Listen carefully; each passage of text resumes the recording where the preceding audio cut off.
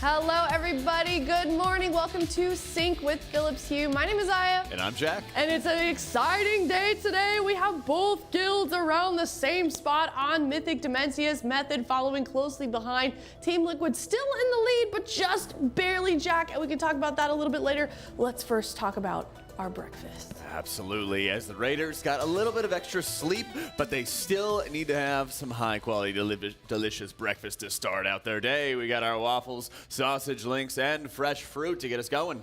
Absolutely, and for lunch we have spicy gochujang chicken. Hopefully I said that wrong, right? Steamed rice, salad with ginger, tahini miso pasta, and pita bread. Oh, that was some good crunchy pita bread we had the other day too. It was. Dinner, we got our orange chicken, steamed rice, garlic noodles, and some broccoli. Ooh, that's one of my favorite vegetables, broccoli. It is, mine too. Asparagus as well, big fan. Yeah, big fan of Spinach. asparagus. Yeah, got to get your veggies in, chat. And I know the Raiders will be as well. Also, we got to talk about, of course, our Zenni THD of the day. Every day, Zenni, our sponsor for the Race to World First. Of course, if you want some new glasses, definitely check them out. We're doing a Zenni THD of the day this time around instead of an MVP of the day. And it's kind of just someone that exemplifies the aura of THD. As few actually can. Yes, as few actually can. He's the aura farmer. He is. The I Race mean, to World First. We've seen him every dinner time, every lunchtime, letting people know about his new Zenni glasses and how effective that they are. So who do we got for our new Zenni THD of today? Zenni THD of the day is Maximum himself. Ooh, also an aura farmer. Also an aura farmer. We did get an interview with him last night, kind of just on the state of everything that's going on. Let's check out what he had to say.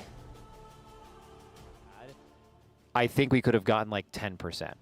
And that's not like a fully clean pull or anything like that, like to the enrage. That if that happens, the boss is dead. But doing that is crazy. Like that is insane. My chat was asking me, like, what are you going to do? Like what if, like, how can you go to bed? Like, what if Echo kills it before you wake up? Yo, if they kill this boss before we wake up, fucking grats,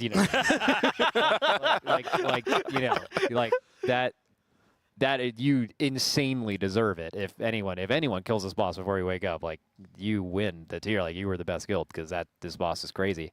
Yeah, I think we will kill it tomorrow with a lot of optimization. But that's why we kind of felt comfortable going to bed. Is like we weren't even playing really bad. We were playing great right all the way up until the end of the night. It's just why, you clearly, are we going to kill this boss the next hour? Right? The answer is probably not. And there was so much talk last night about, do you put in extra time? Do you put in extra hours and really try to net out the kill before Echo wakes up? And that was last night when they were making the decision to go to bed. And he's very much been proven right this morning as Liquid's still holding the lead after Echo, I think, has had around 6 hours, give or take, of their raid day thus far. Might be around 7. And still haven't overtaken Liquid in the process. So super stressful going to bed and not really sure where everyone's going to match up at. But his prediction is coming true, and they're all going to be coming in very shortly to get that breakfast and get fueled up. Yeah, we've already got some Raiders in the building. I saw Sang walk by, ran into THD this morning. He was in a great mood. I would be too, but I don't know about you, but I woke up at like 3:30 in the morning and I was like, I gotta check. So, I logged on and I checked the state of everything, and I was surprised. I was very surprised. I don't know about you. I actually did the opposite. Oh? I think I woke up at like 4 or 5 and I was like, I should check. And then I was like, well, I'm not gonna check because if we're behind, I'm not gonna be able to sleep. And so I'd rather not know, get the rest of my sleep, and then wake up. And then that was the first thing I did when my alarm went off. Yeah. And I was like, oh, thank goodness. Here we go. Yeah. Some things are not meant to know. That's fair. I feel like I wouldn't be able to sleep there or like go back to sleep not knowing where it is at all. Ignorance is bliss to me. Yeah, it's like Schrodinger's Race to World First. I don't think that's how that works. Yeah, they either won or didn't win, but it doesn't exist until you acknowledge it, right? It's like the cat either exists or doesn't exist, depending on Maybe I'm whether or not it's being. Maybe I'm wrong. I don't know. Well, we're going to find out. But hey, speaking of the difference between the guilds and everything going on, why don't we take it on over to the RaiderIO recap and we'll know firsthand. Let's do that, Jack. RaiderIO recap has this to say today. Demensius still alive. Echo's current best 17.5 after moving Lust to P3. Method current best is 37.8 with Lust in P1. And Hot Pot Hero best at 9.53% in P2-1 after 109 polls. Ooh, although Echo, I see in chat, just got a new personal best. Just now? Trustworthy people. Yeah, I believe them. What are they saying, Jack? 7.8%. We'll have to see. 7.8% in phase 3. It's making some huge strides. Wait, hang on. Maybe they're just lying. Of course. They could be. Okay, hang on. We got our Coinbase leaderboard. Oh, you know what? That was probably the overall. Oh, it's like we got baited. the fight progress. Yeah, to it. That happened to me this morning. They were saying the same thing. They're like, it's like the Echo's at 8%, and it was the overall. I hate that fight progress. I think it's super confusing for people. I think it's confusing either way, and I don't know if there's like a best practice. I think both that's are fine. useful. P3 but I think, percentage done. Yeah, but imagine not being a World of Warcraft player and not knowing. Yeah. I don't know. It's what can you confusing. do? Either way, let's take a look at a poll from Echo. This is their best that they got recently. That's right. We can see just how difficult this is, because not only is the edges of the room collapsing inwards, but also the stars get dragged inwards as well, which make it very difficult for Melee to maneuver. And this is, of course, one of those inverse gravities on the hardest draw-in, and it's so obscenely difficult to grab people in. You know, we even saw Siri going down, a former Liquid Raider himself, not able to use any sort of gust of wind to fight that knockback, because you'll actually go too far and jump out the back of the room and fall into the void outside. It makes it so difficult to fight the knockback when you don't have, extra mobility the way some of the other classes do. Yeah, this has been a difficult phase for both of these guilds to reach. This is phase 3 here. Here comes that Enrage as well. Kind of the whole room collapses onto itself. Echo moved Lust to phase 3, I think only a couple of hours ago, Jack. We've kind of been seeing them reprog on that. Yeah, and this is such a challenge, of course, for the encounter, is when you move that Lust from phase 1, it makes a lot of things harder in phase 1 to get down correctly. You have to adjust healer cooldowns, you have to adjust defensives, and of course you have to find that extra bit of damage to get out of there consistently. And here we can see on our encounter progress, the new bests that are being made by both of the guilds in the process. 17.43% on the side of Echo. And you can just see how much difficulty is going into that. You had to pull like 260 for Echo. And then it took them 15, 16 pulls to get another best. And then they had, 276 they had at best, and then it takes another 10 pulls for them to get 0.2% lower. This fight is nuclear levels of difficulty, and each time that there's progress being made, it's very incremental, it's very small. And I think that's where it speaks to some of the confidence for Liquid to say, hey, we can get further in this fight, but not if we are burning the candle at both ends, going to bed insane, like super late, and then waking up and messing up our circadian rhythm, all of these kind of things. Yeah, I think that's the question on everybody's mind right now is like, what is Echo going to do at the end of the day? We know they don't have too much long. They're like kind of in the evening. So I'm curious myself, are they going to end on time or are they going to extend? That probably depends on a lot, just like what the general vibes are and how they're pulling. Yeah, I think they probably would have around 5 or 6 more hours of their day if they wanted to push a little bit further. It kind of depends, because Echo is pretty used to having inconsistency. They're consistent in the inconsistency of their bedtime. The the Sleep Fairy, the Sandman comes at different times for them each moment. And I think that they feel a lot of the stress, or will soon be feeling a lot of that stress, by not making greater strides.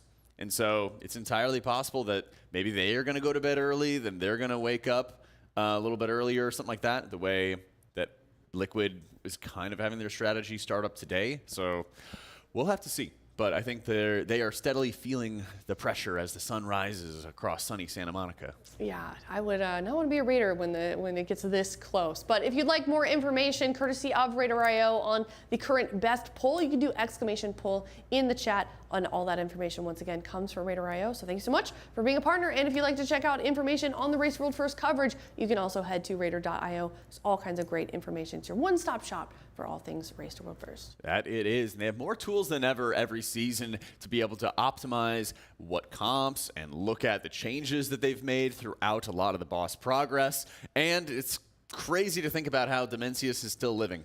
That is so true. I mean, we've already touched on it this morning. I was very surprised at both guilds, kind of their state, because we went to bed before both guilds were, while they were still progging. So you wake up and you don't know where they are. And basically, in short, Demensius is still alive. So we can talk about that and talk about Liquid specifically. They were getting pretty consistent after they moved Lust into phase 3. Last night, I heard it was like maybe like 1 in every 3 polls that they were getting to phase 3, but let's take a look at a replay from last night. And here it is. Here is Demensius. This is that transition. Oh, this is actually just the beginning. What? No. You're right.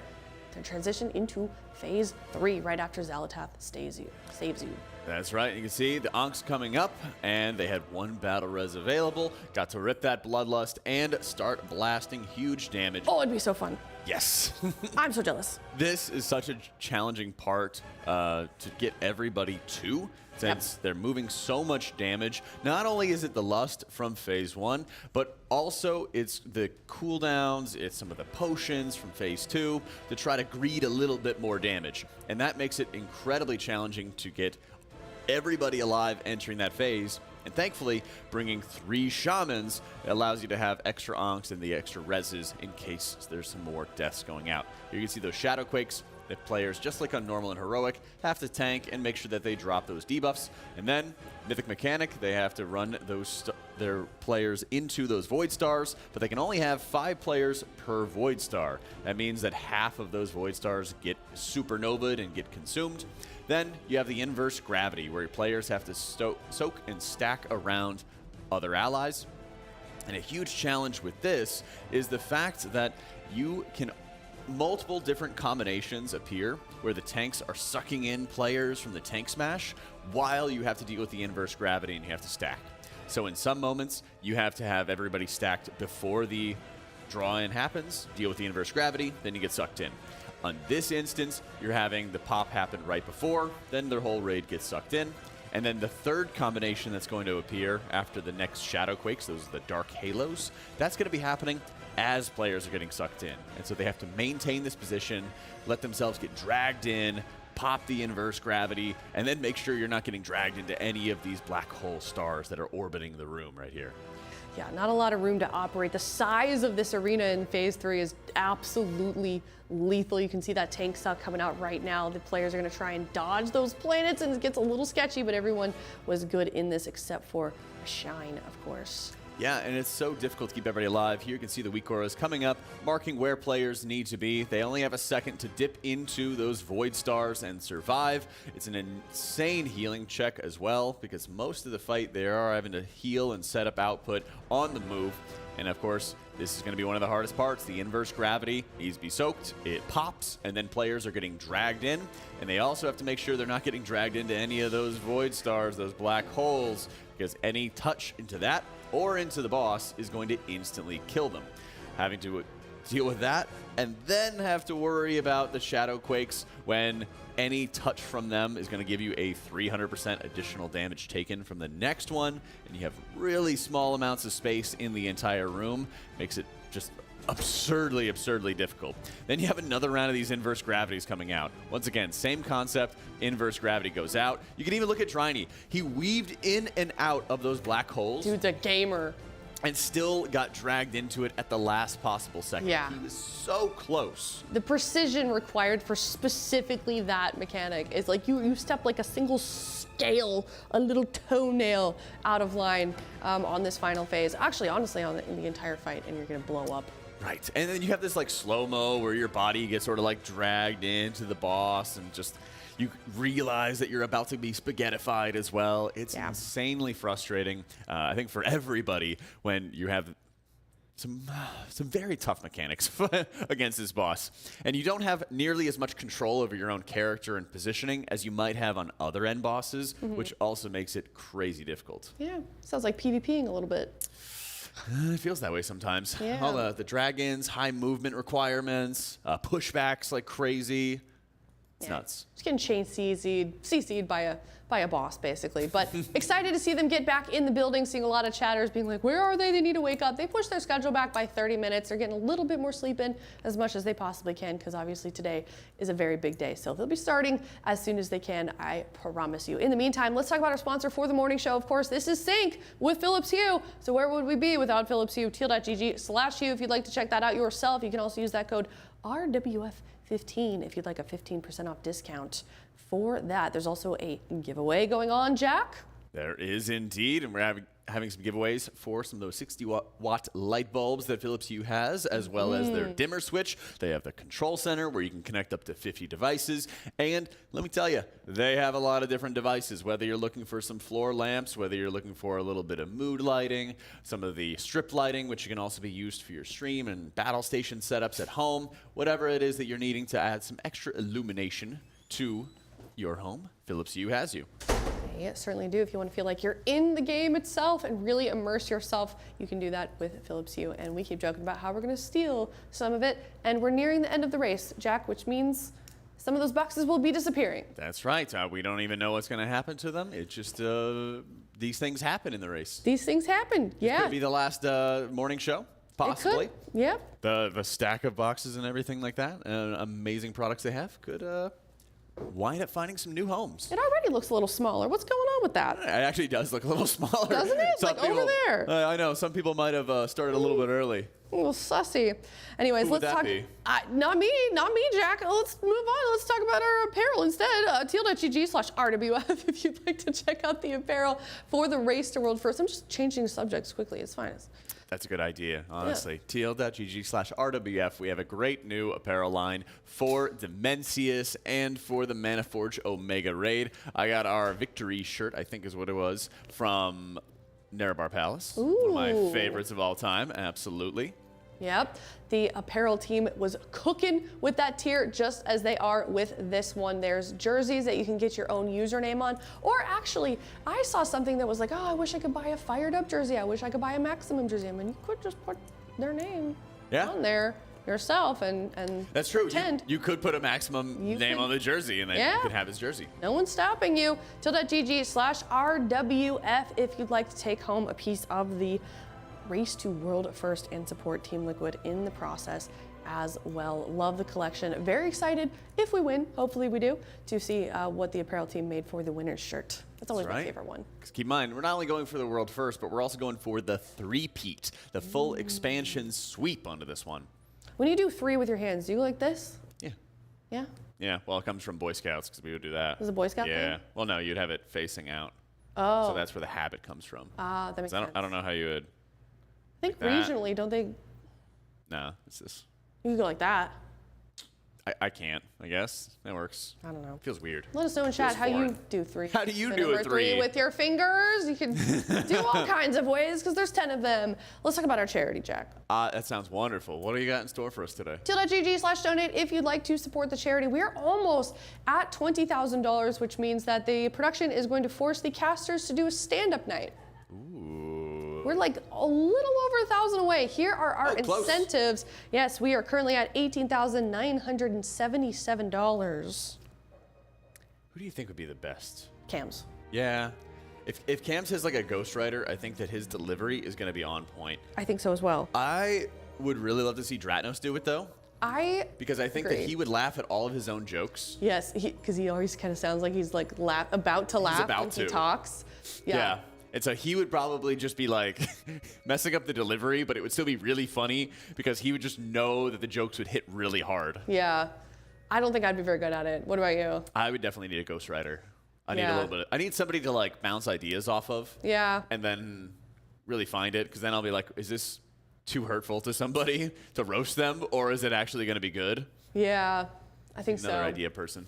We'll see. We'll see how that goes when we do get there. But if you'd like to donate, like I said, teal.gg/donate for $35, you can send in your transmog, a link to your armory, or link to a pet, and we will feature it on the stream. You also, the casters do have Tiltify open, and we'll read out your nice messages if you'd like to say something encouraging or nice, or mean. Nice. Or mean. It's for charity as well. That's fine as well. We may skip it if it's too mean, but that's fine too.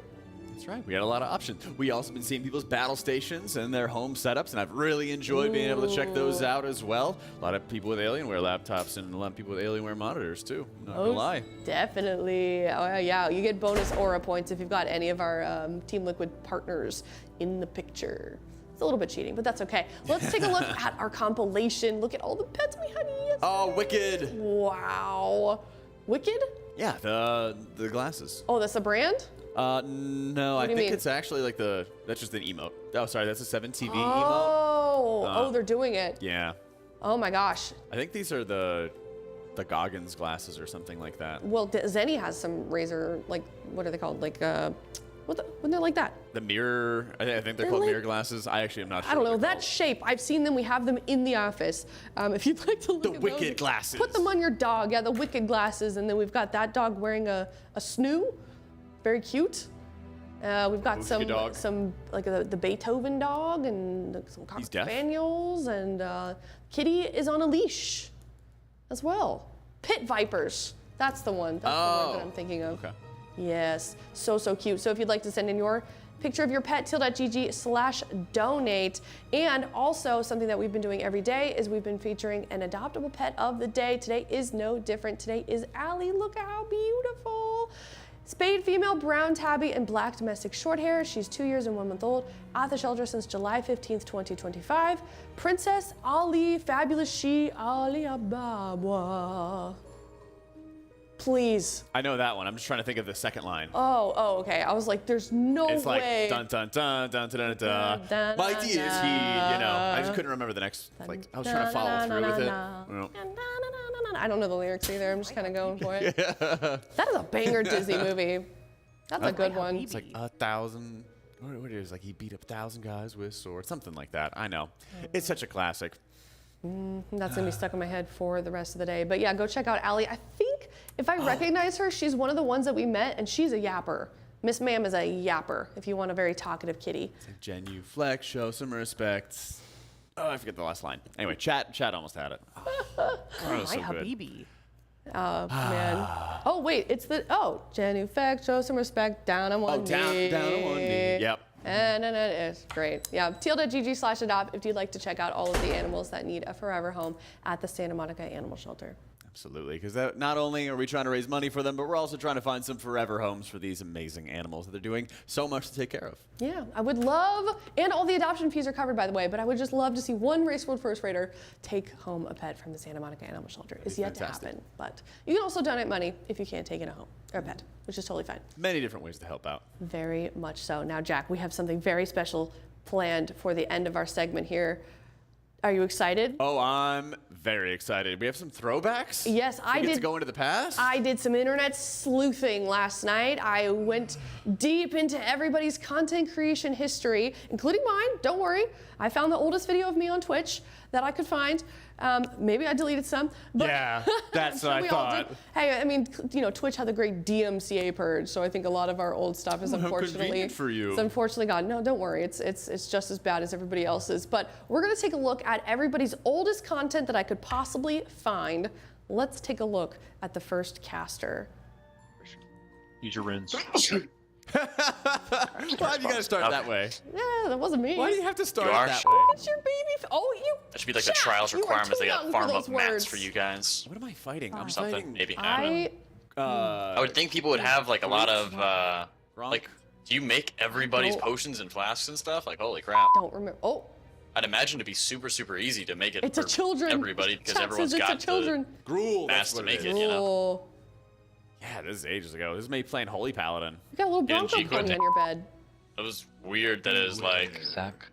We were. I have no interest in this game potty mouth. because I can't raid lead, so You I'm done. do look like Fire Nut's playing, cousin. period. I don't Oh my understand that. gosh. Triangle. Oh, whatever. I mean, it didn't even like. when there was time for Who out like here input, donated you know, $200 didn't to really Young Jack. input Flying at walrus. all. So That's right. very confused. Crazy throwback. Yeah. This was in college. Dude, it's not even targeting Wow. me. Anything. This is great. Didn't make your bed I apparently. was like back waiting for then. him to target me the Did second I not said need to some make shit. that bed. That was awesome. You don't really cuss on your stream anymore, do you? Let's Do go. you? I try to keep clean. Okay. For On the road kids. to Tango. Yeah. You You tune in at the perfect time, perfect place. Kinda Gods, into if the you're hearing Bieber this, Yeah, listen the so fuck up this is my and watch us original kill the UI boss. before like weak auras and everything came Uh-huh. around. The entire mana bar is on the right side, and that blue bar is Holy Shock. That was Oh, pretty wow, clean. okay. Let's go. Radiance. Yes. Yeah. That is some progression. I was raiding with G the Bell. I don't know if you saw there. No, That's I did when not. That's when I met G the Bell. Oh, wow. who later went on to raid with Echo and everything like that. Oh, cool. So that's when he and I met. In fact, was Blackrock Foundry. That's awesome. So I started playing Priest as a main at the end of Siege of Orgrimmar. Uh-huh. And then in Blackrock Foundry, Paladin was really good, and you in fact needed to have 2 Paladins. Mm-hmm. And so they picked up G the Bell, and then I swapped to Pally as well. I was on Jack Hammer. Nicely done. Let's check out Kalamazzi Ooh, next. this is gonna be good. Now, unfortunately, he had his face reveal the most recent. But Kalamazzi Games. Oh, look at this old school intro. Kalamazzi Games. Kalamazzi Games. 3. Oh my gosh, the original haircut. Oh, this is BFA. This Yeah. is the Tide Sages fight. This right was before Jaina. his oldest face reveal I could find. He has not been on the internet as long as we have. Yeah, I feel that. Beware. He's looking good. Nice He's and locked lean. in. Yeah. Nice and lean. He's so pale. This boat fight Dude, sucked. look at how pale he is. This man does not go outside. He lives in Florida. He lives in the Well, Sunshine State. What's wrong with He him? goes out at night. He goes out into the night. He does not wake up during the day, much less go outside. Yeah, that's true. This is probably the end of his night. Dude, he's doing top damage. Oh, let's blasting. go. Yeah, this is the second to last fight in Battle for Dazar lore. Wow. This is when they were trying to cover for Jaina's escape after she killed the king. No, my chaos bolt. Some things never change. The Oh, chaos. little baby cow. Always complaining about. Wake up. Yep, you gotta wake up, buddy. Lock in. Come on. 1. Oh, Beware. careful. What do you feel about his UI? Now, I love this is like, I His feel UI, like his old UI is better than my old UI, that's for sure. this Twitch UI is a mess. I feel like everybody had kind of very complicated, like busy UIs back then. Nobody had the level of graphic design. This is the early days on Twitch. That is true. Delayed here. Like everything's delayed like half a second. Havoc, getting this, dropping C-spell, everything. Like Oh my gosh, how does he do so much Goodness. damage? Dude's bumper. Yeah, this fight was, gosh, I'm trying to remember the name of it. Chat, help me out on this one. This is a Tide Sages encounter, but most of the boat would just fill up with goo, and then you had to kill all of these Tide Sages to sort of clear the path. Yeah. And then you just run out of room on the boat. Stormwall blockade, thank you. You'd clear out all the path on the boat, and then you'd go back to the docks, and you'd fight this, like, monstrous squid. Well, it wasn't a squid. It was like a swamp monster, basically. Kind of like Swamp Face, Yeah. but more built out of, like, the rocks and everything like that. And you would have to steadily fill up the docks with more and more goo, and that kind of acted as, like, the soft enrage in the fight. It was fun. Looks fun. To go back maybe That was a time fun walking tier. or something. That was like a double Resto Shaman tier. Ooh. Very, very Okay. strong. Let's check out cams. Ooh. Yeah. What's the content for Cam's going to be? Oh, you'll see. What was that, Prada? What did you say? Look at Oh!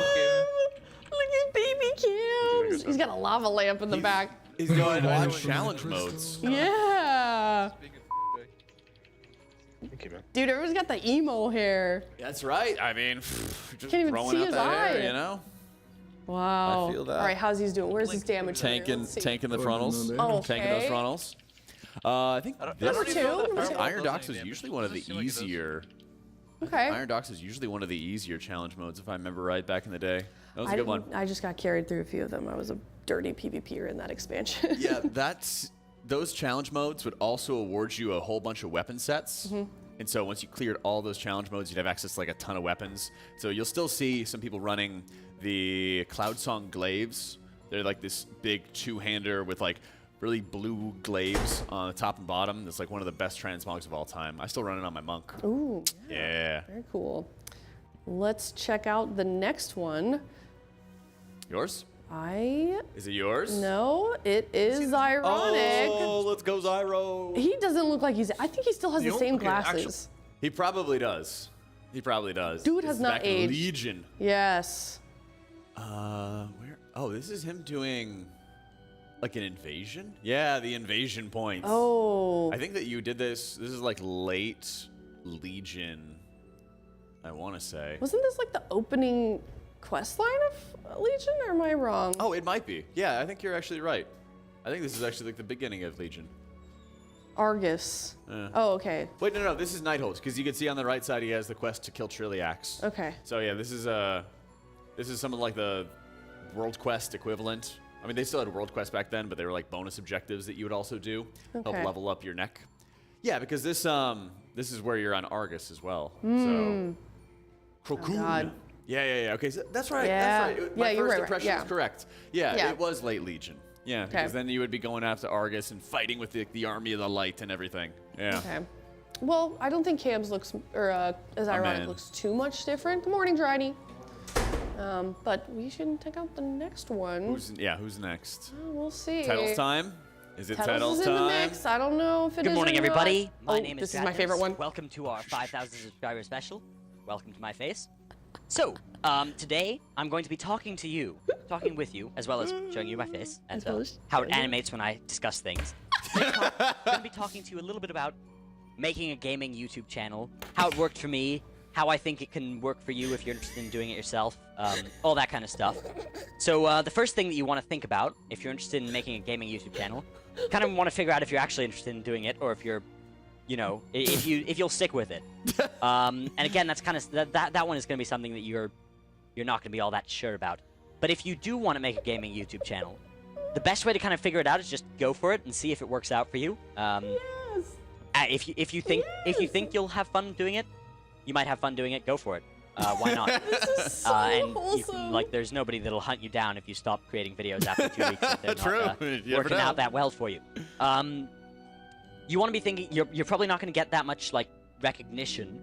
Even I get very little like recognition in the like scheme of things at only this he level. knew And I've where got, he was as you headed. know, 5,000 subscribers. Thank you guys very much for that, by the way. You need to be creating things that people are going to watch before you can try and actually get them to watch it. And some channels try and do this the other way around. They try and get people interested in the channel and then create good content. That's not really... How many channels have you ever watched where that has happened? Would be my response to that. Let me move my headphones out of the way. This is how I look. Wait, I need more. Anyways. It's fading out. Thanks everybody for getting me to set 5,000 subscriber specials. That's amazing. 5,000 people, that's like lots of people. That's like more than 10 times A little the more size of eloquent my these days. high school right now. That's many people. Thanks, guys. It does mean quite a lot to me, and I appreciate it.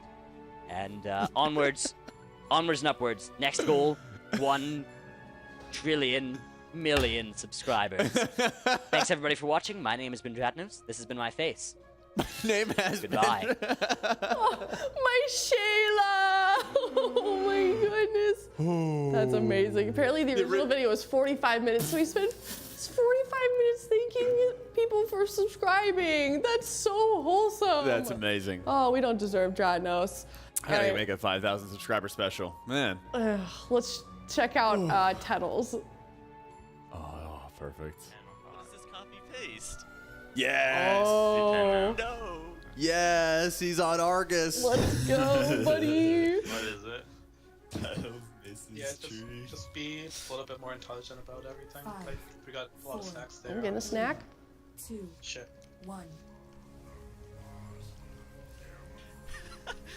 Tittles Vesper? Is this I think one it what? was. I think it was with Vesper at this time. DK, you're definitely an enhanced shaman. Who? Fucking Eolus. He's Tettles. playing DK now. Let's get back. Bad word. Get the boss, get the boss. Good fuck. Yes! Yeah. Oh my god, yes! Yeah, you. Yes, USA! USA! I don't know who that was, but You should have had some of my boss kills in here. We had Yeah? some hype ones. Oh, I like Just- the little, just- like, they're very polite, like the little, yes. Yeah, was next? yeah. You put up a Gruul video. I have some like Archimond and Imperator Margok ones. Just click oldest on my YouTube channel. There's some Okay. crazy ones out Yeah, there. they're still there. All right, Yeah. let's take a look at Dash. Okay. This one's interesting. This one's from his film school days, his acting school days. Let's see. No audio, unfortunately, but this is a commercial that he filmed in film school. Let's see. Hold on. He's coming up here. 1 second. Waiting. It's for hairspray or Hold. something. Hold. There he is. That's him. I think he kind of narrows his eye.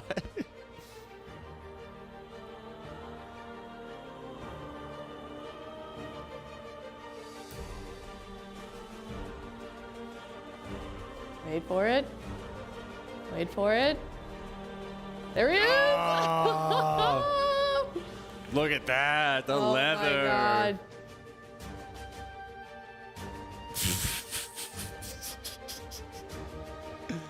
It's so good. He's in the back. The icon. You see him back there? Oh, I see. Great. Yeah, or Giga Aura farming, as they'd say. Who would have thought he'd be casting a WoW tournament? Oh man. Oh. Oh my gosh. Yeah, and that is Dash. He had some humble beginnings as an actor. I don't think they look that humble to me. That's true. Yeah. Well, his portrayal maybe not so much, but yeah, that was from his acting school. And the last one, I guess, is me. Mine's the oldest. Oh, wait, Yeah, older I think than- I've been Mine was streaming. like 9 years or 10 Mine years was like old. 13 years Oh ago. my God, I've been let's see it. streaming way too long. It's a little embarrassing, but let's check it out. Maybe in raid call, if Sea Monster was here, all these Oh people my would be banned God. right now. The Right now. tape on the Oh, glasses. I'm so. Thinking this is They don't know where I am. They do. They found the me. tape on You the can tap it. glasses. I don't No, know why I oh, have I those on. I don't can't. need them. Oh, They I didn't didn't have know lenses that. in them. Oh I'm bad I at this game. completely spaced Oh out. my God. They had Off with we your had returned the Zoom. flag for so long, and I was sitting there. And then we looked. It was so annoying. Oh, it was so annoying, dude. Oh God, we could have won that. I'm still mad about that. I found the perfect hiding spot, and they couldn't find me. I messed up. I'm a bad flag carrier. Have you gotten any better at PvP since? Yeah, I got pretty good at it after. We did a lot of RBGs with that group, and I paid better attention, I promise. Anyways, that is the end of the morning show. Thank you so much. This was Sync with Phillips Hue. My name is Aya, And I'm Jack. and we will see you in just a bit when the Raiders get in and get logged in. That's going to be about half past. We'll see you later.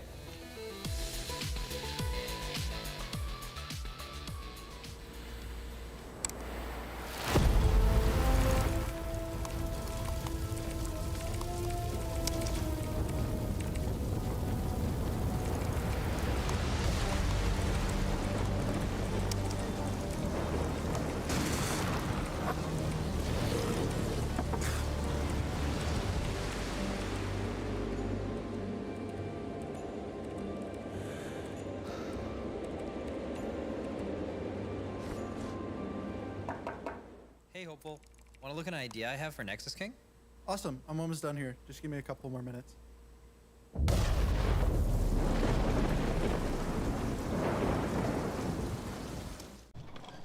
Oh, excuse me. How much do you pay for rent in LA? I don't pay rent. I'm a professional World of Warcraft player. I live with my parents. Oh, can we see your place? I can show you where I game. So this is my setup. Nothing too crazy, but it does have my Alienware 2725Q monitor. Nice. Liking the vibe. Yeah, and then here I have my manifestation station. It's where I like to envision myself winning the race to the world first. Totally get that. What's that? Oh, that's nothing. That's just my Alienware shrine.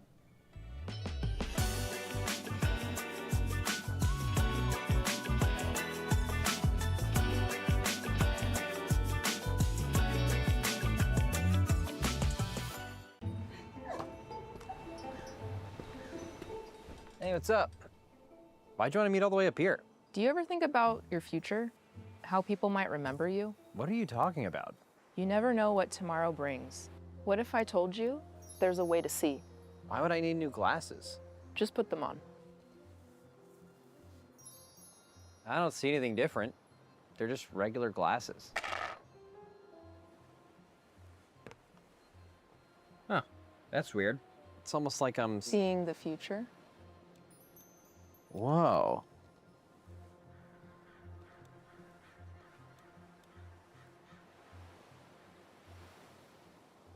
Yo, brah, can you toss my frisbee back?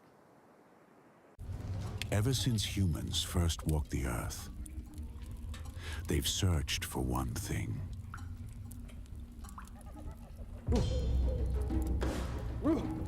Civilizations advanced, yet suffering continued. There seems to be a strange curve in the lower vertebrae. I'll call this the lumbar. We must give it support. But doctor, I'm seeing spots. We mastered silicon chips and cathode ray tubes, but comfort was still offline. There really should be a chair made for gaming, with cushions and maybe wheels. Until we got it right.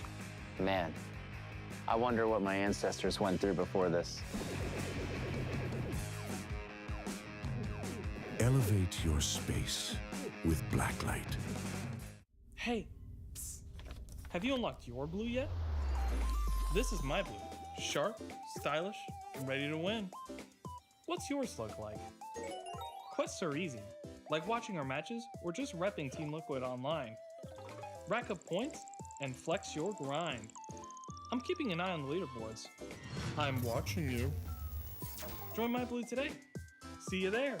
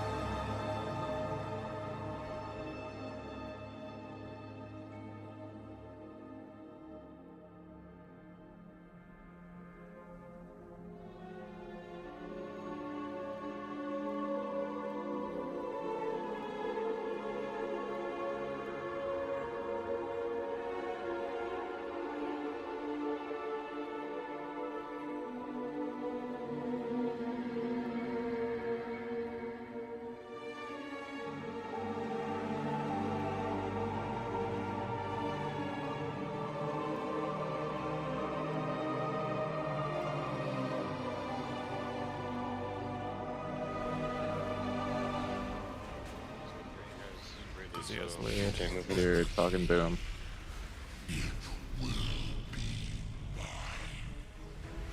God, I'm watching THD. Knockback in 3, 2, 1. Now, first ads.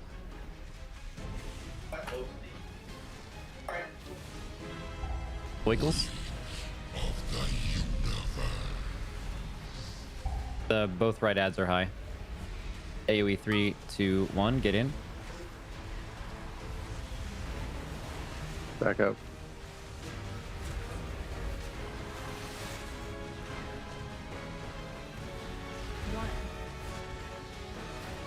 Done.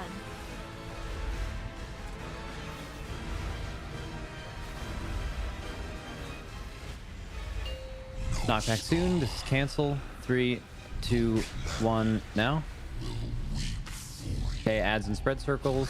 What the fuck is this, bro? Okay, that was weird what just happened there. Okay, soak soon. Second soaks. Finish these left side. Get in. Gravity going out in 2 seconds. Back up, back right. Really bad Venn diagram on the right. You have to game. Done. You gamed. Ah, that's too far Too long. from it. It's fine. Rebuff him. Knock back in 3, 2, 1 now.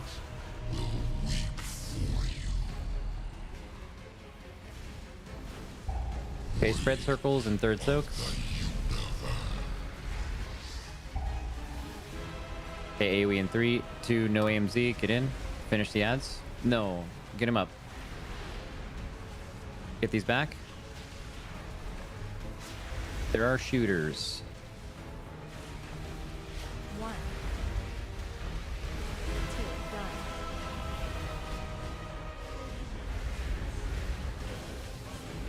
done. We're lasting if we need to, right? We won't need to. Yeah. We're yeah. chill, bro. We're Knock in super 3, 2, 1 now.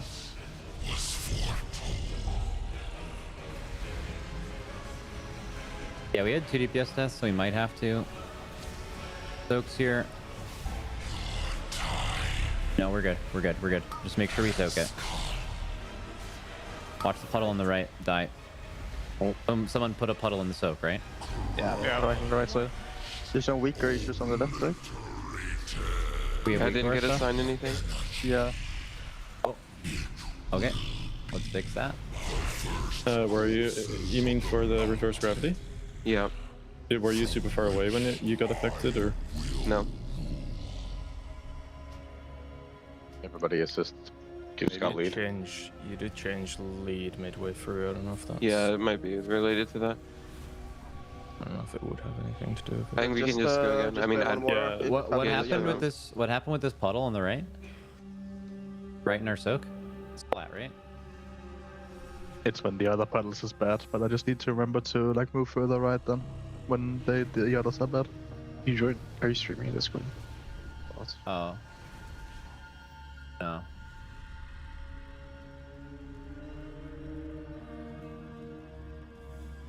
Yeah, no, Okay, I mean, guys. we put one just literally right in the soak. Are you guys all YouTube streaming? Because I don't have your call thing. Could be. Should be auto picked up, yeah. Isn't posted, yeah. Oh, I have some buffs, just some I don't. It will not happen again. We're good. Remember, shooters shoot. Also, reminder, always health pot before health zoning. All right, good morning and welcome, gamers. We are here at the Team Liquid Race to World First. I was supposed to be joined by 2 other casters, but I'm here by myself. I'm taking over the stream. Pedals. It's just me, and Liquid is pulling Demensius. And this is going to be a big day. Everybody in chat, are you guys big day havers? Because it's going to go down over the next couple of hours, and we got simultaneous guild pulling. This is my favorite part of the Race to World First. Oh my goodness. Welcome in, Raiders. Welcome in, gamers. Welcome. Welcome. Zyro and Tails. How does he have that much energy this early in the morning? He popped an M, and they popped another one soon afterwards, as we are ready to have ourselves a great day of Demensius pulls. But first, let's give a special shout-out to our sponsors. Coinbase, our presenting sponsor, of course, as well as Alienware, Philips Hue, Blacklyte, Monster Energy, Zenni, RaiderIO, Wowhead, and Warcraft Logs, as well as our charity partner in the Santa Monica Animal Shelter. Getting back into some Demensius pulls, and, I mean, they passed by my prediction, and they're slowly heading towards Zyros. Okay, so it could have been really bad. I'm gonna level with you guys in chat. It could have been really bad.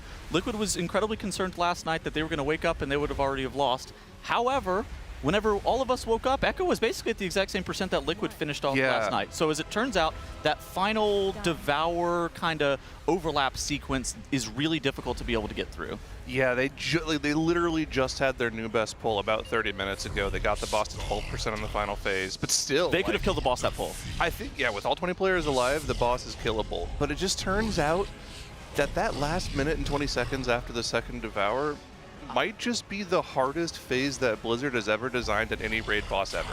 I mean, you said 20 people. I think if you get all of your Ellie Shamans and 14 other people, including all 3 of your Ellie Shamans, through those overlaps, I'm pretty sure the boss is killable, because something that happened a little bit late last night for Liquid and pretty early this morning for Echo is that both guilds have elected to no longer Bloodlust in Phase 1, which has created a lot of volatility on this boss. Yeah, and surprisingly enough, it took less pulls than I thought it would for them to get their Phase 1 to be at least relatively consistent, about as consistent as it was before. This phase is still diabolically difficult. Yeah. It just looks like they've got it down because they've done it 330 times.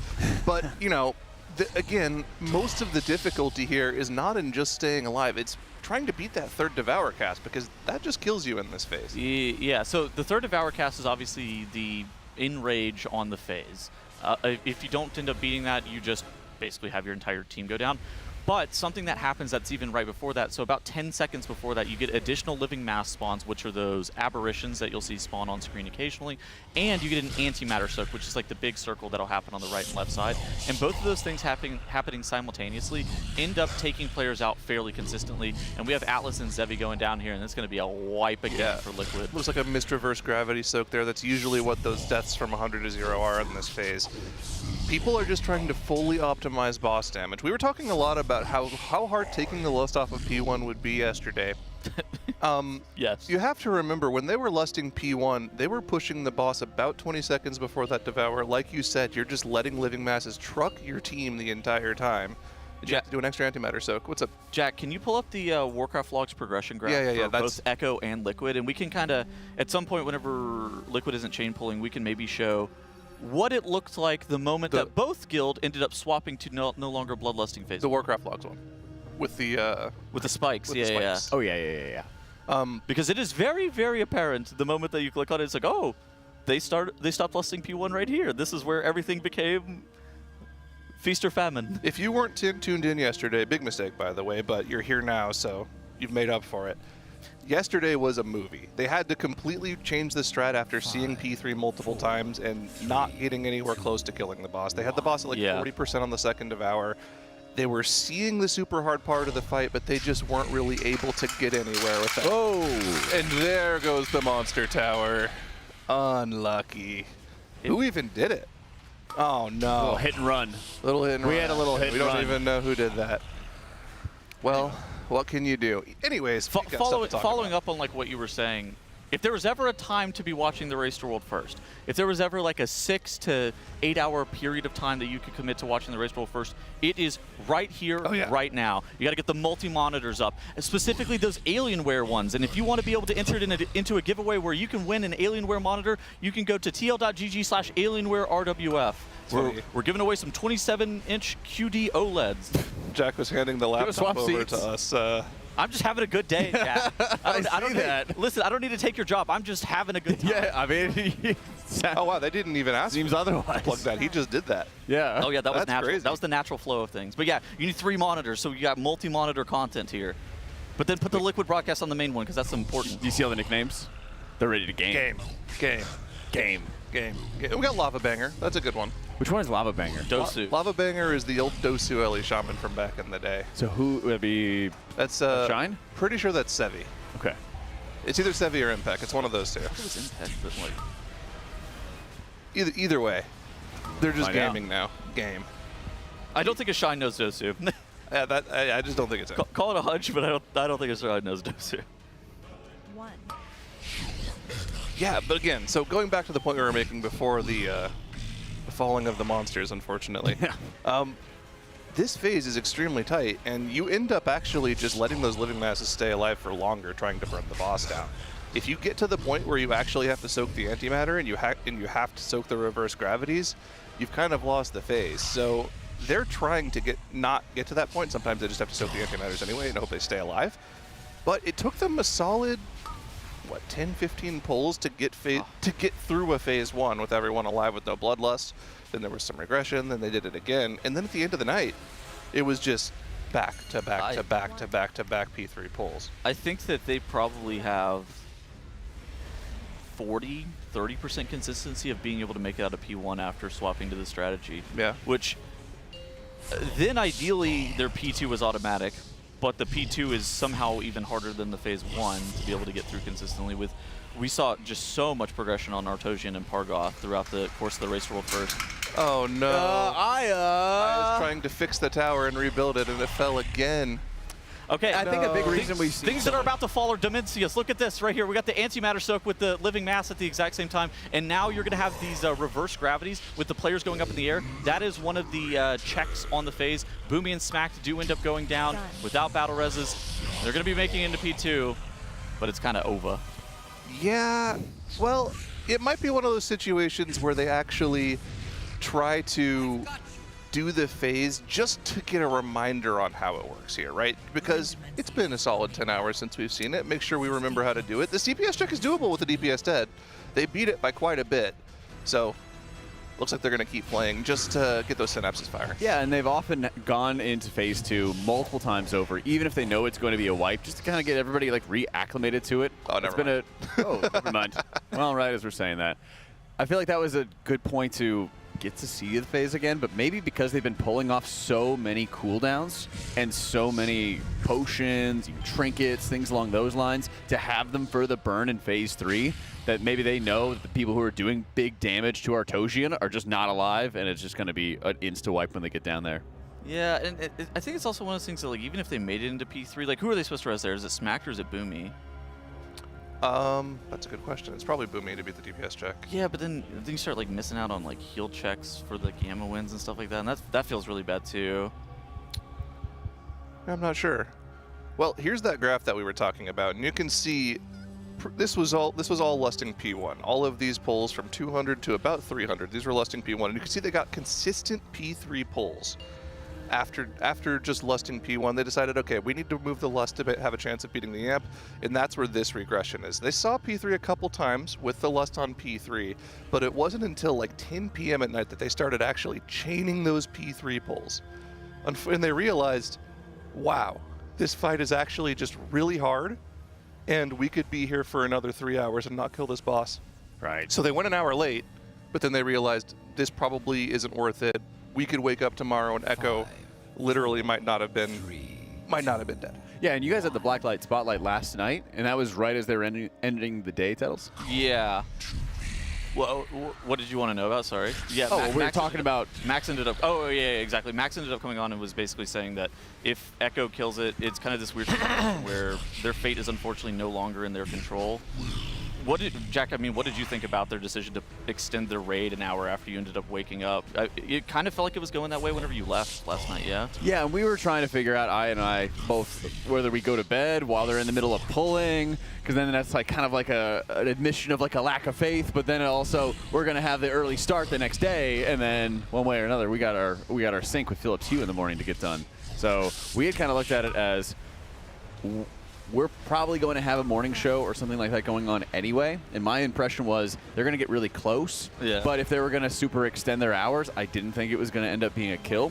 And so that's why we both headed back to the apartments and decided to crash instead. And we saw Max's interview, though. That's what I was kind of curious with you about, where he was like, yeah, I mean, if they kill it overnight, then they're just, Echo's just a better guild. Like, he didn't feel like they were playing bad by any means on the side of Liquid.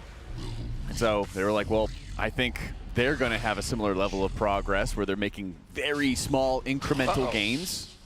Did the server die? The server just died. Oh, that's not good.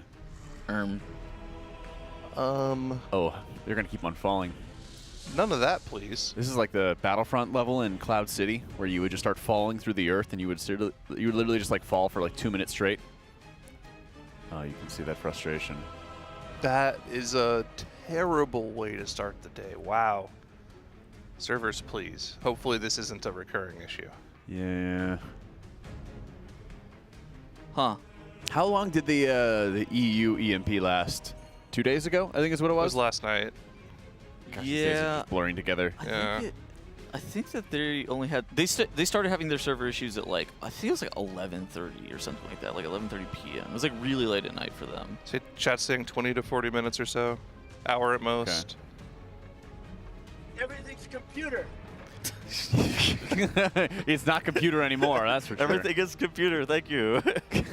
What did you think about the concept of maybe even extending it? So Liquid ended up raiding an additional hour, Jack. Mm-hmm.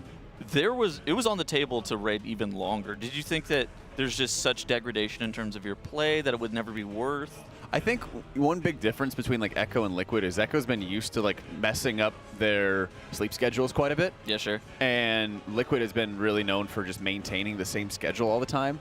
And so if you're going to extend, you better be really, really close to a kill. And they unfortunately weren't that close. We're not in like any pull territory or anything like that just yet. So I think it's better just to maintain that schedule. And I think they were also proved correct, don't you think? When they woke up and then the Echo is right there, right next to you, not jumping ahead. I think they were just scared. I think it's just scared to lose. Like, you're scared to lose and to take fate kind of out of your own hands, right? I think that is kind of ultimately where it came down to, where it's just like, oh yeah, let's keep pulling for another hour and see if we can kind of make magic happen and be able to kill this that way. Echo doesn't even have the opportunity to wake up and start pulling and win while we're asleep. Yeah. I think the realization was made, though, like I said earlier, is that the fight is just really hard. The entire fight is hard up until like the 8.5 minute mark. And then that last minute 20 is just another level of difficulty. I genuinely think, I don't think I've seen a particular minute, 20-second span in a fight that's ever been that difficult. It's hard to describe how hard it actually is. There's no room to do anything. Yeah. And we even saw firsthand, like Dryny's POV, where he's getting dragged through all of in and around any of those black holes that are orbiting the room. And he dodges outside of one and then tries to dodge around another one and still gets dragged in. And you have other specs like evokers or shamans who can't use their dash abilities. They can't use hover. They can't use gust of wind or anything, because then they're going to blow past the knockback and they're going to go out in the back of the room and they're not going to be able to stay in and stay alive. I think the rings as well is something that during the 0 devour part of the final phase and during the 1 devour part of the final phase, the rings aren't really that big of a deal. But whenever you have that really restricted play area at the very end of the fight, you have to be able to like beeline it to the rings. Otherwise, you're not going to be able to make it over the vulnerability. And at the same time, the healers are just going to be running constantly. There's actually no room for them to plant and heal people. At the exact same time, people are taking this dot from this stupid ring that's on them. It's just like the rings. While the suck obviously is it's very apparent that it's scary every single time it happens, those rings are also equally as challenging in my mind. Right. And I think that's the huge challenge for the encounter, is that basically the entire end of the fight, you are just doing everything on the move.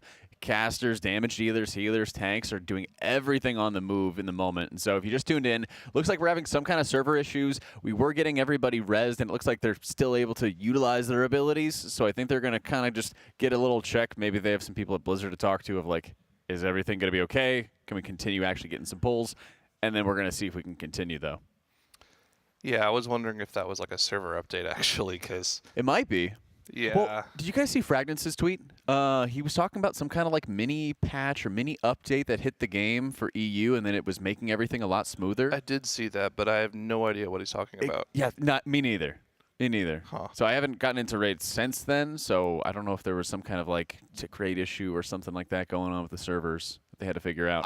I have no idea, actually. I didn't even see the tweet by Fragnant, so I'm not 100% sure what your reference is. It may not have been on your feed, because most of the tweets that were referenced for Fragnance was like him spamming "wake up now" 2 days ago over and over and over again. Yeah, that happen. What have you guys actually thought about the narrative of there being a 3-horse race? Do you think that Method ever comes in any position except for third here?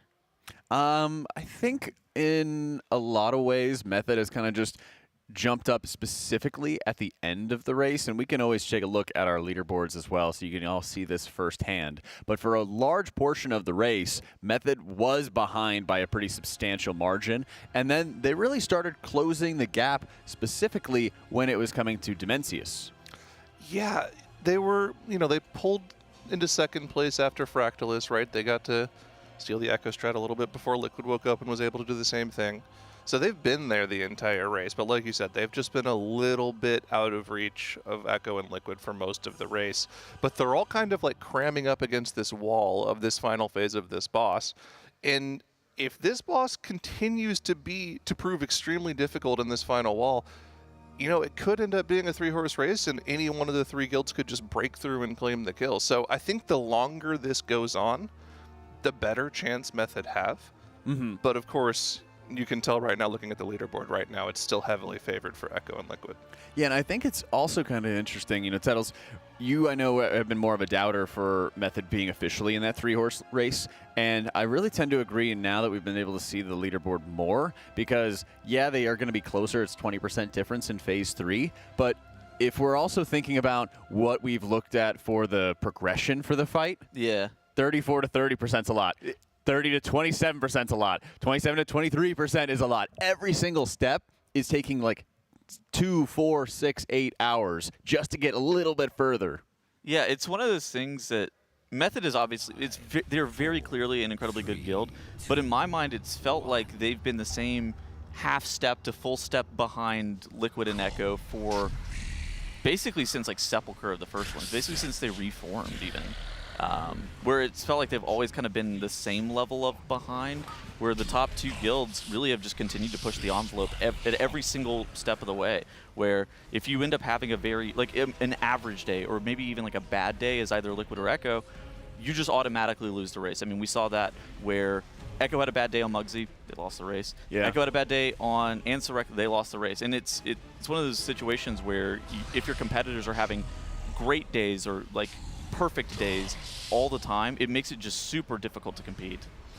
Yeah, I think in that same vein, I think it's hard to tell, because any improvement that Method makes, Liquid and Echo are also improving at the same rate. So while they are improving for sure, it's just not enough to make any tangible difference to catch up to the top 2. I think Method has largely been the same, 6 hours to 1 day potential kill behind for a while now. And I think it kind of gets represented in different ways, because for previous boss fights, they might be an entire phase behind, but how long does it take to progress that phase? But then you go to Demensius, and it's taking tons of hours just to get a little bit further. I mean, you're absolutely right, but then there's also kind of the question of how long does it take to progress that phase whenever you're the guild that's in first place? Yeah, that's true. And that's like a completely different variable where it's easier to, if you have the blueprint of what things look like, oh yeah, sure, I mean, we can mechanically do all these things, but then what does it look like whenever you are the guild that has to be the trendsetters and like making the strats, where all the other guilds that are behind you have their own idea of what they wanted to do, plus what you did, and then that kind of creates this situation where the guilds that are behind have a tendency to be able to catch back up immediately just based off the information that they're gaining. So I think in most boss fights, 100% agree. But what do you think specifically about this boss fight? Because I think this is where, you can take the strategy, but can you execute? You're definitely right. This is much heavier of an execution check, and I think a damage allocation kind of Oh my god, fight. yeah. Yeah, where it's like, okay, you have these very specific specializations that have to be the people that are killing the living masses every single point. In the intermission, it's like, okay, Warlocks are killing the Void Wardens, which are like the Conqueror's Cross wall adds. You have the Dev Evokers that are killing off the Nullbinders, them in like the DPS DKs. Then you got these mages that are supposed to be able to kill off Pargoth and Artosian. And it's like, everybody has an incredibly specific and niche job as to like what they're supposed to be doing at any given point. And I think that that's just due to, I would say, like, how polarized DPS profiles are, I guess is maybe the best way of describing it, where everybody's like damage profile niche is super apparent every single time it's happening. So we did have Driney go down. He ended up getting battle res, and this is kind of that ending sequence for phase 1 here, where players are getting knocked up into the air with reverse gravity, and now Demensius, there's like a check to make sure that you kill Demensius off before those players get sucked into his body. And hey, 20 players alive going into the intermission. They made that adjustment too of having the healers picking up the excess mass so that they are not picking up the excess mass so that they would get the reverse gravities too. That was awesome. Yeah. So and here we are. Now here's the great thing. You get through P1 without using Lust. Yeah. Everything else is the same. You're not popping any extra cooldowns in P1 to make that DPS check. We can press all of the exact same buttons we did before in this phase 2. So these two platforms are still exactly the same as they were last time around. So okay, we're getting another battle res on the Pargoth platform in around 50 seconds. How valuable do you think battle res here in phase 2, Jack? Not that valuable? I don't think it's that valuable. I think there's a lot more within your control for surviving into this phase, and especially now that they've gotten through phase 1, there's a lot more in your control, and that's like planned out for how you're spot healing, how you're surviving these moments. They've also seen the setup constantly. We've had a couple deaths like late on the Artosian platform, and it's led to battle reses going out for like the Pargoth type setup. I think that'd be definitely the more necessary area, but they're usually in a pretty good position fighting Artosian. It's one of those things that I also think it's really difficult to battle res people on these platforms and actually get good value out of them. A lot of the times too, they're also just like knocked off the ledge or banished to eternity. And battle resing them, you can only battle res them after Conqueror's Cross happens. And you see Timber going down here. I think of all the people to die, a healer is probably preferred because the damage check is on such a knife's edge here. And when you were talking before about healer or everybody really getting more fit into specific niches. Oh, Timber's up. Yeah, we got him back up. If he doesn't have a healing assignment at that point in time, then it's usually not too big of a deal because Flame Shaper Evokers, like they're playing right now, have immense amounts of burst, but they also have very little sustain as a result. And then if somebody dies, like Timber, he might have already used all of his cooldowns and his healing for his assignments, so it really wasn't too big of a downside. What do you think about the Resto Shaman versus the Preservation Evoker? I think it's like one of the only compositional differences between Echo and Liquid here on this boss. I think what you get out of the Resto Shaman is a lot of consistent output and like really, really high sustain, which is great. Yeah. But it comes at the downside of not having as much burst. And so when you have a lot of faith in people using their defensives at good timings, your need for sustained output is quite a lot less. And then you can have moments where there's low amounts of defensives, or you have like people not hitting a personal but standing in an AMZ or benefiting from multiple Zephyrs. And then you just have like the oomph of the Flame Shapers to sort of carry that healing moment. Areas like right here, for example, a lot of Zephyrs going out to make sure that they can mitigate a bit more of that AoE damage. I think those things are totally fine. Time spiral. I walked back to the hotel last night with Drenny and Nick. You would have loved to be a part of that conversation. They were just complaining about DPS standing in different spots every pull and like not knowing where to aim their heals to top people off. It was just, good healer band. And that's the problem with this comp is really that like the benefit of Resto Shaman is they do fantastic spread healing, which sounds like a misnomer, but they really, really do. But on the side of Paladin, their heals are proximity based due to their mastery and how it works. So Beacon of Virtue can mitigate a lot of that, but also it's not going to be perfect.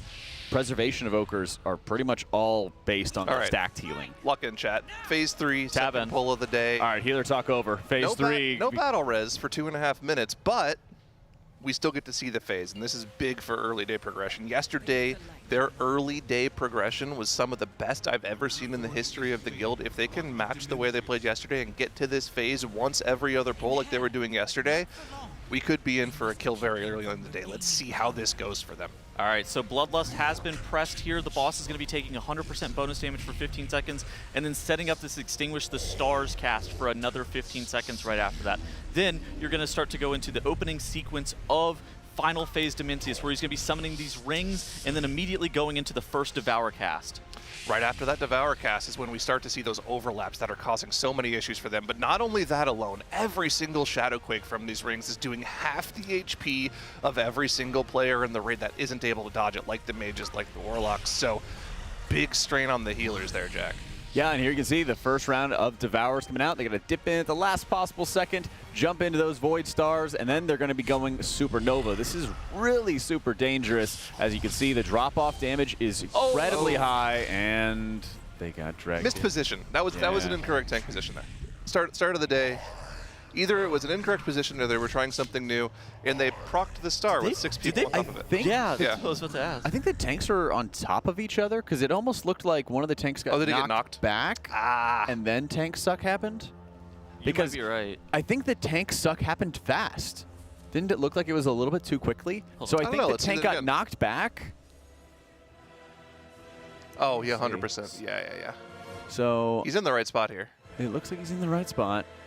So our theory is that 6 people got dragged through the star, which immediately made it blow up the raid. Oh, I saw it transform into a black hole. That is what happened. Let's see. Huh. It looks like maybe they're... Oh, well, definitely some people out of position on this one. Somebody's in the wrong position. The right is not on the right. Let me Yeah. say. So the positioning they were... Right you are, Ted Mills. That is not right. I remember the way that they were playing this yesterday, right? The way that they were playing this yesterday is they had the tank all the way on the far right of the group, and everyone else was on the left of the group. So all 3, so the entire raid would get dragged into the tank, and then they would spread out afterwards. And that was when the explosion happened. Yeah, the inverse gravity happens after. on cycle 1. Oh, I don't think the tanks properly swapped. I think that's what it was. Well, because Yips looks like he's in the right position for this. There you go. That's what it is. So, okay. Yeah, I don't think that the tanks swapped in time, and otherwise Yips would have been in the right spot and they would have been fine. It's a rare tank L. This is one of those things that I think it's always kind of hard to analyze exactly what the whose in quote unquote like fault it was, right, that the wipe happened. At the same time, nothing to really dwell on. I think if you're Liquid there, it's just a kind of a mental mistake, and this is something that they've actually been really good about this and throughout the entirety of Demensius. They talk whenever they believe that there are things that need discussing, that they can actually improve on using, just taking a break and like talking about it. But more often than not, they've just been chain pulling because there's nothing to really say about that. That's right. But you know what? There is something to say about our sponsor, Philips Hue. They're going to be giving away 10 starter kits, which are including some of those 60-watt light bulbs, as well as their dimmer switches. You can enter into that sweepstakes to win at tl.gg/Hue. And again, entries are valid for U.S. only. If you'd like to enter, check it out right now in chat. 10 out of 10, Reed. Speaking of chat, thanks for the setup. When are we getting John Phillips in chat? Or Phillips Hue, I think. Phillips Hue. Phillips Hue. When are we getting Phillips Hue in chat? I saw John Monster in chat earlier today. It's true. We're hanging out. They've been hanging out for the past few days. Oh my God, John Monster woke up early. Oh yeah. Cracked him. I cracked him. I got my vanilla mean bean flavor here. What you guys got? Ooh, I got some water to start me off so far. I got water. Yeah. We got to hydrate first before we get the M in our veins. That's how you know it was a late night. Got water. Dude, Travis and I have been on the 4 M's a day lifestyle, and that is it's certainly a lifestyle choice for us. Are you serious? You've had 4 M's a day? Only yesterday. Oh my God. Wait, when did you go back? 2 AM. Oh my gosh. John Monster, what is your preferred monster right now? What are you drinking? What are you sipping on? What's your sip? I'm gonna guess it's either gonna be Zero Ultra. Yeah, that's the standard, Classic, the standard. I don't know. John Monster seems like the type that could enjoy like a strawberry rehab. That not even available. Yeah, I need to get that green tea rehab, man. Rehabs are good because they don't even count. There it is. White Monster is bitch. There it is. There it is. The classic. Understandable. Oh, you got the green tea M, honey. Oh, I bet it's so good, man. I bet it's so good. I'm jealous. Oh. Man. G1 wipe, nothing to talk about. Go again. Gravities. Gravity will get you. Somebody died with the excess mass. Thank you, John Mayer. They act like he said gravity will get you.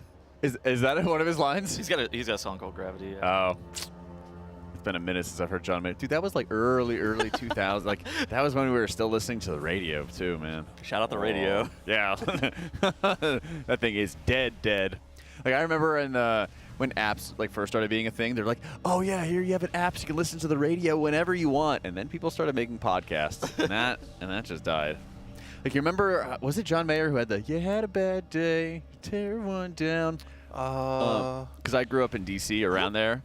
I don't think that's not John Daniel Mayer. Powder or something. But that song would play every day in rush hour traffic as my mom picked me up from school and stuff. That is so corny. It was so bad.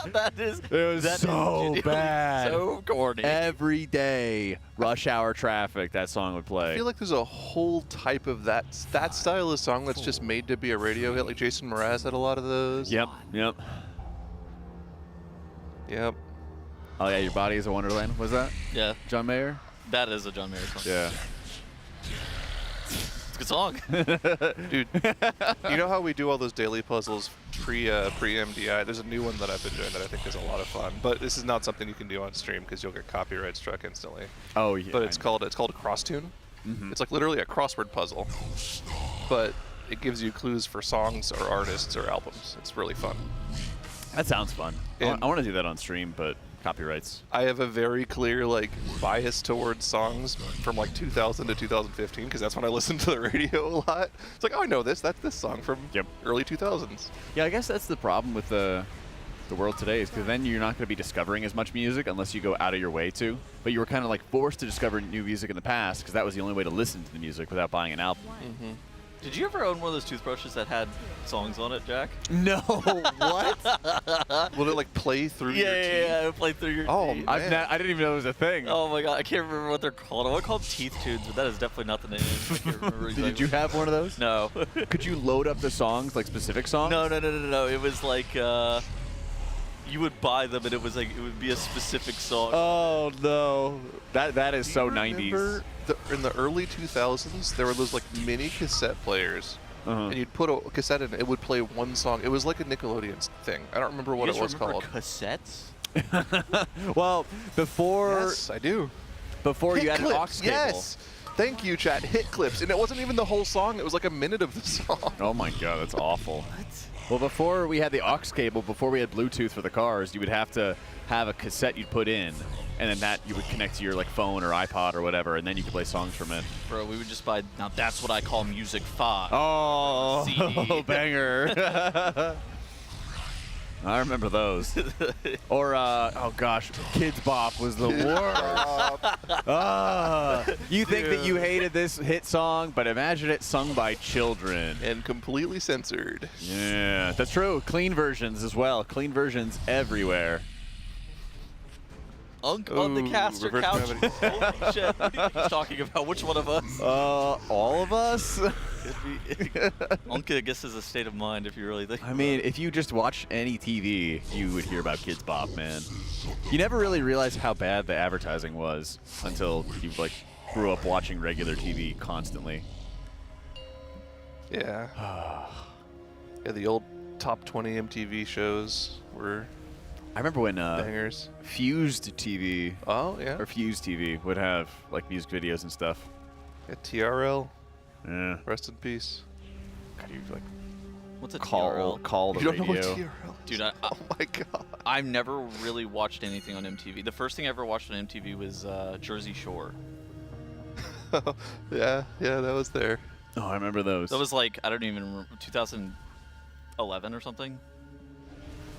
Don't remember when Drake went on TRL to play his new song on Drake and Josh? No, I don't. I don't. Oh my You're talking about Drake Bell? No. that is who I'm talking about, but this was pre all of his I stuff. Thought about Drake. 20 years ago. Well, yeah, he said from Drake and Josh. I thought he was talking about Drake. I misheard. My bad. Oh my gosh. I was going to say, my sister loved watching Degrassi. And then she was like, this guy's like a rapper now. And would show me his music and everything like that. And I was like, huh? Would be insane if you went on MTV to sing Marvin's Room. That's a banger song, okay? Listen, man. If you're ever in your bag, just slam Marvin's Room. That's right. That's the strap for sure. There's every guy has a year of Marvin's Room. It's a bad week. Marvin's Room is here for me. That's right. Got you through some dark times. Maybe kept the dark times flowing a little bit longer. In fact. I'm glad that we're one of the same. That's right, man. Oh. But yeah, I don't know anything about MTV, man. What's the inverse of Marvin's Room though? What's the "We Are So Back" song? Stop me now. That actually might be a good one. Speaking of Unk, though, holy. That's a Prince. You cannot be calling us Unka.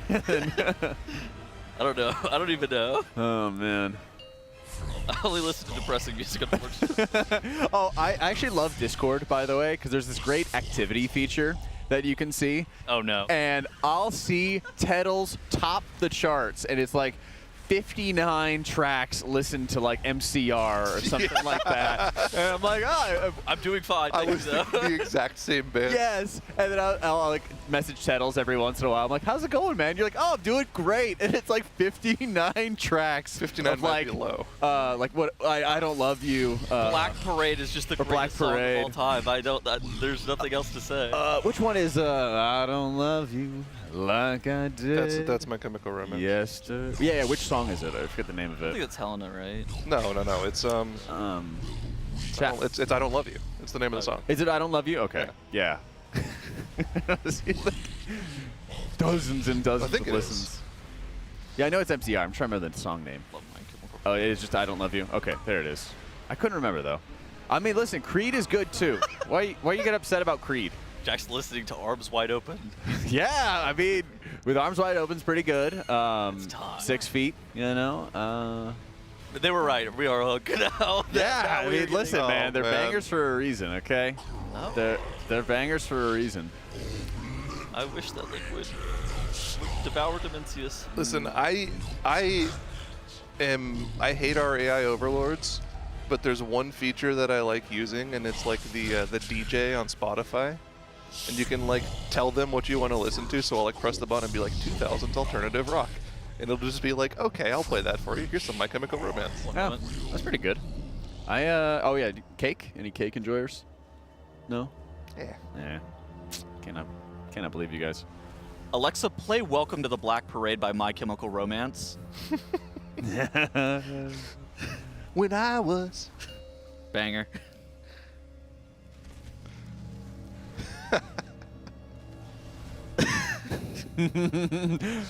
I'm reading some of the people who said we're old, and I'm pretty sure you guys are older.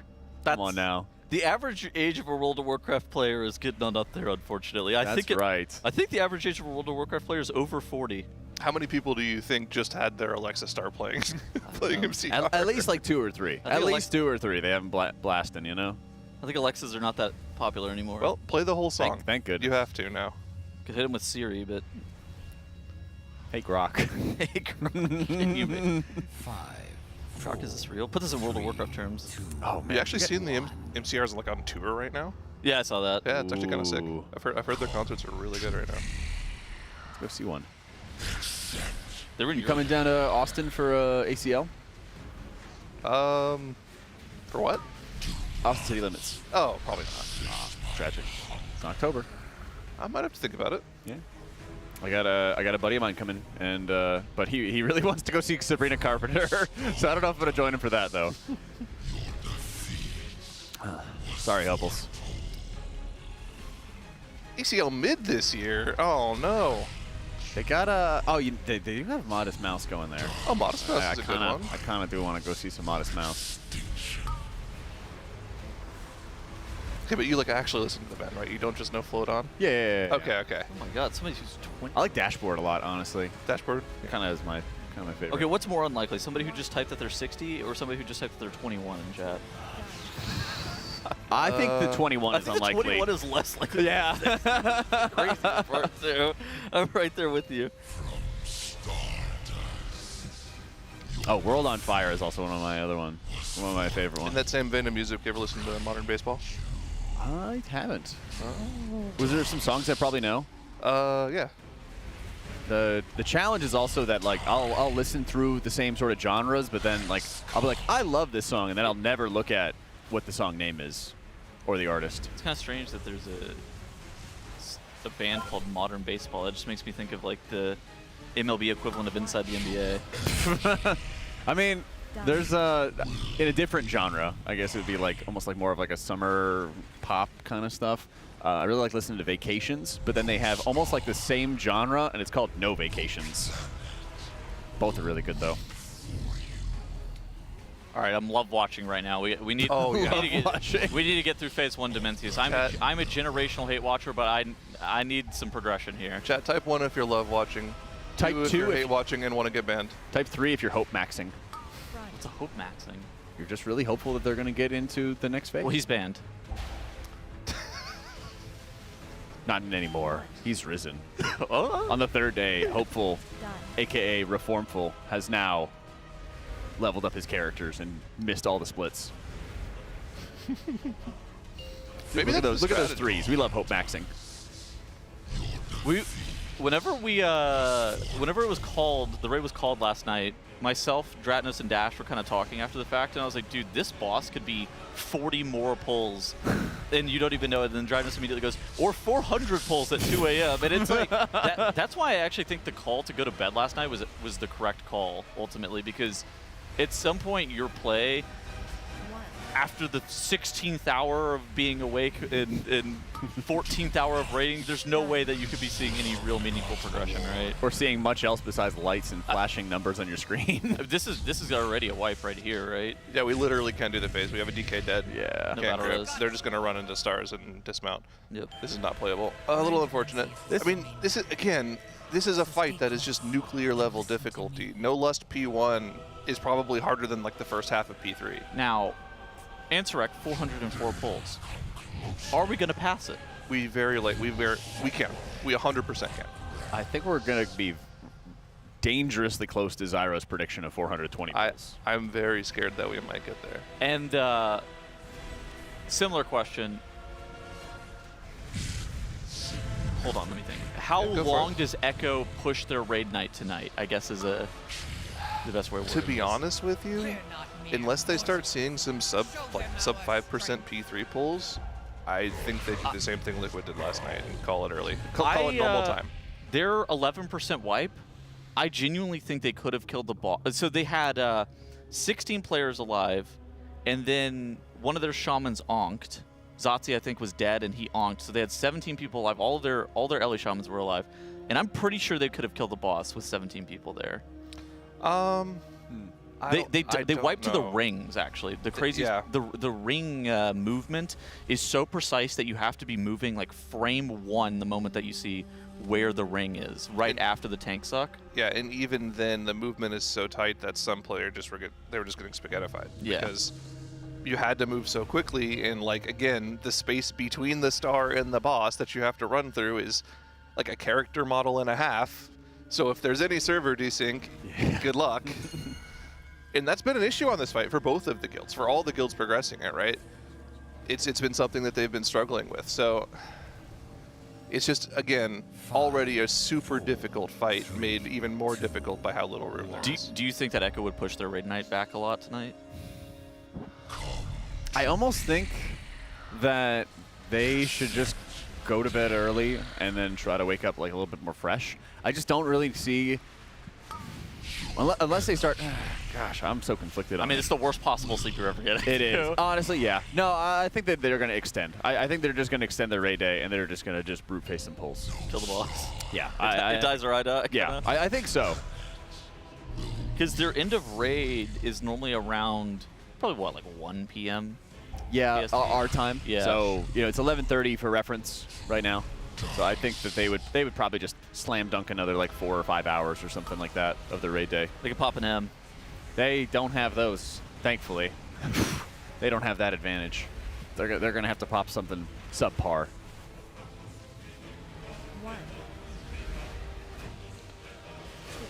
No, an M guy's a monster. M, pop an M. And M. Yeah, they'll have the M. They don't have the M tech. That's right. Not available in Turn EU. that sucker upside down into W. Yeah. Turn that sucker. I thought that was good. Oh my! Well, that just reminded me of like the Drake song. It's like turn the 6 upside down. It's a 9 now. Like, what does that mean? What did he mean by that? Very good, I fear. Yeah.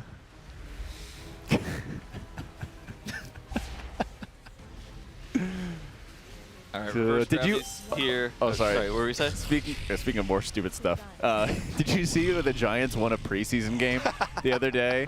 And then the camera goes to Jameis Winston, and I think it's Jackson Dart holds his hand up like a W, his fingers up like a W, and then Jameis Winston starts like munching on his hand in front of the camera. And they're like, eating that dub. Yeah.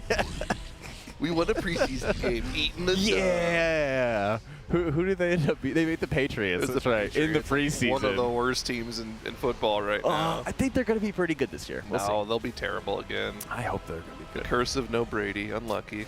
Drake May is pretty good. We'll see. You think so? Well, no, that's the problem, right? Is there's, what, 5 quarterbacks drafted around that same period, and some of them are going to be not too good. Yeah. Somebody's going to burn out. I almost wonder if the Vikings quarterbacks that they drafted might actually be the bust of the group. We'll see. Oh man, Echo just got a new best. See what it is when it updates on our leaderboard. They're just going to start slam dunking hours. There is no sleep for them. It dies 5%. Yeah, okay, yeah, they're never quitting. Yeah, they're going to see it through to the end. Oh my gosh, Liquid. Wow. Liquid needs to be getting into Phase 3 consistently. It's one of those things that Phase 1 is just so challenging, and Liquid kind of historically has a little bit slower starts in the morning. It kind of takes them a couple hours to get warmed up and start to play consistent. And I mean, right there, the damage check at the very end of Demensius ends up costing them another wipe. This is probably... So there's been, what, 10 pulls? There have been a couple of them that I've seen in Phase 2. There's been one that's been seen in the Phase 3. We're probably like an 80% wipe rate up Phase 1. Yeah, I think yesterday was really out of character in a positive way, where they came in and immediately just started making crazy, ridiculous amounts of progress. You know, Echo, like most guilds, end of the night, they're hitting some of their best attempts. Liquid's still waking up, and they probably didn't have the best sleep either. Yeah. Now they're also going to be confronted with the, oh my gosh, there's a new best. Fortunately enough, the Race World First is unique in the sense of anything that your opponent does not affect you in the slightest whenever you're actively raiding. Like, whenever you're looking at maybe potential strategy changes or stuff like that, okay, there is some, you know, gamesmanship there. But realistically, there's nothing, right? Like, Liquid doesn't, it doesn't matter that Echo just wiped at 5% for Liquid. They just need to focus on, like, what they're doing and continuing to focus on their own personal game plan. Eliminating tilt, I think that's probably going to be one of the most important things. And for them, not even knowing that Echo had a 5% wipe, like that, it doesn't affect anything that they're doing. Yeah, I think you're right on that one. And this is really where an hour and a half or so, or hour-ish into the beginning of the raid day, Liquid's got to be able to get the lock-in point. Well, this is why both of the guilds kind of banned social media during the race. Yeah, for good reason, true. It's just, who's it? Like, is it going to help anybody? No, it's just, it can only exist to tilt you. That's right. You got to stay away from Frank's mind control techniques as well. Oh my God. You're getting very sleepy. You are going to sleep poorly. Your Raider's going to have a bad day tomorrow. You will wipe in Phase 1 a lot. Yeah.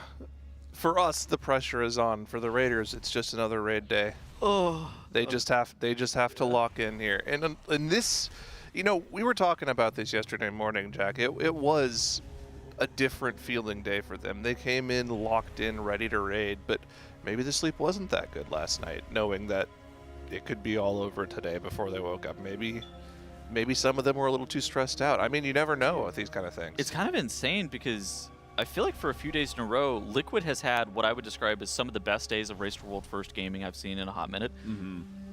And inexplicably, Echo just matches it. I'm just like, I wake up and I'm just like, how did this even happen? Yeah, I mean, both teams playing absolutely lights out. This is what you want to see at the end of a race. And if you don't have both of the streams on right now, you should be dual monitoring that right now. Watch both of the streams. Hopefully we can get some side-to-side Phase 3 pulls for both of them. That's what the race is all about. Echo's got this weird thing where whenever a kill is like in sight and it's looming over them, it's like the last phase of a boss where they just become enraged. Echo just somehow just... Whenever you think they couldn't possibly play better, they find this extra gear, and they just become consistent on parts of fights that are never consistent. And it's crazy that they've always been like that, too. Yeah, I know you were mentioning some previous races last night when we were talking about it, too. Yeah, I mean, like the Jailer. I think the Jailer is the best example of that, where it's like, all right, for some reason, Phase 1 and Phase 2 have never been consistent. ever, and then Echo proceeds to just make them consistent over and over and over again, and they see the final phase, the hidden phase, and it's like, oh, this is going to take a lot of prog. And for some reason, they're just back there every single pull. Yeah. Actually, since we're mentioning that, let's also keep an eye on the Warcraft Logs tracker. Yeah. For them and start seeing how that's going to be going. Yeah, but I mean, for Liquid, the game plan is fairly straightforward. Don't worry about anything that Echo's doing. You just got to focus on getting your group to phase 3 over and over again to allow them to see the mechanics. If you make it with 20 players through that second Devour, let's say 5 times, the players on Liquid are good enough that they'll be able to make magic happen. Now, getting 20 players alive through that second Devour in phase 3, obviously much easier said than done, but that's kind of the number that we're looking for in terms of what are the odds of being able to beat the DPS check. The moving of the Lust to the very beginning of P3 makes the damage check in that phase pretty reasonable, but keeping all of your people alive and the survivability on that phase is always going to be a difficulty point. Yeah, and that's the thing as well, right? Like we saw yesterday, Fired Up has a weak aura on his screen that shows the progression of phase 3 and shows where the DPS check versus the Enrage, and consistently heading into the second Devour, the guild is about 5-6% ahead of the DPS check. Yeah. The boss is 100% killable, but the thing is, that's with 20 players alive. We saw Echo on their last pull, on that 5% P3 pull, few deaths. What happened? Like, I don't know. I didn't see. Obviously, I didn't see what happened. We're sitting here watching Liquid, but just a few deaths in that second half between Devour 2 and Devour 3. If 20 players alive, the boss dies. If either guild keeps 20 players alive throughout the entirety of P3, I'm pretty sure the boss dies 10 seconds before the Enrage, right? Yeah. I think that if you keep 20 players alive through Devour 2, and then you lose 2 or 3 DPS right there, you're still on pace to kill the boss. That's kind of the check. That's the advantage of bloodlusting at the very beginning of P3, is that it makes that check much easier, and it allows you to have some room for some people to die to, getting supernova'd or whatever. Messing up a ring and dying. The 50 different things that could kill you in this fight. Messing up the ring and dying, accidentally got gripped into the boss. Oh, I didn't see the tank there and got punted. Oh, accidentally got bounced back by the wall. Oh, the inverse gravity. Perfect. My pinky toe is in a supernova star. That's going to happen a lot. Look at my body. I wasn't in that. That is going to happen so often with these pulls. Because not only do you have to fight against the pull, but also once the pull ends, you have to make sure that you're not overrunning and overcorrecting, because then you run right into a star, or you run right into the edge of the room. I mean, obviously the inverse gravity is the flashy mechanic. Yeah. The speed that you have to get on top of the ring as it spawns in the last phase, because the play area is so reduced, you have to basically be right on top of that ring as it spawns. And the rings, they spawn based on, they're like player baited kind of, where they will spawn. One of them is going to end up being behind the main clump, or the main group of players, and then 2 are going to be to the right or the left. And then it can pick either of those right or left as the first location that the ring is coming out of. Yeah. And so you have to be able to immediately assess where it's going to be. And that's where I think the 21st man comes into play super hard, because all of the Raiders, they're of course going to be looking at the inverse gravity. They're not going to be looking at the ring. And so, either Scripe or Max or whoever is going to have to be looking at those rings and be like, all right, left, run left, hurry, move, hustle. We got to get over there. There's also the other big thing that's killing people in that phase that we haven't talked about too much, because it's kind of hard to see when it happens, is the spread inside the inverse gravity is extremely difficult in the final section of that fight, because half of the inverse gravity is covered by a star or the edge of the room. Yes. So players are overlapping those, and if you get hit by, if you stack on one person, you can live it. You need a personal, but you can live it. Okay. You stack on 2 other people, you're dead, 100 to 0. So they're just the positional requirement of living every single ability in the last minute 20 seconds of that fight is unbelievably difficult. I will say, the only other thing you'd be DRing in that last phase is taking the damage from the rings. Yeah. So some players who have a bunch of defensives are going to be able to, spend a defensive on that crushing gravity and just stacking up with somebody else, as long as everybody's kind of aware of what the situation is. Yeah, and I think that's really where getting used to other people's positioning becomes so important, because you have to have the expectation that people are going to stay in the same spot, same position every single time. And that gets even harder from a healer perspective when you have a lot of positional requirements for aiming your healing. Some of those inverse gravities, too, the guild has to run against versus some of them they just like stand there and let themselves get pulled. That's always a challenge too, because you have to remember which are the times that you're having to get pulled in, which times you have to fight against it. Yeah. And there's 3 different combinations for that first round after Devour 1. And then I think the second round is when you're getting pulled up against the wall, basically. And I think almost every single time that's happening before or after. And so you don't have to fight it during. Like every time you're getting drawn in after the second Devour, you're always just going to fight it no matter what. 2% on Demensius here. Sang goes up in the air, and it looks like Liquid is actually able to keep all 20 players alive with a battle res. What's up with our Bloodlust? Looks like they did rip the Bloodlust. They ripped it. Yeah. I like this, honestly. I think that's a good way to do it because they just need to get into phase 3. And the best way to do that is to sort of just make sure everyone gets familiar with it.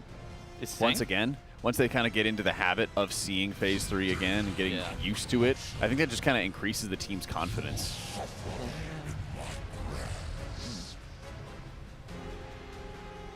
I don't. What was it about Sang? I don't know. I didn't notice that Sang was sated at first, but then I saw the Bloodlust tracker was running. But I think I just had to not seen it correctly. Okay, yeah, he's definitely sated. Dude, yeah. his sated debuff is so far down on the bar. Oh, right, right. I didn't even see it at first. I was like, what? Just out there in the blue. But then the Bloodlust tracker was going off, and then like I saw, like then I looked over on Drying Stream and I see they stayed, and I was like, I wonder if they were doing some weird thing where they were like pre-lusting or having a couple people die in the pre-lust and stuff like that. That was a strategy that was floated. Considered, yeah, I would say considered, but it was for obvious reasons not exactly great. Timber does end up going down here during this Gamma wins. Liquid does have a battle res available. The problem is, okay, so Timber actually, his body got ported with that Conqueror's Cross, and then he was able to get battle res. And now we are having the second wave of Nullbinders and Void Wardens spawning, where the Nullbinders have to get killed off within a very quick period of time. Same with those Void Wardens, and then you see the Warlock Gate allowing the entire raid to position while Demensius is throwing that planet. Here's the check on the phase where Artosian has to die before the Gamma Winds cast from Demensius begins. Else, everybody gets pushed off the edge and we die, and we go again. Yeah, it looks like they just called wipe there, yeah. Yeah. Even with having that death, I mean, they just didn't have enough damage onto Artosian. Got knocked off onto the platform. I honestly wouldn't mind at all if they bloodlusted at the beginning of phase 1 and just said, screw it, we just need to get to phase 3 just to see it and just to build that confidence again. I don't think so. Oh, God. That means that your phase 3 pulls are not kills. I mean, that's true, but I can't think afford that right now. You do that once or twice, you get the momentum, you see the phase 3, you say, hey, like, remember this phase, guys? Remember how well we played to get to this point? And then it kind of wakes everybody up. Yeah. I don't know. It's literally just like one of those mental battle type things. You're definitely... I see the vision is to, like, you need to be able to get back into phase 3. You need to be able to feel what it's like to get through phase 2, just so whenever it's crunch time and you're there, you can actually get through it. But I think that what you're describing isn't a way to win the race. Like, that to me is kind of the concern, because, and again, like I said earlier, what Echo does doesn't really affect what Liquid does, but at the same time, there is pressure that Echo is going to be continuing to get ever lower pulls on Demensius over and over again. And so it's like, I think that like bloodlusting on pull is basically conceding that you're not killing the boss on that attempt. Well, on that attempt, sure, but I also don't think that since they're sort of waking up still, I don't think they're in that point yet to net out a kill.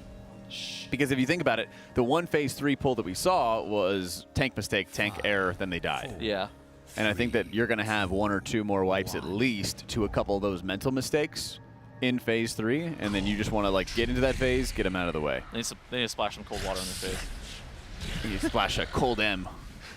I don't know if that's good for you. What if we get one of those big, large bowls, fill it up with a monster, and then we let somebody like dunk their face into it and drink from it? It'll be clean, of course. That sounds like that would hurt my eyes, but like maybe. Well, you close your eyes, you know.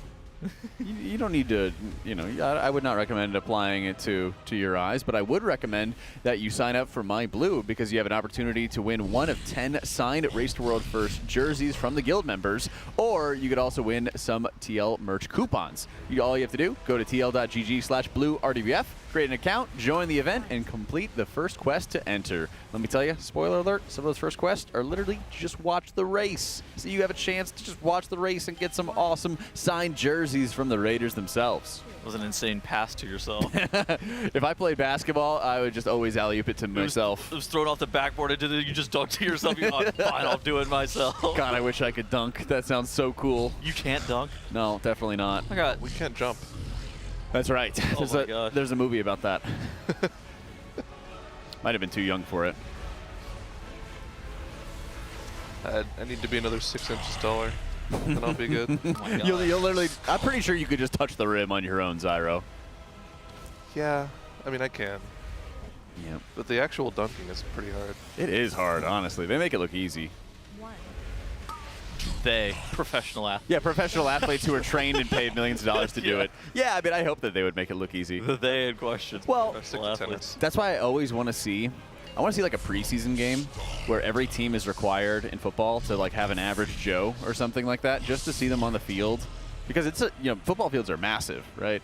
And you see people just flying down there and everything, but I want them to like force them into like being the running back for a play, or force them to like catch a screen pass for a play or something, and then just get run down. Personally, I'm of opposite opinion, where I wish that there was nothing that was illegal. Then they could even have like, weak wars, right? No. The weak wars of sports. You know what they are. I wish they could have the weak wars of sports. There's no hold bar.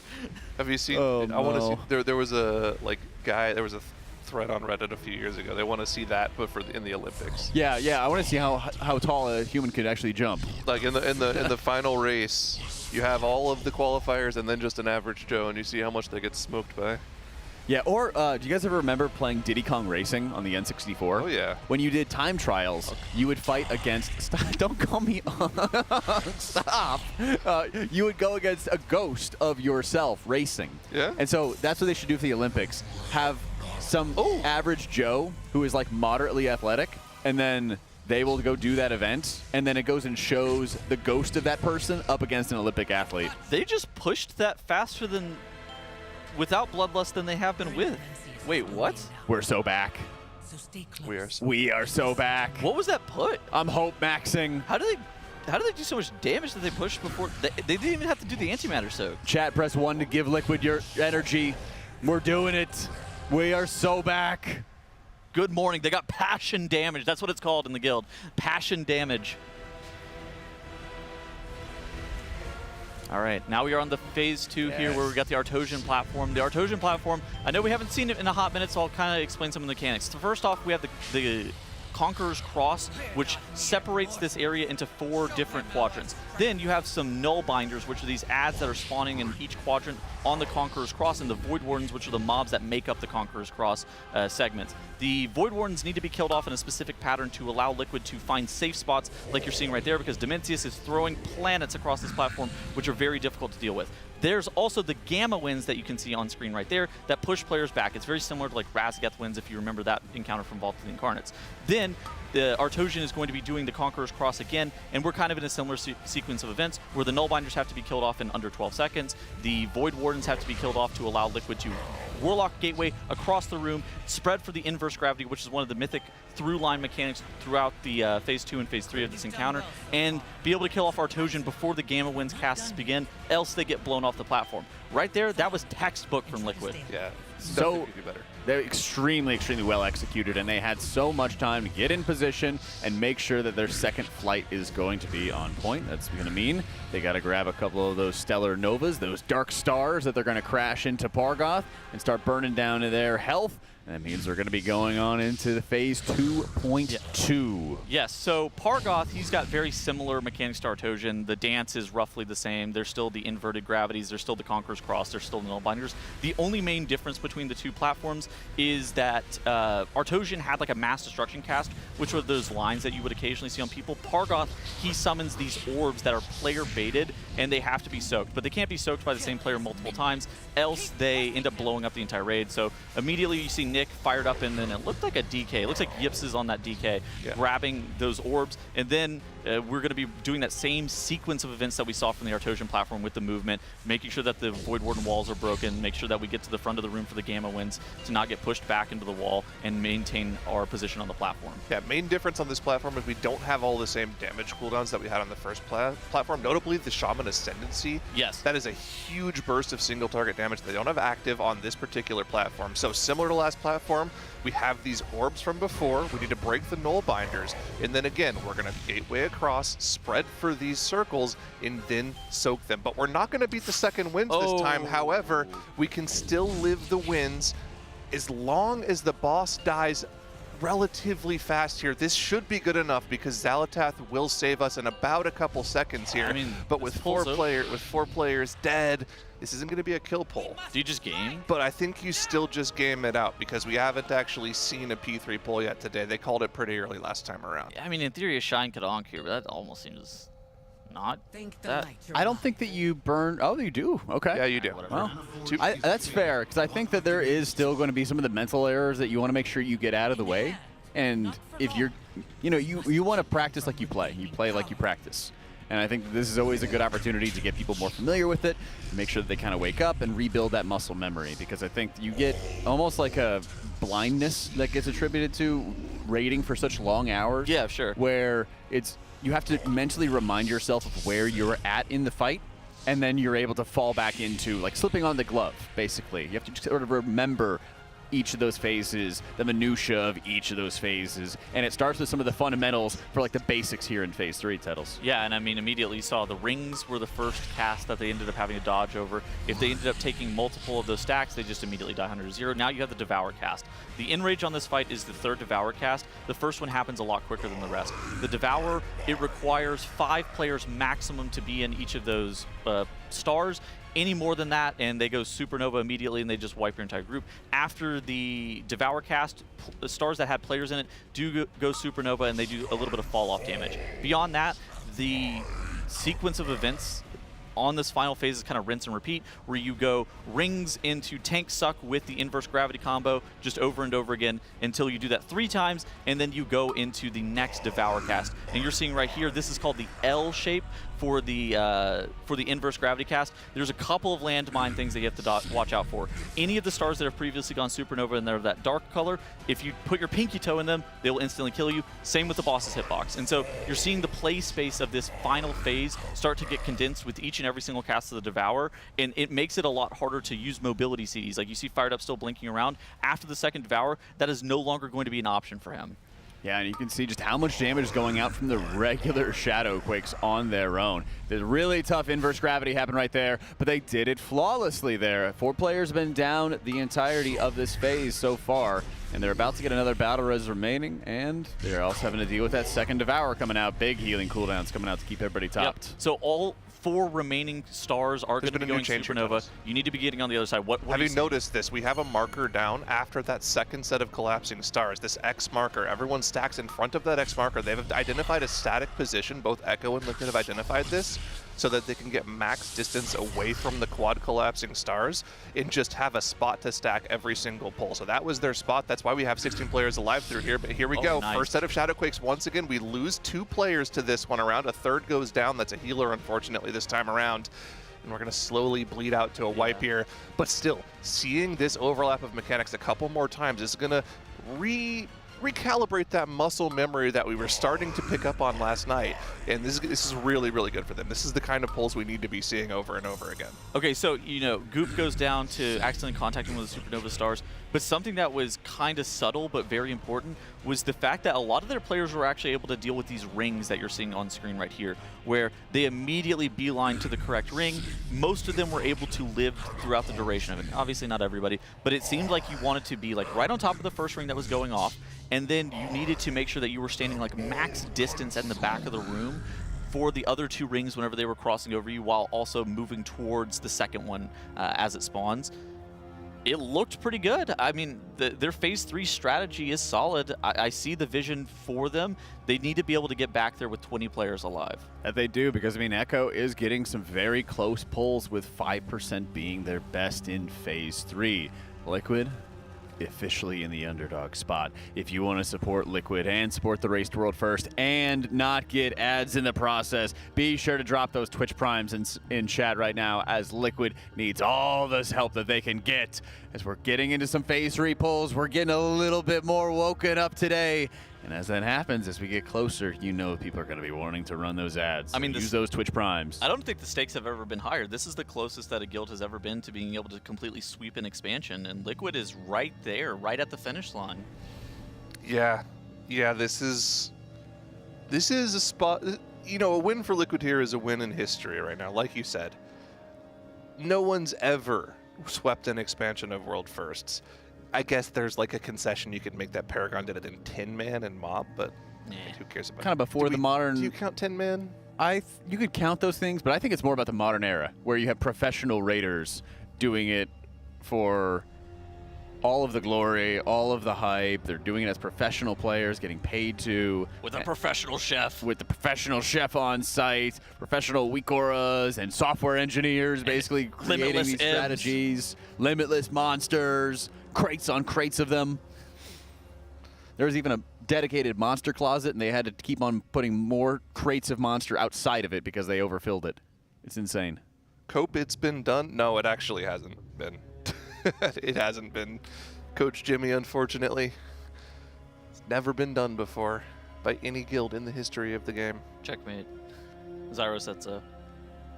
He's Unk. I am Unk. Listen to Unk. Unk Setsa.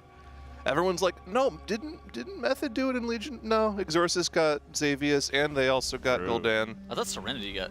Oh wait, no, not Serenity. Serenity get Helia? Serenity got no. Method got Helia. Method got Helia. Okay. Yeah.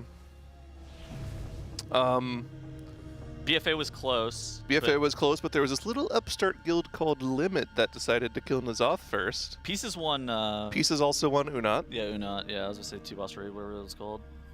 The Crucible of Storms. Yeah. It had one of the best bosses of all time in Unat, and then one of the worst bosses of all time in the Sunken Court, I think. Restless Cabal? Restless Cabal. Yeah, that's what it was. Yeah. Yeah, that was like a Luminous Barrier triple Disc Priest progression fight. The concept of having 90% reduced HP. Yeah. That was a choice for a boss for sure. Well, you even had that from Ashara as well. You know, Ashara had like those soaks where you'd soak the energy out of like the machine that you were fighting under, and it would reduce your maximum health. And so the HPS that you were doing in Eternal Palace on Ashara was like equivalent to what you were doing in Altair, like 2 tiers before. It was insane. That was a stinker. You'd have like the Najatar Hulk would like throw a spear off the platform, and it would detonate later, and it would just one-shot people. It just did so much damage, and your health was so reduced. tough. It was spell strike damage. So really? it was physical plus arcane. So your Clothies would just get one shot. Oh, I never knew that. I just remembered getting Spell killed. strike is physical plus arcane. If I remember properly. Why is that a damage type? I don't know. For fun. For lots of fun. I don't even know where I pulled that information from just now. Like that just popped out. Did it come to you in a dream? Bro, like you could have listed the damage type and I wouldn't have even known what it was. Why is that Fizz? I mean, it was the same thing for. What's the thing that's fire and Fizz? Oh, I don't remember. But remember, like Sludge lava Fist. or Sludge something Fist like was sonic damage, which was Fizz plus like wind. Yeah. So that fight also killed Clothies because the way damage types work in this game is you take the damage type of what would be the most damage. So like if you have very little armor but a lot of like nature resistance, something's physical plus nature, you'll take more physical damage. That's why chaos spells are so strong against anything that has any damage reduction, because they are all spell types. They're all spell, yeah. Which is the worst. Yeah, the people who use chaos damage are also the worst. Yeah. Amen. Destro Warlocks and Havoc Demon Hunters. The devil. The devil. When does the devil wake up today, you think? He woke up at 1 p.m. yesterday. That's right. Well, the funny thing was he woke up yesterday, came in, and he was like, hey, Dratnos, can I trade with you? I want to go on. He was just like, just waking up. Just like rolled out of bed. He was like, let me cast. Dratnos was like, put me in. Okay. Yeah, sure, man. I'll do whatever you want. All right. 25-second pull timer has been engaged. What do you think they were talking about there? Probably just I think it was probably the ring positioning at the very end of P3. Yeah. Well, why don't we just go find out? We'll take it on over to a Monster Energy Listen In.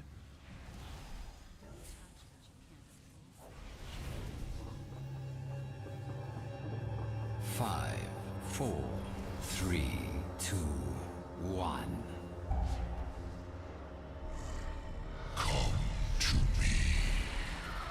Like, one thing I really liked about that is just how quickly everyone was aware of rings after the suck. Like, that is so important because it just does that one more time too, and that's it. Also, the rings after the devour, just you legit empty the bag, health stone, health pot, spiral, please. Everything on that. I feel like you're at empty the bag level for like the last minute of that fight. The bag replenishes there. Oh, there we go. That's good. Fucking bag replenishes. Circles here. You go for a new bag. Okay, AoE 3, 2, 1, now. Finish them. Back up. I got it. Love it when Blink just don't do anything sometimes. You actually pressed it there? Yeah.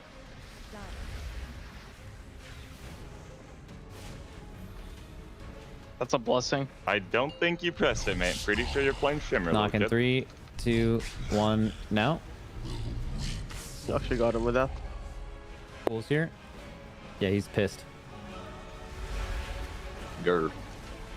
Fuck these second ads. Soaks are in 3, 2, big hit now. Get in, finish ads.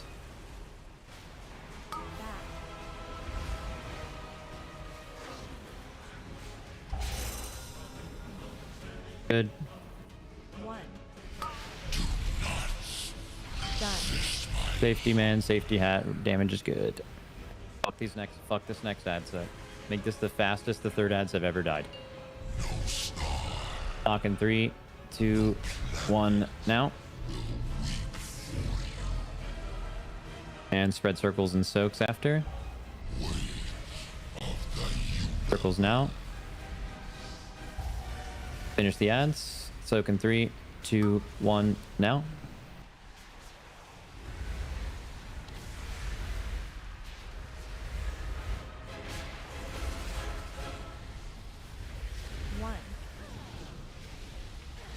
Done.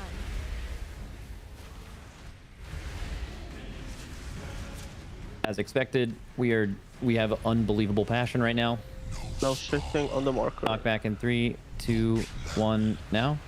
Or the soak. Yeah, I don't think we need to soak this, but Dranako can confirm when we're closer. Pools here. Just make sure you just sit in the AMZ for the end of the phase. No soak. No soak. Just don't cleave with these debuffs. They're not even going to go off.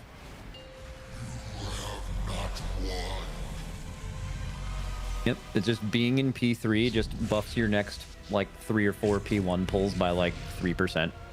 Just swing up and down 500k also. It's low pass versus high pass. Yeah, actually just the dip. So stay close and listen to me. Love when your Dragon Raiding Mount has the slowest start ever.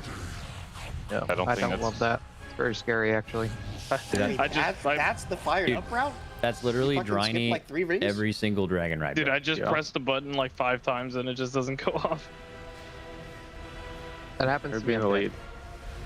You didn't have to get the order. Good. Okay, frontal soon. Can you hit from there? It's a bit scuffed, but Knock. Okay, going through and doing a line in 3, 2, 1 now. And an 8 damage on Skull. Skull is going to be the highest it's ever been, ever. And this boss is going to need insane damage. The one I lost. I don't know yet. We're good. Back in 3, 2, 1. Exile is now. nothing. Better. He died in his CDs, right? Yep. Lost. We're good. We're I good. think we should I'm lost. back. Lost. Twos are coming in here. No. Okay. Use your 2s with Lust. We're Yay. gating and doing a That's not triangle good. in 3, 2, 1, gate. We lusted and we're gonna beat this. We're gonna beat this push cast by like 2 seconds. We would have easily beat that. I could feel it. That would have been easy. Do we have a spare marker? No. Yes. I think so. What is it? Wiz? If we have a spare marker, I think we should put it on the tank position on this platform. For anything. Tank position. Oh, this one. Like, yeah, exactly where the boss should stand.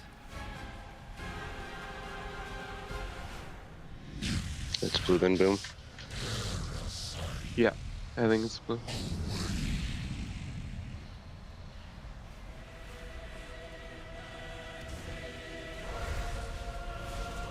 It's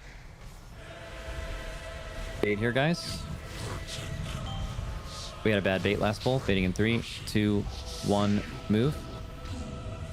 Kill his minions. Keep pressing him. Okay, we are going through doing a triangle. 3, 2, 1, go. Gravity going off 2, 1 now. Pull usually dies when it gets cleaved like this, but just hit it anyway. We have knockback in 3, 2, 1 now. It's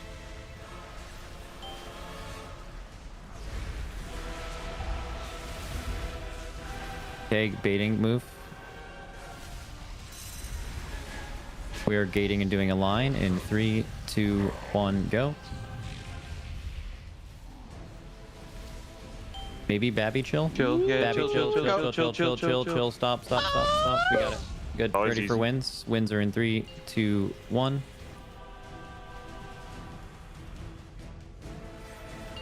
we need like the rewind here now. No loss.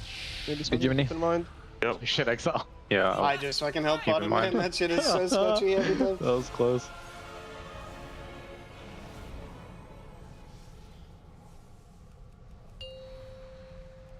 Thank the light you're alive. The Manaforge is stable. What of Demensius? Anyone else feeling kind of slow? Nice clean reps. Not for long. We must keep him from regaining power. Okay, my bet Talk, hands off keyboard.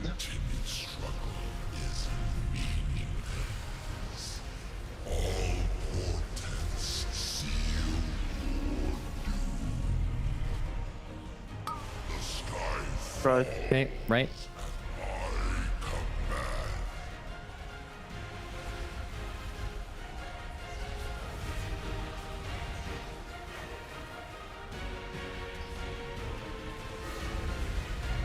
Okay, devour now.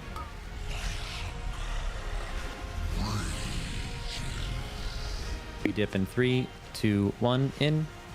Get to the safe spot. Getting big tank damage and pull in 3, 2, 1 now. Resolve it. Get on top of range.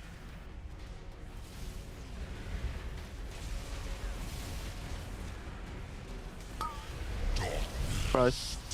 Moving right.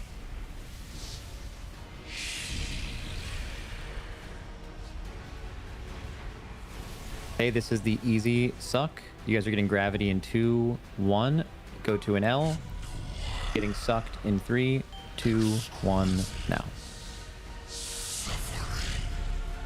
Gather.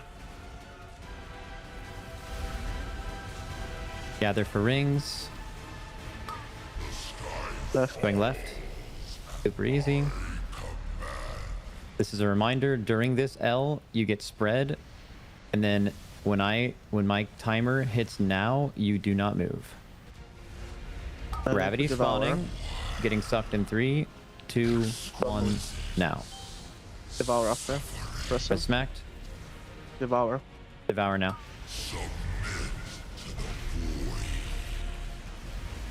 Hide in 3, 2, 1, in. Get to the safe spot. Look between 1 and 2 here. Raid damage in 3, 2, 1, now. Gravity spawning. I'll call the tank suck. Gravity going off soon. Tank suck in 3, 2, 1, now. Nice. Rings. Rings. Right. Watch that. Where's Journey? Resdraini said. Health pot and a health stone here if you still have it for some reason. Back up as soon as you get hit by this. Okay, next we just need to get in our positions for gravity. Gravity's in 5 seconds. This tank Group suck together happens. so you're gonna see the middle one.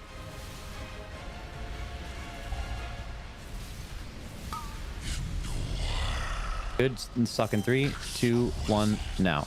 Rings. I think this suck is different. Right. Rings.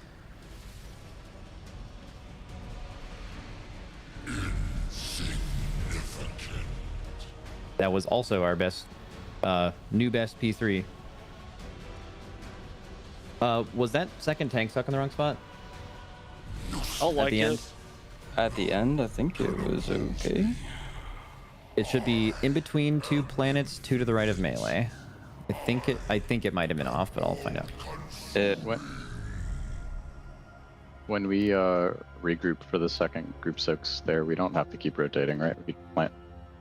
Yes. Yep. Watch the end of that.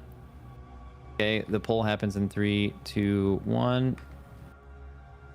Okay, then you guys find rings. I'll just let you watch it.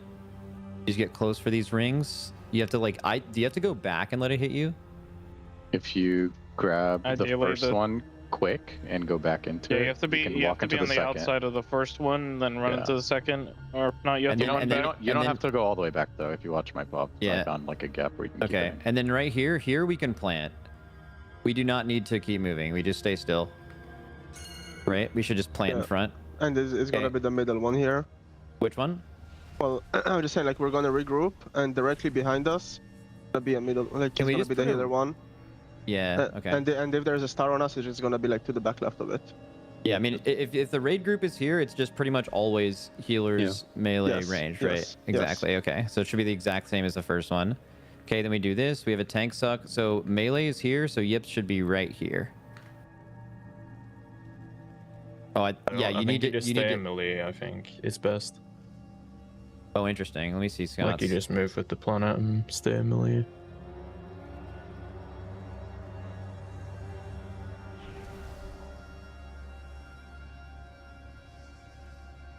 I think that's good because we're rotating with the planet too. Yeah, so I mean this makes the gap. looks super free for like every single suck. That's good. Yeah, so Yips just don't go behind. I think that's why I got sucked in, because I expected a different suck, kind of.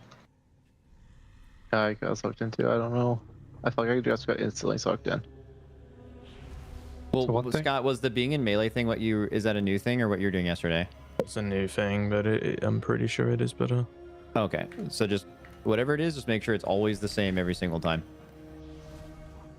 But Nick was fine on this one. Oh no, the next one. I got yeah, the next one. The next one was just in a completely Yeah, wrong the place, next one is what got me too. Yeah, the next one was you guys are used to it. Like Yips basically should have been. Hello and welcome back to the Team Liquid Race to World First, and big thank you, of course, to Monster Energy for that listen in. Raiders, of course, talking through some more of those polls as we've had an opportunity to get into Phase 3 once again, and now we're starting to build a little bit of momentum here, Tettles. Dude, I got some time to look at some of the strategy changes from Echo whenever we were on the break, and it looks like I would describe it as like splitting their lust. Basically what they're doing is the players who want lust in P1 are jumping off the Demensius platform prior to the boss getting pulled, dying. Then the people who are going to be wanting lust in P3 are then jamming Bloodlust to give themselves the sated debuff. The other people who jumped off release, and then they sit there for 3 minutes waiting for the timer to tick down, because that's when you're going to need to be pressing Bloodlust in P3 on Demensius, and then they pull the boss. Now, that should, in theory, make your Phase 1 more consistent, with the downside of making your P3 check a little bit harder. Yeah, but at the same time, we've already identified that, like, the P3 check is just keep your 20 players alive. If you just keep 20 players alive through P3, the boss will die. You're ahead enough with Lust on the important classes, mainly the Ellie Shamans, but I think also the Evokers. Yeah. Their burst and that damage up is going to be extremely huge. If those 5 players get Lust at the start of P3 and you keep 20 players alive, the boss should die. It's just about living through that tiny space that you have there. We just saw in that last poll. It's just super difficult to do. I do think that you could, like, 18-man. Like, if you can keep 20 players alive through the first 2 Devours, and then somebody dies to crushing gravity, or they accidentally walk into a supernova star, if you can keep 18 people alive, or even 17 people alive all the way through the end of the fight, with Bloodlust on everybody, I'm pretty sure you can kill the boss. Now, if you're pre-lusting some of your people, I think that that damage calculation actually becomes a little bit trickier, where then, kind of similar to what you're saying, you do have to keep 20 people alive. You don't have to be the most optimal. You don't have to be doing the most optimal damage from all those 20 people, but you are going to need to keep pretty much the entirety of your raid alive due to that. And it comes down to the fact that after that second Devour in P3, you were just running the entire time. Nobody's casting on the boss. You're actually just walking everywhere. It is the worst. Now, let me ask this question. It's not that bad, but I guess it is for... Are they split lusting for actual P1 damage, or are they split lusting for a healer lust at a particularly difficult overlap in P3? I think they're split lusting for P1 damage? That's the okay. I guess could see both of them. I guess I don't know because we didn't have a long enough break to where I could like really dissect what they were doing. The immediate guess is they're bloodlusting, they're split lusting for phase 1 consistency, and they were pushing faster. I mean, there is a reason that you would do it, but then there's some specializations that have to have bloodlust in P3, like the Ellie Shamans, because they are going. The end phase is 3.5 minutes. That is your carry. We've got medic in chat saying it's a healer lust, so okay. I trust that guy. He's there. A healer lust. Interesting. It does make it. It should, in theory, make it more consistent. I feel like Liquid hasn't even been wiping to healing in P1 though, like the healer lust. Well, healing in P3. Oh, healing in P3. Yeah.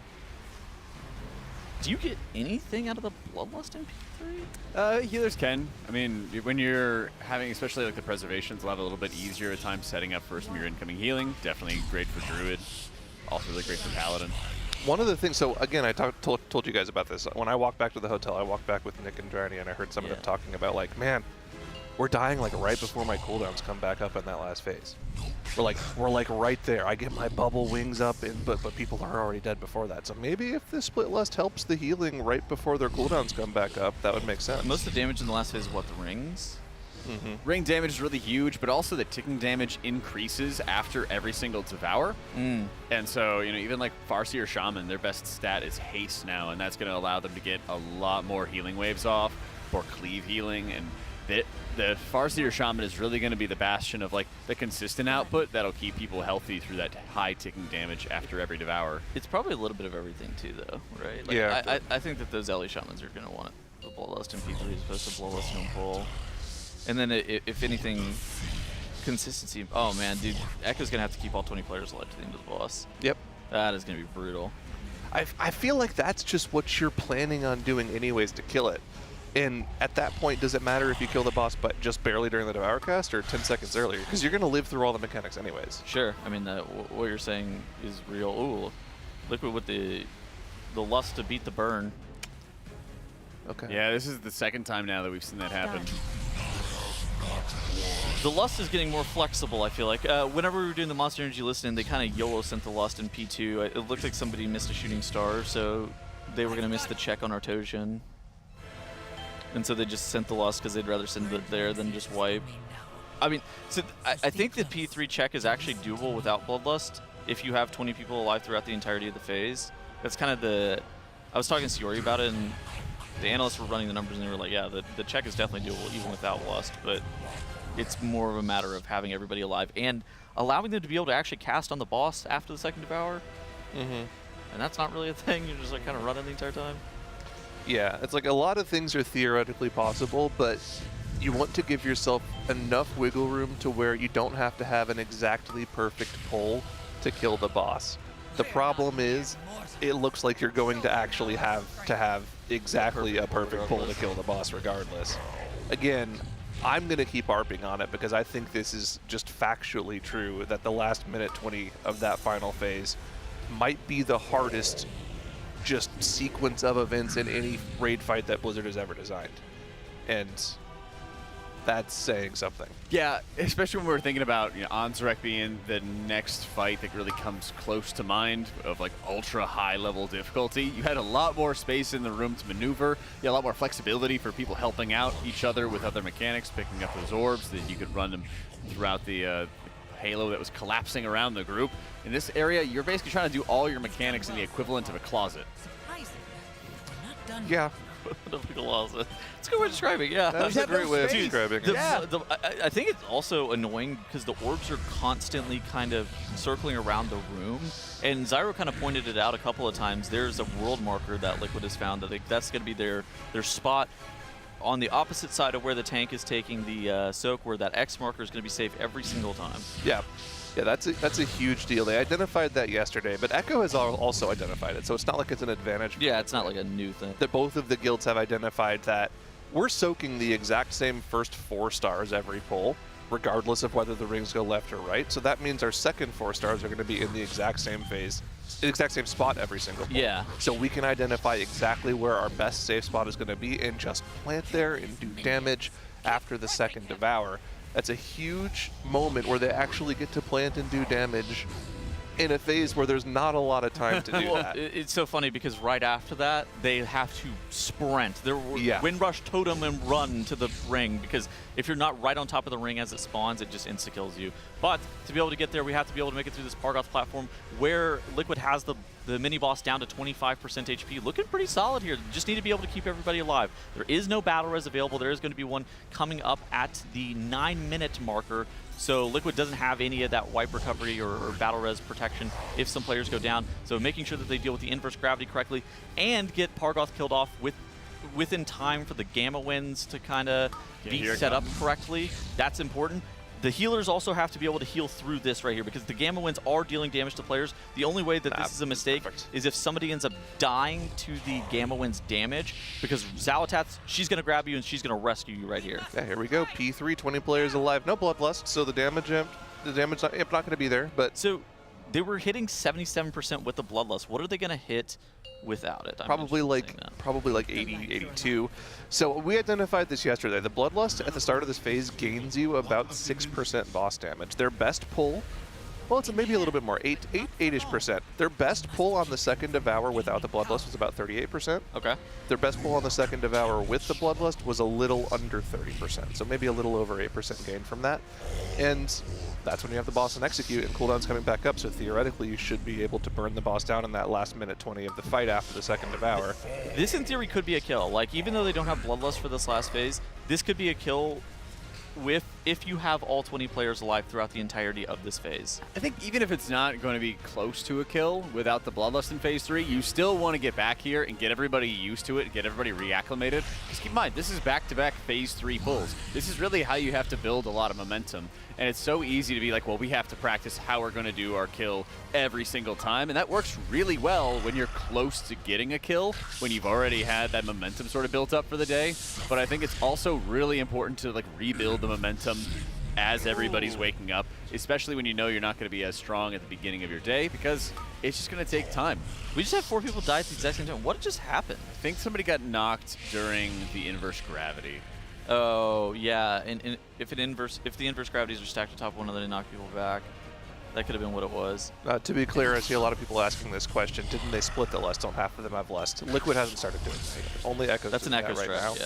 Yeah. Liquid might start doing it for consistency, but they have not started yet. I just went and checked the LA Shaman POVs we have. Their Lust timer was the same as everyone else's Lust timer. So Liquid haven't started trying that yet. It looked like they were splitting it on like a Warlock. There was a couple healers that had it. I couldn't tell exactly. That makes sense. People though that were sated. Yeah, I think this is the important side of like this could have happened very easily when they had Bloodlust for that phase too, or phase 3, excuse me. Yeah, the Bloodlust when that phase as well. The Bloodlust doesn't prevent that wipe at all. Exactly. And I think that you're going to have a couple more mistakes like that as everyone's rebuilding momentum. Yeah. Because, again, the morning is not usually when they shine. Yesterday was absolutely a large outlier in what usually happens with Liquid's pulls, but this is how you're building the momentum, and this is how you're getting back to a position where you're going to get into phase 3 with Lust, with perfect game. Oh, they just said they're doing it. They're splitting the Lust. Look at that. Who just got the sated? It's Dryny, it's Fired Up, Smacked, Nick. So they're starting to split the Lust. It looks like from the DPS perspective, it's just Fired Up that's getting sated. Interesting. So he's going to be able to have that Bloodlust for himself in the last phase, and then all the healers. Or not all the healers, but three of the 4. Yeah, I like that because then it's not impacting your damage. And let's go see what actually happened everybody. To these guys. So the inverse gravities pop right after the draw-in comes in. It looks like right side and middle were just a little bit too close together. Yeah. Sends them sprawling. Yeah, they were stacked. So what they did right there after the pull, guys, is they had everybody else stay dead except for a few select healers and a couple specs that they wanted to have the Bloodlust later on.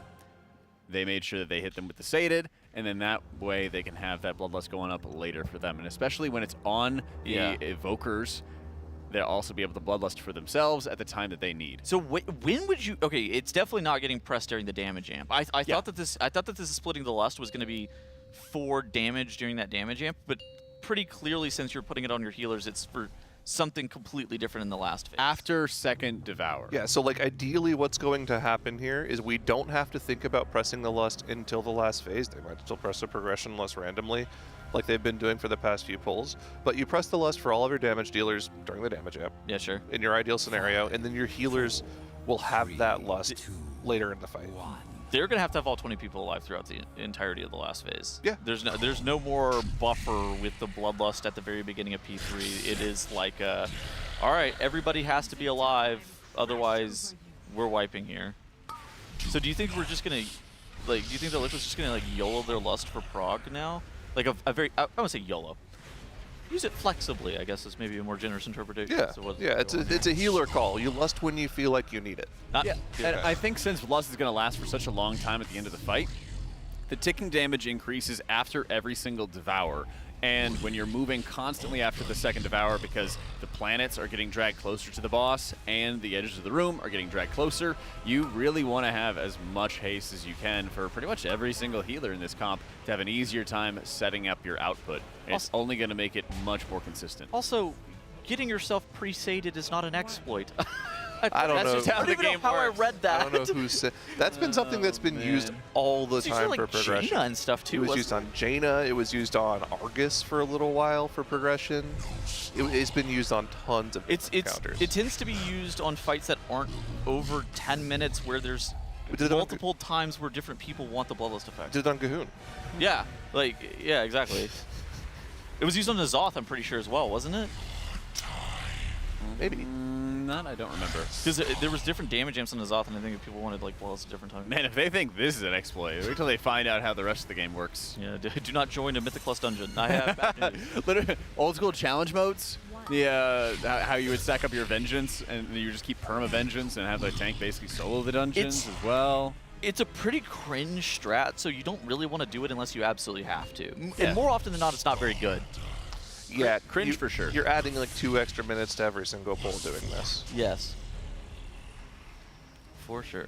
Well, if you're only having it on the healers, or predominantly for the healers, then you may have to wait only like a minute-ish, because you're only going to be using it at the very, very tail end of the fight, so it shouldn't be too bad. If you're splitting the Lust for damage on the burn, you would wait 3 minutes. You'd have to wait 3 minutes every single time you were looking to pull the boss. Right, but if you're only using it for the healer, then you can have, you know, maybe like a minute, minute and a half or something like that. And most of the time, they are doing a 45-second pull timer, so I would only think this adds 15 to 30 seconds to their pull attempts, or their time in between attempts. Well, shouldn't be too terrible. See, well, you get a clean first phase pull here. Damage looks great this pull. 10% on that knockback. This almost looks like we popped the Lust in P1. Yeah, I really like how they've made the adjustments that damage dealers are picking up the excess mass. That way the healers are more likely to get knocked up with reverse gravity, because often we had to deal with that, and healers getting that means there's just a lot more damage. And here they really handily beat it. Have not activated Bloodlust as well. There still is that Split Lust that has fired up on the healers, and I think on the Warlocks, I want to say. Oh, no, that's actually a really good point. The Warlocks, so this is an interesting thing. The Warlocks do not gain a ton from that 15-second damage up window at the start of the phase, because their Warlock cooldowns actually last like 40 seconds if they're playing Reign of Chaos. So you have 30 seconds for the Infernal, 10 seconds for the remaining Infernal spawns afterwards. So a Lust and Execute for them would actually be huge. Can we cut to Yips's POV so we can see who all sated? It looked like he had it tracked on his frame. Okay. No, he's got his cloak debuff. Does Warlock have a lot of hasted cooldowns? Yes. Are those like Shadowburn and Flag are both hasted cooldown? Are those abilities you cast on the move? Yep. Oh. Yeah, there you go. Entirely on the move. Okay, so that's going to be pretty darn good for that final phase when you're just perma moving all the time. Especially if they're spec. Okay, I'm going to be super crazy here, but especially if they're spec'd into Fiendish Cruelty and the spec right below that reduces the cooldown if you hit it on a target and execute and it doesn't kill it. They can actually just fully spam Shadowburn during Bloodlust and they don't have to. They're good to go. Okay, then that's going to be massive for them. So that's not really what we think of as a traditional execute, but that's like an execute by convenience, where they can constantly cast on the move then. Is it bad then that Liquid is kind of copying what Echo is doing and they're like half a step behind, or is it just kind of the natural evolution that both guilds would have made? I think they never should have copied them. How dare they? No, I'm just kidding. It's just the natural evolution of what they would be doing. This is just better damage and better living. Sure. And it makes total sense. And it might have been something that they would have done earlier on, but I've noticed that they've been very hesitant to change strats this tier. So this isn't something that they felt like they had to do until it was, you know, they figured it was a necessity to kill the boss. But guys, this is the best looking pull we've had all day. Let's see if we can get through Pargoth's platform cleanly and really see what we can do with this new Lust in this last phase. What do we need to do on this platform, Tettles, just to keep it clean? Game has been called. Game. So, it's actually a very difficult damage check. That is actually one of the bigger pieces of this platform in general, and everybody kind of has a job. For the Arcane Mages, they're going to be trying to do as much damage to Pargoth as humanly possible with their resonance and their kind of funnel damage that they have. The DKs, they're responsible for getting all of these null binders grouped up that you can see spawning in each quadrant of the Conqueror's Cross. The Dev Evokers and those DKs are then going to be trying to do as much damage as possible to the Nullbinders to get them killed off in time because they have to die within 12 seconds. The Warlocks, they're going to be targeting these Void Wardens and making sure that these Void Wardens from the Conqueror's Cross are killed off in time. And it's this very delicate balance of damage of like who's prioritizing what based on where their damage specialty kind of lands. Some cooldowns can potentially be sent on this platform if you're a mage and your cooldowns are short and you're kind of OP, but beyond that, most specializations on this platform aren't going to be committing a bunch of offensive CDs. It's going to be about like barely being able to even beat those damage checks. They're going to slam a Warlock gate. Now they're going to have to do the inverse gravity, get everybody on the edge of the platform. Meanwhile, the entire raid is going to be dropping super low. The healers have a couple of seconds to get them top back up before the Gamma winds start to push them back. And everybody's dropping really low. Nice Vernon Embrace. Okay. And a couple heals come out, and everybody's able to get saved by Xalatath even though they got pushed off the platform. Shine got a time dilation there just to make sure that he was going to survive. I'm pretty sure Nick is running the double time dilation talent that was new this season. That's really convenient for a lot of the spot damage. 20 players alive, 2 battle reses. Bloodlust popped here for those who didn't get the pre-lust. That's everyone except for who we've identified as the healers, the warlocks, and Fired Up for the execute Arcane Surge. Notably because Fired Up actually uses his second surge on the end of the Pargoth platform, and he doesn't have it for the damage amp here. Let's see how much damage this nets them. I mean, they've been using their Bloodlust a bit more flexibly, but if they're always on pace to be able to meet the checks that they're needing, they're just going to hold it for this burn and be able to just kind of send the boss to the Shadow Realm. Here we go, first set of rings. This one usually not too much of an issue, nothing to come afterwards. Just need to spread out and get prepared for the first Devour cast of the fight in just a moment here. Here we go. Group pre-spreading out. They already know the 4 stars they're going to be using. You can see the markers over their head to get in their groups of 5. We do not want to have 6 people under a star. That would be an instant wipe, and we're good to go. Spread out on the opposite side of the boss and get ready for this first tank pull. Yep, so the next sequence after this Devour and after these Supernova stars go off is fairly simple. It's going to be tank pull with the inverse gravity into ring combo over and over and over again. Now, which sequence of events, like what order the inverse gravity with the tank suck happens on, kind of depends on a per set basis. But that's going to be the general premise here, where the tank suck happens, you got to deal with the inverse gravity, and then you beeline over to the ring that you see starting is like at the very beginning, and then you try to make sure that you don't get double stacked. Now we're having the L soak. This is what they kind of call this positioning that you're seeing right here, where the tank leaps out of melee range, has to immediately get back into melee range to make sure that nobody gets meleeed, and they drag the players slightly away from the boss. At the same time, if you end up contacting any of these supernova stars, these dark purple ones, then you end up dying. The lighter purple ones, those are left to be used for the next Devour cast that's happening in 15 seconds. So it looks like THG actually got the lust at the start of the phase. Let's swap over to Nick's POV to see when we can pop that healer lust here. It has just gone out, so the healer lust is here active to help them live through this particular overlap and the second Devour. 20 players alive there through the third pull-in, and here we go into the second Devour. Having the lust here for the healing is massive. 15 seconds remaining on that too, yeah. Yeah, it really is, and you can see just how close. Oh no, Fired Up got sucked in. He was a little bit further away because he set up his alter time to try to get back into position. He's gonna wait until after that supernova, but 20 players alive. They got a really dangerous gravity into a suck-in right here. Let's see how they do. Yeah, the spread, that's good. They need to make sure they run against this. So if you end up getting pulled into the boss or any of the supernova stars, you just immediately die. Does anybody end up going down to that? It looks like everybody's still alive. Now you have to make it to the rings. This is a really difficult and precise movement where you have to be able to make sure that the vulnerability debuff falls off of you before you end up getting contacted by the other rings. All the players are standing at the very back of the platform, and they made it through the ring combo. Look, they're still ahead of the Enraged at this point, just barely. Dranako has gone down. They have 19 players alive, no res is available, and here comes another inverse gravity. This is the pull into the gravity. Here we go. A few players go down, might have been stacked with those crushing gravities. Still a lot of damage, but we are in new best pull territory here for Liquid. Just how low can the boss go? Another set of rings. Shadowquake's doing a ton of damage to the raid group, and unfortunately, we've lost the majority of the raid. But guys, this is a proof of concept pull. This can die for Liquid.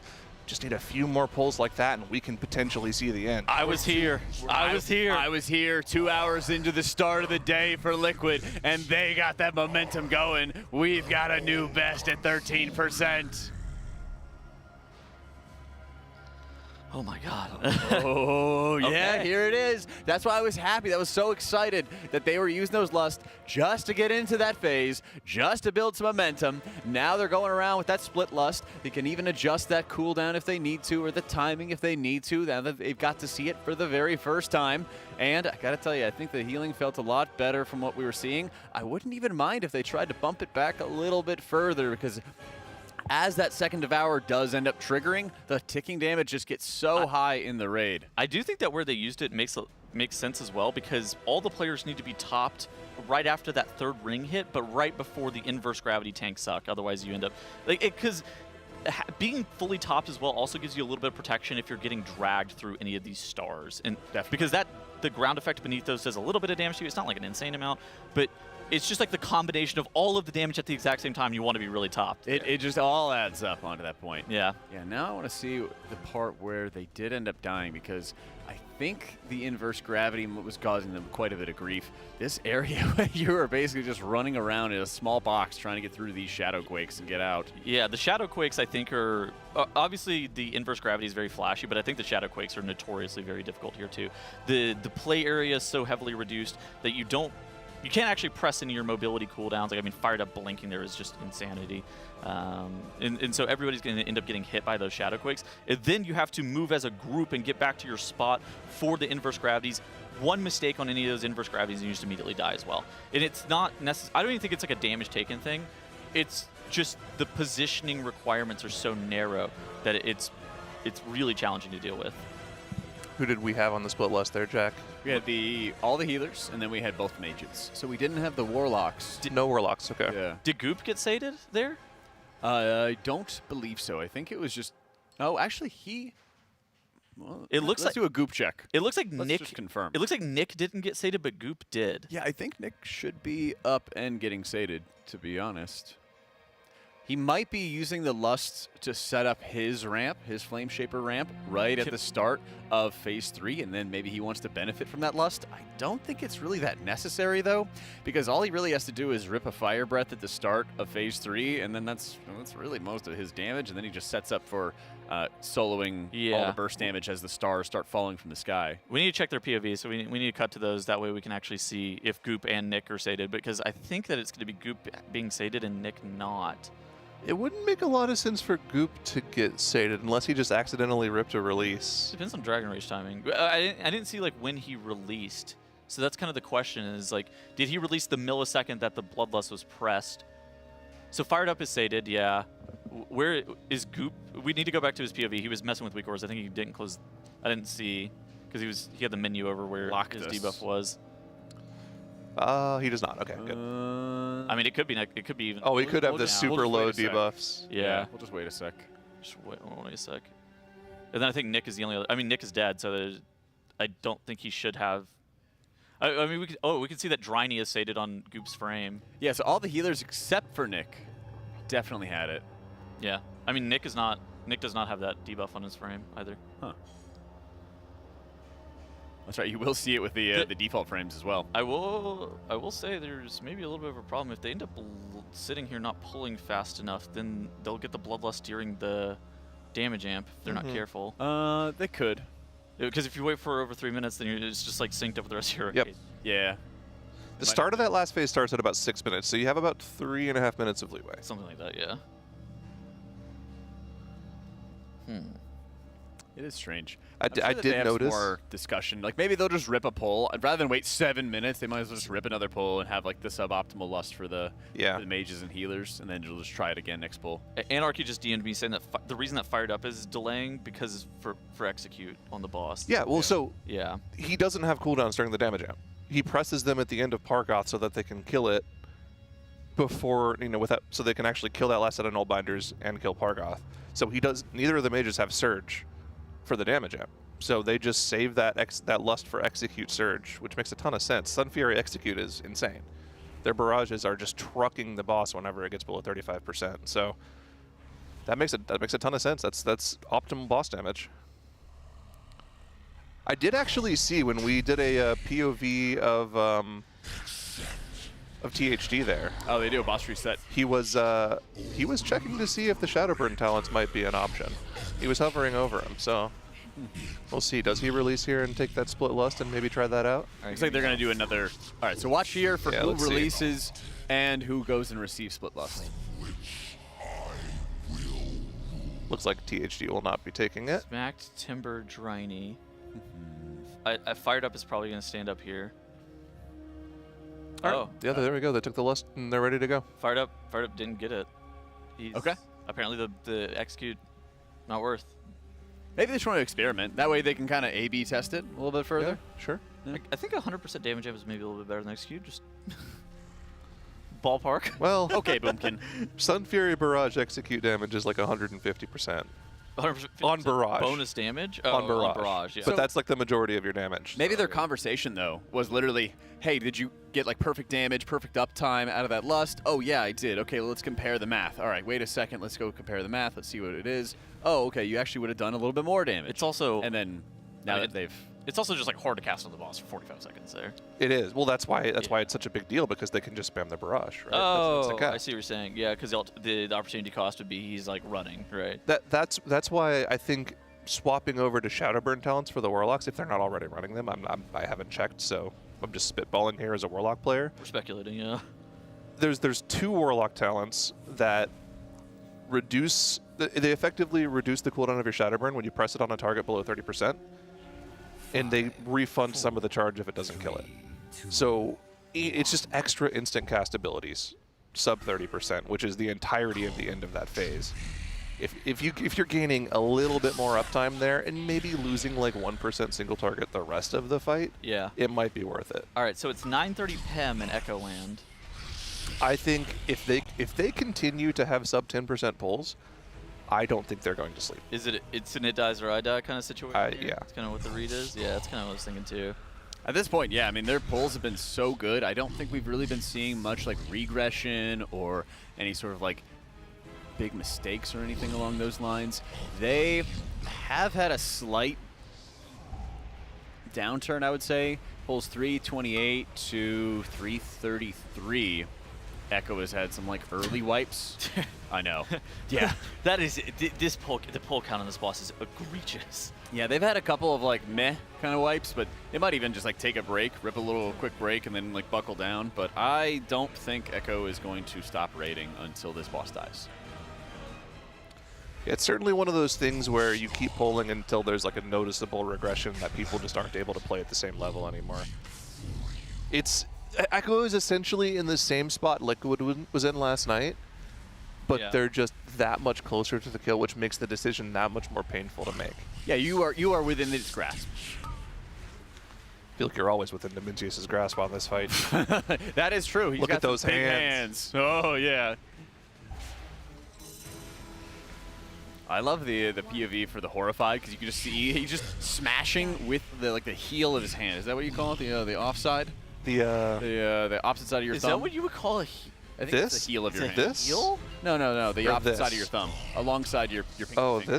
this part. I don't know what that was called. I thought it was the heel of your hand. What is the outside of your pinky finger and palm called, chat? Someone Google it for us. Is that the heel? I would have never heard that before.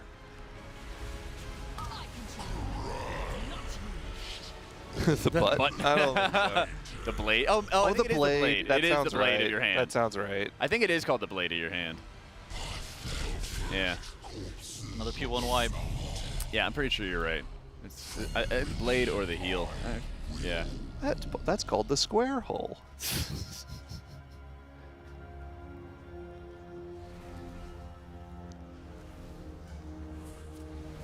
But yeah, he's just Goomba smashing the tanks. Yep. I also like that the boss has 3 different sizes. Yep. There was one of the animation artists for this fight posted their, I did the Devour animation for P1 Demensius. But you never get to see it because you're looking at his hands the entire time. That's the worst. Yeah, I feel bad for the artists that are putting so much time and effort into it, and then you never really get a chance to see it firsthand. I wish we would be able to have a spectator mode, not for the entire of like the viewing for race, but just for moments like that where you can fully like zoom out and appreciate the animation. Yeah. But I do love having giant boss fights back again. Yeah, it's sick. Remember when we were fighting like Archimond or, yeah, I guess even Killshade. You only see his feet. Yeah, you just see the dogs. Yeah. Oh my. I like fighting bosses that are way bigger than you, and with good reason for it too. What was the name of the boss you turned in Firelands? I should know this, but I can't remember it. Feet boss. Gotta give me a little bit more. You literally just hit his feet the entire time. Ryloth? Yeah, that's right. He was Lord Rylith. That's him. Was he the Fire Lord or the he was the Smolderon, right? He was just a big golem. And the first 75% of the fight was you hitting his feet, and whichever foot you hit more, he turned that direction. Yeah. Yeah, that's right. Oh, now I remember what you're talking about. Because wouldn't you have to like aim him so he doesn't fall into the fire? Yeah, you don't want him to go into the fire. Yeah, that was my first raid. You wanted them to walk over volcanoes. Yeah, that was my first raid, and that's where I like learned how to raid and everything. Was in Firelands. Are we in any pool territory yet? No. Liquid, no. Okay. No, not yet. I think, you think Echo is though? Yeah. Echo is closer, but that 5% is going to take a lot to get through. I would not be shocked if they had a 1% or lower pull. Sure. And then there's a kill for both guilds. The problem, I would say problem, but there's something interesting where it's like, yeah, sure, it is 5%, but the 5% really could just like be a one shot off the boss. But yeah, I do think that there's a chance that they hit some like really low wipes. We're talking like 0.5%, like sub 1%, sub 2% wipes. I think it's a requirement for a fight like this. Yeah, and I mean, again, I'm going to keep repeating this because we have new viewers coming in every, we're cycling in all the time, so I'm going to keep repeating this every 20 minutes. If you're wondering why it's taking so long to get these last few percentages down, that last minute and 20 of the fight, when the room is collapsed to its tiniest spot after the second Devour, that is the most difficult positioning requirement for every single mechanic in a fight that Blizzard has ever made, and might be the most difficult phase they've made in a boss ever. And it's off the back of the first 6.5 minutes of being one of the tightest tuned damage checks of all time. Like the damage check of P1 without Bloodlust is incredibly real, to the point where we watch Liquid and Echo both fail it fairly consistently. It's probably only like a 30% success rate. And then the P2 damage checks on both Pargoth and what's the other ad called? Big A. Astaroth. That's not his name. That's close enough. Artosian. There it is. How many casters does it take to screw in a light bulb? Oh, literally, man. The damage, put me on the spot there. The damage checks on both of those ads during P2 are incredibly challenging, to the point where you have to have 6.5 minutes worth of perfect play to even be able to have the opportunity to see the hardest phase of a boss of all time. And it's one of those things that, like, if they could start and they were in good position and they were just doing the final phase, they could probably get it done within what, 20 pulls, something like that. No, I don't think so. You think it's less? I think, or you think it's more, rather? I think if you started this fight P3 with Lust, it would still take over 100 pulls to get it down. Okay, what if you just started from the last Devour? From the last Devour? With 20 people alive. That's the majority of them, so probably like 75 or 80. Okay. Like, I think that last Okay, so you think this would be a 5 per pull boss? Well, I don't know about that. Zyro's already had the highest pull count prediction, I believe. Over 400. Oh my god, we wiped. No, we missed the last. Well, they were trying to push the boss there, right? That makes sense. See, this is what I was saying earlier about the damage check. It's like the damage check on this fight is just so tightly tuned. It's one of those things that they could just wipe to the phase 1 damage check over and over again.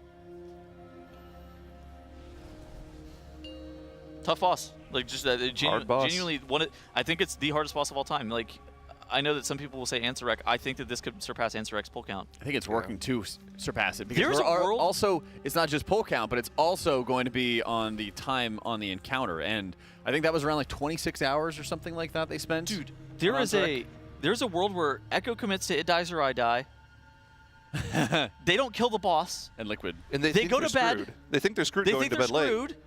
Liquid doesn't kill the boss. Yep. Echo wakes up, still doesn't kill the boss, and then Liquid wakes up and still doesn't kill the boss. Like, there is worlds where we go into tomorrow and the boss is still alive. It's one of those things where, yes, it could die in the next hour. It also could not die in the next 2 days because it's just so hard to get back there. So it really is going to take a Herculean effort by one of these guilds, and like legitimately, whoever kills it first, it's not going to be by luck. It's just going to be by raw skill regardless of who it is, and they will have deserved the world first. Yeah. Make sure you're tuned in to all of the streams so you can see every single pull in action because you don't want to miss any of this. And make sure you're sub to Twitch Prime to the Team Liquid streams. You're not getting any ads whatsoever. Also, you're a genius with the 420 pull count. I know you're just guessing, like literally genuinely. We're literally all just full spitballing the entire time. You want to know how I got to that number? I wasn't trying to put a meme number in.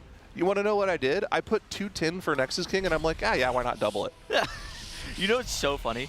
Kalamazzi, like a few days ago, goes, guys, I just don't even know how they could even possibly make Demensius hard. I'm just looking at the mechanics here. It doesn't make any sense. Like, there's no way they could actually make this fight hard with the mechanics that they're given. Okay, with the context, we were only reading the Dungeon Journal when we put in our We were only reading the Dungeon Journal? Well, no. We were only reading the Dungeon Journal, and Kalamazzi had seen the boss on Heroic, so he's like, I just don't know how they can make the boss hard. Okay, was it after? Yeah. Because I know when we submitted our predictions, we'd never seen the boss before. And that was before we'd seen it on normal. Uh-oh, he's awake.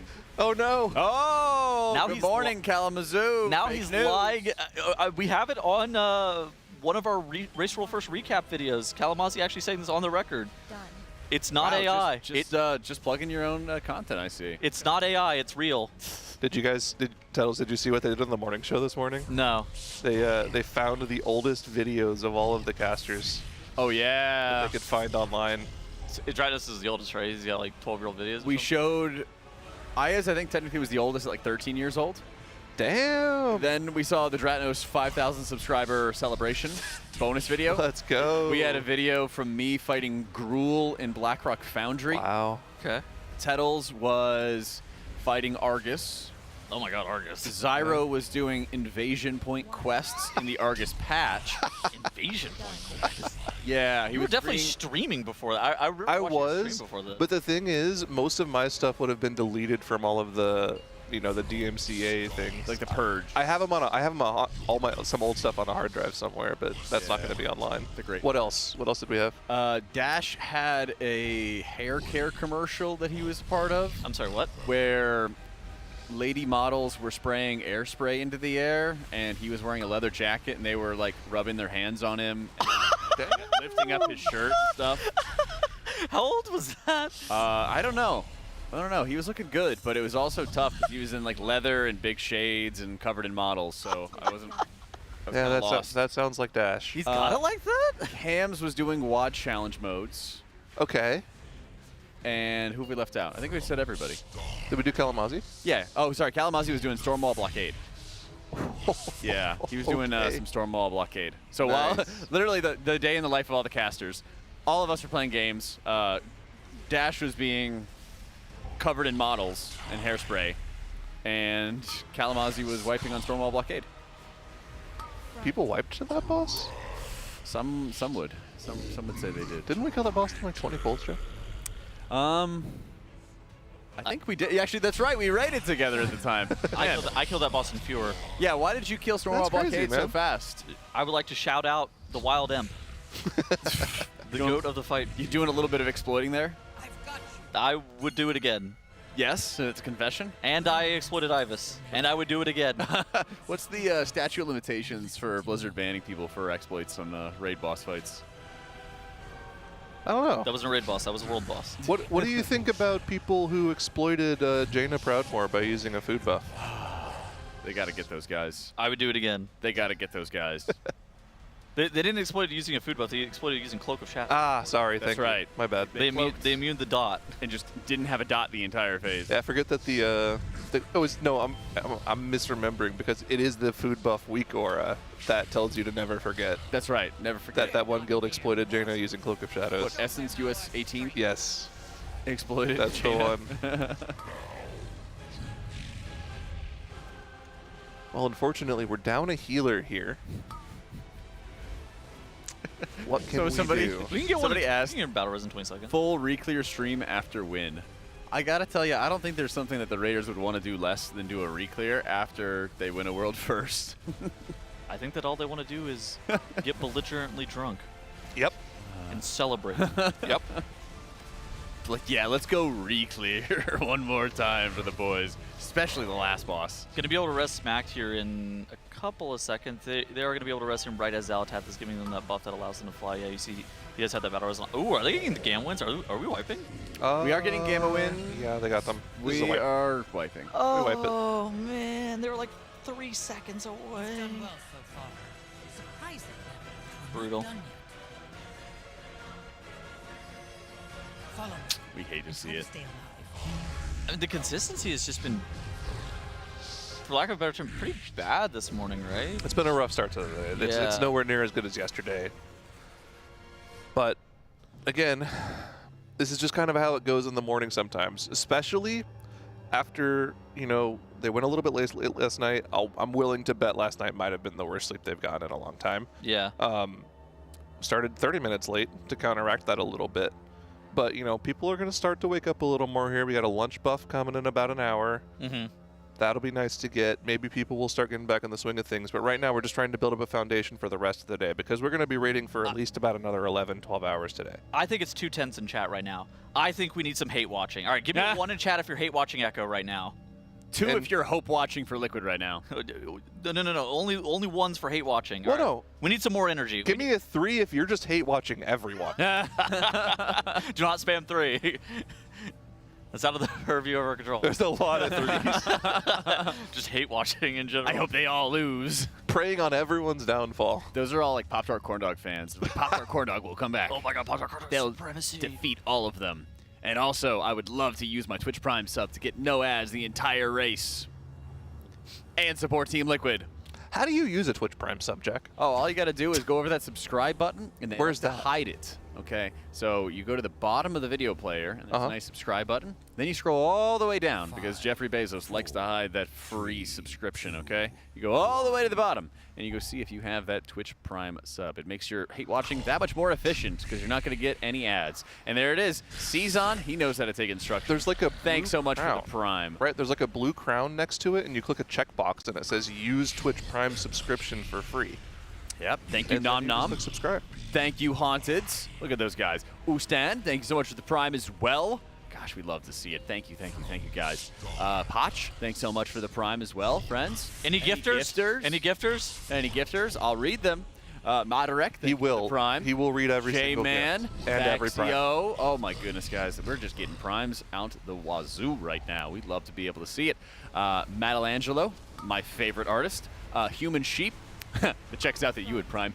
Morpheus, Mount, Sleevey Fox, Superman, Kamoy, The Thrills, Helen, Potassium, Wolf, Sky. Thank you so much for all those Primes, guys. Cookie Lover Jack, off me too. Thank you for the Prime. Saint Corner as well. Chicken Butt, thanks for the tier 1. Yo, Liquid Lizzie, thank you for the 5 gifted. Mediox, thanks for the 10 gifted. Welcome in to Bloody Drac. Duff, like some water title Jack, does this? I'm paying attention to the loose. Okay. Crixus, Andy Number, Zalub, 452, Metroid, Brovlasky. Yeah. It's Finks, Hirandar. Don't worry, I got this, guys. I know. Romano, Crass, Travel with You. Willie DeBole, thank you for the 20 gifted. Thelia, thank you for the 5 gifted. Welcome into Rocky, Denzan, Mythopedon, Biggie Small, Joe C. Shot, Dana White for the win, Function, Vendux, Showtime, Tribal, Toy, Riku, Lakta, Sharkade, Breadsticks. Love me some breadsticks. Chad, I wasn't kidding. He'll do this forever. Like Simply Tink, you keep giving subs, he'll do it forever. Sadism, Gabriel, Ludney, Are we allowed to simultaneously Creature, talk while Jarl. he's Yeah, reading? you just. Yeah, I'm just background noise. Perfect. He's just gonna read Liquid them Mog, regardless of what Tia we do. Tim, Heavy Chevy, thank you for the Prime. Shamiyu, thank you for the 5 gifted. Welcome into Wu-Tang. Spund, Maru, Verbatim. I am Dylan Lewis. Hi, Dylan. I'm Jack. And or Dad. Scroll. What did he mean by that? Renedrag, thank you for the Prime. Jay Thorne, thanks for the gifted to Olis. Diver Scuba, thanks for the gifted to Gyrate Hip Socket. Combo 3008. Berbersk, Grim, Conch, All right, chat, this Coco, is the last and sequence Trip of the Spooky. phase Thank you 1 for that's the actually getting a prime. little bit more difficult. You're going to be having the antimatter soaks at the exact same time the reverse gravity is happening, and then you have to be able to beat Devour 3. I thought you were going to keep going. I was hoping Jack would keep going. I thought he was going to keep going for sure. Yeah. I needed a drink. Chair Parrots, thank you so much for the prime. Also, the pools are a little bit Shamu, tricky thank because you you for can the run 2 out months. of space if you're not careful. But here's the antimatter Zone soak with this Ozone, living masses. thanks so much for It's the just prime. like it's a large portion of damage intake, and if you actually don't have the boss Holy suit Domer, below, thanks then so much that means for the prime, that you're too. going to be you Where have the to primes, actually guys? do the antimatter soak. I'm reading this guy's Twitch names because they're subscribing, Kyledo. They're adding to the Race to World first and making it still happen. All right, we made it into P2. I'm showing some appreciation. All right. Race All to right. close. Yeah, but we're Way phase 3, too don't dang. worry. Mounting up here, we're going to be trying to get shooting stars. 5 of our players have to be getting the shooting stars to be able to make Obarius, sure that they're thanks for the doing prime. damage to the Artosian mob as we make it into P2. This is the future of esports. Oh my god, it's like a TikTok overstimulation. Genius Net 93, thanks Ooh. for the prime. Ice cream's so good. And then them. Is it called dynamic flying now? They renamed it, right? Skywriting. Oh, skywriting. You're right. Skywriting. What's the other one? Static flight or something? Something like that. Steady flight, maybe? All right. We do have the Geriatric flight. P2 starting here where we got Artosian. He's getting hit by those shooting Anonymous, stars. thanks for gifting He gets us up knocked to all the way Matt down to Hatter 60% Bonzi. HP, but the damage check on this Persephone, platform thanks is for actually gifting us up pretty to hard. Jack is the GOAT. All right, I can't do this anymore. I literally can't. We just Defiance, we were thanks for the talking prime. in cadence, in sync and cadence. It actually was fried my brain. perfect. Yeah. Oh my goodness. That- Droots, thanks for the gifted, man. That actually cooked me so hard. Go ahead. We're the momentum is ending for the subs. Thank you everybody for Can doing production make our mics like mono? So like Tettles and I are in the left ear, Jack's in the right ear. Oh, that would be sick. No, don't do that. That would be sick. Oh, that made me uncomfortable if I was listening to it. Do not do that. This is what it's like when I get interrupted. Okay. Oh my god. This is my revenge, I think. Yo, Skarzak, thanks for the new sub, man. All right, we made it through the Artosian platform. It looks like we actually beat the Gamma Winds. This is what we wiped to last time. 2 pulls in a row making it to this platform. Not bad. Liquid's had really, really bad consistency this morning, so anything is a success, I would say. Small victories. Also, when I asked that question, I heard a lot of rumblings from the vicinity of the production. So. No. If anybody could do it, they'll find a way. God. It's like, could we do that? Yeah, we could. That'd be funny. Yeah, how are we not stim maxing in the Race to World? All right. Okay, these guys are. Artosian died on the first platform. We got Pargoth here, and kind of similar situation where most of the mechanics are the same. The only difference is on Artosian, you had the mass disintegrate or mass destruction cast, which dropped these lines on the ground. For Pargoth, you're going to have these orbs that have to be spawned. It's also done with a little bit fewer offensive CDs, but the damage check on Pargoth himself is a little bit lighter as a result. The Gamma Winds cast that you have to beat on the Artosian platform is a bit nicer on the Pargoth one. Now, something that is a little bit different as well is just the structure and the shape of the ground, and you see Liquid there getting all the way over to the side with those inverse gravities and making sure that they're spread out on the very sliver of an edge that's still available to be able to make sure that you are safe while also doing the inverse gravities. Then you get those Gamma Winds pushing you back all the way to the edge of the platform. You see Time Spiral getting pressed, and players still just like having to jump off at the last possible second to land back right on the platform, right on the edge there. They deal with the second amount of group soaks. Now, the wall has gone down. They Warlock gate over to the side. They have the inverse gravities. Pargoth needs to die momentarily. That way, players don't die to the Gamma Winds. And Xalatath is going to save us. I know she's not really on our side, but she is going to be looking to save us here momentarily. She's on our side. What do you mean? No, haters would say that she's not, but... What?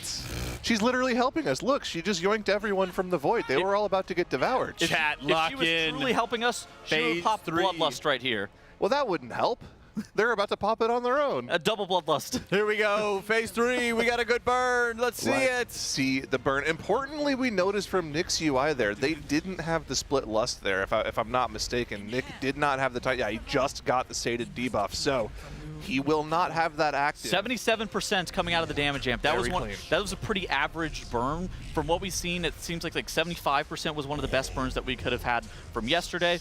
I think 77% puts us in a great position. If we actually cut to Fired Up's POV, he's got like this enraged bar at the top of the screen where it tracks boss HP relative to the time that you need. And as you can see on screen, a lot of the damage is front loaded. You got the Bloodlust and you got the Bloodlust, and you have the 100% damage amp. So the boss's Enrage is going to be trying to catch back up with that progression bar. And it will catch up the entire phase until the very end when they pop that second use of Ascendance and they pop those second 2 minutes and execute.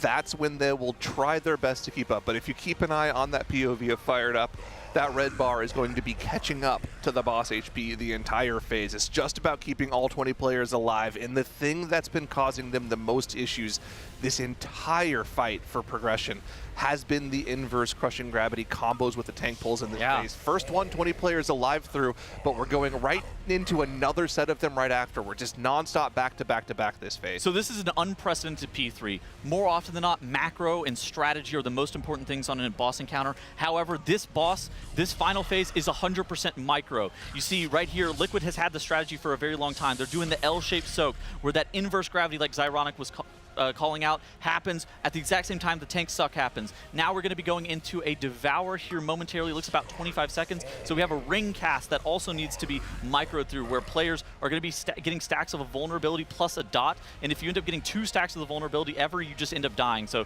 you'll see players walking through, letting the debuff fall off of them, and then making sure that they allow the wave to come over them again whenever the debuff falls off. Now we have the crushing gravity. 20 players alive. We have the crushing gravity again. And now we're going into this Devour cast. This Devour cast is something that the heal check on this is really, really tight. Yeah, you can see Fired Up is getting his altar time into position so that he can then get back in. I don't think this altar time is so sketch. It's clean. I think he actually avoided setting it up that time so he could get into position properly. But now we got another inverse gravity and the tanks up coming in. It's one of the hardest parts of the fight. Here comes that pull. We have to watch and see a lot of players. The Shaman. Is everybody alive? Everybody's alive. Especially Nick went down. They have a battle res for him. Battle res for him. So here we go. Rings again, and there is no room to run. We need to get through these rings as early as possible so we have time on that vulnerability for the next one. But you can see there's just no 4 people room are dead, in but we this have a phase. battle res. We have a battle res, but this many players dead. It's just not going to happen. But we're going to try to get a little bit of muscle memory here. The players alive will continue to try pulling the boss, see if they can live through some of these mechanics, get a little bit more used to dealing with some of these overlaps. Another inverse gravity plus tank pull mechanic here. And most of the players stayed alive. But one of the problems with that mechanic is the fact that it's so hard to spread out with the crushing gravities inside the inverse gravity. That so much so that players are stacking on top of each other and cleaving like 3 times. That's just going to one-shot you without a huge raid CD up. So a sentiment that I want to Liquid here that you said earlier is that they need the practice. They need to be able to continue to see this phase over and over again to the point where they just, it's like automatic. It's no longer going to be a concern about making it to those rings on time. They're going to know what this feels like over and over again. And eventually, with Raiders of this caliber, they're always going to be able to make magic happen. You're going to sentiment a Liquid? Yeah, well, we can't be... I got it. I'm not going to be echoing a sentiment. I'm going to be liquiding a sentiment, of course. Oh, my goodness. I thought that was good. That was good. I thought that was good, but maybe it was too corny. But you actually saw right there. Appreciate it. As the raid died, Dryny was in bubble wings. Like, he was doing everything he could there, but the raid was dead like right as he popped his cooldowns there. He's getting after it. If they live just a little longer. Oh my God, this is very rare. Forwards facing hat. Oh my God, that's how you know it's business. Let's see if on Nick's POV which Raiders are currently sated, because they have that rolling at the moment. We've got it on Timbermaw. Got it on. I see just healers. Dryny. Just healers. Smacked. Okay, just healers. Yeah. I like this a lot. Nick is not taking it, weirdly enough. Yeah, and I think that's because he's going to set up specifically his healing for the burn phase right afterwards. He wants to get all of his echoes out onto the entire raid and basically solo heal it. Now, you might be wondering, like, oh my gosh, it's like Nick's doing more healing than Timbermaw. Does that mean he's doing better? I almost guarantee you that he has his assignment to blast tons of healing for that falling stars at the beginning of phase 3, and he's just going to hard carry that, while Timbermaw is probably adding more damage as best he possibly can during that entire burn phase. And because they don't need to have both Flame Shaper Evokers bursting for that, and they probably need to have much more Timbermaw healing for the first Devour, which happens like 20 seconds after all the stars have come back down to Earth. He's probably carrying that area. Nick's probably carrying later phases. They probably both had their cooldowns back around that time anyway. Somebody gets the main character energy healing cooldowns assignments. The other one has to add some damage. kind of tough to be that side character. Don't I know it, man? I'm playing Holy Priest, and that's like a third-tier character. Aren't you doing that to yourself? Is the Just priest reroll, healer man. complaining? Just Tettles, you're literally a boomkin. Just reroll, man. I'll reroll. Play I don't something care. different. Yeah. I might get Rain Jacket, but we already have a Shaman, and he was really excited to play Play Shaman. Presevoker. Eh. You got See, now he's just dismissing it. He just wanted to complain to complain. I want to Yeah, play my like that's raid, ever so I stopped can you in the do past, videos Tettles. about it. There's a difference. You're complaining. I give valid criticism. Okay. You can't understand. You know what I can understand is that Alienware makes some of the best monitors in the business, and our Raiders themselves are using them right now. And if you would like to win a 27-inch 4K QD OLED gaming monitor, be sure to check out tl.gg/AlienwareRWF. Chat. We have an amazing sweepstakes for 3 winners. All you have to do, make an account on the Alienware Arena. Do it, follow the prompts, and you'll be good to go. Must be in the US or Canada and above the age of 13. Rate the ad plug there, guys. Chat, what do we think? 10. I got a 9.7 out of that. I'll take it. You know Lions Tech Tips is? Yeah. Dude, Yeah. that's how that ad read felt. Like it was just like one of those. They do their intro. It's like just like one of our sponsors, and then they just fit it in there. Yeah, I mean, listen, you know what? We would not be here without our sponsors. We wouldn't have a job without the sponsors. This race wouldn't happen without our sponsors. yeah. Yeah, you know what happens. It can get annoying, get whatever, but this is the reason we're here. This is the world we live in, and there's some awesome products on top I don't of think it. there's anything annoying about it. I remember the before times whenever guilds would wait for 5 other guilds to kill the boss, or 4 other guilds to kill the boss before they released a video, and there was nothing that was ever streamed within the top 20 in the world. You remember Heroic Ragnaros in Firelands when Paragon gapped everyone? And No, I like, don't. they were waiting for 4 other guilds to kill the boss, and like only 2 killed it. So after 2 weeks, they're like, okay, we're just releasing the kill vid. We're tired of waiting. The young Buck Tettles just doesn't remember those days. No, I don't. I started in Warlords, Your Honor. When did you start? When did you get your first cutting edge? Hellfire Citadel. Oh, there you go. Yep, started playing the game around the same time that Blackrock Foundry came out. What about you? I got my first, I guess it was the equivalent. I started playing in Firelands, and then I got my first end boss kill in Dragon Soul. Okay. But it was right before that 30% like pre-patch nerf, so right before, you know, not the. So can you really count that though? I personally count my first like real cutting edge as Siege of Orgrimmar. Okay. Because that was when they actually added the cutting edge achievements, was in MOP. Yeah, I think I have every single one, starting with the first tier in MOP. Because those 3 were the first ones. Oh they yeah, that's the added, beginning. Right? Yeah. Grand So Empress I've had Shekzir, Will of the Emperor, and Shaw of Fear. Mm-hmm. I've gotten every cutting edge since Siege of Orgrimmar, though. Yeah. I even have some on EU, too. Me too. Actually, that's the other thing. We both do. Yeah, we both did a little Euro trip in BFA, raided together in Future for a little bit. That was what, Aldir to... Did you finish out the expansion? Did you raid Nyloth with them? Oh, you were back. No, I went back to Limit for Eternal Palace in Nyloth. That's right. That's right. But I did. We're in London, right? Yeah, that's yeah, right. there. That's right. I did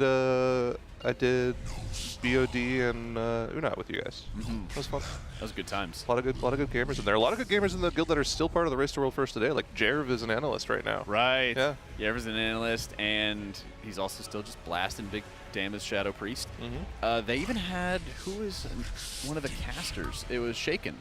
Oh. Right. Shaken was a mage. He was Okay. a mage in Future with us for a while, and he was a caster. All right, going into P2 here. Done. We don't.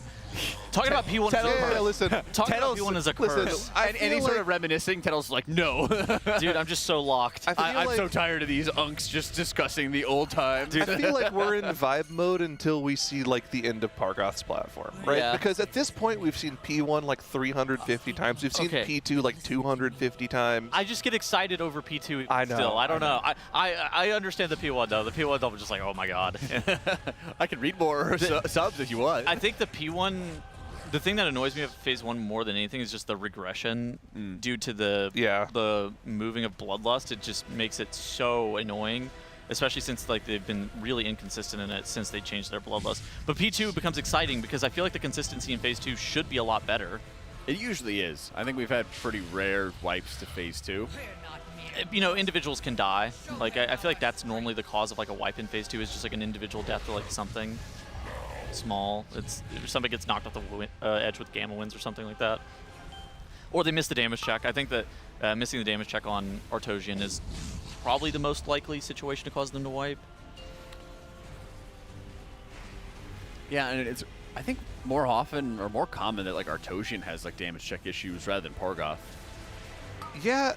Yeah. Well, specifically because on this platform you have to beat the second winds, right? They don't have healing cooldowns allocated for that. You're in the back quadrant. There's no Xalatath to save you here. So if this boss isn't dead in like the next 3 seconds, we're in trouble. We'll get those second wins. I think the timing should be okay now, here. yeah. We're good. Yeah, So, we're good. so if they were 2 seconds later, they would have missed the check. But I mean, it was perfectly timed. That's the amount of DPS they were required to have, and they were able to meet that check. And so now they're going to be flying through space and time again, making it to the second platform, which is largely similar to the first, just in terms of cadence and the mechanics that are on it. Yeah, the only difference is, of course, no mass destruction on this platform. It's those 3 Void Orb soaks, which arguably are a harder mechanic.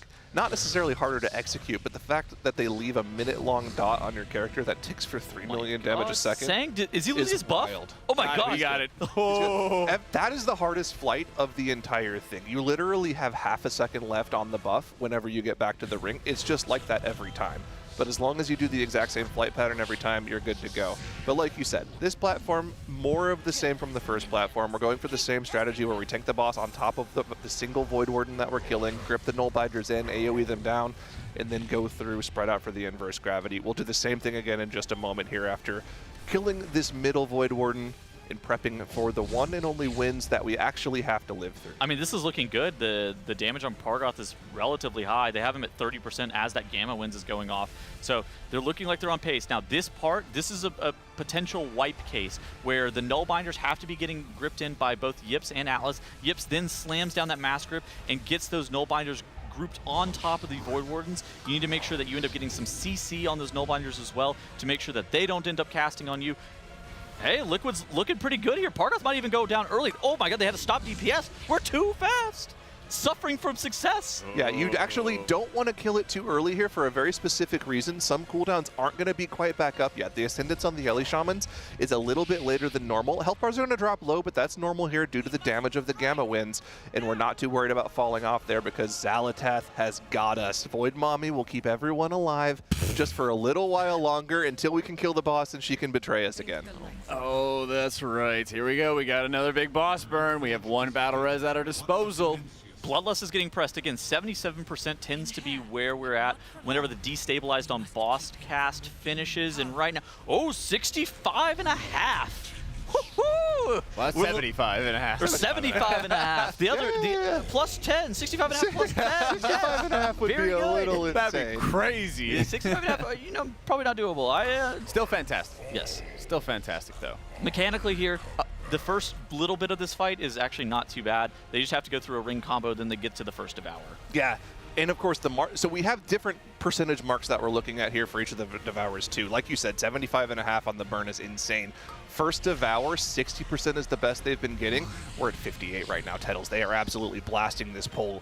Time to game, as most of the players have swapped their details name to. Of course, first Devour good to go, all 20 players alive, in for this first pull in, and then the gravity's right afterwards.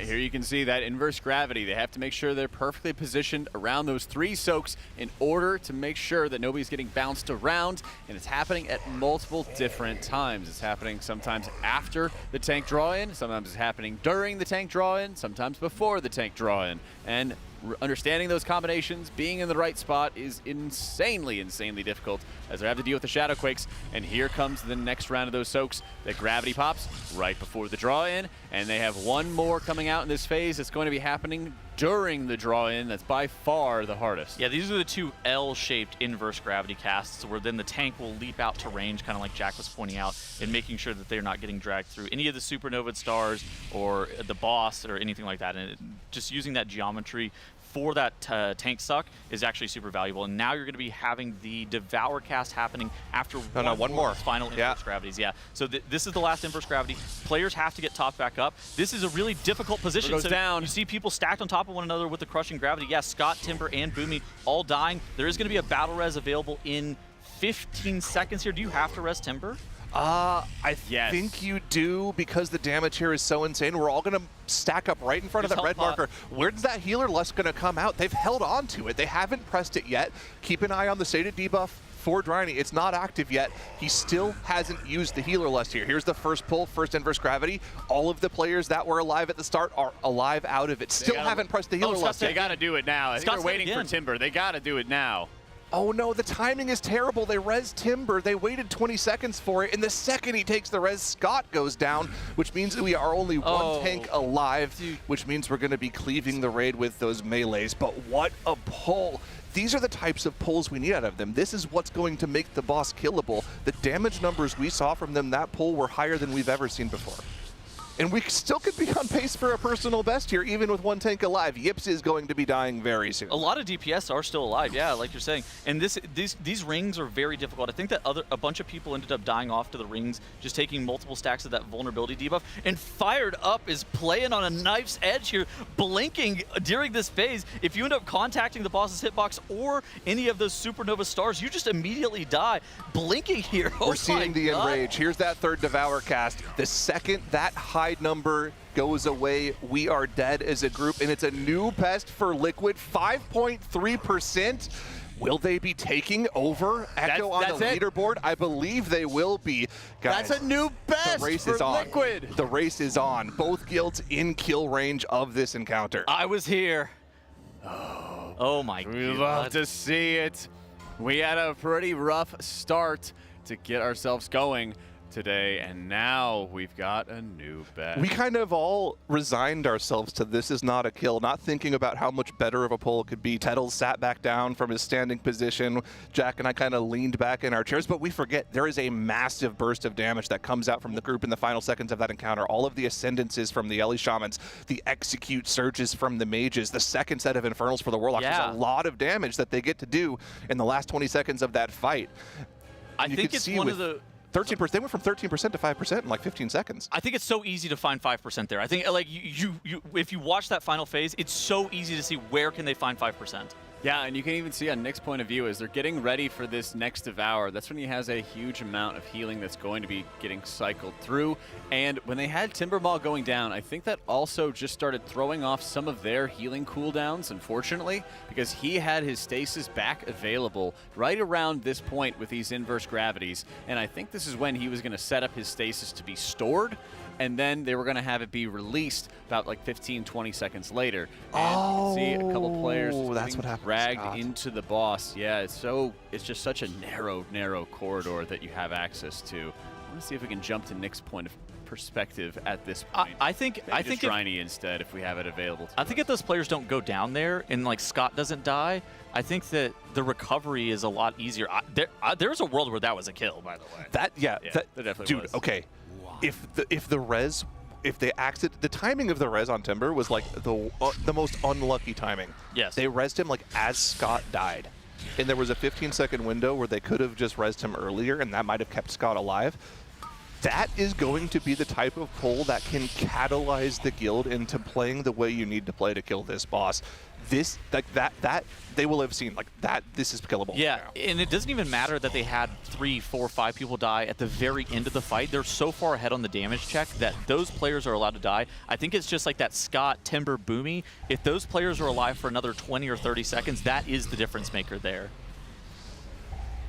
Dude, that's got to be such an amazing feeling for them. Oh my god. Getting a new best, kind of going through the motions a little bit early on in their day, and then finally hitting that point where they get to see some more progression. No, okay, it's only one single. A little brush. That's actually impressive. How have we have only had one single can fall off the monster tower. How did you manage that? That's impressive. A slight breeze. Just one single can. It didn't cause a collapse. Breeze. Oh, man. Let's talk about Phase 1 a little bit. I feel like we don't really talk about Phase 1 all too often, but I think that now is the point in the race where a lot more people are going to be tuning in that may have not seen this phase so far. Yeah, sure. I mean, again, it's really hard to keep saying this and have people, like, trust us on this, but genuinely, Phase 1 of this encounter is one of the hardest Phase 1s they've made in a long time. It's on par with Queen Ansarek Phase 1. It's very difficult. Tons of damage going out. at all times, but a lot of the difficulty of the encounter is this moment right here where they had to pull down reverse gravities on both sides and then instantly gateway into the Devour. Yeah. Extremely difficult moment, done perfectly by the team here. Nobody got pulled into the boss from the reverse gravity. Everybody got together for the Devour. But every single spawn of these living masses is just a huge strain on the healers. Yeah, and it's not a phase that you can really autopilot for a couple of different reasons. First off, like you're saying, it's a lot of triage healing where more often than not, especially in the last couple of patches, just having healers that can do insane amounts of overall HPS output has kind of been the meta. But right now, this season, it's about being able to identify who's in danger and being able to reverse their health bar over like a 1 or 2 global situation. Then, on top of that, there's a bunch of weird mechanics where there's excess mass and there's reverse gravities that you have to be able to get players out of the air within very precise windows. All the while you're getting knocked back, you have to drop puddles in a precise location. And then the damage intake is really high whenever things like the living mass are out, where they cast an ability called Fission, and you can see that on screen right here, and the antimatter soaks. Both of those are the points at which that triage healing kind of comes into play, especially whenever they're lined up together, like at the end of this phase. This is where a lot of the reprog has come into effect, where they stopped lusting phase 1, and they had to actually deal with these mechanics, and those antimatter soaks and those ads are just super dangerous. 20 players live with a battle res going into P2, though. This is a clean P1, like Zyro just mentioned. Yeah, super clean. They didn't even those reverse gravities actually weren't even in the air for any meaningful amount of time. Normally, they just wouldn't even bother soaking them and just try to burn the boss down, but wasn't even something they had to consider here. That's about as clean as this P1 can get. Now, you know, heading into P2, we've seen this quite a few times. It's really all about these collapsing stars, right? You need to make sure you get all 5 of these. Your Dragon Flyers don't die. These augment the damage on both of the Void Lords by a ton. It's about 35% of their HP. But we covered a lot of P2 last pull. It's a lot of movement, a lot of ad killing, and just perfectly timed cooldowns from both DPS and healers alike to make sure they live through all the mechanics. Yeah, and to your point earlier, Tettles, there's so much focus on building niches and like enhancing niches with these hero talent tier set bonuses out of Season 3. And that includes for the healer perspective, where playing with double preservation, they are really carrying a lot of the output for these specific moments. You'll even see Nick, I believe this is his stasis release right now. There it is. He just released his Empower spells, Temporal Anomaly, Engulfs, and actually I think it was mostly in the Engulfs, making sure that he was blasting the brunt of the output for when players are stacked. But in between is where you're going to see Smacked and Dryny really shine, evening out those health bars, specifically focusing players that are dropping a little bit lower than others. And a big area right here is when Dryny's healing through players that are getting knocked back by those mass destructions out of Pargoth. He's also having to make sure he evens out those health bars, which in that instance was himself, since he was dealing with those mass destructions. Toshian was dead about 10 seconds before he needed to be. All good. What was that? That's what we call that motivational DPS there. Passion Dam. That's what Anarchy was calling. Who are the holdouts, by the way? Who are the few people left that haven't changed their details name to game? Look at the top 10 there. They're all gaming. Let's go. Interestingly enough, Timbermaw had not had his name go game, and now Nick doesn't? Or maybe Timbermaw named himself Nick Evoker? I think, actually, no, I'm pretty sure Timbermaw named himself Nick Evoker. Game. I'm pretty sure. Because they basically have given like main character energy to Nick's cooldowns a little bit more than they have with Timbers, because you can't fit both the cooldowns at the same times, or you shouldn't, based on how the fight goes. We need the blessings of Ra. One pull of greatness. By the power of Ra. Give me your energy. We got to be able to get through this Pargoth platform, but if we are able to make it through the second mini-boss in P2, we're going to be able to have Bloodlust and all 20 players live with multiple battle reses for the last phase. This has been set up quite nicely. They had passion damage on this first platform. They're actually on great pace damage-wise for this Pargoth. Now they have to just get through these Nullbinders and this Conqueror's Cross, killing off these Wardens as well at the exact same time. And it looks like they're all gripped in. The mass grip to CC them on top of the wall, and now more CC to make sure those Nullbinders cast is not going to be going off. The wall gets broken. The entire raid gates through. They need to spread to make sure that inverse gravity is dealt with. Pargoth is going to be going down here momentarily while the Gamma winds go off, but that's not a problem because Xalatath is going to be saving us. We're going to be good to go. Timing. That was like flawless timing. They want to get knocked off, or almost everyone get knocked off, just as Pargoth is dying. Water Guild!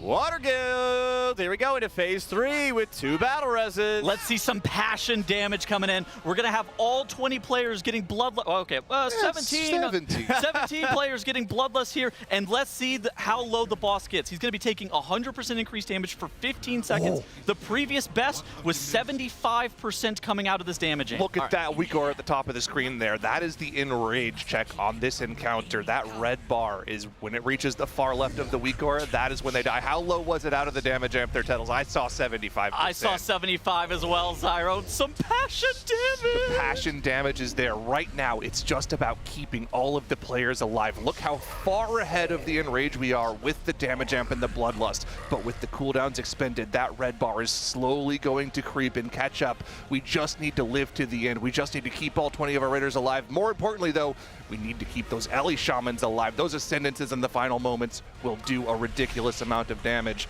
The first Devour, though, coming out for the group. Since it is a 3.5-minute phase, the Ellie Shamans definitely are the protect the president kind of main characters, because they're going to be able to get 2 of those 3-minute Ascendances at the very end. So we saw the Devour like you're kind of calling out. Now we're seeing the inverse gravities that we saw in P2, except this time it's with a tank soak. And every single time we get the tank soak, we are going to be getting an inverse gravity at the same time. Now we go into the ring combo, and that's kind of what we're going to be seeing for a couple of moments here, where it's just going to be ring combo into tank soak with the inverse gravities, all the way up until we make it to the second Devour cast. Clean movements, no going into the collapsing stars, no going into the boss's hitbox. We cannot afford a single player to get spaghettified here. Here's the second pull, L formation like you've called out. This time around, it's explosion before the pull. Don't go into the star, don't take that extra damage. 20 players alive once again. Demensius dropping ever lower as we approach the second Devour. Yeah, you can see right here, they've got a nice moment to breathe as they're gonna have the next round of Shadow Quakes coming out right now.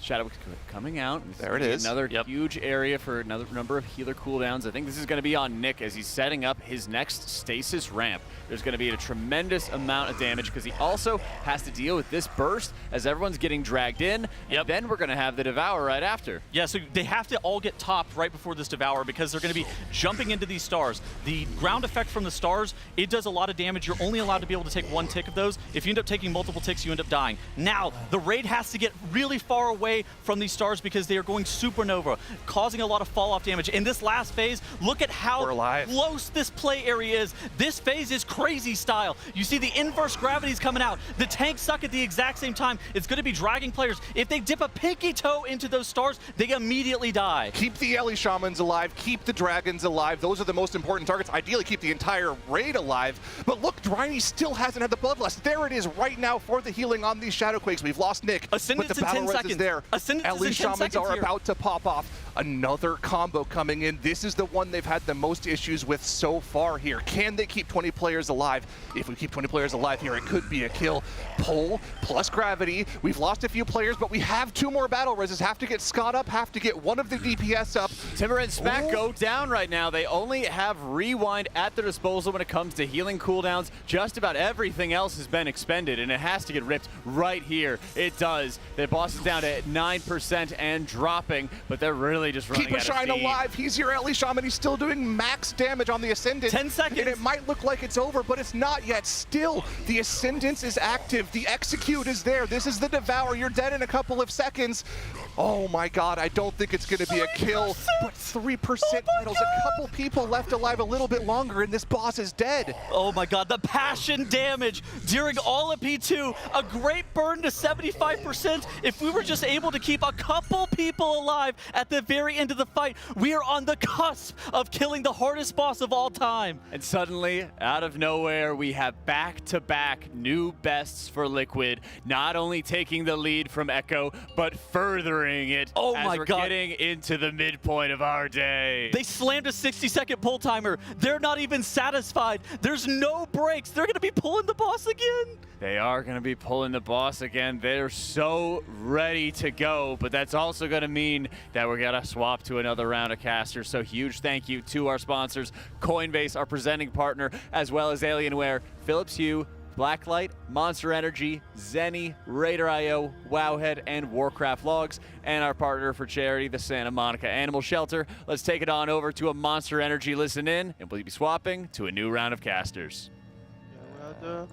I was kind of expecting Get up, everyone to Impact. be to the left. Full 15 Impact. I'm extending. I'll take it, don't worry. I'm not extending. Pulling in 10, pulling in 10. Actually grip me if you can. Make sure you're og. Make sure you're og, bro. It's legal, but I wouldn't be on the raid, Scott. Yeah, I mean, I'll rotate around and then I'll taunt when I can. It's just like, it's so fucked. Yeah. What can we do there to help you guys? They still work if Heap's can handle it, which I think like that was a rough call, right? You went in with nothing anyways, and it still was fine. Sure, we'll just go with it. It's fine. Yep. Perfect. We'll just make it work. It was just fine. Knock in. Make it work. 3, 2, 1, now.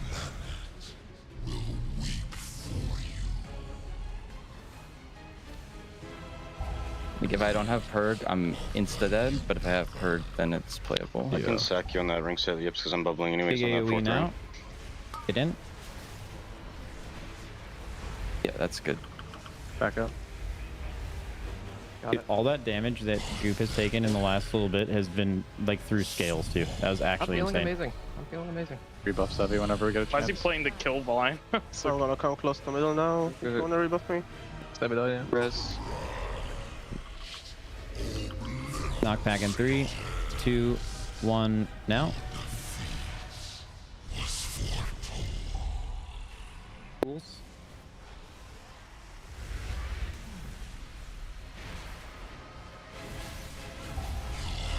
Soak in 3, 2, 1, now. Back up front right. I'll get front left. Go front right. 1, Devour. 2, done.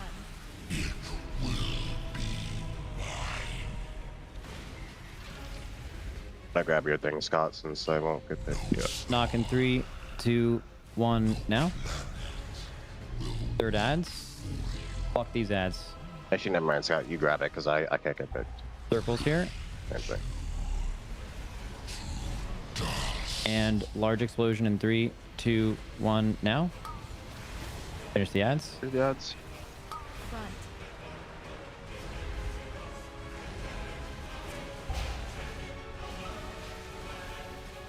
One. 2, done. Knock back YOLO soon. Damage is good. We probably have to soak though. 3, 2, 1, now. Leave the marker clean. Yeah, safety man, safety hat.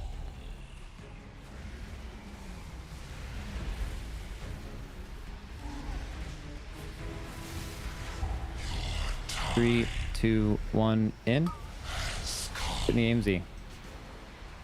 Watch the people with reverse gravity as they're getting out. Don't get shot. Done. Nice. Game. Game. Game. I've got you. We're in Demensius' domain now. So stay close and listen to me.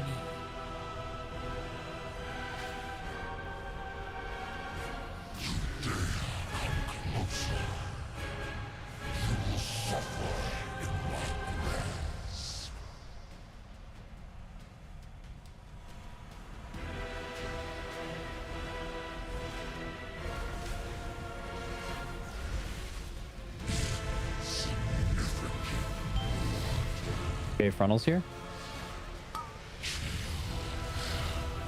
We're not mere mortals. Going through doing a line in 3, 2, 1, go.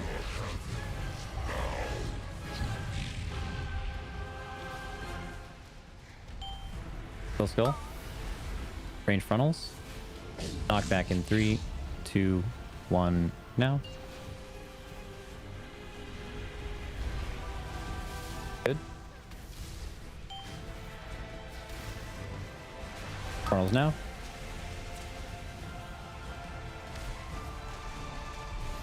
Okay, gating and doing a triangle. 3, 2, go. Hit it. Hit the boss. We did this without my weapon oil. Huge. We're not done yet.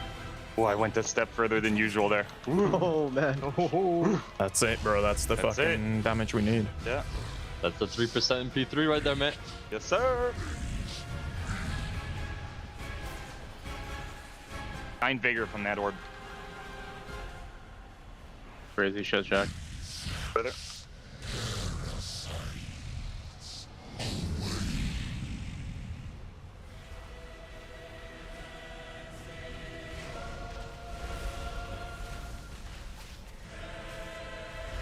Okay, we're doing a bait soon. Baiting in 3, 2, 1, move. Kill his minions. Keep pressing him. Going through, doing a triangle. Go now. Gravity going off. 3, 2, 1, now. Hit skull, Rashak. Like super stacked on. Stack. Knockback in 3, 2, 1, now. Reog as well. Yeah, I did. Bait. Bait in 3, 2, 1, move. A little slightly out. It's fine. Baiting and doing a line in 3, 2, 1, go. Watch HP or can't lose anyone. Nice. Hold. No. Fuck is wrong. Yeah. It's still killable, but... Play perfect. Play perfect. Yeah. Yo, just like slow us down. Yeah, like slow us down. Just proc a few sentences. Yeah. That's what you don't need if you actually proc here. All right, we're back from that monster energy. Listen in as we make it to another phase 3 pull. Things aren't perfect this time. We pushed a little early. We missed that last Gamma Burst cast, which means our cooldowns aren't all here exactly how we want to. But if everything else goes right, this could still be it. It still could be it. It doesn't need to be perfect heading up to it. It just needs to be perfect in this phase. And Talamasi, we don't get safety net. If we can do the damage, if we can just game. I mean, we've seen they have the damage if everyone stays alive. The problem is just staying alive. A 5% wipe into a 3% wipe. They're being incredibly consistent here. We just need one clean phase 3, and this boss is dead. Exactly. The phase is difficult. The start of it now they have down pretty nicely. The boss gets down to 40%. Things are looking good. All 20 players are alive, and then things get super scary. That's the cadence that we've come to expect from this fight. But the last few pulls, they've gotten even deeper than that 40% mark. They've gotten down into the single digits on the boss. We've had our first death of the phase already here. No B-Res is going to be available for Sang either. Not for another minute and a half here. At least his Dragon Rage was already used, and it'll be up again when he gets rezzed. Yeah, realistically, they could res him again in a minute 30 when his Dragon Rage is back up, and he can pop it, do his damage, and they will still have the damage to Yeah, kill if this everything fight. else goes right, we can still kill this boss, but no more oopsies. There's no more room for error, any further deaths here, and I think that will make it impossible on this pull. Sometimes, though, you have this feeling on these bosses where you need everything to be perfect, and then somehow you just kill it on a pretty scuffed pull. It's always a phenomenon of Mythic rating. We're sub 50% now already. Let's see how low we get this boss for that second Devour with the player dead. The mark that we're normally at on an average pull is about 30%. On the last pull, the 3% pull, they actually had it at 28% at the end of the second Devour cast. Oh. Any lower than that and you are in extremely good territory. I suspect with the remnants of that Dragon Rage being missed out on during the Bloodlust, we're going to be a little bit higher than that. But we've already seen how low this boss can get. Last pull for the last 30 seconds, half the raid was dead. Right. We didn't have any extra cooldowns going out. Yeah, so if we'll have to everybody see. lives, we'll still be fine here. It's just getting everybody to live is proving almost impossible on this fight as we get that second Devour. We get that high to the boss.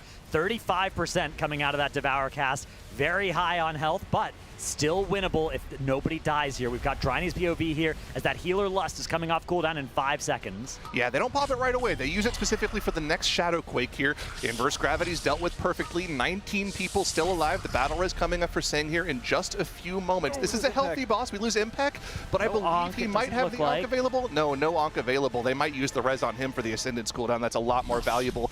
Bubble here for Dryny. No, we're going to be Scott's resing dead. Scott. We got have to res him. res Scott. Exile's dead as well. Dranako's dead as well. Players are starting to drop like flies, and the boss I don't think is quite low enough for this to be winnable from here, but they are going to keep this one going. The next set of gravities come out the tank on basically the opposite side of the boss as everybody finds a narrow channel through these orbiting black holes. It's not going to be safe just yet, though, as the next Darkened Sky comes out. Yeah, the movement requirement, especially when those darkened skies are far from your character, is ridiculous. Having to run past these collapsed stars to get there. If you accidentally dip your pinky toe into that, you're dead. If you accidentally go on the wall, you're dead. If you accidentally go into the boss hitbox, you're dead. So it makes sense that we're losing players to things like this positioning requirement. But again, 3 pulls in a row. We've seen that third Devour cast. They are playing exceptionally well right now, putting Echo on notice that at the end of the raid night, they need to lock in. Yeah, exactly. I think Echo has to go late here. They have to. I think Echo, yeah. Last night, Liquid almost made the decision to stay up. It dies or we die. I think it was a good call not to.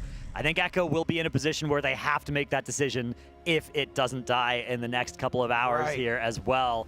But, of course, both guilds still currently pulling the boss. 3 enrage pulls in a row, though, is an absolutely crazy heater that Liquid are putting together here. Lunch would typically be in 25 minutes. I wouldn't be surprised if we keep pulling until we have a bad pull, though, at this point, because these you never want to stop after this kind of chain of great pulls. Yeah. But we are here. The casters, of course, came in mid-pull there as we were getting quite deep into the encounter. I'm Dratnos, joined by Zyronic and Kalamazi for this afternoon shift. We've got our Monster Energies. Ooh. Cheers. There we go. And we are proud to be sponsored by some amazing partners. We've got Coinbase, our presenting partner, Alienware, Philips Hue, Blacklyte, Monster Energy, Zenni, RaiderIO, Wowhead, Warcraft Logs, and our charity partner, the Santa Monica Animal Shelter. You can head to tl.gg/donate to donate. That's why the URL has that in there. Yeah, very nice cool. helpful hint for what's going on there.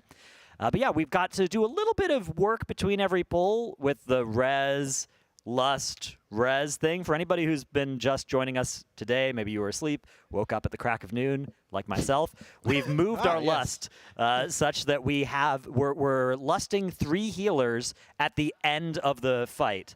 So we're doing a release bloodlust so you get sated, and then everybody else can release. They won't have sated, and then when we lust at the end of the fight, it doesn't hit those 3 people who still have a minute of sated, and they can then use it later into that phase. Makes it a lot cleaner. It's specifically for the healing on those Shadow Quakes in that phase. Some players are going at the last possible moment through those Shadow Quakes, so the damage on the raid is insane. Every single one of those rings does like half of everyone's HP, and there's like no room to spread out at all there. The other thing that's killing them a lot is the crushing gravities inside the inverse gravities. Because there's so little room, it's hard to spread out inside that. The inverse gravity is like overlapped on top of the collapsed stars. So sometimes they're just overlapping a little bit too much. Sometimes there's like 3 people stacking on top of each other.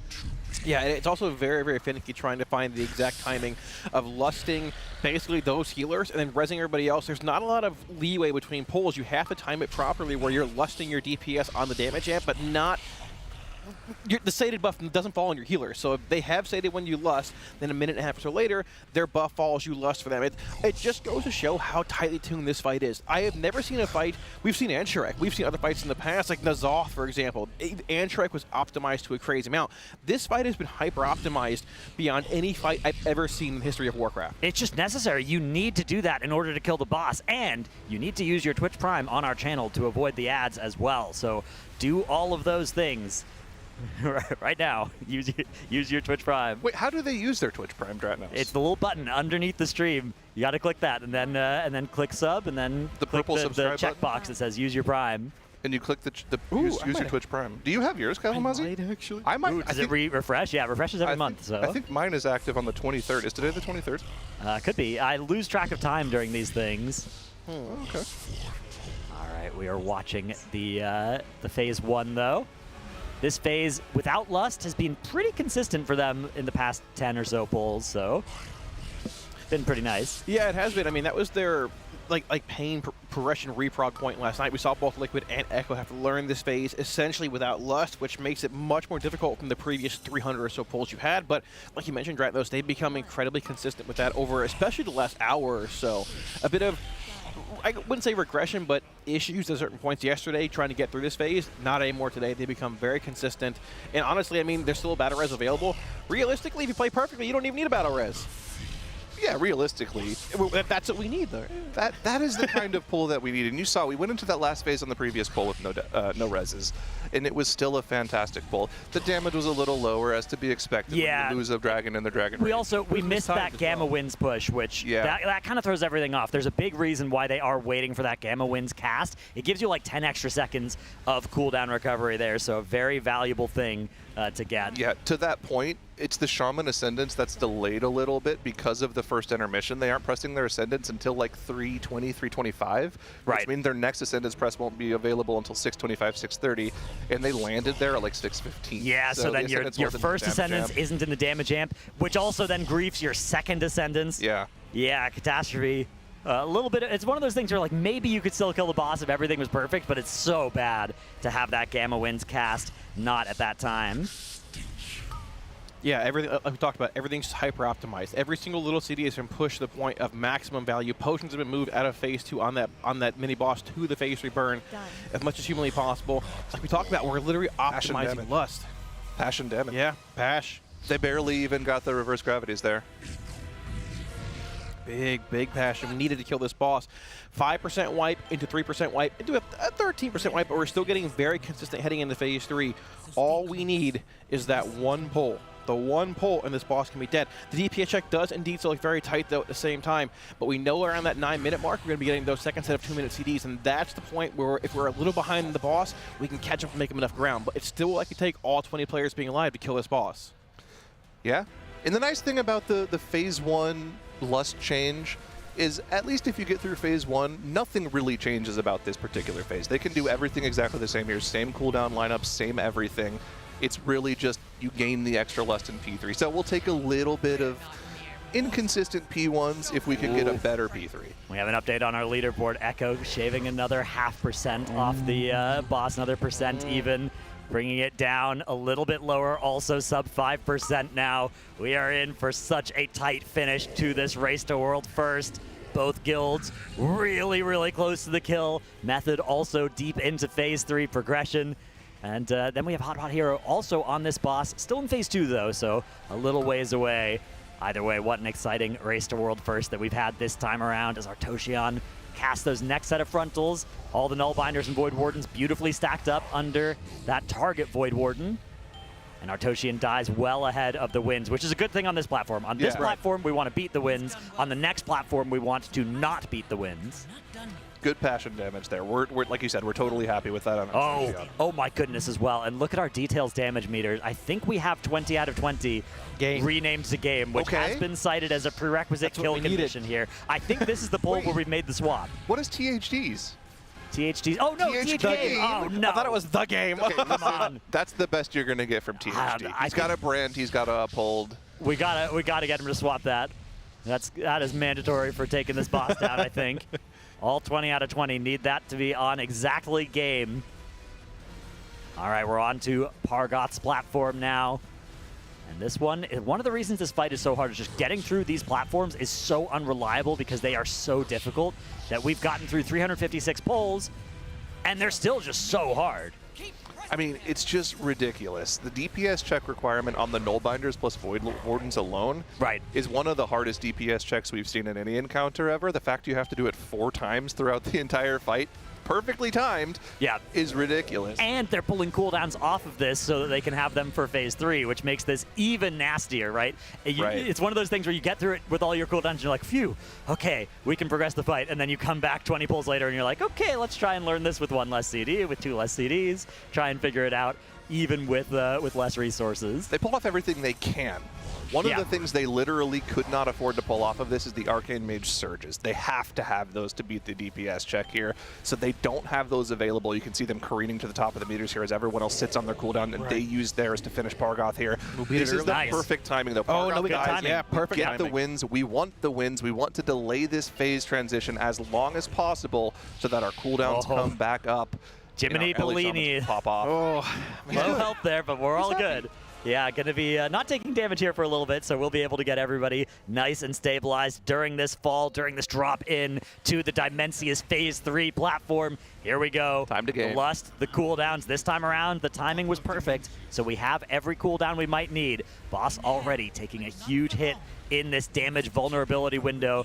On Fired Up's UI here, you can see at the top of the screen, we have one of these tracker bars that shows how we're doing compared to our timer. We are well ahead of that red timer marker on the bar, but That was with the damage amp. That was with all our CDs. What's going to happen now is we're going to slow down relative to that bar. We're going to get another set of CDs for most players at those 2-minute marks. A little bit different for the Arcane Mages, the Elemental Shamans.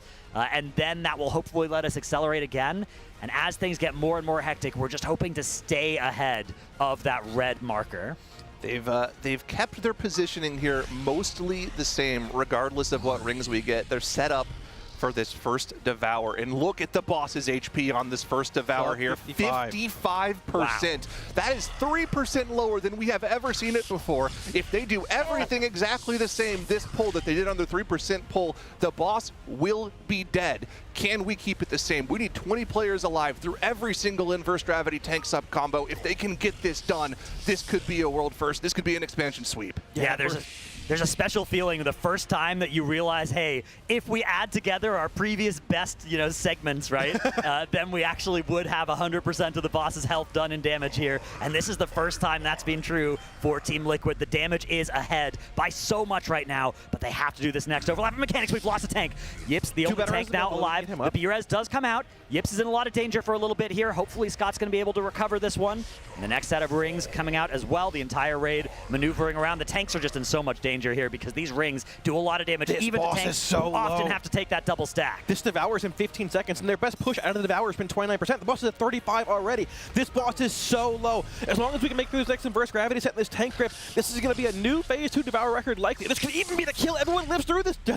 Oh my gosh. This is incredibly clean. Devour coming up in a couple of seconds here. At the end of the Devour cast, like you mentioned, the best we've ever seen the boss, 28%, and we are at 27 now. Not as low as we'd like to be, but everything from here on out is perfect play. We have the res for Boomy. That is our final res. We cannot afford any other deaths on important members of the raid.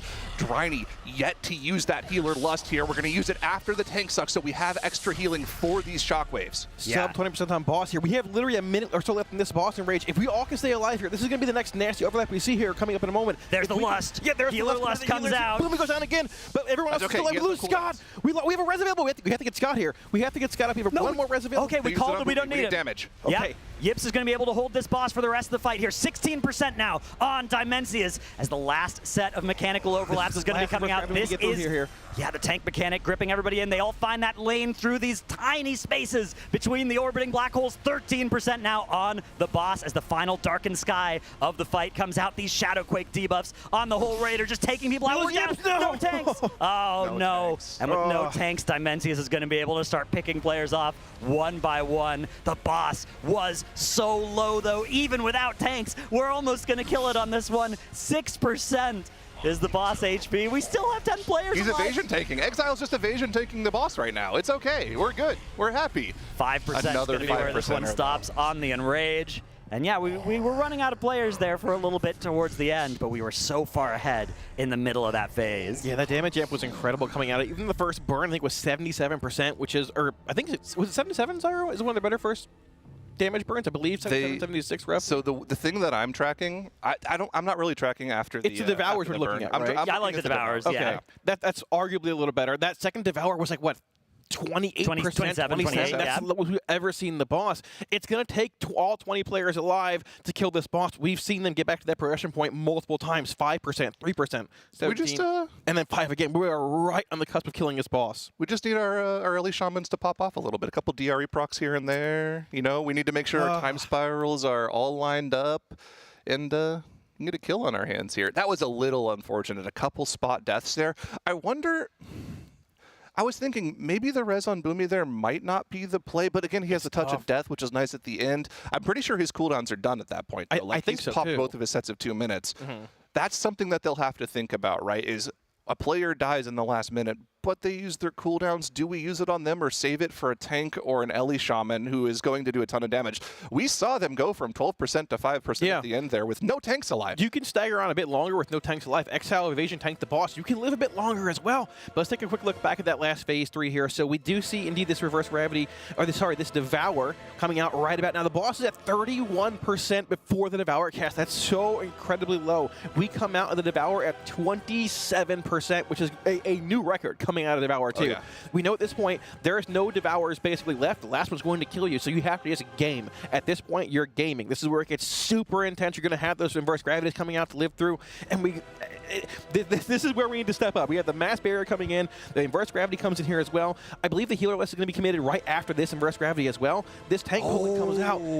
What happened? I noticed something that they're doing differently here on these inverse gravities, and this might be why this is a little more consistent for them. They are purposefully stacking 2 players together in a triangle formation around the inverse gravity so that they only cleave 1 person. Yes, it's extra damage that they're taking. Oh, but it's not. But it won't one-shot them. Right. They were trying to fully spread out before. And This that was reminds me causing of them to triple up sometimes. Jailer Phase 3, right? Where you have this nasty damage that's done to you and players that are on top of you. But if you can live that, especially if, pop a little defensive, although hopefully they're just doing it without a defensive because you need them for the rest of that phase, then you can save so much space. And it's so much easier if you're directly stacking some players. You save so much space compared to if everybody's trying to spread and you're still cleaving but not directly stacked, which often was what was happening. Just like on Fractalus with the spread circles, right? Exactly. There were certain classes like DKs and tanks that would stack just to reduce the amount of room that they were taking up, and they're doing the same thing with the inverse gravities there. There's so little room. You can't really get a full spread of 5 or 6 people in an inverse gravity. So 3 stacks of 2 in the spots that you can makes a lot more sense. I think a lot of the deaths are still going to be to accidentally triple stacking because your movement has to be so precise there still. But if they can pull that off, man, if they can live just 10 seconds longer, 15 seconds longer on a couple of key players, we're due for a kill in the next hour or so. Like, they are locked in. That's 3 5% pulls in the past 30 minutes. The next hour, bro, this could be a kill any pull. It's any pull now. Yeah, we're in any pull territory. We are in any pull territory, absolutely. And it's going to be an interesting question of whether they make the lunch call or not, because you know that Echo are pulling this boss as well. You know that if you go to lunch, you might come back and have lost the race, but also you got to make sure you do get the food. The lunchtime would typically be in 9 minutes here, so after this pull, we'll get an idea. I suspect we'll give it a little bit before going to lunch because we are so close and we've got some momentum built. First non-P3 pull. Yeah, maybe. Possibly. Yeah, we were saying here we can get a reset on him. I believe they started a bit late today, so lunch might be pushed back. Oh yeah, maybe. Maybe we give it a half hour on lunch. A half hour is more than we need. We just need 1 clean pull in the phase. Yeah, we literally just need 10 minutes. Yeah, so that's all we need. 10 minutes of greatness. This is literally any pull territory for both Liquid and Echo. However, this reminds me of Fire Act. It reminds me of Denathrius, but Fire Act on steroids. This is literally any pull territory on the hardest fight in this game's history for either guild. 300 plus pulls. This boss could die to either guild within minutes. What's for lunch today? I have no idea. I don't care. Type X. Monster. Someone type exclamation point lunch in the chat for us. It's adobo chicken. Ooh. It's one of the good ones. Ooh, it's one they're of all the best good. one. Yeah, oh, it's gochujang chicken? Yeah, sure, there you go. Sheesh. That's my favorite one, actually. That's a good actually one of my favorite ones. That's a victory meal. That's either a victory meal or the fuel they'll need. Hopefully the former. Worst case, the latter. Oh, at the same time, Echo's getting later on in their raid night, right? Yeah, that's the thing. Around midnight for them. If you accept the premise that this is not a boss that you can really kill while fatigued, then Echo are running out of time to get that world first on the board. But they've also had their personal best in the last 30 minutes with that 4.5%er. So both guilds are firing on all cylinders right now as Demensius Phase 1. It's going to end not perfectly, but pretty good for Liquid. The push timing was nice. We have unfortunately expended that battle res in this phase, which we're always hoping to get out of this phase with that battle res intact. Phase 3, sometimes you are having these 1, 2, 3 random deaths early in the phase. And if you have that res, it's very nice, right? You can continue to make good progress with your push still intact. Once you're out of B-reses and players start going down in that phase, it starts to become really narrow, the path to victory. Yeah, it does. But we do know that we need a near-perfect phase 2 with Artosian and Pargoth. The second ad, Big P, dying at essentially that very specific point in time where you're getting pushed off the platform. This fight has been hyper-optimized to a T. Every single cooldown has been planned out. Potions have been moved to the optimal points in time. Literally pushing the Pargoth 2 seconds early means classes might not have their CDs for that damage amp in phase 3, which we saw one of their best pulls last pull when it was timed properly. Every single thing has been hyper-optimized at this point. And that last 0.5% could easily be the difference. Oh yeah. Oh yeah. Just have to game here. Yep, there's 2 things they've got to do. Game and get back there. Just got to get back Just got to get back there. GGBT. As we get to the second half of the Artosian platform, this one is a little bit sketchier. One thing that we have that's nice, thanks to that Blood Death Knight, is Mass Grip for this set, so very easy to get them all right under the target Void Warden. which is also where the mini-boss is. Demensius raises his arm. Liquid respond with the Warlock Gateway. And we are well ahead of the check of that Cosmic Winds cast. That died so fast. I think it's like their fastest. That was crazy platform quick. ever. And honestly, that might You be almost bad. beat the planet. One of those things where it's a little bit bad because you do still need your cooldowns to be recovering. Sometimes you aren't aware of like, hey, if we actually push both platforms, you know, even if we get the second platform delay on the Gamma Burst, we might still not have our cooldowns quite perfect because we're 2 seconds faster than we've ever been before on the first platform. With a fight this optimized, those sorts of things are considerations. Yeah, I think it should be. The way It looks fine, yeah. The way you said they respond with the gateway is like you were casting a game of MTG and they just cast a counter spell. Exactly. You've activated my trap card. Warlock Gateway. Very important, That's actually. Who's to say? We'll agree to disagree. We're both washed at this point, either way. It's fine. Beautiful stack up here as the raid is aiming these Star Shard Nova projectiles. As they are player baited at a random player, they want them to go in the same place every time. And they've got all of them soaked. You do have to soak those, or else they will explode off in the distance and wipe the raid, but only one person.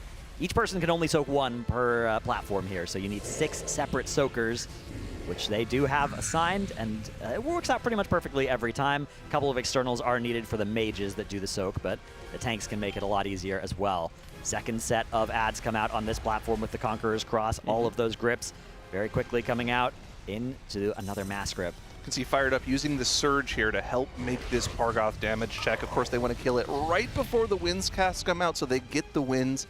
Right. We want Demensius to start casting winds. Here. We have a res for drying. We have so many dead. You go again. Yeah, there's no way we're going to make any meaningful progression in the next phase, so we're going to go ahead and send this one back. Unfortunate most of the way through there, but that just shows the Pargoth platform, absolute nuclear difficulty phase, which is kind of a characteristic of the entire fight. There is no easy phase on Mythic Demensius. Yeah, like you mentioned, Zyra, those mages are arcane surging the second ad there, correct? So they're not going to have for the burn here, but they have it around that 8:30 timestamp, I believe, in phase 2 again, correct? They have their touch for the burn. Okay. So this no surge touch, which is still a decent amount of damage, but of course you lose out on Arcane Soul, so you're losing a lot of the benefit of playing the Sun Fury Fire Mage there.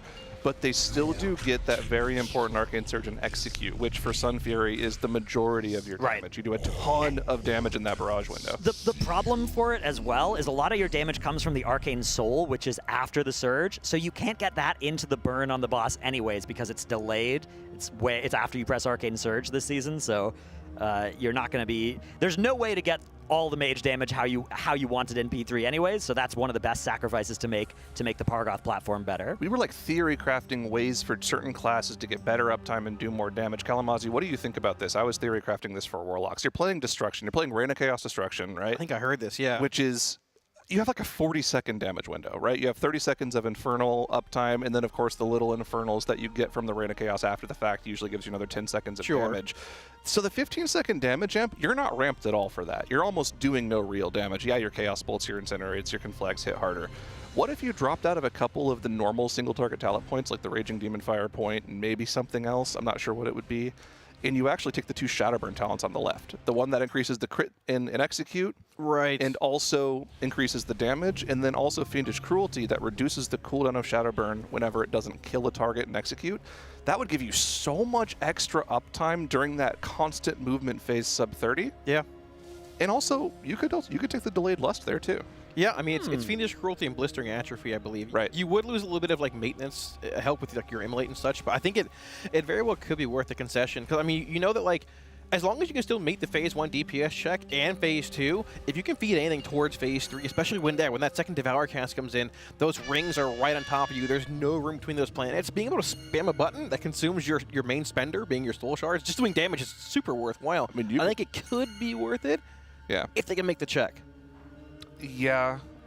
I'm trying to think if that would actually make the rest of the fight more difficult in any meaningful way. It depends, because you're not always playing Reign of Chaos anymore. You're playing Crashing Chaos a lot, which is not buffed by Shadowburn or doesn't buff Shadowburn for some crazy reason. We have never fixed Well, you would that. have to play Reign of Chaos. So that's the thing. And if you're playing Crashing, Crashing takes significant gain over Reign at this point. But if you make that concession, it could be worth it. Have we seen him look at it at all earlier, or is it just something? I did see him looking at it. Well, I actually, I was messaging him. I'm like, what do you think about this? He's like, that could be good. I don't think he wants to change anything right now. Yeah. It's tough out there when you're a Warlock and you have 400 good talent options and only those 30 talent points to spend. So. Something that'll be changing next. Really feel bad for you guys, yeah. But one set of people I don't feel bad for is people who have Alienware monitors, as they perfectly show all of the beautiful pixels of this fight and other game content or non-game content, any content you'd show on your computer. 10 out of 10 segue. If you want your chance to win one, you can enter our sweepstakes at tl.gg/AlienwareRWF. Log into your Alienware Arena account or create one and follow the prompts. And that's it. Any requirements? You do have to be in the US or Canada and above the age of 13. Ah, okay. I'm good for that. And if you were wondering, the monitors are the Alienware 27 4K QD-OLED monitors. So Florida does still count as within the US as well. For the time being. Yeah, for now. For the foreseeable future. Okay. So I'm good then. Yeah, you would be eligible, Kalamazoo, yes. But it's good of you to double check. I got to make sure. I don't waste my time. Of course. Dude, speaking of wasting our time, this Phase 1 has been so good. We've been having so few pulls ending in Phase 1.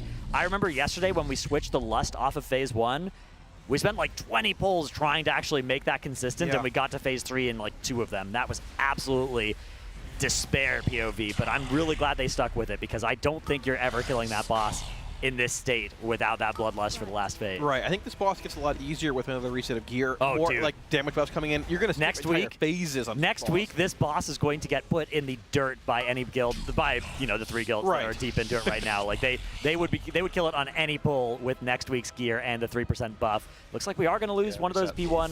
Yeah, as I caster curse P1 to not be clean this time around.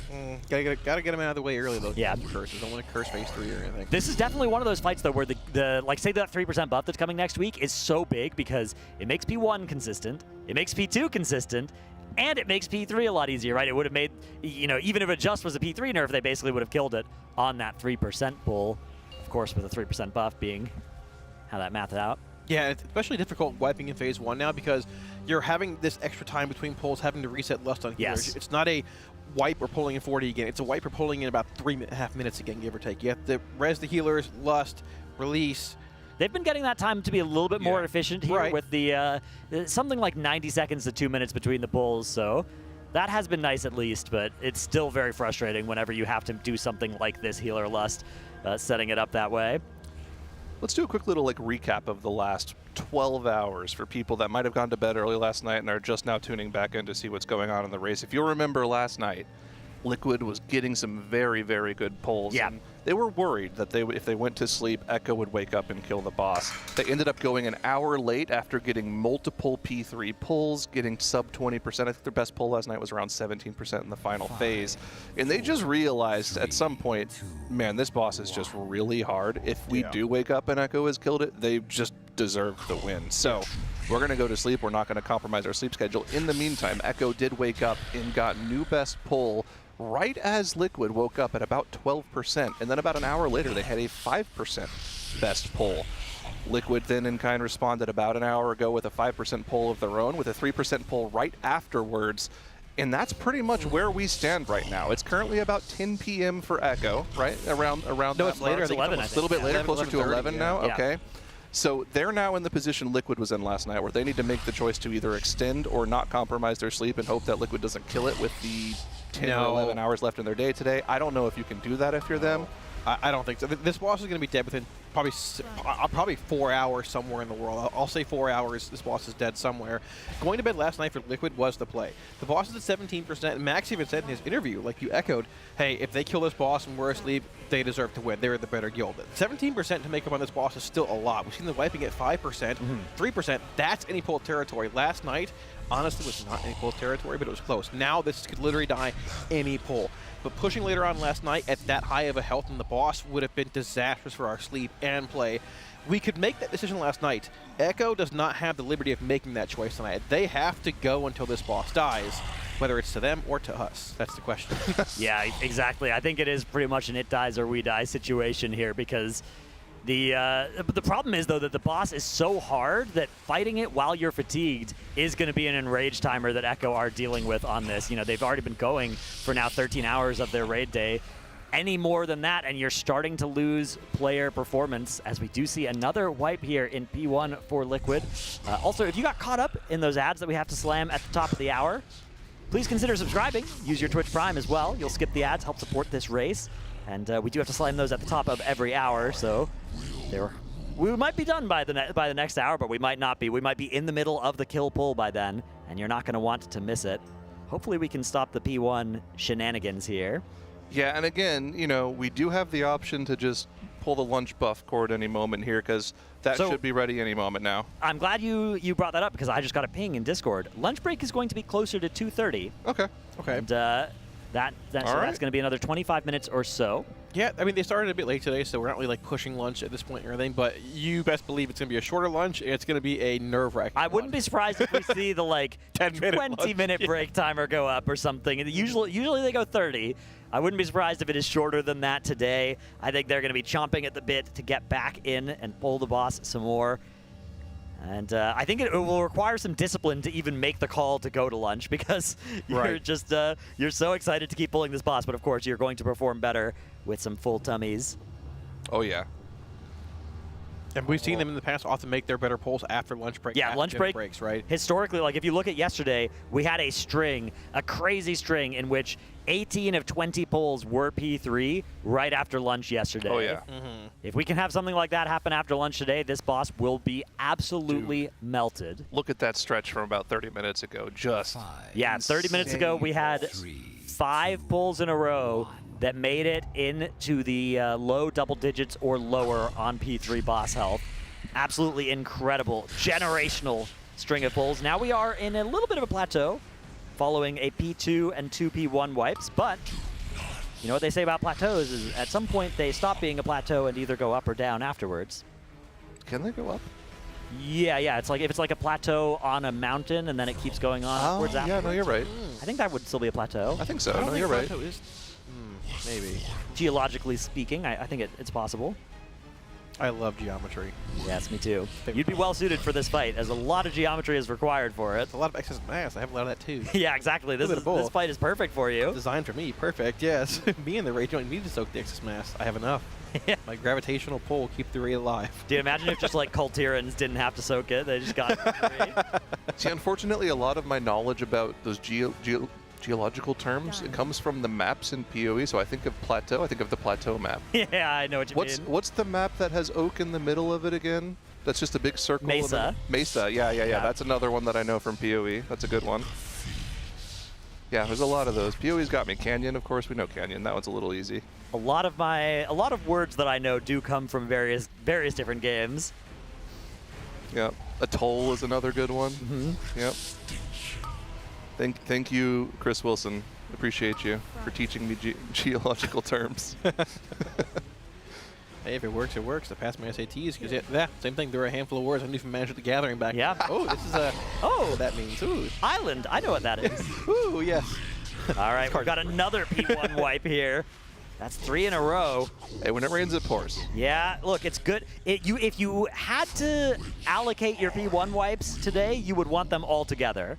Because then you can build momentum and be in P3 with all your other pulls. So tactical timing of those. Nick accidentally released and is trying to hopelessly find a way to jump off, but he's just going to accept the Sated debuff. So he'll just heal without the healer lust at the start of P3, I think is the idea. And honestly, if that works, then he will have the healer lust when everybody else does, so that will be even better for him. Honestly, yeah, that might be the play. This is one of those things where, like, yeah, it's a mistake, but it could work. Yeah, once you make it past the part of the fight where it was a mistake, then it's a buff. True. Just live without the Nick healer lust. Exactly. There you go. And I think, honestly, I think they can. Like, looking at the Extinguish the Stars cast, it never seems that dangerous. Obviously, it is doing huge damage to the raid, but though, so. I think that even without lust, so the thing is, the Preservation Evoker ramp, it is structurally different when you don't have the lust there, right. But you do have 3 other healers, even though they don't have lust. There isn't any dodging going on. You can just plant and heal. Worst case, a lot of people can click a defensive, like a short CD defensive that's going to come back soon. Yeah. That may be the case. Something we need to employ in this fight, this poll here, I should say. But we are back in the phase 1. I feel like this is the poll. We're not going to jinx it. Okay, well then we're not going to talk about the poll at all. Dranos, how's Pop Tart Corno's progression been? Pretty good. I mean, we didn't raid yesterday. We're a semi-hardcore casual guild. No, I thought you were 7 days a week. No, we're not. That's just propaganda Titles has been spreading. Oh. Well, and if they do raid extra days, those are mandatory optional days, so it's not even that big. Yeah, exactly. Look, it's an optional raid day. Actually, I know a lot of guilds do the optional raid day, and then you don't get slotted in for Prague if you don't show up to it. We would never do something like that. Yeah, though. no. That's unethical. Of course. But yeah, we're on Saladar, so pretty good. Oh. There have been 2 raid days this tier where we've killed mythic bosses, where the day where we killed the first 3, and then the day where we killed the next 3. Nice. It does seem like this tier is going to be a pretty shorter one progression-wise. Okay, this fight's very, very long. Don't get me wrong. Yes. But I think this fight changes drastically next week and the week after when you get craft and raid buff coming in, too. I don't think that there are many guilds in the world that will find this fight easy with a 3% buff. Liquid, Echo, and Method are those 3 guilds, and then Hop Out Hero potentially as well, depending on how much more they can get done over the next couple of days. I think this is a fight where, yeah, like 3 more weeks of gear, maybe when we get to the 6% buff, then I think the Hall of Fame guilds that are reaching it will find a very different texture of a fight than Liquid, Echo, and Method. But I think for the guilds in, say, the top 20 that are going to be pulling this boss this and next week, that 3% buff is just going to make it feel the same that it does right now for Liquid, which is turbo nuclear difficulty, but maybe not actually impossible. I'm willing to bet that I think a big nerf is coming to this fight. Yeah, there's looming nerfs in this fight as well. Post the world top 3 kills, this gets nerfed for sure. What do you think they would end up nerfing in this fight? The boss's health? Is there P1 health, so you don't have to lust it for progression, probably. Okay. Yeah, maybe something with the way that the Gamma Winds casts happen at the end of the platforms. Maybe reduce the pushback like they did for Razageth. Oh, I think that is a very likely nerf that's going to be coming. I think the speed with which the people that get reverse gravity get gripped towards the boss, I think is a very likely nerf as well. And maybe, there are some quality of life nerfs that I think they should 100% do, even if they don't really want to nerf the boss much. Make those fission projectiles that the or the living mass here do, make them not able to target the same player twice within 2 seconds, something like that. Yeah. And also make it so the boss can't parry in this phase. Those things they should just do, even if they don't want to nerf the boss in the reset. Even though those are technically nerfs, like let's be real here, those are going to make the fight better. How does this boss parry? Yeah, that's a great question. I don't know. Every time we see Shakib POV, it says, parried. And also, like, oh, great. They should make Artosian and Pargoth, the damage you deal with the Stellar Cores should get affected by Hunter's Mark. The fact that doesn't is a crazy part of the reason why we're not seeing a Hunter here. Interesting. Yeah. It only affects the first 2 Stellar Cores, I believe, correct? It basically means that Hunter's Mark does 0% damage right now, and it would do 1% of their damage for one global if it did work. Sure, okay. Which would be really nice. Let's keep talking about something else, because they are in phase 2 with 1 race. Yeah, no need to talk about what's going on. You already talked about it. No. You've already talked about it. As long as we don't talk in detail, it's fine. Don't jinx us. Dude, this animation where Demensius literally is shattering a planet, and then that's how those rocks are coming at us. I will say, I feel like that wall of rocks looks a little kind of hokey, and they're all just in a line, and then it's the only time there's the moving rock. Yeah. It's very cool flying the platform too. The boss's hand like flies past you. Yeah. It's very, very cool. Yeah. Yeah, it's like trying to swat you out of the air.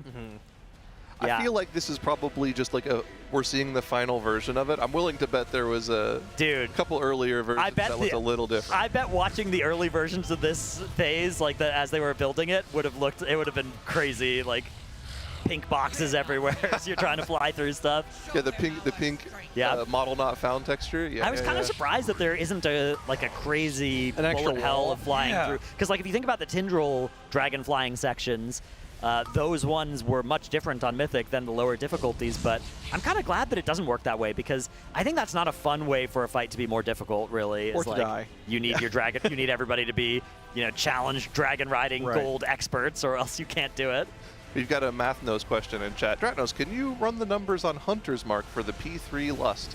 Yeah, so Hunter's Mark for 1 global deals, it basically doesn't matter whether there's a damage amp, anything like that. It just always does 1% of the boss's health when you click it if the boss is at 100% health. So the problem is it does cost that first global in the damage amp, so it's a little bit worse than that because you're losing however much damage that global would do, which would be a lot less than 1% of the boss's health. So yeah, I mean, it would be nice for P3, but the problem is that Hunter in P3 is also, you're one of the specs that's just dying. Hunter is not that squishy of a class anymore, but it's still not one of the turbo durable ones. That the nice thing you'd have is like getting through the Darkened Sky Rings. If you're playing BM, would be a 0 damage loss while everybody else is losing a lot of damage while running around. So that part would be nice. Although I kind of suspect that you'd want to be playing MM for the damage on this fight. I think you'd do way more damage than BM. Yeah, no, notably Pop-Tart Corn Dog has been running We've been playing Hunters, MM. and it's been blasting on the boss. Yeah, our top damage. Does it work by MM all the time, though? Yeah, he'll play whatever he thinks is best, which right now is MM. And yeah, we've, but it's not surprising that he's doing top damage because he's been assigned like 12 pieces of Mythtrack loot already. Also, coincidentally, in charge of the loot counts. Yeah, so you guys can figure that one out. Dude, put the numbers together on that one. Well, you know. Dude, he got the trinket bow from the hard mode Tazavesh this week as well. The best slot. Really? Yeah, Good bow Richard. from there. So that was not bad either. Was that? Had he crafted yet? He'd already looted himself 2 of the Lumithar bows. So, you know, you got to dual wield those sometimes. Yeah. All right, here we go. The Pargoth second set of Star Shard Nova cast happens. So you can see that assist ping going out on Dranako there. That's him requesting an external as he goes for that as well. The mage is basically always doing that as they are soaking those far ones. Looked like Blessing of Sacrifice came out from Dryny there. Now we do have the pushback coming. Pargoth does die in time. Perfect. And we just need to make sure that nobody dies to the wind damage here. It's a little bit sketchy. Shaq going to be the lowest health player. He always is. Yeah. It's always like Shaq, Zenni. One of the Ellie Shamans drops a little low, but they're good to go because Yeah, they it's have. okay though, right? Yeah, as long as you're not at 0% here, it's totally fine. You're going to be totally safe. You can get healed even during this drop. There's no fall damage there. Instant casts count. You can do any instant cast you want as long as they're not targeted on enemies, right? Demensius, yeah, Demensius is not targetable until you land. Exactly, which is tough for a lot of specs. It would kind of be nice for Arcane Mage because you could evocate while you're falling, but unfortunately the way the CD timing works out, you don't have evocation there. Look at this burn. They're at 72% coming out of the burn. That is exceptionally low. Oh yeah, very, very low. I want to see the mark on the Devour though, because procs are procs. But if we can consistently see that damage across the entire phase, that's what I want to see. Remember last time, their new best ever. At the end of the first Devour cast, they had the boss at 55%. The previous before that was 58%. Let's see where they are this phase. The damage is looking exceptional here with all of their cooldowns active. And that Surge is now active for the Arcane Mage. The second it's now available here. Here's the Boomy POV. This guy is an absolute legend. It's been a tough phase for that Windwalker, though. They have to use pretty much all of their cooldowns preemptively. And look at the boss HP after the Devour. Where are we at? 56%. Not the best we've seen, but still in kill range. Yeah, and we know we're going to have 2-minute CDs coming up around that 9-minute mark as well. So we still should likely be on check for this damage amp to kill the boss or this damage check as long as we can stay alive. We have 2 reses available, about a minute or so before the next Devour cast here as well. But the fight's going to get more and more intense. We have these Shadow Crash rings coming out now, and this is when those Inverse Gravity tank grips start coming active, I guess, and this is where it becomes really, really intense. Yeah, it's not even in full power just yet. You can see we're getting this combination of inverse and crushing gravities along with that tank grip, but at least we aren't in the final part of the fight where all 8 of those planets are instead lethal black holes, and we still have so much space. Looking at this right now compared to after that second Devour, it is still absolute trivial for the Raiders right now. 20 players are alive. The next Darkened Sky cast comes out. We are a little bit behind our best on damage, but a little bit still means you can kill the boss with all 20 players alive. They were actually worse than this on the 3% pull that they had. Third and final inverse gravity before the second Devour comes out, and once again we are perfectly clean here. 20 players left alive for the second Devour, and we are in position. Once this Devour goes out, we're going to dip in at the last possible moment, only take a couple ticks of damage from those stars, and we are going to stack on our pre-marked save spot in front of this X marker. Everyone there, everyone stacked in the AMZ, and here we go. First inverse gravity. It's going to be the AoE from that first, then the pull-in, fight against the pull, and we still are waiting to see when that healer lust. No, we don't have it. We don't have the healer lust. It's already used. It looks like we just got the regular lust here because there's 8 minutes on that Sated debuff. 20% though on Demensius' health. He's going to use Bubble here and just stand and try and triage everybody as those Darkened Sky casts go out across them. Timber, Nick, Boomy, and Zenni are down. Dryny down as well. A couple of B-reses come out. He does have that Soulstone available, but he's not going to take it because he is out at the edge of the room. We are just here at the final set of mechanics. That tank smash coming out, but Scott going to die as well here. And that's going to mean that this is going to be very hard to get over the finish line. Half the raid is dead. The next Darkened Sky is going to be pretty lethal for the remainder. Man. Really good, though. Yeah, it felt like they were a little behind on damage, but they came out of Devour 2 at 27.5% on the boss. Yeah, like, they have the damage. See, the hard part isn't, like, if you can come out of Devour 2 with 30%, 25%, any of that is fine if all 20 players survive. Exactly. The problem is if they start dropping players there, no matter how low the boss is, it's just going to, their damage is going to slow to a crawl. Still, you're also able to milk like 7% damage off the boss with half the raid dead there. It's still a lot of damage that comes in at the end there. It's from the Ascendances on the Yellow Shaman, so second press of that phase is massive for them. You can execute surges for the second surge of the phase on the Arcane Mages, second Dragon Rages for the Evokers. There is a ton of damage being extended in the final moments of that encounter. So if we are able to shave a couple extra percentage in the early section of the phase, that gives you a little more leeway at the end to potentially take the boss down.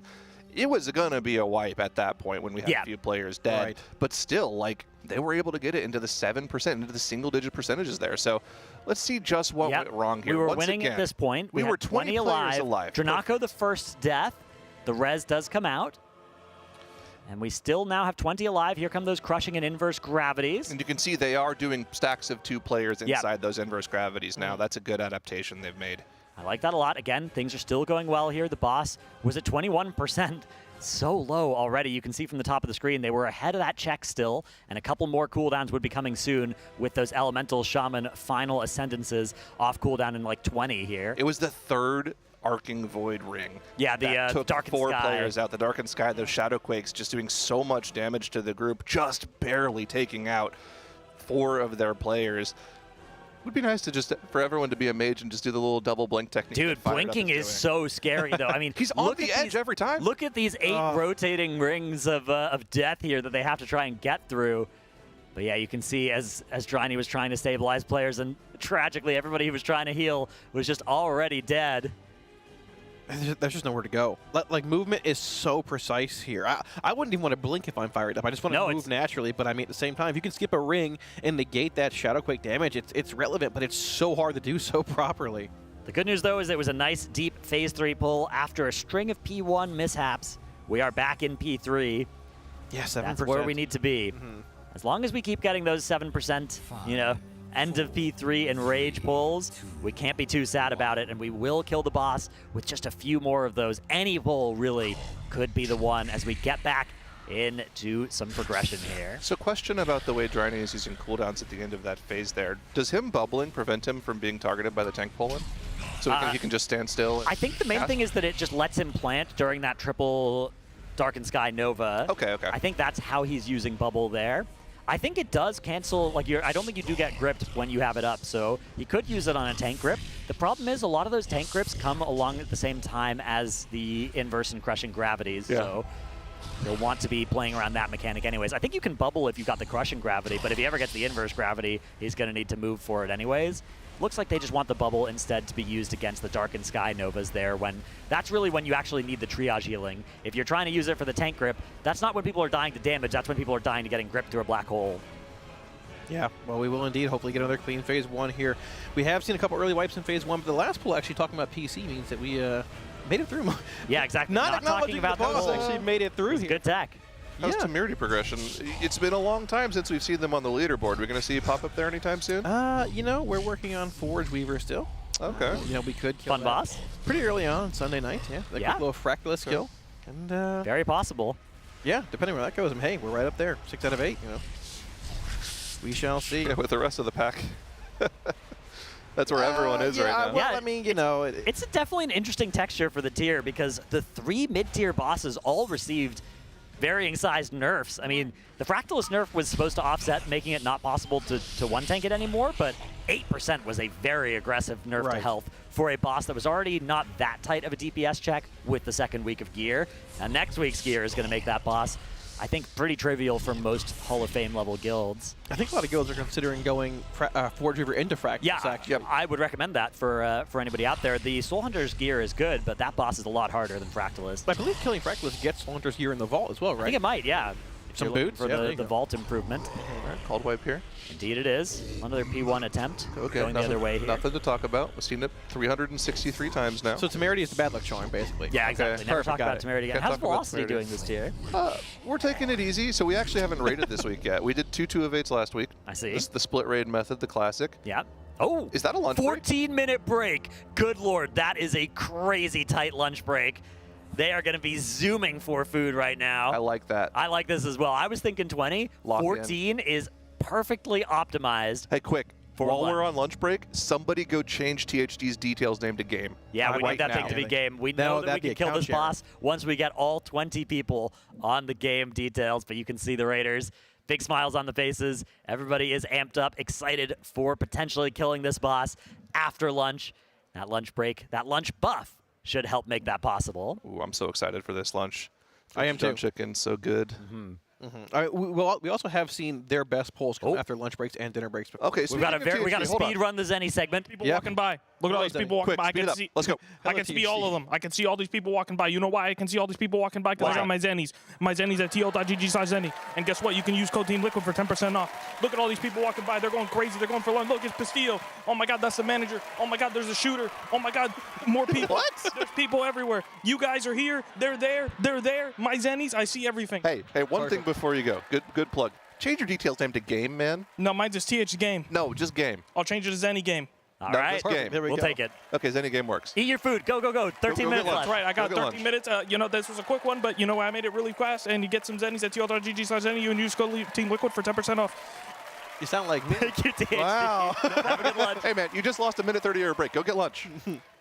All right. Dude. Thank you, THD, for that. If this Race to World First stuff ever doesn't work out, I think THD could be a good used car salesman or like one of the people that, auctioneer, radio announcer. You know, the people that like read the bad side effects of the drugs in the drug commercials as well. I think he could do that as well. Yeah. Yeah. A lot of different career possibilities available for him. Shame he's also just such a great warlock that he's never going to need it. Well, I wouldn't know how that feels. Yeah, no, none of us here. I could tell there was shade being thrown the way he looked at me. He's like, eh. I would never do that. Did you catch that? I caught it. All right, well. For the recap today, Dreadnoughts. Yeah, let's take a look at our RaiderIO recap.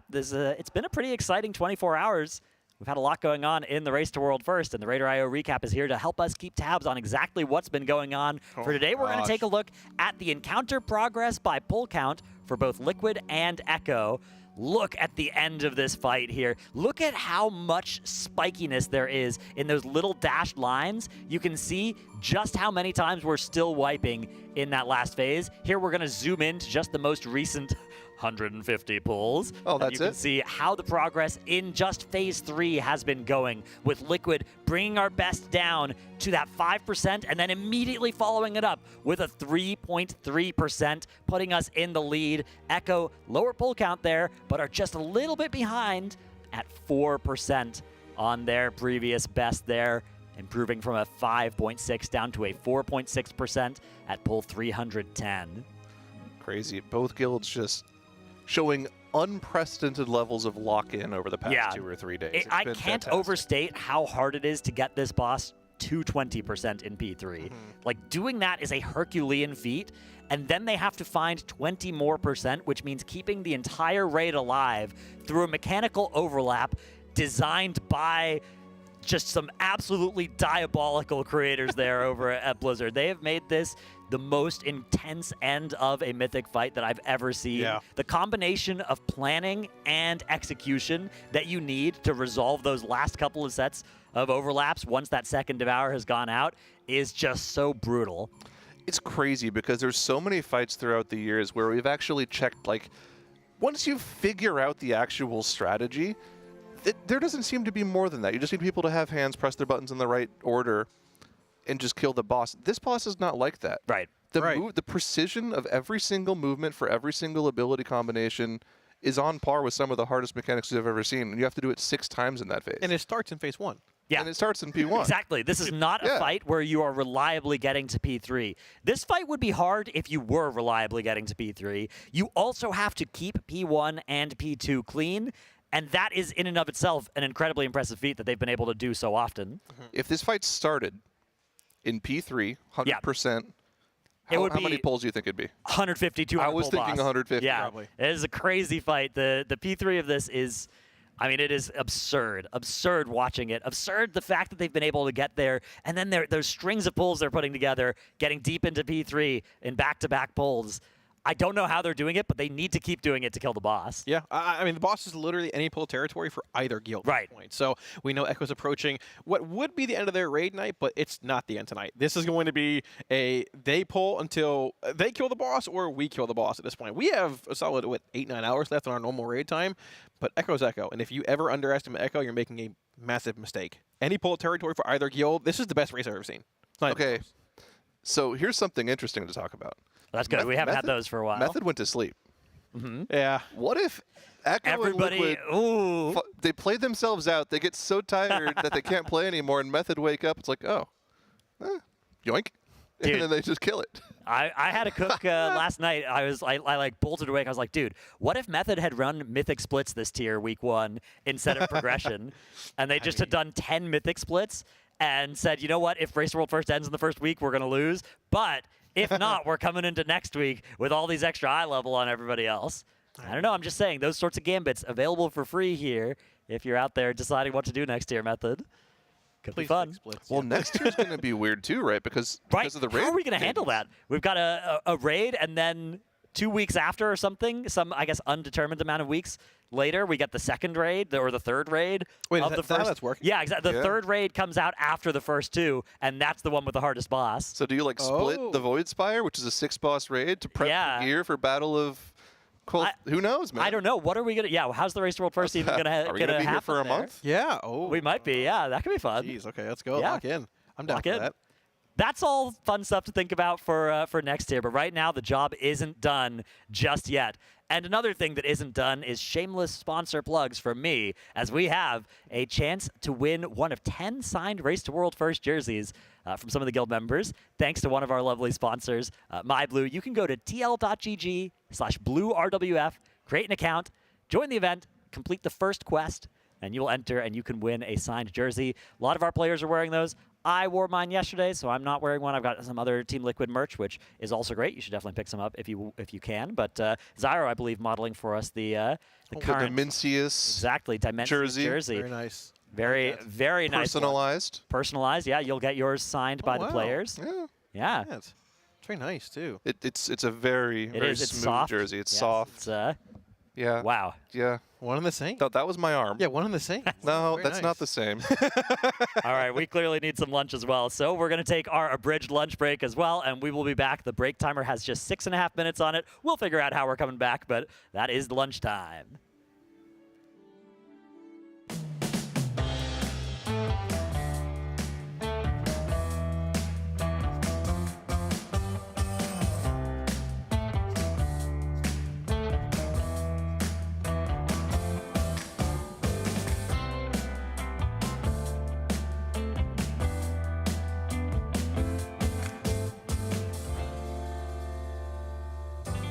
There's someone I'd like for you to meet.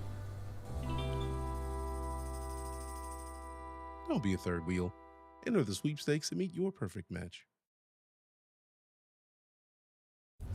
Ever since humans first walked the Earth, they've searched for one thing.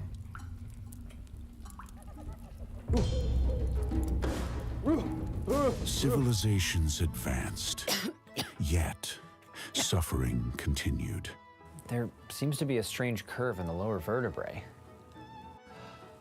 I'll call this the lumbar. We must give it support.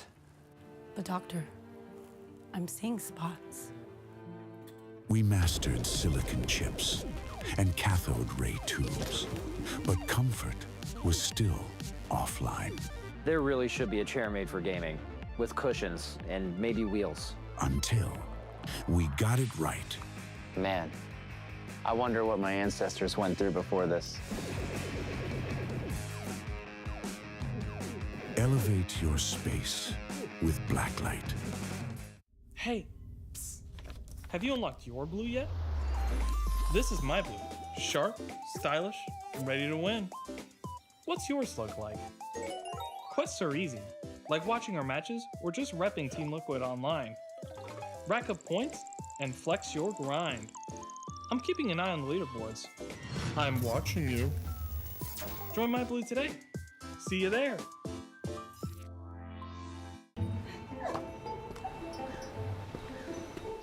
Hey, what's up? Why'd you want to meet all the way up here? Do you ever think about your future? How people might remember you? What are you talking about? You never know what tomorrow brings. What if I told you there's a way to see? Why would I need new glasses? Just put them on. I don't see anything different. They're just regular glasses. Huh, that's weird.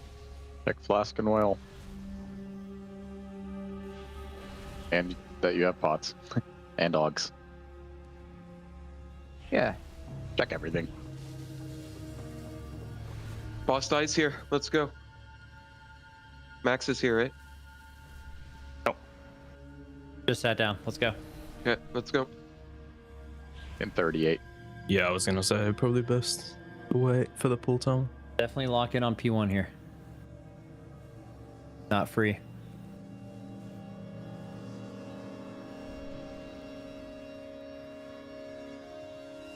Game. Cut out all other distractions. Just focus on us. All it's going to take is one pull in that phase. Reminder, those first rings after that first tank suck, I will say it too, you need to get hit instantly. 5, 4, 3. And the following set 2. 1.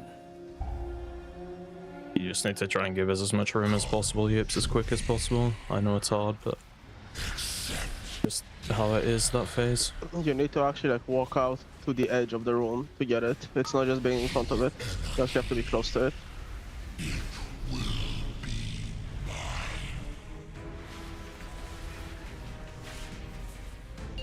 Game. Okay, knock in 3, 2, 1, now.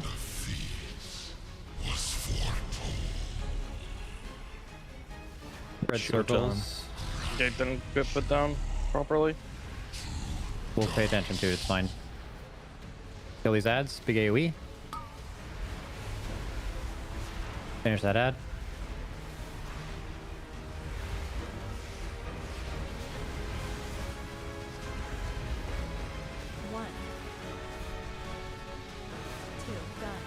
Okay, knockback canceling in 5.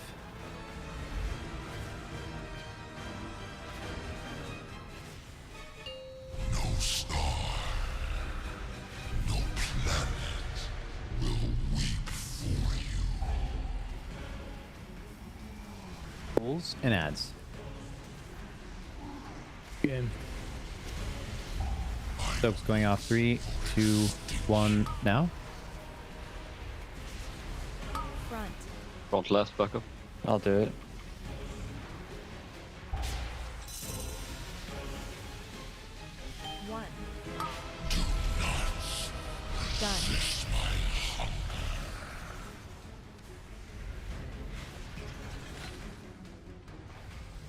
Knockback soon.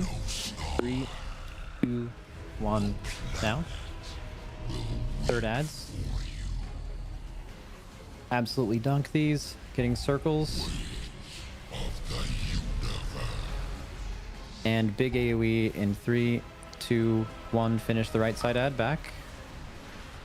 Could be one more shoot here. Good lay. Back up. Get these guys down normal style. Up, this is you. Someone, yeah, Spank, you got it, Care?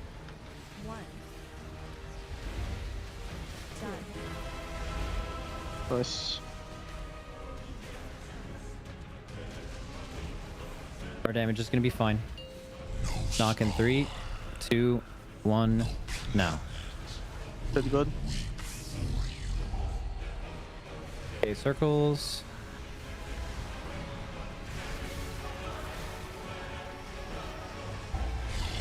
Soak. 3. No, we're. Yeah, soak. Just soak. Get in there. Watch your HP. Get these out.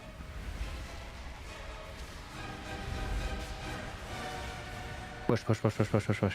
Done. Nice. Nice. Game. We're actually full 20 gamed, by the way. Yep. It's time. I've got you. We're in Demensius' domain now, so stay close and listen to me.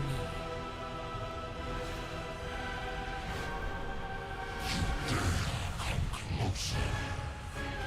You will suffer in my presence.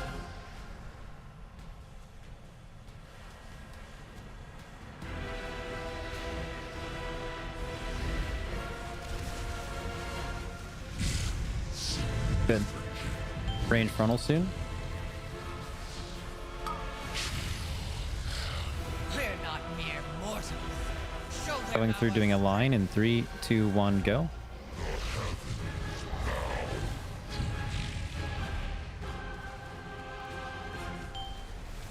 Good. Kill that ad.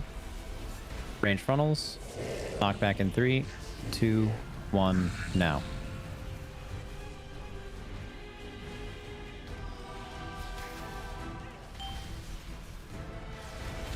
Okay, frontals here.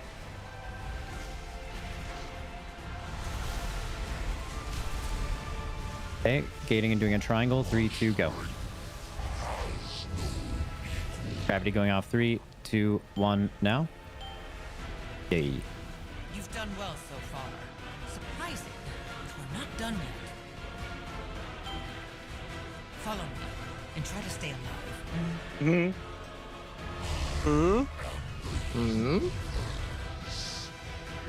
What Zalatav says right there. Yeah. Oh, good shout, actually. Doesn't she say game? I'm pretty sure she says game.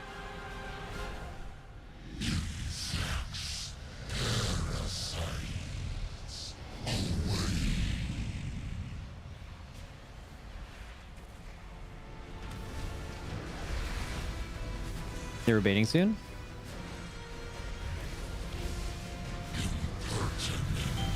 Baiting in 3, 2, 1, move. Kill his minions. Keep pressing him. Okay, moving through to triangle. 3, 2, go. This is a triangle. Let's go. Get ready for the knockback. It's already dead. Knockback 3, 2, 1, now. Okay. And we're baiting. Baiting in 3, 2, 1, now. Going and doing a line in 3, 2, 1, go. Get there quickly. I don't think, just live the gravity. Live the gravity. Res goop. Wait. Go. Group take. Knockback in 2, 1, now. Heal. We don't even fucking need that res. It's all good. Is there fake in this phase anyway? Yep. All right, we're back into another Phase 3 pull right after lunch here. The end of that Monster Energy listen-in, giving us just enough time to have some lunch ourselves, but it is now time for the Raiders to have a second lunch of Demensius. Oh, yeah. Speaking of the all-devouring, let's devour this boss for lunch. I'm here. Let's go. That was a fantastic lunch. Gochujang chicken, some Parmesan buttered noodles, some fried rice. They're feeling great here. Let's see if they're feeling great enough to beat their first ever best on the burn here. 72%. Not bad. Extremely good. We want to see 58% after the first devour. Let's see if we can match that mark. Of course, have to first live through these stars spawning, but that's no issue for the squad. Do we know if we got a delayed lust in this pull, Dratnos? I don't know for sure. No, we could take a look at maybe Dryny's POV and see if he does have that lust debuff active or not as the rest of the raid. Yeah, okay, so 70 seconds left. So the healer lust will be coming in on this pull towards the end of this phase. Look at the HP of the boss. 57%. So Devour hasn't even started yet. 55 so is the best we've seen after a Devour. We're reaching into the 54%. If we can get any stray extra DRE procs on the shamans here, a little bit of extra ascendance uptime, and we can keep players alive through that second devour. This could be the kill on the first pull after lunch. Liquid, do you have what it takes? Yeah, boss is already sub 50% here. We have those next Shadow Quakes coming in, but the unfortunate, well, maybe not unfortunate part, but the annoying part is we have to deal with these next incoming burst gravities as well, while these Shadow Quakes just chunk the raid, literally half their health here. Exile is super low. We have one res available, though. No one goes down here. Here's that next burst gravity with that tank pull coming in, though. This is one of the nastier ones. We all are stacked. We don't lose anybody to the grip. The planet's super close. All right, we're pushing through. The boss also sub 50% already. Yeah, 42% and dropping is Demensius here. We get a little bit of a respite here to do some extra damage to the boss, and now the next Darkened Sky cast is going to herald these 3 rings that they need to get through very, very quickly. That first one they're going to jump into to get that timer started as quickly as possible, go through the second one. There's a big knockback, and here comes the third. It's actually not a knockback, that was a Vengeful Retreat. Here comes the tank grip. Look at the boss percentage, though. Sub 30 on the Devour is what we want. 28's the best. It's already there before the Devour starts. Already there before it starts. All we need to do is match our best here, and the boss will die. Second Devour cast goes through. All 20 players alive. We have a safe spot here in front of that X marker. AMZ down, Aura Mastery popped. to keep the raid alive. We haven't Bryony listed either. still holding on to the healer lust. Here's the first inverse gravity with no room left in the fight. Everyone is alive. Can we live the pull as well? This is the best they've ever done, Dranos. Here comes the next Darkened Sky, and this is a huge healer check. This is where we see that healer lust typically used. Dryning's gonna activate Bubble, and we might see that lust come out. There it is. The healers are now empowered for a little while to try and keep everybody up through this massive damage. Fired Up is gonna go down. They have 2 B-reses though, instantly rezzed by Dryny. Up he comes. 1 more B-res will be available. We're gonna have that Ascendance in a moment from our Shamans. Another death here, another res. That'll be our last of the fight, but the boss is already sub 15%. Here we go, second inverse gravity of the phase here that they have to deal with. Everyone lives through it. Do we live through the pull too as well? Still 18 players alive. The important people are there. Timbermaw dead, down a healer, but we're pretty sure his healing cooldowns are already expended here. We've lost to Sevi as well. That's one of our Shamans. Oh, Do no. we have the damage still, though? We just don't know. Sub 10%. But the final Shadow Quakes take out the team. But we know, man, this is the type of pull that will be a kill if you can live that last set of Darkened Sky. Still going here. They're still being going raid. here. Here It's it still is. 5%. Yeah, the boss is super low. It's almost a new best pull despite things being so bad for the last 20 seconds there. They were so far ahead before things went wrong. That was it, man. That was a kill pull. That was the potential death of this boss. That shows us exactly what it's supposed to look like until the part where it wasn't anymore. They were, yeah, what's the famous Scar quote? We were winning right up until we weren't. Until we weren't, yep. That's exactly what was happening there, but that should be energizing for the raid. Coming back after lunch and immediately ripping a pull like that is exactly how you want this to go. The pull timer should be coming up already, and there it is, 44 seconds until this boss will be pulled once more. This time for sure edition. What a post-lunch pull. Food buff acquired. Unbelievable marks hit there. Yeah, that burn was utterly insane. They came out of the first, like the damage at burn at 72%, I believe. The Devour burns, they were ahead by 1% from their best pulls ever. This food buff is very, very real. We also know that they can sort of stagger along a bit further for the last 10 or so seconds of the fight without anybody really dying like past that last inverse gravity or that it takes out a lot of the raid. You know what the problem is? I don't think we had enough blessings of Ra in the chat. Ah, yes. We need some more help from chat. We are going to get underway with another pull here. If you don't want to miss the end of this pull and you don't, use your Twitch Prime because we got to run ads at the top of every hour, and that will fall within this pull, hopefully. So make sure to use that sub to dodge those incoming ads as we get underway. Pull 365, one for every day of the year. Could be a good sign, a good omen. Well, it's a leap year, Dranos. Okay, well then let's wipe quickly and go again. No, it's not a leap year. You just made it that could up. be. I think it was a leap year, wasn't it? Well, hang on, it's 2025, right? No, it's that's an odd numbered multiples year. Of fours. Yeah. Yeah, that is a multiple of 4. It's 5. Okay. Okay. Yeah. Sure, man. Only on the 20 years. There's the child left behind on our desk here. Florida public school system just showing up in numbers here. Oh, well, you know, it was last year. Yeah, I knew it was last year. I knew that. Yeah. Yeah, close. Just testing you guys. Keep you on your toes here, right? Phase 1 consistency is going to be the name of the game over the next hour. If we can keep Phase 1 from posing any substantial problems, we are going to be in such good shape to just keep seeing the very end of the fight. And eventually, one of these pulls. You need Phase 1 to be consistent. You don't need the end of Phase 3 to be consistent. You just have to do it once. One time is all. One pull of greatness. Just, yeah, Boomy just. What if he just rips a raid warning while they're flying down? That would be crazy. 3 minutes of greatness. That's all you need.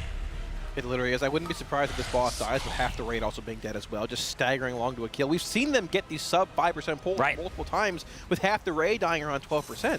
If we combined our best execution at the end of Phase 3 with our best damage in the start and middle of Phase 3, we would have already killed the boss, which is a good sign. They are going to call a wipe here in this P1, and it really is all boiling down to this. Months of preparation, years of, playing to get to this level, of building up this guild. All boils down to 10 minutes of gameplay. Really 3 minutes of that last phase are going to determine which guild is world first and which is world second. And world second may as well be last for Liquid. I like that. Years of playing together into months of prep into 8 minutes just so you can see that final minute and a half and potentially just eke out a kill. You are fighting for your life in that last minute, 20 seconds of the fight. And funnily enough, it looks like they've finally gotten at least the first 2 inverse gravity overlaps in that final section of the fight to be clean. Right. It's just the third one they're not quite prepared for, and that's what ended up taking a few people out last time. But again, if you lose a couple of players that have already popped their cooldowns there, that's fine. You're happy with that. Keep the Ellie Shamans alive. They are your carries for the last 10% of the boss. I'm pretty sure their Ascendants can almost do that on their own, those 3 Ascendances. Yeah, a couple days ago, I think 2 days ago, as they were first kind of reaching this part of the fight, Scott on comms was like, this is about protecting the LA Shamans at the end of the fight. And that is exactly how they are feeling now. Just keep those 3 elemental shamans alive for the last 20 seconds, and then anybody else is a bonus. But if those 3 players are there, their Ascendances will bring you over the finish line. Just like they do about 10 million DPS to 15 million, depending on procs, in their Ascendants, in those 18 seconds of damage that they have available to them.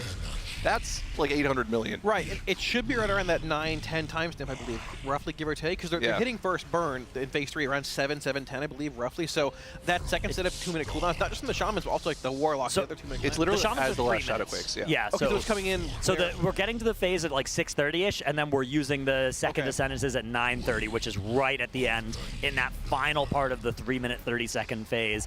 Everybody else is using their 2 minutes, of course, as they come up as soon as they can around and after that second Devour, which is a big part of it as well. But that is a little bit easier to get. It's a lot easier to live through your 2-minute CDs than your 3s, the second set of 3s in that phase. I wonder how optimized in their globals they are at the start of this phase here. I wonder if they're using like a time spiral on the way down so they can Spirit Walker's Grace midair to precast Stormkeeper. I was thinking about doing that, dropping down. That could be, because you need to change your cooldown order to make it so you actually get that Ascendance inside that first burn and then get it up as soon as possible. Usually there are actually a lot of classes that are going to play their cooldown slightly differently with the important incentives of a 100% damage amp that you don't get any precast globals on the boss for. Yeah, it's just crazy optimization that's needed to completely destroy the boss during that damage amp, and we're seeing them get better and better at it. More reps is getting the boss lower. Again, new best marks on every single one of those points in that final phase there. We saw first Devour 54%, second Devour 27%. All they have to do is just stay alive to their cooldowns in that final section of the fight, and it will die. Yeah. But of course, the mantra, JGGBT. Just got to get back there. Yeah, so much rides in this race. It's not only is Manaforge Omega the final raid of Warwithin, if they take this raid, it is the first guild in Warcraft's history to sweep an entire expansion of World Firsts. That's right. Ansurek went down after 404 pulls. Gallywix also was a boss this expansion, and now we have Demensius at 365. What a story that would be. Yeah, on the cusp of greatness, just like me, actually. Always on the cusp of that's right. Greatness itself, but you know, that's why I'm here and they're there. Zyra, is this boss dead under 380? You gotta make the call right now. Under 380. Yeah. It dies this pull? Yeah. Not this pull. Oh, no, hold on. Let me think about it. What if you reverse Yeah, it? give him 10 minutes to think about it, and he'll tell you whether it's this I'll let you pull. know in about 6.5 minutes if it's dead, okay? I'm trying the reverse jinx angle. You're just not following me, but it's okay. But see, the thing is, if I said yes, I would have jinxed it. That's true. Nick here, you'll note, does not have sated on his character. He's the only healer who's not getting the healer lust. He's getting the DPS lust at the start of that last phase. The other 3 healers are getting it later in that phase instead. So stay close and listen to me. Lets them carry through that final darkened sky, overlap with the next tank smash and crushing in inverse gravities. One of the few parts of that phase where you are just dying in 4 different ways at the same time. Your health bar is getting low, you have to do the quakes correctly, and then you have to position for crushing inverse gravities while getting tank gripped, while there is no space left in the platform to play in. Yeah. If you were ever going to post Blessings of Ra, now would be the time. Chat, they need your energy. Type a 1 in chat also if you're love watching. I'm Get not in even there. sure what Blessing of Ra is, but I'm down for it if it gets us over. The opposite of the Curse of Ra. It's the opposite of the Curse of Ra. What is the Curse of Ra? That's something we don't want to invoke here. That Okay. that makes teams do badly. Okay. Yeah, We want them to do well, not badly. exactly. Notably, Dratnos using the Curse of Ra to great effectiveness during the TGP. a Yeah, while exactly. ago, yeah. Ratno's guild team was got a lot of mileage out of the old Curse of Ra. During the Race to World First, though, the Blessing of Ra I think is better. It's a very wholesome, positive event.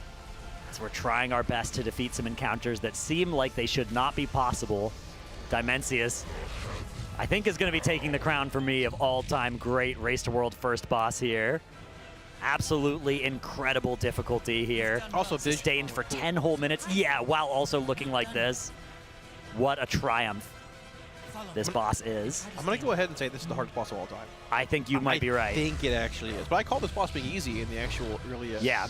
I mean, the conversation, so it's if you adjust for a boss's time, there are maybe some bosses that are up there, you know, Kill Jaden for its time, Fallen Avatar in even modern, tier. current WoW. Unot, yeah, I mean, I think even those bosses, you know, they racked up close to 1,000 pulls in a lot of cases. Bosses like Tindril as well, you could just watch them and be like, oh my goodness, this is crazy. But I think Demensius, the thing about Demensius is that all 3 phases have just never felt like they've ever become easy. You watch this thing where it's like, oh, we're pulling Sire Denathrius, wow, P1 looks hard. And then 50 pulls later, P1 is on the kind of farm where they're never wiping to it, right? And they're stopping damage. Demensius has never had that. It has always been hard every single step of the way. Each pull they do, it's like pulling teeth, even getting to that last phase, especially with resources like Battle Reses still in the bag. So this makes it all the more impressive when they're able to chain together a couple of pulls in a row that do that. I mean, right here, 1 missed global means this next set of null binders doesn't die on time, which means when you gate 3 to do the inverse gravity, those null binders are still in the back casting, and any adaptation you try to make means you do less damage to Pargoth, which means you get too many ticks of the winds, which means you die, and you just don't get to kill the fight. Fortunately, this time around, nullbinders are dead. We're actually holding off on the damage on Pargoth perfectly here so that we do get the wins that we want. There's that cast starting. Delay the boss fight so we get our cooldowns active for the beginning of Phase 3. And guys, once again, we are on a potential pull here. As long as the damage is there, Nick is dead. We can get a res on him, though, before we actually start the phase. It's going to have to come from Smacked, though, I believe. You don't want to have your DKs expending any resources during the damage amp. Yeah, this is a little bit of a pain as well because Nick is the healer that's supposed to carry through this first bit of healing. He's supposed to get this DPS lust that just went out. He should be getting rezzed just about now. Maybe the lust immediately for him, and that will still work out. He'll be able to coat the raid in all of those preservation evoker heals, keeping them going. But you can see from the top of the screen here just how ahead they get on pull in this phase of that enrage timer. And then slowly it's going to creep up on them for the rest of the phase, and they're just going to fight to stay ahead of that damage check after this burn window has ended. Every single star spawning, chunking players lower and lower, but Nick was alive and had the lust there to help keep the players topped. Now, the first set of Darkened Sky circles here, doing a ton of damage to everyone. About half HP for everybody that opts to just walk through the ring there. Nick being one of those players at the end.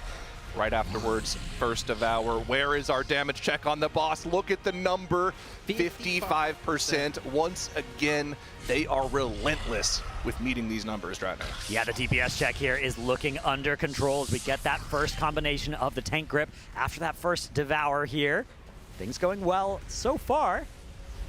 Yeah, it will become a bit closer as far as their damage check is concerned, but we know around 8:30 and around 9:30 they have those 2 and 3 minute cooldowns coming up. We're going to have that next set of Shadowquake rings coming in right about now, and the raid damage is just utterly insane, making sure that vulnerability debuff falls before that second ring comes in, and here come the inverse gravity sets. We have to make it through these alive. We have 1 battle res available, but we don't want to expend that. We do just make it through. Clean. Yeah, nicely we're clean done. Here. Yeah, you got to watch the tanks here in this part of the fight as well, because normally tanks get to ignore a lot of raid damage. The tank debuff on this fight increases all cosmic damage you take, which makes those mechanics that normally tanks get to ignore, the raid damage, become lethal for them as well. So you can see this next Darkened Sky cast going to come out on everybody. Nick doing his best to bring everybody back to full health before the next ring hits them. They managed to do just that. Once again, clean. Third and final set of inverse gravities. Oh no! So what 6 happened there was there were more than 6 players inside a star, and as soon as that happens, it will immediately explode. The angle just not quite perfect on the tank grip there. Once again, a pull where our damage was looking phenomenal. Yeah, they were well on pace. 32% before that Devour went out. The checkpoint there is like 28%. Yeah. Their damage is more than on pace to kill this boss. It just takes actual perfect play for 3.5. That was just a slightly off-kilter tank positioning there, dragging players a little bit off of where they expected to be dragged, and unfortunately right into that star. Yeah, you think of the non-black hole stars as safe stars, but you can't all think of them that way. If ever there are more than 5 players in the gravity well of a star, it will immediately supernova, turning into that lethal black hole and doing huge fall-off damage to the raid. You can see this happening here as Yip's heading back to the edge of the room, players getting gripped. And yeah, it's just that star that is in melee that ends up being dragged through more than 5 players at a time, causes it to explode, and causes the wipe to get called. But Liquid, relentless, the pull timer already up. Next pull will be underway here in just 10 seconds, and we are ready for an afternoon of chain pulling this boss until it dies. Yeah, there's nothing left to discuss at this point. You've seen the entire phase 3. One little mishap is okay. All we just need, well, we want to kill the boss, not okay. We know what we need to know. We need to know here. We come in, we kill this boss. We have the damage, we have the mechanics down, we have the plan. I can see the vision coming together. Exactly. We just need that one pull to perfection, and this boss is dead, and World First is ours. Yeah, we've just been waiting for you to use your Twitch Prime sub on this channel, and then we will kill this boss. So if you've been holding on to that thing, like our healers are holding on to their bloodlust, now is the time. Empty the bag of your Twitch Primes. Give them to us right now, and we will kill this boss. Yeah, if you haven't used it yet, it's literally your fault they haven't killed the boss. Exactly. What are you doing? I assign that blame to you directly. Do you want to read them all off, actually, Travis? Like, no, that's a Jack thing. Yeah, that's I was that's losing my mind listening to that. I lack the powers to read out all the names. Just if you did sub, thank you. There you go, all of you at once. I'm doing a mass blessing. A mass blessing of Ra. Blessing of Ra, yes. Upon Blessing this of pull, Ra-nos. and on all of the all the people who've chosen to listen to my command and give us their subs. Here's our production team. They don't get to eat unless enough of you use your Twitch Prime subs. So please, they're very hungry. Yeah, we actually haven't fed Tettles in 3 days. He's Yeah. ravenous. No, that was in Shadowlands. That was. It took me a second, but I got it. Ravenous. Ravenous Frenzy. Boomkin. Oh, I get it. Okay, yeah. No, that took a sec for me as well. I was trying to think of like what boss, because I know there was the Hungering Devourer or something, Hungering Destroyer. Oh, sure. That expansion. We are going to wipe here in P1 on this one. Okay. Not enough people subbed. Clearly they don't like my bad jokes, so sorry, that's on me. Actually, that's on the people that still haven't primed yet. Exactly. True. We also have some product to give away. Oh, like what? Well, we have 10 winners that will receive a Philips Hue starter kit. You can enter the Philips Hue sweepstakes at tl.gg/Hue. That's H-U-E. A common word, but one that Kalamazi did not know until we got to this event. No. And we had to teach it to him. Now I do. Now I know. I've actually entered myself. What is your favorite hue now, Kalamazi? The color? Like the shade? Yes, that is what a hue means, as we told you. Peach? A shade of peach. Okay. Well, these lights are capable. In fact, you can see on the screen right there various beautiful shades. Peach-esque colors. Yeah, exactly. Yeah. Can light up your room however you want. Set up all kinds of different customizations. Have it on a timer, I believe, as well. What about you, Dranos? What's your favorite hue? I'm partial to green typically. What kind of green? I like like a jade green. Ooh. Yeah. Regal. Also, I like the fell green of the Demon Hunter I-Beam we just saw there, coming out of Jiminy Bellini. Notably, those are not pink. No, they are not. That's what color I thought they were. I'm actually drinking a peach tea right now. Oh. I like a nice cherry blossom pink. Ooh. Yeah. Okay. That's a strong one. It is. Yeah. Yeah, I like a good purple as well. Not a purple class, of course. I was gonna say, yeah. Doesn't really add up, but in fact, I like a purple that's kind of between the DH purple and the Warlock purple. It's like the raid sort. Yeah. Yeah. The raid. I mean, this raid is beautiful. So like a royal purple, then. Yeah. Okay. All right, we're in to poll number 368. The amount of days in a year, if we have to add extra days for more than just a leap year, but something's gone really wrong with the orbit of the Earth and the Sun. Okay. Which would be thematic for this raid, because it's all about orbits and stuff and planets, so you got to give me this one. Listen. you know, Florida's education system isn't necessarily always the best. I actually thought until about a month ago that a leap year was 3 extra days and not 1. Yeah, well, so exactly. So this would be the amount of days in a Kalamazoo leap year. Yeah, that's 3 extra days of cultivating mess. So hold on. Down for that. What did you think those 3 extra days in the year were? Yeah, February 29th, 30th, yeah, 31st. I did. I did. Okay. That goes crazy. I respect that. Yeah. Yeah. Don't listen. You're the one who said it. You're the one who said it. No, I thought it. It takes bravery to admit that. Yeah, blame Florida. I've been there for 34 years. It's taken. Well, are you even sure you've been there for 34 years at this point? It could be 33. Clearly, the timekeeping could have been off. That's true, actually. What if you're born on a leap year? Are you like actually like 10 years old when you're 35? How does that work? I mean, no, not really. Yeah, I feel like that would be an unlucky day to be born, February 29th. Yeah. You just have your birthday party on March 1st or February 28th, either one. Yeah. Do you know somebody who was born on a leap day? Somebody in chat was yesterday. We were talking about this yesterday as well. Oh yeah, okay. Yeah, somebody in chat was. They said they were like 10 years old actually. That's why I'm bringing it up. So just like me, the mental capacity of a 10-year-old. Wow. How did I make it here? I don't know. Another unfortunate phase 1 wipe here. And the progress has been a little bit more shaky. So here's the thing. The last 5 pulls have included a couple of P1 resets. They've also included some of our best P3 work yet. That dichotomy is going to be important to resolve, hopefully in the direction of more P3 pulls. Because just a couple more P3 pulls, especially if we can get 3 in a row. I'm ready to declare, if we get 3 P3 pulls in a row, boss is dead, money back guarantee. Okay, deal. Yeah. I agree. Or your money back. What if they're not back-to-back? Within the next 5? No, it needs to be 3 in a row. I need 3 P3 pulls in a row before I'm ready to offer the money back guarantee. Of course, they could kill it under other circumstances, but those are the only ones in which I offer that guarantee. That'd be a good prediction. Yeah. Is the boss dead within the next? The next time they get, or like in the next hour or something? I was gonna say, yeah, or the next 5 phase 3s. If you do get that money back from Dratnos, a good place to place it would be with our charity partner. That's right. Santa Monica Animal Shelter. We've been raising a lot of money for them at tl.gg/donate. You can help out. You can see from our bar there, have crossed over the $19,000 raised for charity threshold this race. Incredible. Thanks so much to everybody who has chosen to help support this great cause. We are supporting this race. Local animal shelter. If you want to see what it looks like, I visited it, I think like 5 days ago during one of the lunch shifts, so scroll back through the Twitch VODs, you'll find it. We had Mr. Ree join us as well. Oh, big old doggo, yeah. Oh, it's a dog? Yeah. That was his name? Mr. Ree. Yeah. Oh, I get it. That's his name. Yeah, it was. How was it spelled? Was very dot Mr. and then R-E. Okay, got yeah. it. Very friendly dog. That's nice. Is he up for adoption? Yes. Yeah, a lot of friendly dogs love to visit the Alienware training facility here. Tettles is here too. Yeah, that's right. I don't know if he's friendly though. No. Don't think you want to adopt him either. Yeah, he's vicious. Well, he's something. I'll give you that much. Yeah. We've got Shaq's POV here for some P1. Always a little nerve-wracking to watch a Havoc DH for me. They're zipping all over the place, optimizing all that damage.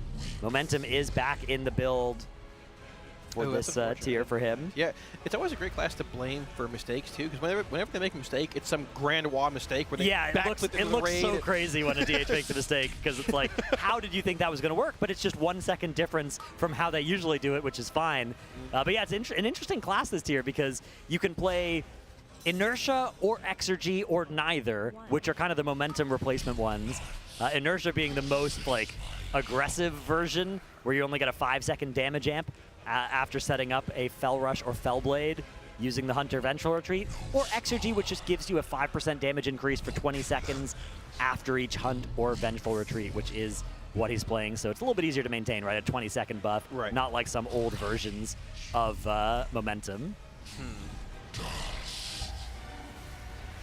Yeah, you can also play a no-mover build. If you're scared of Havoc DH, you don't have to play either Inertia or Exergy. In fact, if you're doing M+, I think the build often plays neither, so it can be pretty fun to play in keys this season. I don't know if scared is the word. I think just annoying is the word I'd use. It's not a play style everybody wants to opt into, you know? Guys, I'm just such a fan of the race in general. Like, I'm sitting here, I have the Echo stream on my phone, so I can watch them alongside the Liquid pulls. They just had a great P3 pull. Unfortunately, a few players died for, well, fortunately for us, unfortunately for them, a few players died to the first Dark and Sky after the second Devour. It's late for them. I think it says in their cast if they have a full screen. It is currently overlay up right now. I think it's around like 1 a.m. for them at this point. It'll be midnight. It'll be 12:15 over in Europe. It's +9. Yep. So yeah, a little bit past midnight over in Germany, where Echo are also racing for world first. I suspect they will be going late into the night, because I think if you go to bed, Liquid are going to kill this before you wake up. Yeah, this is the night where you pull out all the stops. You remove the 8 p.m. M break that we have here, if you have the equivalent over there in Echo territory. This is literally any pull territory for both guilds here. The issue, though, is it is getting later. Like you said, fatigue does set in, but they've been in this spot before, and they've been able to pull it out. This is any pull territory for either guild. The culmination of the entire expansion comes down to likely the next 2 hours. I'll go out on a limb and say this boss is dead within 2 hours somewhere. Someone hoping it's here. But I mean, time, any pull territory doesn't usually last for multiple hours. That goes to show just how difficult this boss is. This reminds me of Fireack, where you get the boss so low, and in fact the part where we have both guilds wiping sub 5% is another similarity, but you're getting the boss so low, and just getting over the finish line is so hard that we are on the precipice of victory for 50 pulls now. Wait, guys, is Makes still there? Maybe. She's in the facility. Makes, you know what to do. Yeah, activate Operation Makes EMP. She is the EMP. Let me the EMP right now. Jarvis, activate EMP right now.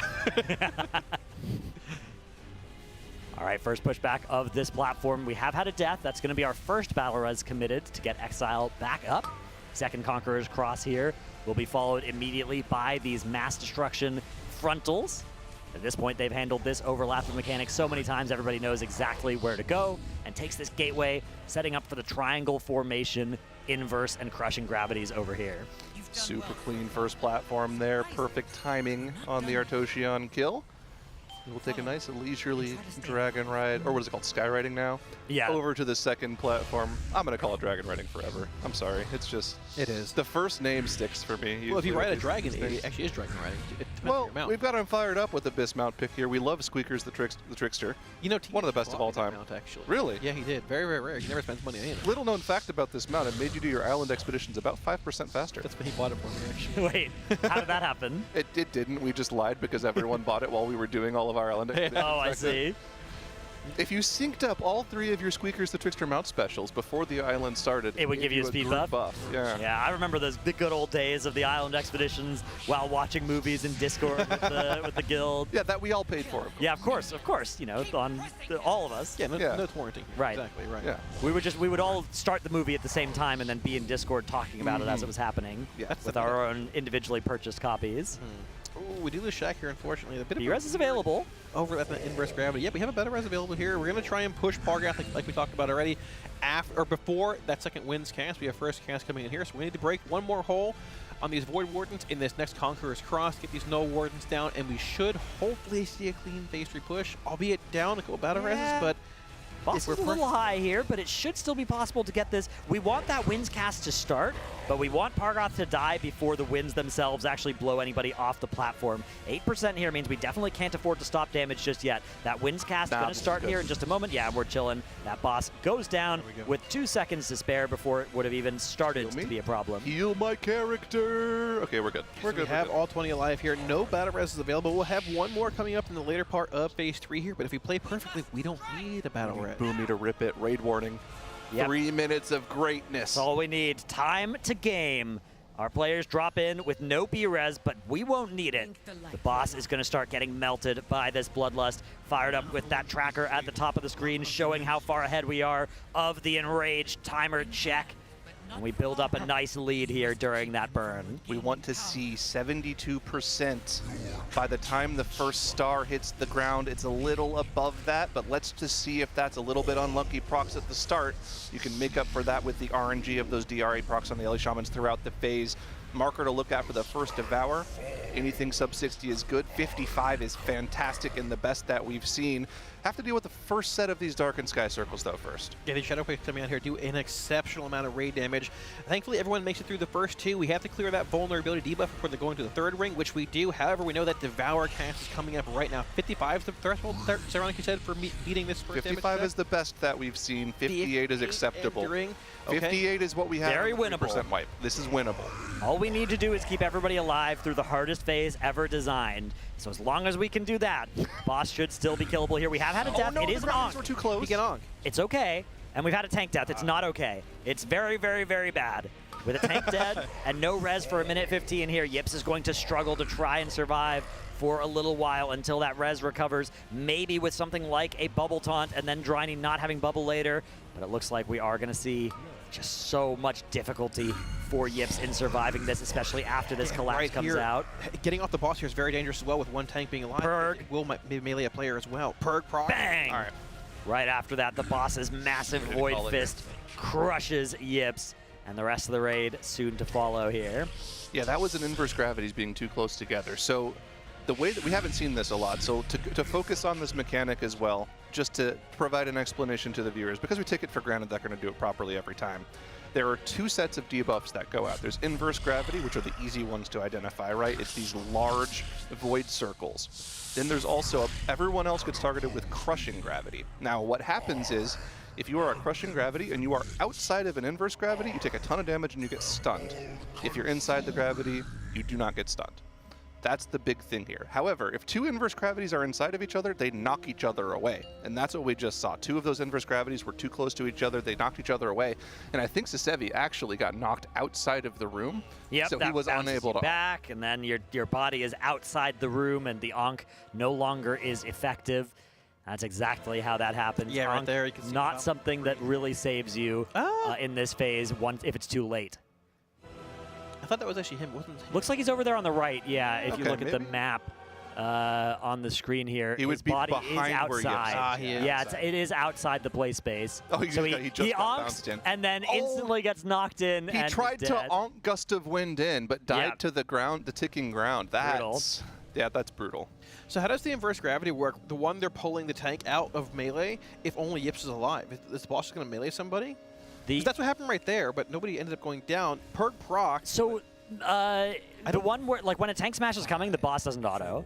He's casting the tank smash. And then after the tank smash, he takes like a second or two off and then autos again. And if he's ever targeting a tank, unlike a lot of rooted bosses, instead of meleeing somebody else or wiping the raid if the tank is out of range, Demensius will instead pull the tank towards him. If he's ever trying to auto attack you and you're out of range, he will pull you to him, which is very bad in the last phase because it often means you're getting pulled through a black hole if you are a tank and you're caught out of position. We've seen that happen a couple of times. Again, still a great pull. Anytime we're in P3, we're very happy. That time around wasn't the most perfect pull. We had no battle reses going into the final phase. So it was going to be a rough situation for them to be in regardless of that fact. But again, just got to get back there, play it clean in P1, play it proper in P2, and give yourself the best possible chance to kill the fight. If you aren't already, this is the best part of the Race to World First to be multi-streaming. Liquid on one monitor, Echo on the other, watch the pulls back to back. The best is when they're both in P3 at the same time. That hasn't happened for a little while yet, but maybe they'll sync up here in just a little bit and we'll get it. I remember when we were getting that on Fire-Ack. Fire-Ack, it was happening. Oh, man. Denathrius, it was happening. And those were some of my favorite moments as a Race to World First enjoyer, just watching those streams, seeing the guilds both get so close, but being barely unable to pull it out until the very end. Yeah. Not only is it the culmination of the last 2 weeks of work, it's the culmination of the last, realistically, year and a half, multiple years, if you will, at the same time. Everything has led to this. If Liquid is able to take this world first, they will be the first guild to sweep an entire expansion. But at the same time, Echo wants to ruin that, and they are Echo. If underestimated Echo is never the play. They have overcome insurmountable odds in the past. Yeah. This tier, they're looking to do exactly the same. This is any pull territory for either guild at this point. Back in phase 1, we can see once again part of why LA Shamans are brought. Not just that phase 3 fact that they are going to get 2 massive cooldowns on the boss, but also they really help carry this first phase, as these living mass adds are super high priority, but you don't want to swap off of boss damage because you are beating an enrage, not just in the entire fight, but in each of the phases. In fact, you're beating 2 enrages in P2. There are 3 different enrage timers that they are barely beating in this fight. 4, hopefully, once we can get that 3rd phase enrage down. And we've seen it. They have the damage. Just got to keep the players alive so they can see to that final Devour cast, so you can allow your Ellie Shamans to make use of the strongest ability in the game in that Ascendance. End of this phase here, very scary. Lots of damage going out from those fission casts. Hopefully one player doesn't get targeted multiple times in a row by that, but it can happen. The healers are ready for it. We will get this antimatter, but I don't think we actually have to soak this. The boss is already pushed here. This is great damage in P1. Yeah, anytime it's sub 3.5% during that Shattered Space cast, we can make the call to just not soak the antimatter, which means we get to hold on to effects like the AMZ. Now, it's not that different because it doesn't really change our ability to do these next couple of phases. It's not a big deal, but it is nice for morale to know that you are on a pump or pull. Oh, yeah. Dude, did you notice, by the way, after our little Zenni breakdown with THD before launch, he changed the... He did. He changed his name to Game. We've got 20 We peer pressured him. Only Game.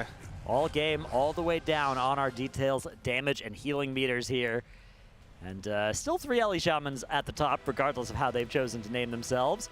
We do get to the Artosian platform, and right off the rip, this thing is taking a huge amount of damage from each of those stellar cores collected by players during the Skyriding segment. Yeah, we're going to see these 4 debris lines spawning, which they point towards the edge of the room here. The big thing in this phase, we've seen it a bunch. It's breaking these Void Warden walls. We're going to have that planet being thrown at us with these inverse gravity overlaps coming in right now. The next check here is going to be breaking that other Void Warden to get through that wall for the actual breath coming, or I guess the push coming momentarily. Those Razageth wins. Before that, these 4 debris lines come out. The wall's already broken. Artosian's at 27%. Here's that pushback. We're going to have 1 more Conqueror's Cross spawning in momentarily with another set of Void Wardens and Nullbinders. Rip all 4 in. Get all these down. We're going to have 1 final inverse gravity, which once we move through the wall here, Artosian should die, giving us a hopefully pretty clean second transition platform here. Yeah, boss is very, very low. 4% on the gateway should be more than enough for them to just cleave him down while they deal with these inverse gravities. Second wins nowhere in sight, and that is a good push on the Artosian platform. We have 2 battle reses banked currently. We would love to hold on to those for the final phase.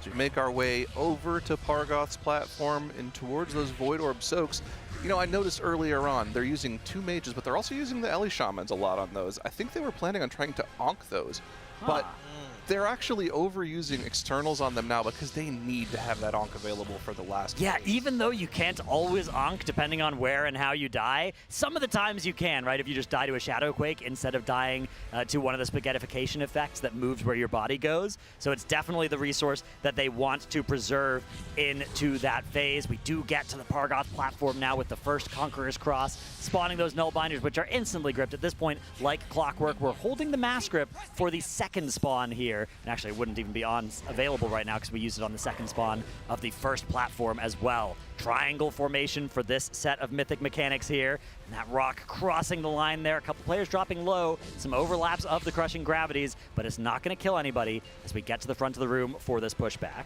Echo into another P3 pull on their end as well. They're at 15% with 4 players dead. It's going to be a low pull. I'm not sure it's going to be enough to be a kill, and they're losing a couple other players, so I believe that is going to be a painfully low wipe for them as Liquid makes their way towards a phase 3 of their own as they've dealt with the final set of Nullbinders, are spreading for the inverse gravity. We lost a couple of players. Yeah, we got to go again, I think. There's no way of killing the boss with this set of things happening. Losing the B-Res is not great. It's okay. Losing 2 B-Reses is really not great, but you would still continue the pull at this point. Any more than that, that 3rd death happening before the 8-minute mark really is going to be pretty lethal to the chances of killing this boss. And so Liquid are going to wipe it. Fired Up's going to release. Then he's going to jump off as he needs to. And listen, there we go. Prepare yourself for absolute cinema. Both guilds have wiped at the same time. We're going to be resetting and pulling at the same time. We have synced pulls happening in the race. Oh, I hope we get these synced P3s and we see one of the guilds pull it out right now. Hopefully Liquid. but I just want to see both guilds pulling at the same time. This is what the race is all about. 55 seconds until we can get started again, as we do have to wait for the healer sated debuff to tick down exactly the right amount that we don't get it when we use the DPS lust, but we will have it available when we want the healer lust. A little bit of a, I would say, a pretty cringe strategy to have to use. Definitely not cringe to choose to use it when you need to kill the boss, but the sort of thing that I think shouldn't work, right? Like, when you pull the boss, it should probably get rid of your sated debuff, something like that. That would be nice also for not having to reset the boss before you pull it. It's just one of those weird quirks of the race where it's something that's always available to you, but it's never something you like need to you do. only would ever do it if you really needed it, because the extra 2 minutes between each pull is not going to be worth it, even if it's an optimal strat, unless the boss is this tightly tuned. Yeah. It goes to show how tightly tuned Demensius is. We've seen them needing to optimize, hyper-optimize damage in Phase 1 to beat the actual third Devour cast, beat both adds in Phase 2 in the platforms while saving cooldowns, saving potions for Phase 3. We've seen them moving more potions towards Phase 3. Now they believe everything's optimized. There's no discussion between pulls. It's simply, we wiped, pull again. Any pull can be the kill. It's literally any pull of territory. Yeah. Everything's optimized. The mentality is written on our screen 20 times. Game. Exactly, and we've learned that talking about the pull during Phase 1 does not do them any favors, so instead of talking about some nonsense this time, I have something great to offer you guys in chat. Oh, trade-off? Exactly, a trade offer here. 3 lovely Alienware monitors are up for grabs to be given away. You can enter the sweepstakes at tl.gg/AlienwareRWF, log into your Alienware Arena account or create one, and then follow the prompts, be in the US or Canada, and above the age of 13, and you can win one of the monitors. These Alienware monitors are really good, especially this tier. You want to make sure that you have, all the work being done by the art team to make this boss. You don't want the bottleneck to be your monitor in terms of how much you get to experience that, so very much something you're going to want to pick up, and you can enter to win one for free there. How does that work if you are somebody who was born on February 29th? Are you above the age of 13? Yeah, it would have needed to be like in the 50s or something. You just can't enter. Oh. Yeah, that's tough. Sorry to our leap day birthdays out there. None of our giveaways really are you eligible for. Gotta make the rules. Yeah. Should have high rolled a better birthday. That's right. I mean, you do have to get pretty unlucky to get born on a leap day, right? There's only one of them every 1,000 days. Looks like we're just we're choosing to wipe here. Okay, got it. Yeah, that was not a mistake. The mistake had already been committed, and that was we're choosing to wipe. We desynced our Phase 3 polls, though. Yeah, well, can always get back there. Yeah, we pick wipes again. We'll see. We'll see. Another pull timer should be up in just a moment. 3 healers releasing, pressing that Bloodlust, and then the rest of the raid allowed to release as well. And yeah, again, for anybody who's unsure why we're doing this, we want those 3 healers not to get the lust at the start of Phase 3, but to instead have it at the end of Phase 3. So they are releasing and then pressing lust so that they will be sated when the rest of the raid presses lust, and then that sated debuff will fall off after that point, and they'll be able to press a healer lust when the actual healing gets crazy after the third or second Devour, when the planets are all black holes and the shadow quakes from that darkened sky cast are so dangerous. Right, so the exact sequence is those 3 specific healers release, press lust, and then the rest of the raid releases so that they can get the lust when they normally want it, right? Exactly. And then they have to wait like you need to wait 5 seconds. Yeah, exactly, a little bit, because the healers want that lust available, 9 minutes into the pull, something like that. So we need to give it a little bit of time for the sated debuff to tick down from the full 10 minutes. Not too much, though. It's also nice to get this extra timer so that Shaq can stack up his Cycle of Hatred. A couple other effects like that. You do often need a little bit of pull timer anyways. It is still annoying. You wouldn't do this if you didn't have to, but Liquid very much feel like they have to kill this boss. Has there been a fight in recent memory, or even just in general, where they have staggered lust in progression? I don't think so. I don't think so. The closest thing I can remember is resetting Onks after Unot wipes. I don't know if you remember that. You'd summon your shamans to the end time dungeon where they could interact with that hourglass and it would reset their Onk cooldown, which was a part of the strategy on that fight. That's the closest analog to this I can remember. We did it during Gahoon progression. I remember specifically we wanted to wait. Staggering lust? We staggered lust so that healers could have their lust later in the phase, because if you remember how that last phase worked, the damage ramped up over time. Right. Very similar, they actually, needed to this. They needed the later lust, so that's the last time I remember it being something that you did during progression at a Race to World first level.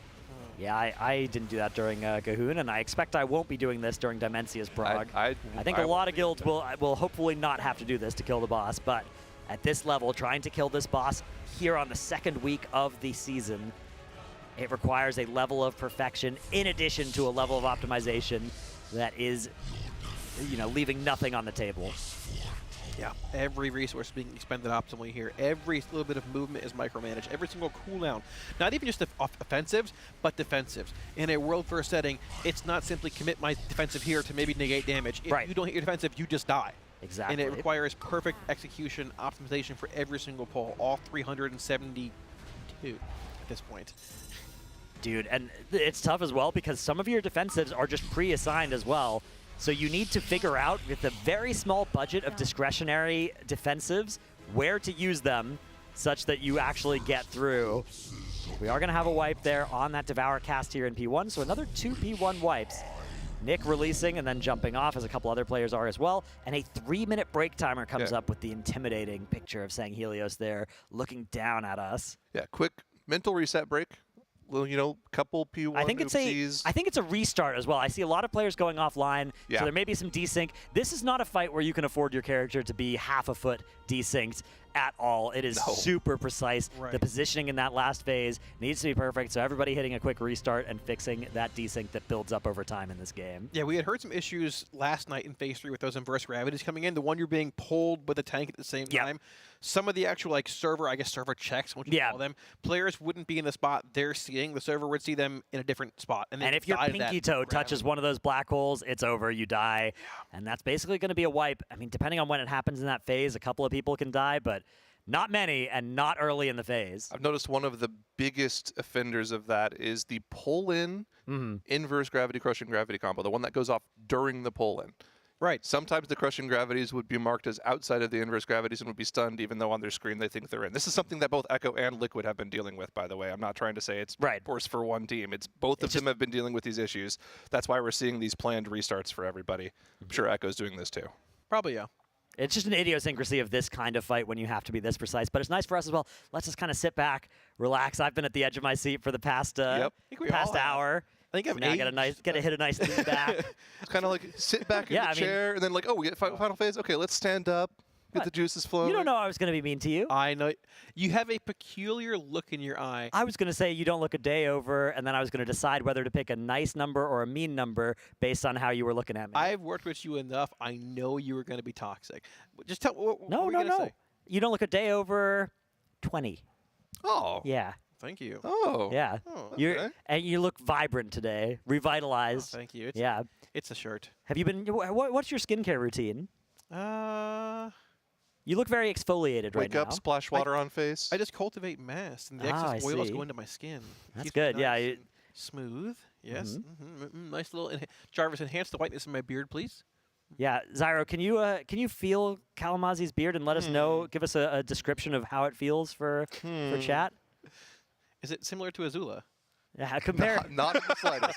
A little different? She's actually softer, I think. Maybe a little. Azula is a lot softer. Oh, well, we've all bonded here. Yep. Trauma bonding today a little bit. It's one of these races where it feels like it's been forever, even though it's only been less than 2 weeks, because there's been so much progression on this really hard fight. I mean, we reached this fight on Tuesday, right? Tuesday night, we got to Demensius. Right. It is now Saturday. 4 days of progression on a boss by a team with the caliber of Team Liquid. That's been 14 hours a day thrown at this boss, and it hasn't died yet.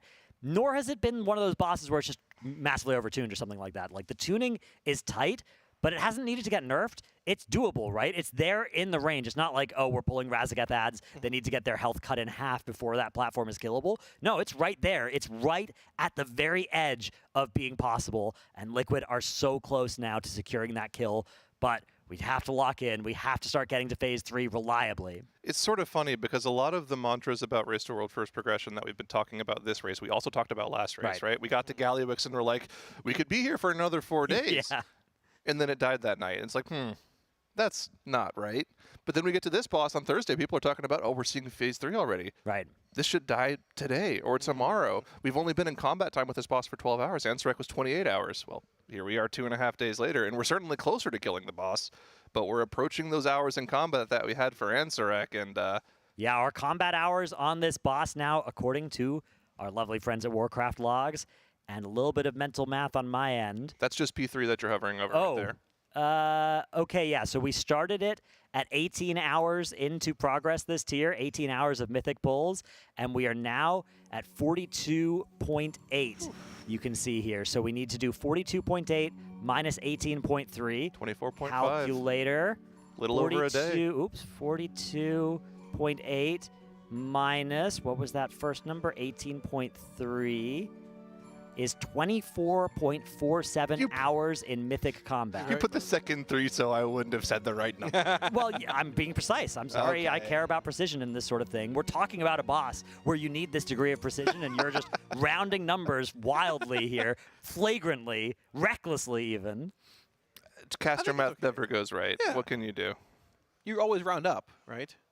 Yeah, exactly. Further enhance the value of whatever we're talking about. Yeah, any boss that requires over 24 hours of combat time is a ridiculous boss. Yeah, I was walking back to the hotel last night with Cams, and I was talking, like I said, man, how is it like day 12 already? But it feels like the last 2 days, 2 or 3 days with this boss getting into real progression has been longer than the first 9 or 10. Yeah, I know exactly what you mean. But now it's like this boss is nerve-wracking now, as a break timer has been re-added here. We've put another 3-minute break timer up. See players are up and about, maybe some bathroom breaks as well. We had a pretty short lunch break, so would make sense to call a slightly longer break now. Sound Guild. Yeah. P3 Would be a shame to call a break and then lose during the break, so we're hoping that doesn't happen. But, you know, if you need to take a break, you need to take a break, and hopefully once we do get back in there, should have a chance at this one. 20 players alive, no battle res is 15%. 15's not 0, though. No, it's not. We've learned that the final percent here in Phase 3 is by far the hardest part, right? You are dealing with so many mechanical overlaps. One thing I didn't appreciate about the last phase as well is after that second Devour cast, the passive damage on the raid is tremendous as well. You're in so much danger just for the entire rest of the fight. And you're also getting gripped in through all these mechanics. It's a very sketchy time. So to cool off a little bit, relax a tiny bit here at the end, we do have some transmog submissions to review. Players who've donated $35 or more to our charity drive can get your transmog reviewed on screen. I just want to say, before we go over this transmog, Echo just wiped to the same thing. It was that final Dark and Skycast. They're going to have to figure it out. 9.3, good Whisper remog. Hunt, though, thank you so much. Sorry to cut you off there. This is a really cool mog, though. I don't like Hunter mogs, but I'm going to go 8.5. I don't like Hunters. No, it's but yeah, this is a nice mog for sure. I'm going to go with the 9. So much then? I don't know. That's why I don't like them. They take all those items. But yeah, Whisper Hunt, thanks so much for the transmog submission. I think we have a couple more to show as well, hopefully before we get back into pulls. So we'll do a little bit of potentially some rapid-fire transmog section here. We've got Tropico. What's going on with that other shoulder here is my question. We got a dog and a skull. Yeah, different shoulders. They're both very big. I love orc shoulders as well. I think the ratio of shoulder size to model size on orcs is really good. It's really big shoulders. Quick 4x, turn that sucker around. Yeah, bang. Around. I'll give us an 8.6. This is solid. Good orc. I don't like a cloak. I don't like a lot of cloaks, though. Most cloaks I'm not a fan of. I'm going to give this one an 8.8, though. I do like the general idea of this one. Yeah, it's nice. 8.3. All right. Thanks so much, Tropico, for your transmog. As the break timer has ended, but the pull timer's not up just yet, so we can maybe show another mog. We've got DevTech, the Immortal. Nice title. Wielding 2 Ashkanders, I believe, as the weapons. Ooh, are they? Maybe. I don't know. I think so, maybe. They look like Gabra's weapons. Bro, this is a 9 for the title alone. Also, Immortal? this guy gifts a lot of subs in the chat. All right, 9.5 for me. Look at the guild name as well, Gifted. Yeah, love it. 9.2, I'd say. Very hard, impossible title to obtain at this point. Indeed, yeah. Even back in Wrath Classic now, it's too late, too. We're already into MOP by now. Very nice. That's right. Terrace of Endless Spring comes out soon. Another race to world first that should be equally as exciting as this one. Yeah, sure. Yeah, I Solid, can't wait to see who wins there. It might last an entire hour. Maybe. Just because Shaw of Fear actually lasts like 22 minutes. Yeah, that fight is a crazy one. A double luster as well. Yeah, might even be a triple luster. Could be. If they one-shot it. We get into Demensius once more, though. Thanks so much to everybody who's chosen to donate. If we haven't yet taken a look at your transmog or your pet submission, we'll get to them soon-ish. We promise. It's an exciting day of Prague, though. We don't want to miss any of the Demensius action as we are back from what ended up evolving into like a 7-minute break after the initial 3-minute break timer went out. Looks like a little reset break, a refresh break turned into like a, okay, everyone go to the bathroom, get some water, reset mentally. You really want to make sure you okay. all take your breaks at the same time as well. You don't want a situation where it's sort of like if you're on a car trip, right? And it's like, okay, we're stopping now. Everybody use the bathroom. I don't want to hear in 30 minutes that you need to go, right? We are not stopping. We're not turning this around. So, again, right before we went over those transmogs, Echo had yet another 5%-ish wipe. This was the closest, though, that they have looked to a kill, in my opinion. It was literally 20 players alive. That was a nerve-wracking one to see. Into the final overlap. It was into that same spot that we saw Liquid wipe out on the 3% wipe. It was the final set of rings, the Darkened Sky cast, which if either of these guilds finds a way to live that final ring cast, the boss will die. Yeah, if there are 18 or more players coming out of that last set of rings from the final Darkened Sky cast, there will be no chance that Demensius survives the onslaught of all their remaining damage, unless the 2 players that are dead are Elemental Shamans, in which case there is a chance he will survive it. But as long as those Ellie Shamans are there, and a couple of supporting characters are there too, we should have the damage for the end of that phase. I'm excited. God. I just appreciate that we have a tier where Ellie Shamans get to be the main character. I do too, yeah. I mean, it's been a long time since they've actually seen like a decent play. It's been Enhance or it's been the bench with the Resto Shaman, which is sort of sketchy as well. So something giving Sky Fury, essentially, right? But yeah, hasn't seen plays. I think it was Unat. Unat was the last time, and they were the main characters on Unat. That was nice. Every tier, there's a different main character. Usually it ends up being the mages somehow. Regardless of what the hubbub is before the tier, it's usually somehow, oh, the mages are doing this, but okay, we can't let this guy get away with it. Warlocks are up there too. Yeah, okay. Yeah, for the first tier in 18 years. They're really like main characters in that like they're the crucial hinge point on how you kill the end boss, right? Like on Gallywix, the mages just need to live and do their bombs and then never do it. You know, they get the president treatment, never get killed, right? Ansrek, I guess, is kind of the tanks. Yeah, it's really all the tanks. Actually. Yeah, this fight is also, it's Elemental Shamans and I would say the tanks as well. And of course, all 20 players have brutally hard jobs, but there are some players that you just watch what they're doing and it's like, wow, this is crazy. Yeah, on pace for a good push here. Maybe we can actually avoid soaking the antimatter. Not going to try to throw away a 3-minute pull, just going to soak it. It's not that big of a deal. These reverse gravities are going to be ignored as they go to the back of the room and they push the boss. Is Scott going to stay alive here? Looks like we're good to go with 20 players alive into P. Yeah, so he is a little low. It's actually kind of dangerous to be low as the tank because you do get autoed by Artosian pretty quickly, and you're not going to have all of your defensive speed going. You're not going to have a huge ignore pane built up just yet on that auto attack. Typically, Scott is the tank to grab the boss first, but I wonder if they'll adapt here and actually have Yips grab the first auto attack here from Artosian because, yeah, Scott is low. Maybe he can just get a heal before they break the Artosian out of his Eclipse cast. I'm sure he can get a heal. It'd be awkward for Yips to do that, right? Because Yips is the one who gets the orb underneath the platform. Yeah, they would need to like swap roles there. It is, in fact, Scott. He's fine.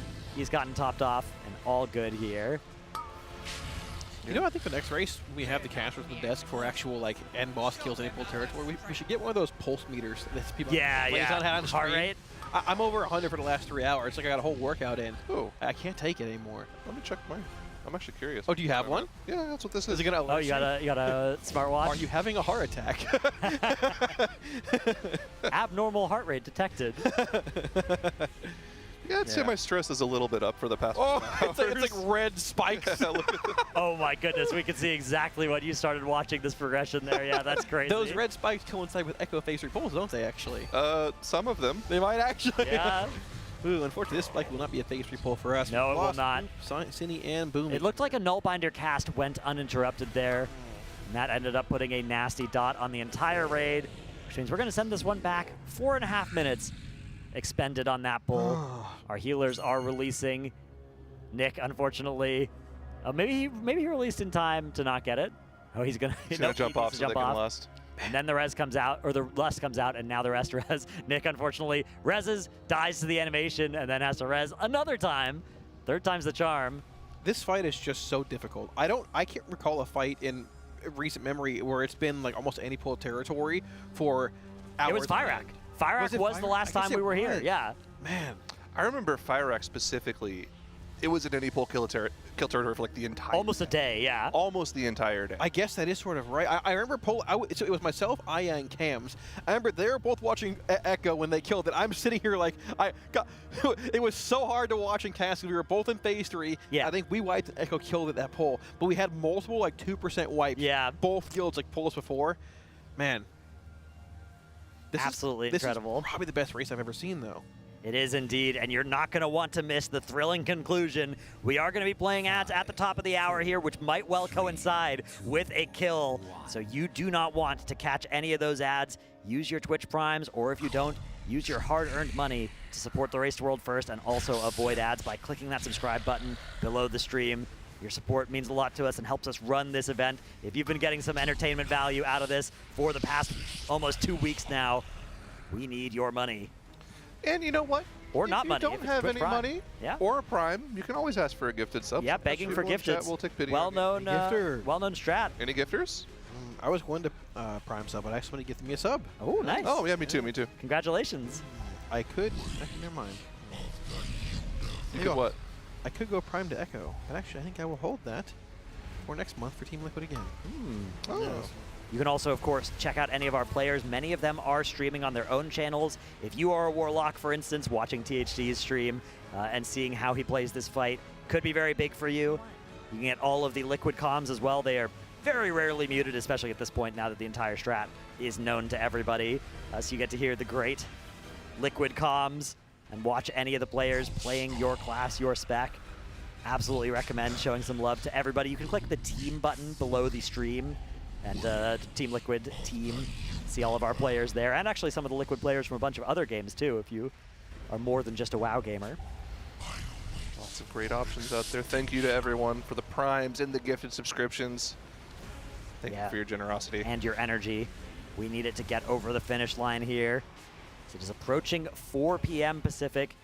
Looks like a wipe has been called here. Yeah, a lot of players seen jumping off.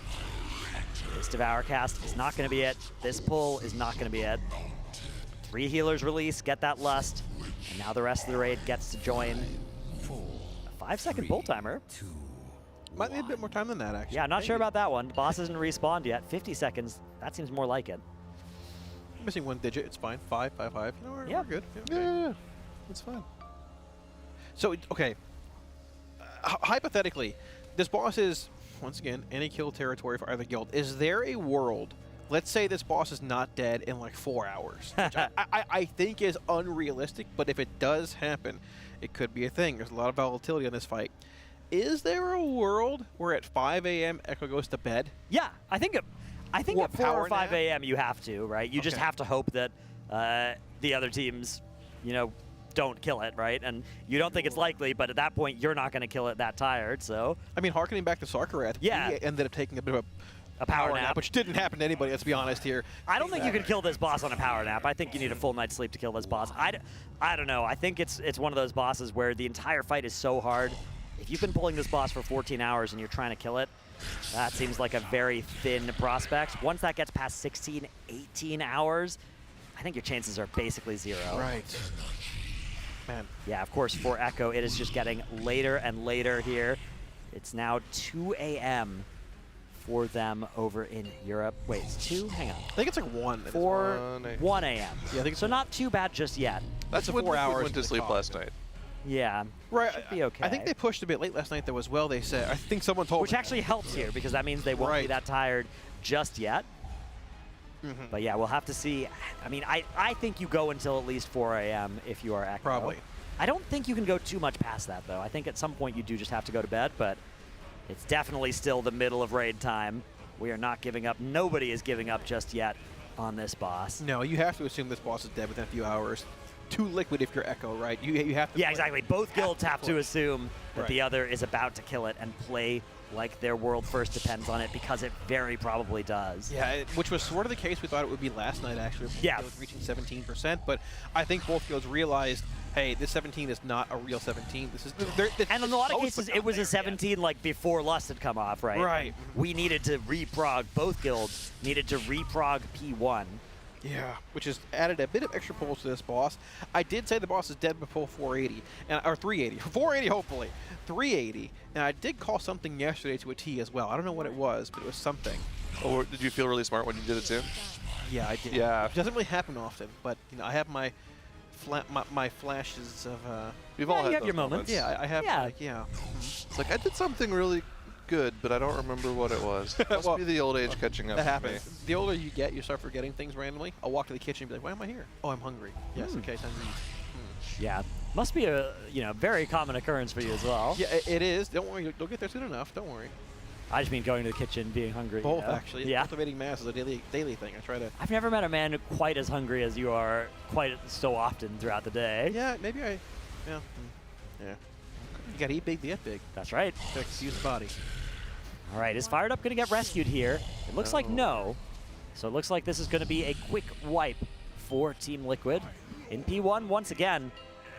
So I've been looking at our progress graphs on our partner Warcraft logs, and there's definitely been we haven't had a run of P3 in a while here for Team Liquid. The pull timer does come back up swiftly, but yeah, of our last pulls, it's actually been almost 10 pulls now since we got to the end of the fight, to the actual Enrage. There have been a few fairly deep pulls in the interim here, but you can see it's been a while. We had this run of great low pulls before lunch. Diabolical. But since then, it's been a little bit less consistent with quite a bit of P1 and P2 mishaps here. There's that next P1 pull you can just see getting added right now to the list. We got like the mid-afternoon doldrums here, it seems. Maybe, yeah. Usually this is where the lunch buff should be kicking in, but this run here was before lunch. I'd actually be curious to see Ansharek's progression graph. I don't know if you can find them. I can pull it up, I'm pretty sure, yeah. I feel like Ansharek didn't have that many low wipes in Phase 3. I think this is just the hardest boss of all time.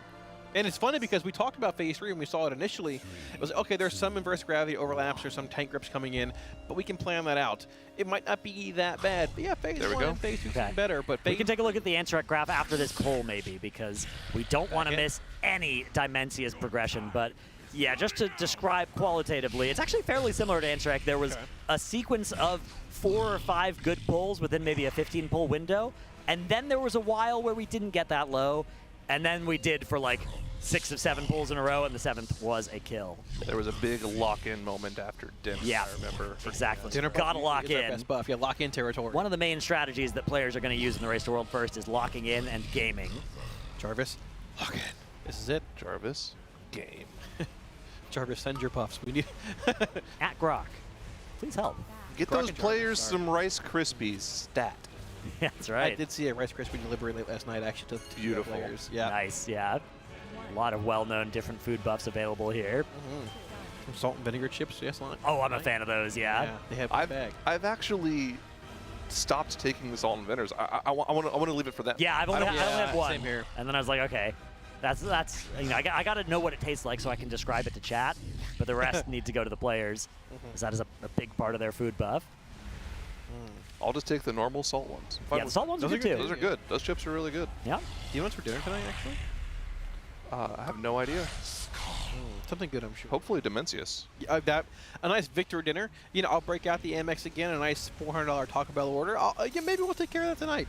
Maybe. Well, we've learned of some other late night places we can get dinner from. We have. We have indeed. Don't have to do Taco Bell. We can, you know, maybe we really make our delivery driver's life miserable. Order from 5 different places, actually. Yeah, you can hit the double dash. Yeah, exactly. I think that feature is there, kind of assuming you won't abuse it, like we certainly might. Well, you know. Did you see after the last race? There was a video that we were linking to each other about a guy saying, I got a late night order for 50 items working at Taco Bell. And I'm like 99% certain that was our order. You know, after the race to world first. Amazing. Amazing. I didn't see that, no. Wow. Well, you know, hopefully he's ready tonight, because it very well might happen again. It could do, yeah. If this boss goes down, celebration will last a while. It's not going to be this pull, though, as 2 lizards taken out by the fists of the Void Lord, knocking them into the boss. So either they were too close to the tank, or the tank was too close to them. Oh, man. Tough for Evokers. They have that short range. Yeah, I mean, they do, but they also have the benefit of being, usually the most busted class. Or They are pretty overpowered. Yeah. Yeah, 3 different Evoker specs have all shone this tier. Og, we're not seeing this fight, but we did on Salhadar, and it looked really good there. Yeah, it did. Lizards in general been the sleeper spec of the last 3 tiers. Yeah. Definitely. Ever since Evoker has come out, there's been at least one OP spec for every race as well with... factoring Prez? Yeah, Preservation has been crazy for Razagath, for Ansarek. This tier, there are some other crazy healers as well, but Prez looks incredible. That's the only healer that Liquid are playing 2 of, so definitely looking extremely strong. A lot of different stuff, though, that works out nicely this tier, though. We've got different classes have had their time to shine on different fights. Either way, though, something else that's going to have its time to shine is another set of casters. We're going to go to a Monster Energy listen-in, and when we come back, we will be some new people. Adios, chat.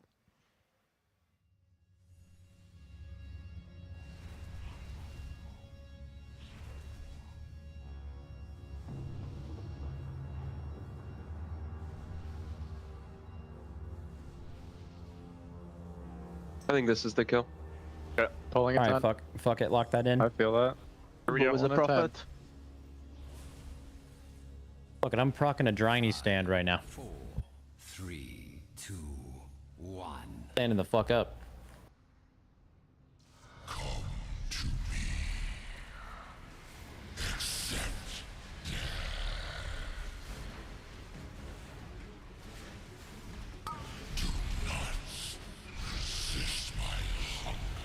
Dude, that actually feels crazy.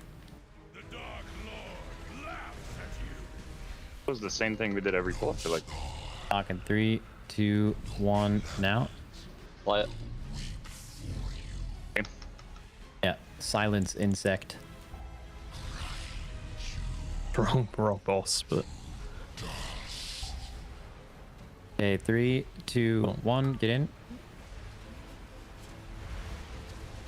Resin. Back up front. Got it.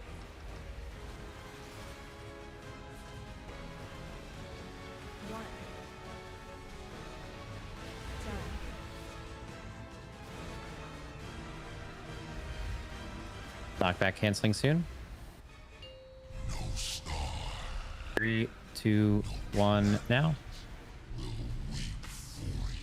Behind on my cycle, right side.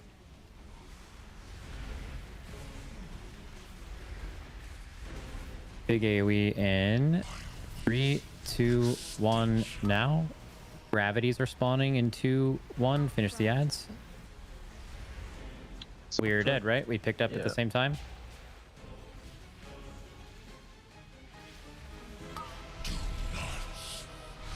Jump off.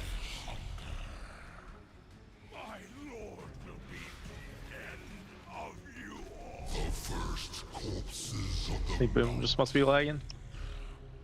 Wait, so Nick it's the next die. one? Yeah, it must be the next one. Good. Doing timer.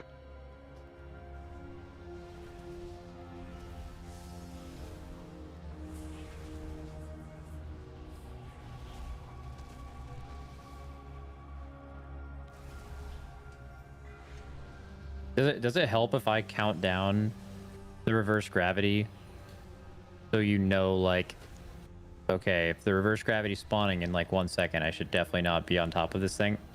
I have a content for it, so it's like usually get that one on that set. Yeah, that one must be too close. Which I usually respect. I just mean anyone. Like, is there anything more I can do to, because that one's randomly proc just a bunch out of nowhere, but maybe it's just RNG. The only call that helps me is pulling in time like to remember the first backup. was like 2 mid HP, I think, as well. In a bit more time. Pulling in 5. 4, 3, 2, 1.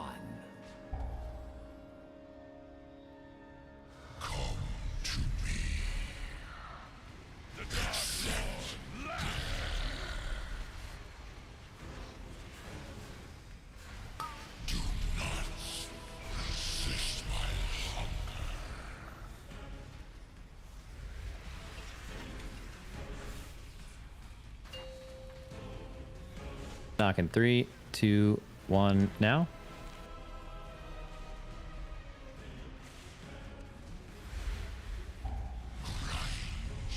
Circles now. And soaks in 3, 2, 1. Get in. Back up. Got it.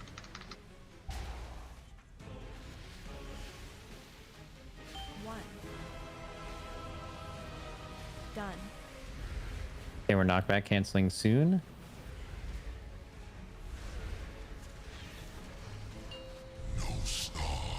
Three, 2, 1, now. And ads are spawning.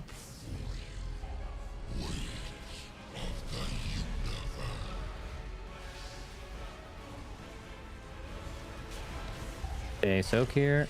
3, 2, 1, left side finish. Get in. Gravities are in 2, 1 now. This is the Devour. Suck people down. Suck down your friends.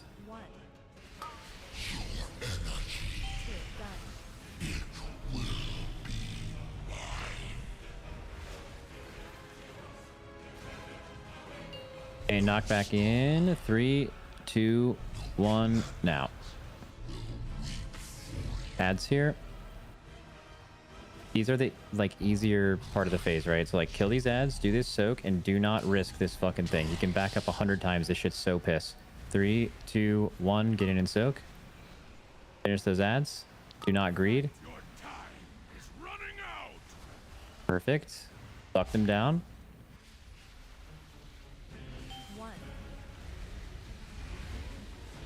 Good job. And we're, as you'd expect, we're turbo ahead on damage. We just have to safety man the end of the phase. Knock back in. 3, 2, 1, now. Good puddles. Good puddles here. And there are shooters. Be aware. Finger on the trigger. We are soaking. AMZ will be in the thing. AMZ in, get in. Get these out. We're pushing in 3, 2, 1, now. God damn, that was a new formation. That was nice. Yeah. Yes. Okay, we're able to mount soon. Let's pipe. The rocks kill you here. Demensius' domain now. So stay close and listen to me. Tested it or you saw a clip? It's one of my friends told me.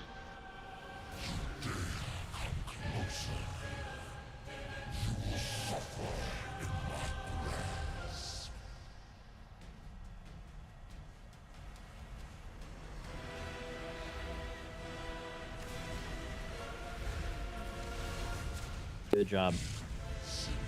Chronos here. Chronos in 2, 1 on range. Moving through and doing a line in 3, 2, 1, go. Gravity going off in 3, 2, 1, now. Chronos. Kill skull. It's dead. Knockback in 3, 2, 1, now.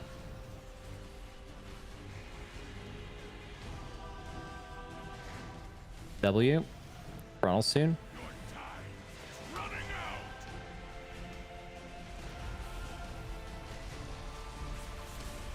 Good. We are gating in 3, 2, go.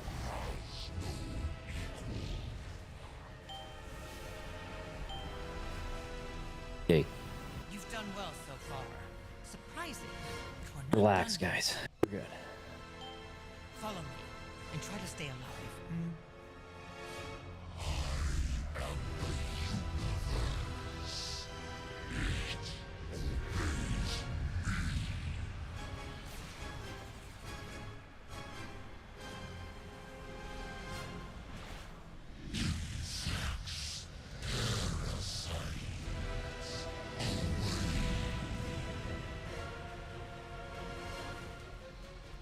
Awesome position.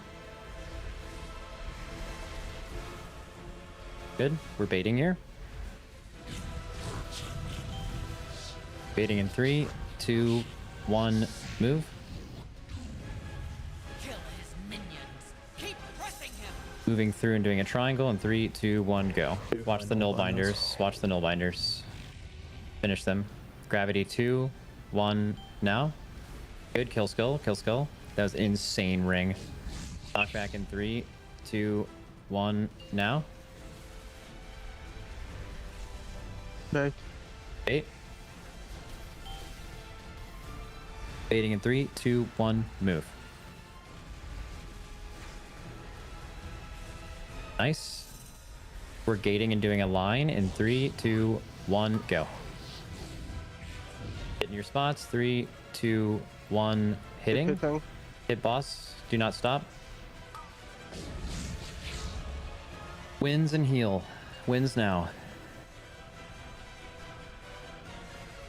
Here we go, boys. Let's fucking go. Kill this guy. Relax. Actually, don't relax yet. Stay fucking. I want you rigid as fuck on this. Hello, everybody. Welcome back from that Monster Energy. Listen in. We're heading into Phase 3 on Mythic Demensius. Yes, indeed. We got to Phase 3. 2 battle reses remaining, and we've gotten so much time to prepare, be ready for this phase. So, chat, it's time to lock in. Game. Gamer's game has been called, and we have a nice burn with the Bloodlust being popped at the very beginning of this phase. The boss is going to be taking 100% increased damage, and then the Extinguishing Stars are going to be coming out of the sky right there, dropping everybody's HP super low. Then we have a couple of different mechanics. We have the rings into the Devour. You see these rings right here. The raid has to move towards them, be able to get ran over by one of those rings, putting a vulnerability debuff on them, and letting that vulnerability debuff fall before walking over rings 2 and 3.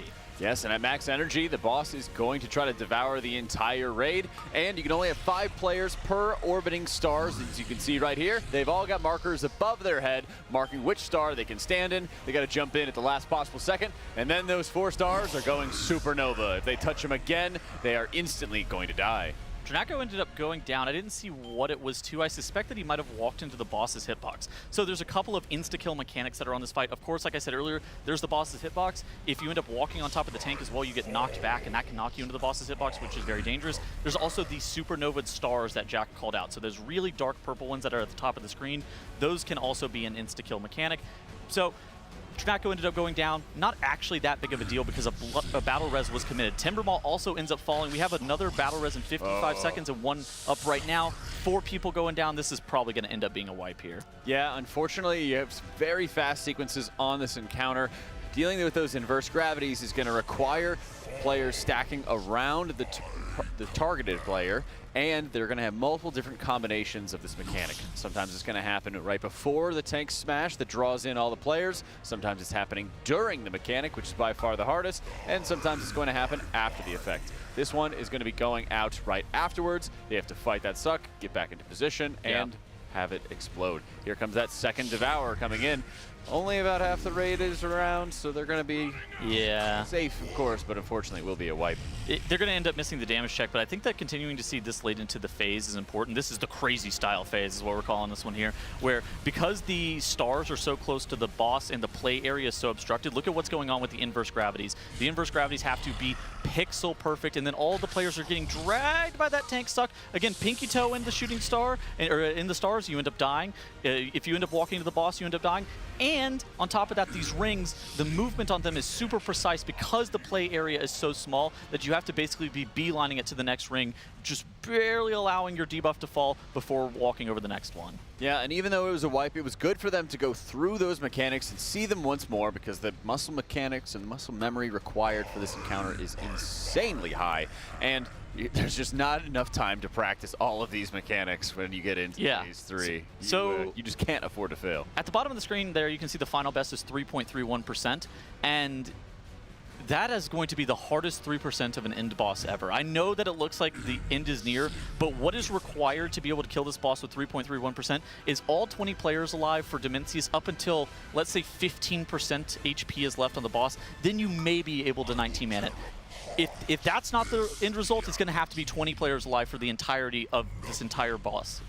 Ideally, you have some battle reses to be able to pick some people up, but battle resing players on this fight is also very difficult just because of those positioning requirements that we were calling out earlier. Yeah, you have very narrow points in time where you can properly keep everybody safe whenever you battle res somebody. Yes. And so there's a lot of moments where you're going to try to battle res somebody, that spot is safe for about 2 seconds, and then it instantly is not any longer. Yeah.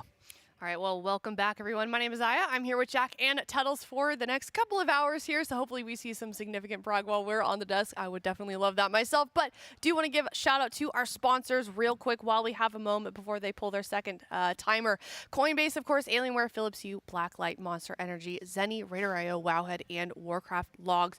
We've seen P1, we've seen P2 numerous times, but P3, that's kind of where we're finding the tension. What, if you're watching from home, Jack, do the viewers want to be looking for? Are those risky moments that we're kind of seeing those wipes start to happen in P3? I think in most cases it's that inverse gravity that goes out. That's going to be the circle surrounding 3 different players. And in those moments, you're really going to notice how you have to have all the players in the raid adjusting their position around those marked targets. Because if they're failing to do so, there's going to be knockbacks going out. It's very easy for them to get knocked back into the edge of the room or into the boss or into black holes that are then going to spaghettify them. I think it's also like the obstructed play area, just the fact that that final phase starts to get smaller after the first and second Devour cast. I think that those are probably some of the most problematic points. I think that like whenever you land in the phase, you're getting the stars, and obviously the extinguishing stars, the amount of damage that's going out looks pretty scary, and they are pressing defensives on it. The healers are supposed to be ramping there, an anti-magic zone is supposed to be coming out. That is actually pretty easy to calculate because that's like a macro level strategy decision that they should be automatic with. The parts of that phase that are super hard are like the micro, which is kind of weird because more often than not, it's like strategy stuff that's difficult on a boss, but the individual movement, how you're moving your character through 3D space, that is by far the hardest part on this fight. Yeah, we've really seen a number of healer deaths throughout the progression for all of the World First guilds as a result, because you don't really have these moments where you can afford to stop worrying about your output and still expect the raid to survive. You have to be blasting at very key points in time, the macro like you were just kind of talking about, and hitting your timers perfectly, but the moment-to-moment gameplay decisions you have to make sure that you can set up your healing properly, especially for specs like Preservation Evoker, which have a lot of single-target casts that they have to put out just to be able to build up that healing in advance, is insanely difficult. Not even to mention that we have a secret phase that happens after Demensius ends up going down in the final. How can we forget to mention that? Exactly. Secret phase. We've seen Lust be a huge question mark throughout the progression of this fight. First, we were doing it in the beginning, and then we moved it to B3, and now we're seeing it, Jack, kind of split. You want to talk about that? Yeah, there's been a few moments where we were having players getting their Lust debuffs a little bit earlier, and I believe we've still stuck with that strategy, but I wanted to double check because we have a few of the players who were going after and taking those Lust debuffs, especially when it came to the healer point of view. Dryny was sated there, yeah. Yeah, so Dryny right now, if we ever jump to his point of view, he, as well as Timbermaw and Smacked, are receiving that sated debuff before the pull begins. You can see it in his top right-hand corner. What they're doing is they are releasing right after a wipe. They're hitting the Bloodlust. They're making sure that they can no longer receive it when the fight starts. And as a result, they are not going to be able to be eligible to receive Bloodlust until the very end of the encounter. DPS players are, of course, having Lust for the start of Phase 3. The rest of the raid is as well. But those 3 healers want to activate it near the end of the encounter for the extra haste benefit to make sure that they can cast faster and produce basically more healing in a safer environment, while Nick is not having his Bloodlust activated until the rest of the raid does right at the start of Phase 3, because he has to set up a lot of healing at the start of Phase 3 when those stars come down. It seems like it's like the inverse gravity that happens right before the second Devour is where that Bloodlust is getting pressed for all those healers, just to allow all the people to get topped back up after that inverse gravity, because it's like going straight into that Devourer within 2 to 3 seconds. Yeah, and a lot of times that's because the middle areas of a lot of encounters are usually the most challenging, because you're not going to quite have access, or you're holding abilities like Rewind or like major defensives or major immunities, but in the middle of the fight you might have some of them available, some of them on cooldown, and you're holding them for that end of the encounter. And so the Bloodlust is really going to help those 3 healers that can have access to it and make it just a lot more consistent for them. It's interesting that you say that too, because Dryny,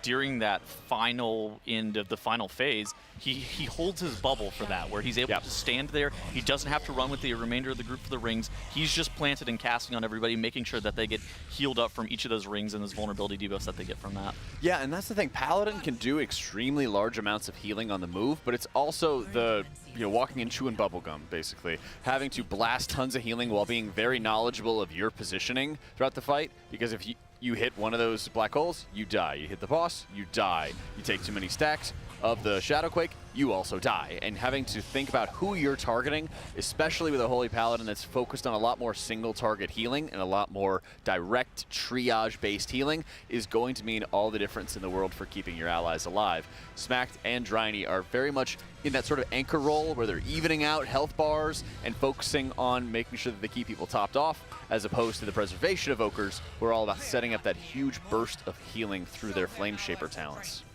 What happened there? Did we lose someone during the intermission? Looks like a dragon riding incident, which I think that one of the bigger complaints that I've seen from the Raiders is that there's desync when dragon riding occasionally, where sometimes if you get hit by a meteor, I guess is where we should begin.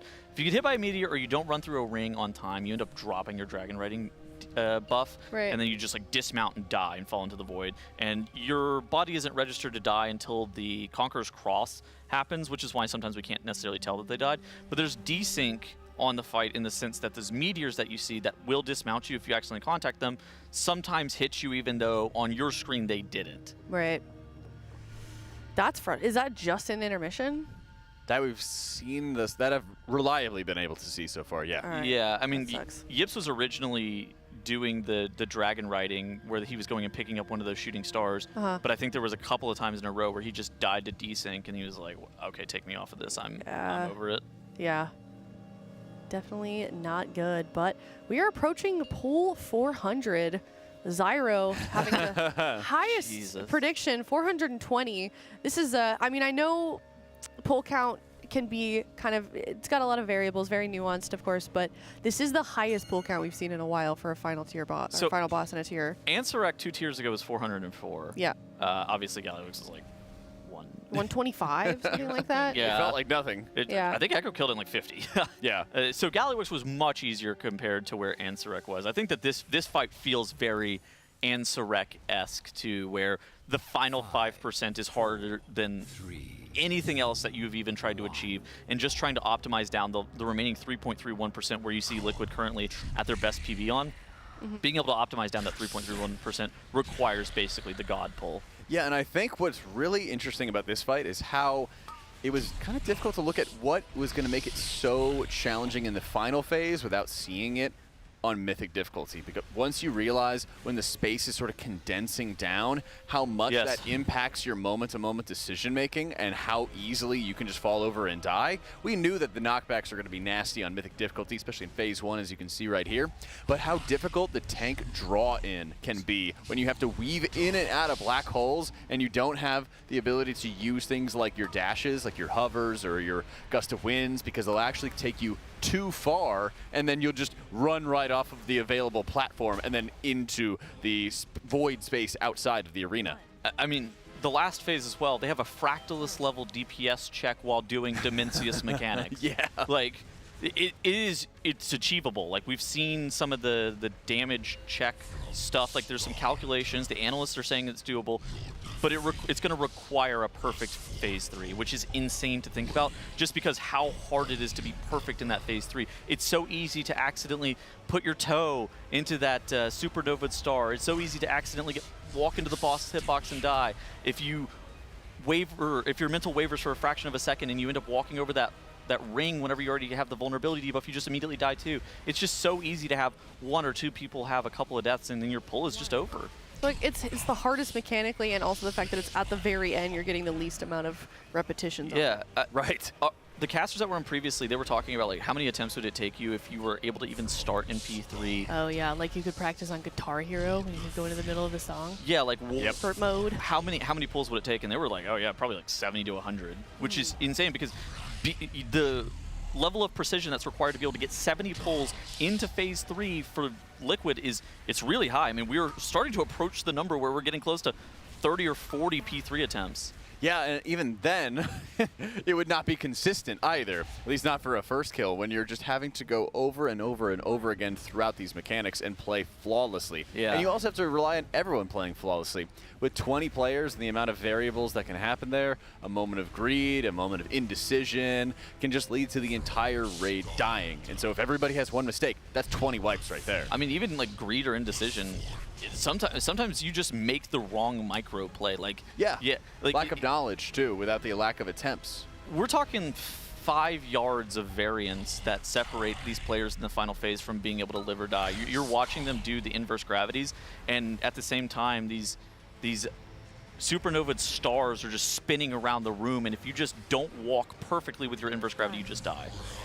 It's something that we were talking about in the casting room before the three of us went on, that like, you know, I don't know if there is a new best that's like a kill, but then both of you were saying that you disagreed because of how much is left. I won't speak for Tettles here, but Sure. I think that we are due for a 1% or sub 1% wipe, and then the kill is going to be happening after that. Okay. I seriously hope I'm wrong, but I think that's what it's looking like. I'm a little bit concerned that we're due for another PB as well before the kill even happens. Now, But that means good both news guilds. is Liquid is yes, both guilds. Both guilds. The good news is Liquid has a lot longer time in their raid day than Echo does. Yep. At the same time, there's always this kind of stress or tension that's looming over everybody, where they know that any pull could realistically be the kill. While we think that there's going to be a 1% wipe probably for both guilds, you could just have all 20 players alive throughout the entirety of P3, and the check is met, and you beat the third Devour cast by 5 seconds, and everything is totally fine. Yeah. But there's a chance that you have 2 or 3 players go down and you wipe at 1%, because it's just so much easier to have 2 or 3 people die there and you barely miss the check than it is to keep all 20 players alive and you meet the check the first time. Yeah, and it's so challenging for all of these raiders to maintain the level of damage that they're doing, and especially when we're looking at how you are trying to watch your own positioning in such a narrow corridor across the board. This is just requiring nuclear levels of damage and just insane elite levels. All right, we need some blessings of Ra to counter the voodoo. All right, are we having people voodoo us in chat? I was voodooing Echo earlier before I came on. Dude, he got timed out in the Echo chat for spamming. That was worth, I'm going to be honest, that was completely worth, but we need the blessings of Ra to counteract the voodoo here. Blessings of Ra. By the power of Ra. I summon thee. There we go. Here it comes. Liquid looking good here. Comes. Tettle's notorious hate watchers start getting banned in the opposing chat. Try not to be like him, guys. Timeout. It was a timeout. Please, Jack. I wasn't even doing anything that bad. I was just casting voodoo. I was casting voodoos on them. Why would they oppress me? Here we are on to the second platform of Phase 2. On to Pargoth. All right, the Pargoth damage check. The Pargoth damage check is actually relatively tight. It's something that I think the Artosian one is maybe even a little bit more challenging. As you hear the monster cans in the background getting knocked over, I'm going to completely ignore that and continue to cast on. We got the inverse gravities here, and all 20 players are alive. We still have a battle res, another battle res coming up in 3 minutes and 22 seconds. The damage check that is the most difficult, and what you're going to see here is this Void Warden set after the next Conqueror's Crosscast with the Null Binders. That is the hardest check in the entirety of P2 because nobody has any offensive CDs. Everybody's basically holding on to their offensive cooldowns to make sure that they have them for the very beginning of P3. That means that the Null Binders, they have 12 seconds to get killed off, and they do a great job here for Team Liquid. And then Pargoth also needs to be met on that check. You want to have him killed off a little bit before the Gamma Winds cast starts. Now, the Gamma Winds in the first platform, you had to actually beat the cast beginning, otherwise you die. Whereas this platform, the Pargoth check, is you have a couple of seconds of leeway because Xalatath is going to yoink us out of the air here as long as you don't die to the Gamma Winds. Like a shine is like really low here, but it's totally fine. As long as you don't die to the Gamma Winds, you are going to be alive as you land for Demensius P3. Yeah, and as you can see, we have everybody alive. 1 battle res available. Big damn coming out here for the Destabilize. We've entered into Phase 3. Game has been called, and you see all of the damage being pressed. Shakib is even going into that Metamorphosis phase. The potions have been popped. The Bloodlust has been engaged, and they are trying to burn the boss as much as possible during that 100% damage amp. Now we have an Extinguishing the Stars cast, where Demensius, he's starting up his Phase 1. He's dropping these stars out of the sky. The entire raid is dipping super low inside of this anti-magic zone, and that's when Phase 3 truly begins. Yes, here we go. 66% as they've gotten out of the destabilized phase. First round of Shadowquakes going out. Once again, as you can see, there's going to be these debuffs going out into players. as they are passing through any of these dark halos, but you can also be using blinks, displacements to get out of them and not take that damage, because you do get hit enormously hard. Watch for those icons going up over players' heads as it shows which of the stars they need to go stand in. Nice. And since those stars themselves deal damage when you stand in them, they also want to make sure they jump in at the last possible second. Here comes that inverse gravity. It's detonating right after the tank is getting drawn in and drawing all of the raid on top of them. The next wave is going to be popping just beforehand, so we'll have to watch for that slight strategy adjustment that we have to do. So it's going to be ring into tank suck with inverse gravity combo. Then we're going to start seeing some of these, we call them L gravities, where the raid is going to be shaped like an L formation and the tank is going to leap out to range to be able to make sure that the players are getting sucked in the right direction. You can see that right there. Yep, they're forming the L, and then they don't get sucked in. They don't get sucked into the star. They really make sure that they don't get sucked through the boss, and they're able to maintain 100% melee uptime or caster uptime if they're one of those ranged players. Well, you and I have maximum caster uptime here as we got another round of Quakes coming out. What's wrong? Did you sneeze? That's good. That's good. Keep going. Keep an eye out for it. Shadow Halo's coming out. Big debuffs going out onto the raid, and they have to make sure they are constantly chasing those rings, except for the final one, where they want to make sure their debuff falls off. Here comes another L shape. This is going to explode right as they're being drawn in. It's definitely the hardest of the three combos, but they live. We're in a great position, and we almost have our second battle res. Yeah, and if they accidentally get too many people pulled into those stars as well, they immediately go supernova and wipe the raid. So Liquid's doing a great job of microing their positioning around here. We get all of our players through these stars, through that Devour cast. Watch this the stars explosion. are going supernova, and Drynia is trying to absolutely heal here. This is where we're going to be looking to see the bloodlust for the healers. Yep, and here comes the next inverse gravity. It pops, and then there's a huge draw in. Great to watch Drynia's POV for this, because he has to play on point with that positioning. Here is also where he is going to be healing for everybody's lives. As you can see just how low the raid gets. He hits his bubble and just starts turreting. Oh, he died! Like crazy. But he also hit his bubble a little bit too early, and as a result, he got double hit by the rings. Scott ended up going down as well. The battle res was committed on Scott, and we are 18 players alive here. Looking at Demensius at 17% HP. Now that tank suck is on Yips. At the exact same time, the inverse gravity on the rest of the raid. They can't get sucked into these stars, otherwise they end up dying. They can't get sucked to the boss, otherwise they end up dying. And now they have this incredibly difficult ring movement that if they don't start right on top of them, oh my god, if they don't start right on top of the ring, then weird stuff can happen. Fired up, you saw him blink into the wall. It pushed him straight into the star, and it just is an insta-kill, unfortunately, on him. This is going to be an incredibly low wipe for Team Liquid. Yeah, 8% left up on the boss. They have so much of the raid dead. They don't have any other opportunities to hide for this Devour, and it's just going to suck the entire raid in. Very good pull at 6% right here. Oof. My heart. 6.14%, our best being 3.31. That was pull number 380. I'm sure they're feeling fired up. I am as well. This is so excited. This is the closest these guilds have ever been, Tettles. It was the counter voodoo. The counter voodoo. Yes. Listen, the blessing of Raw. It counters the voodoo, the bad omens. All right, let's take a look at a replay of Phase 3 from that last pull. So a couple of players, it looked like, ended up dying to the ring. Obviously, the tank damage on this phase is really, really high. So Scott, I think, is always kind of in danger of dying at any point. I don't see what actually takes Boomy out, but I can only expect that it's one of those rings that is going over them, because the vulnerability and making sure that you are able to clear that vulnerability debuff. If you don't move to the first one in time, there's just no way for you to be able to recover due to the limited play space. Yeah, and unfortunately, it's so easy. Okay, we're going to be able to get a little bit further back. I can't see. Where is he? So I saw where Drynia had perished. He just hit his bubble a little bit too early. That's when you kind of get that excitement kind of getting into you of, oh my gosh, I just need to heal everybody, and everybody is so insanely low health. I need to stop it here and bubble, or else everyone's going to die. I saw where that had happened. But hey, I mean, they got another pull going on. They're not going to just linger upon it. They're not going to just sit there and worry. They've got another pull to get some more action in. And the great news, they did flawless mechanics when it came to those inverse gravities, and they've gotten so much better. It's tough to see when you're just kind of tuning in a little bit here and there, but when we're staring at these players playing for hours on end, 14 hours a day for the past 2 weeks, you can really notice as they've mastered these draw-ins and play so safe. Those rings are just so fried, because realistically, if you're Boomy, you want to transcend over them. If you're a Warlock, you want to port over them. If you're a Mage, you want to blink over them.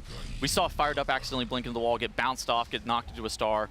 there could have been something that happened with Boomy and his Transcendence where it just wasn't set up in like the perfect spot at the exact frame that he wanted to or something like that, and he was trying to dodge the damage of it, because those rings hit you super hard. That's the reason that Johnny's popping his bubble there. It's because being able to heal those people and get those people topped up is not really possible without one of your healers being able to like stand there, plant, and heal everybody. And since healing is so bursty these days, you really have like one character who is the main healer for each of these damage events, who's really carrying the brunt of those moments.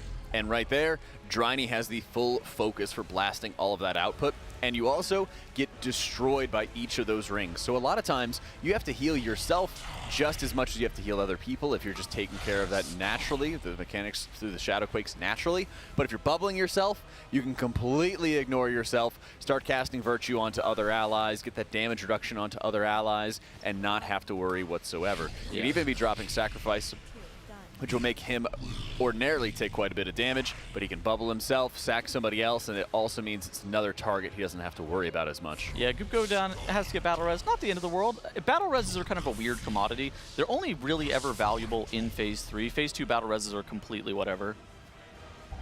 Yeah, we also have access to a lot of Onk totems, allowing players to res after every, what, Onk 30? totems? You mean Onks? Well, Onks, yeah. You know. Letting everybody res every like 30 minutes or so. Side note, Echo's healer comp with the APT is insane. Every single time they drop the APT at the hardest parts of every single that final phase, and it just gets value every single time. It's crazy. I think Liquid really wishes that they could field a second Resto Shaman, but they also really want to have 3 Elemental Shamans. And so I think that this is an interesting point for them, where they're making the best of what they are going to get comp-wise, and I think that's going to be the biggest thing for them, is like, how can they make better value out of all their resources? And I think double Prez is good for this, but it's always I have no idea what that sound meant. Did that mean Echo may have. Did they kill it? Down? Close. I don't even know. I don't even know what just happened. I just hear production in the back Wow. just collectively groan. Echo just had a 0.12% wipe. Oh my! Oh, that's Yeah, you can see it on our Coinbase leaderboard there, right up at the top. It is not over yet, okay? As much as the Doomers want it to be, it is not over yet. What did I say before, Aya? I was telling you, they had to have a sub 1% in order to kill this fight. I think Liquid also needs to have a sub 1% in order to kill this fight. So, I mean, Echo right there, they're knocking on the door. We're now back in the underdog stage, guys. We are the Bad News Bears. We are the Mighty Green. We are the Sandlot. We are the Still Mighty on Ducks. that, I see. Be sure to drop your Twitch Primes in chat so you can support the underdogs of Team Liquid. Is this the greatest race of all time? Dude, yes. This is the best way to end the expansion. I'm having so much fun. I mean, this was a great expansion. I feel like this is like peak WoW. This is the best WoW's ever been in a long, long time. Give me some vibes back to Legion. This week specifically.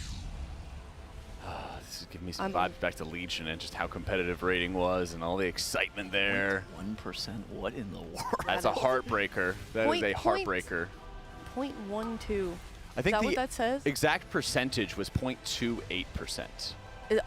Flip it back to yes, okay. 0.28% boss health in Phase 3. It's like a couple auto attacks. I mean, yeah, I bet they had some people die. I think that's going to be what that is, right? Like I think all of them died. Well, okay, I meant die prior to seeing the Devour is what I meant. Uber. Either Never way, gets old. This has been kind of all day since Liquid woke up. They've just been kind of slingshotting each other. Liquid this morning was still in the lead. Echo passed them. Liquid passed them again. It's just been all day back and forth. These teams are neck and neck. I think maybe it was the Echo account that posted that meme of the eyeballs touching each other with how close this tier is. Oh, I did not see that. That sounds gross. It was kind of gross, yeah. But you know, he did make a point. He did make a point, but here we are into phase number 2 onto platform 2. I think it was the chat's fault. Dude, Was it? because chat was saying GG, and they're like, Echo's gonna win, Echo's gonna win. I didn't like that. I don't say GG yet. That scared me.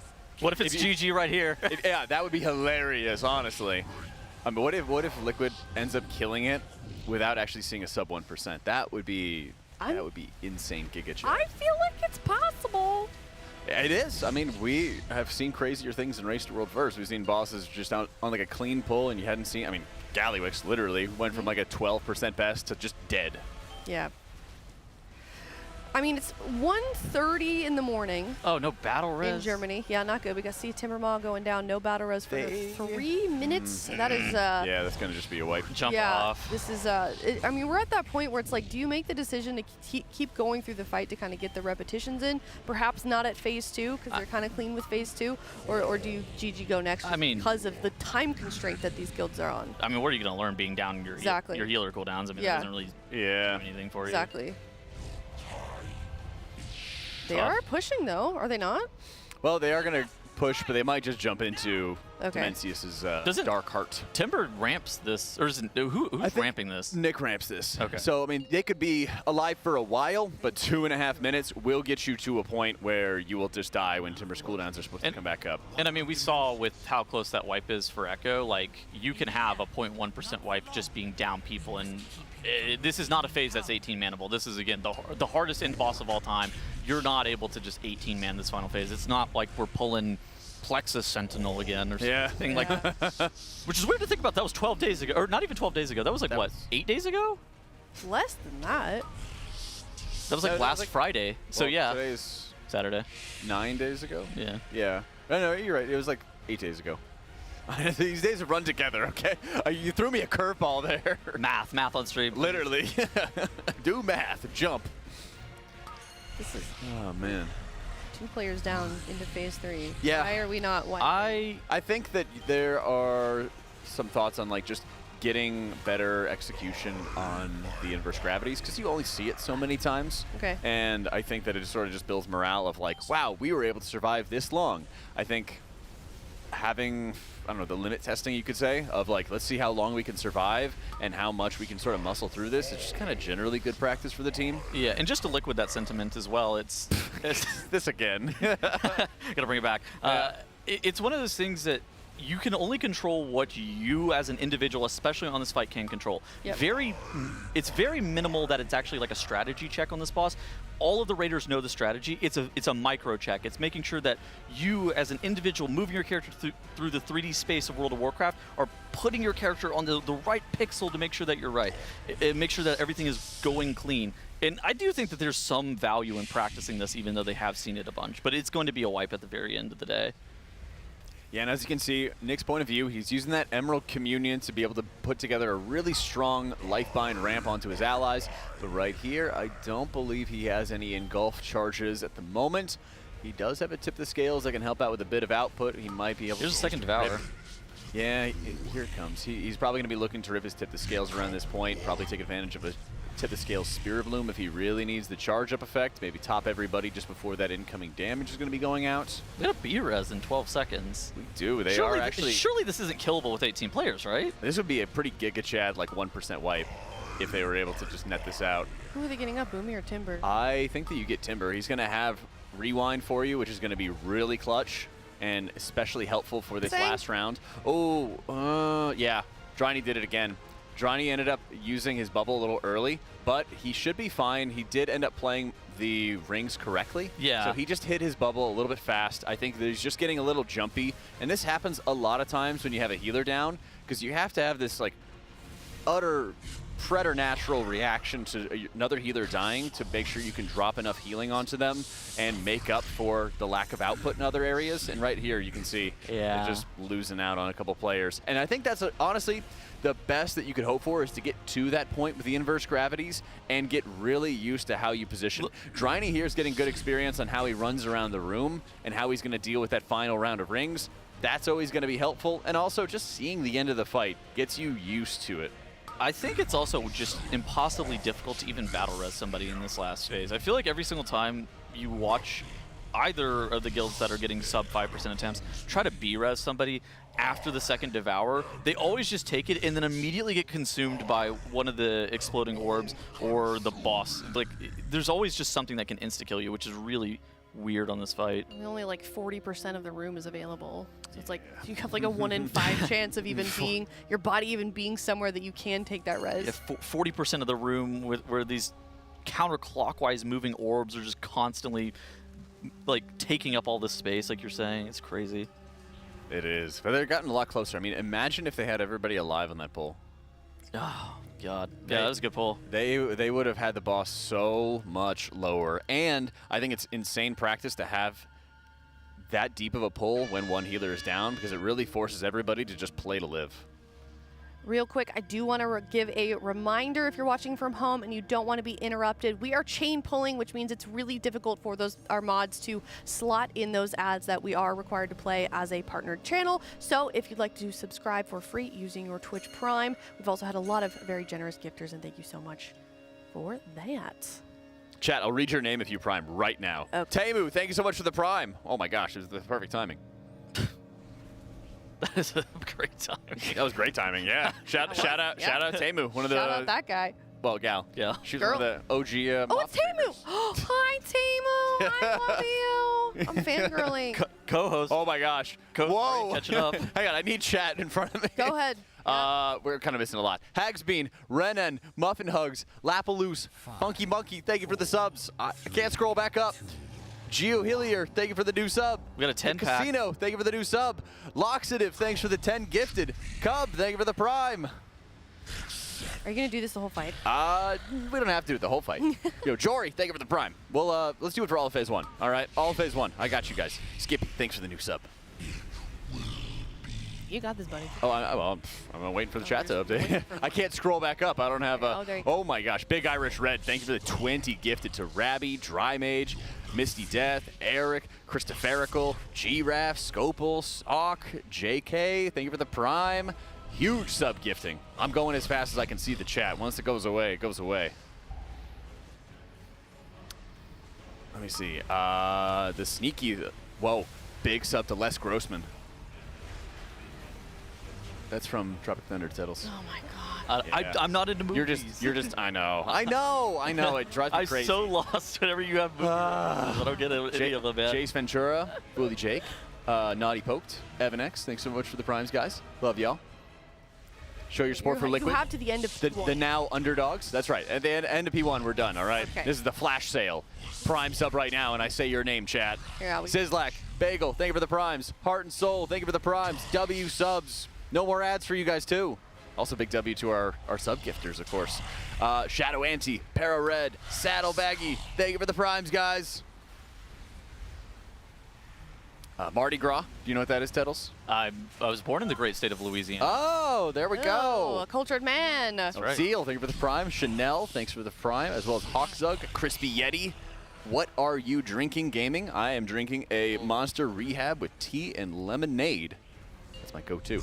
Polar Bear WE, thank you for the prime. And Lumidoom, thank you for giving the gift of the sub to SimX. Teadracor, Kados, Fat Zero Videos, thank you for the primes, guys. As well as Spike Hunter. Ooh. Oh, 5 gifted from Pros Wing Chimera. Welcome in Unihel, Krampus, HD, Forby, Bleroker, Necromancio, Jefferson 10101, Pathhacker, Timorous, Coasty, thank you for the 5 gifted to Reeton, Ezran, Nico, Rubik, Volcane, and Lipo. Whew. Done. W's, guys. Thank you so much. We have a little phase 1 wipe. Morondo, thank you for the 5 gifted as well. Rex the Vex, thank you for the 5 gifted as well. Oh my god. Super Kato, thank you for the 20 gifted. Did they get it? They almost did. They wiped again? No. Wow, they had another 0.3. I can't read my. Dude, I just hear. I don't have my. I don't keep my phone on me whenever I'm casting. I literally just hear people in the back groaning. Yeah, I genuinely don't even know what's happening. I'm just like, what does this mean? I'm like looking around trying to figure out what's going on. Yeah. You need to get your phone so you can start typing voodoo in their chat. No, I have to focus on. I have to focus on he casting. gave that responsibility to Cams. That's right. Okay, well, it's on him now. We can rely upon Cams. He did a good job there. He's a little late with the curse, but it worked out. Dude, oh my God, this is like peak Echo, where they just. It's like whenever you hit the 20%. On like a mob and it becomes enraged. Yeah. That's kind of like Echo, where for some reason it's just this unrelenting momentum. They always keep taking a step forward, even whenever the situation seems impossible. They just keep taking a step forward. I mean, they're really good at locking in when they need to. It's so late too. It's literally 2 a.m. there. What time is it? 1:45 a.m. They've been going for like 17 hours or something ridiculous. Oh my God. I feel like they were getting a little bit sloppy for like maybe an hour ago, but they're playing incredibly well right now. I mean, they've had 2 sub 1% pulls in the last like 3 pulls.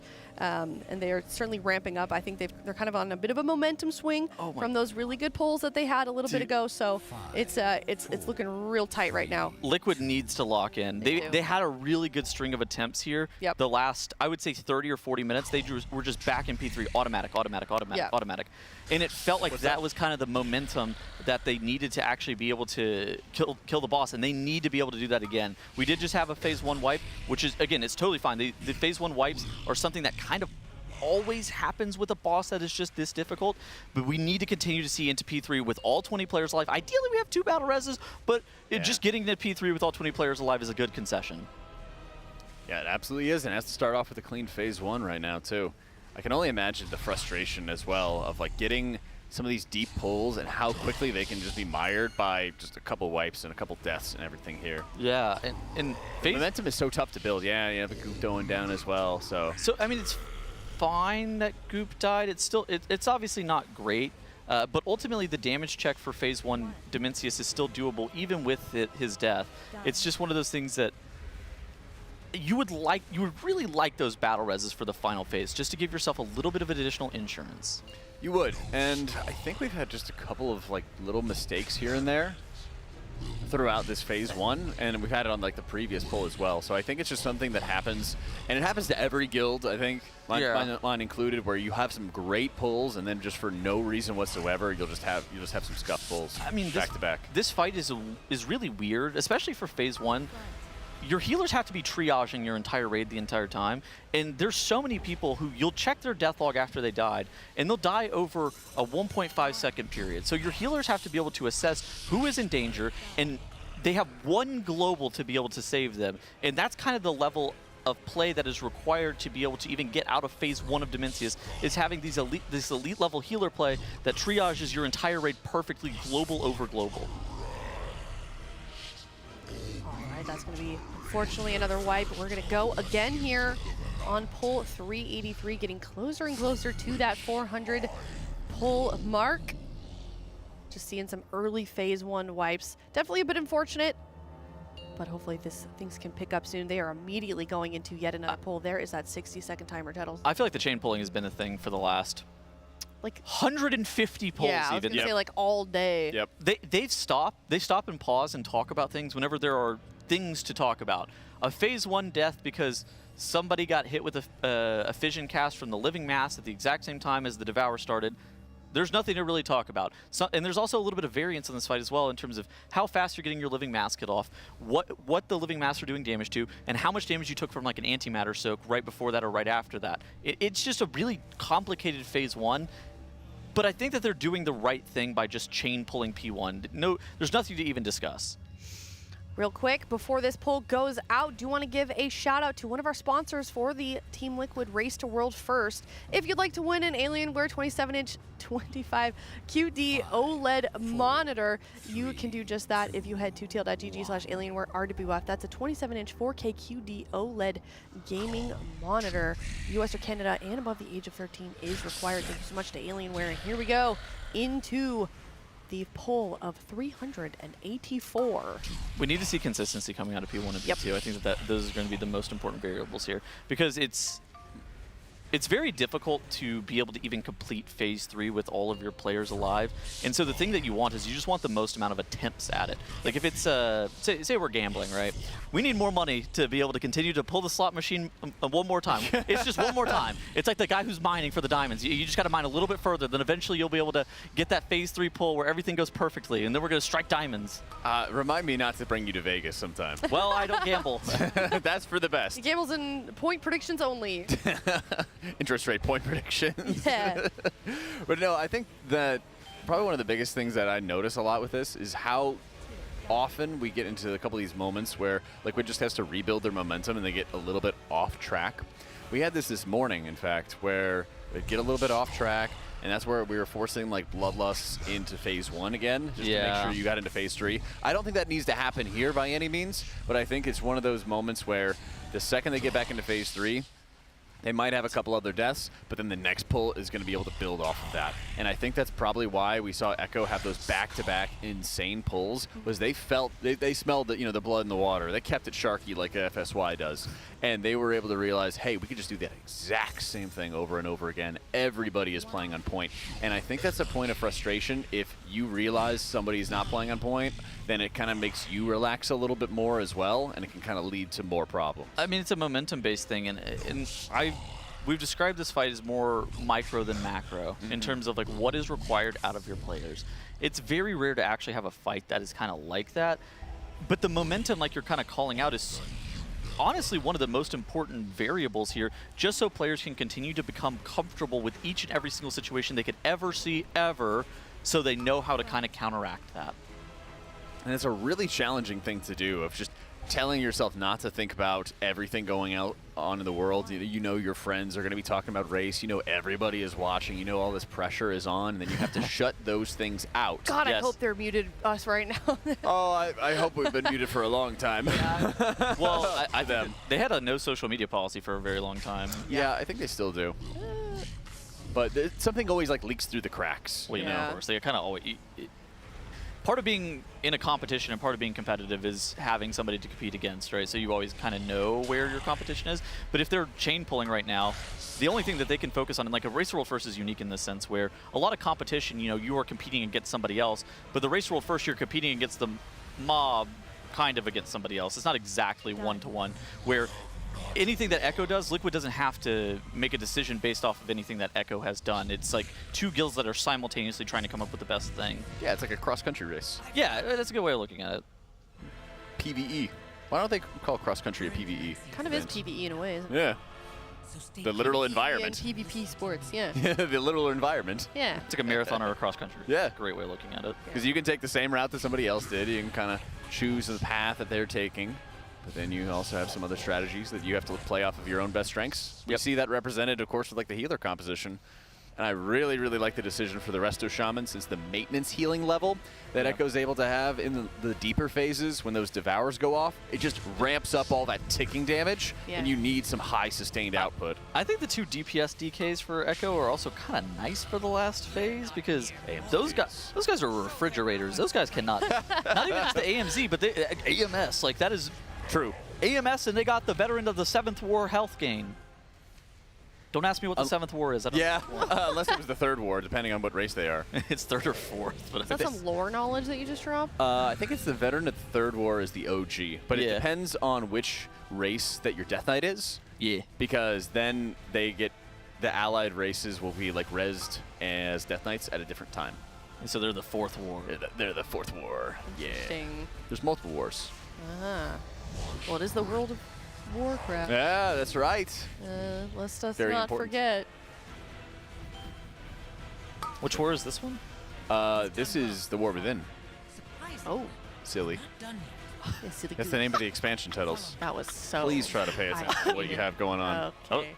The fact that you dropped it on me so quick actually caught me off guard. You got to be fast, all right, man. That's why they call me Automatic Jack. Bro, you stun locked me. All right, we're going into the last platform of P2 here. Game has been called. We need the blessings. The blessing of Raw. Blessings of Raw. Anti-voodoo.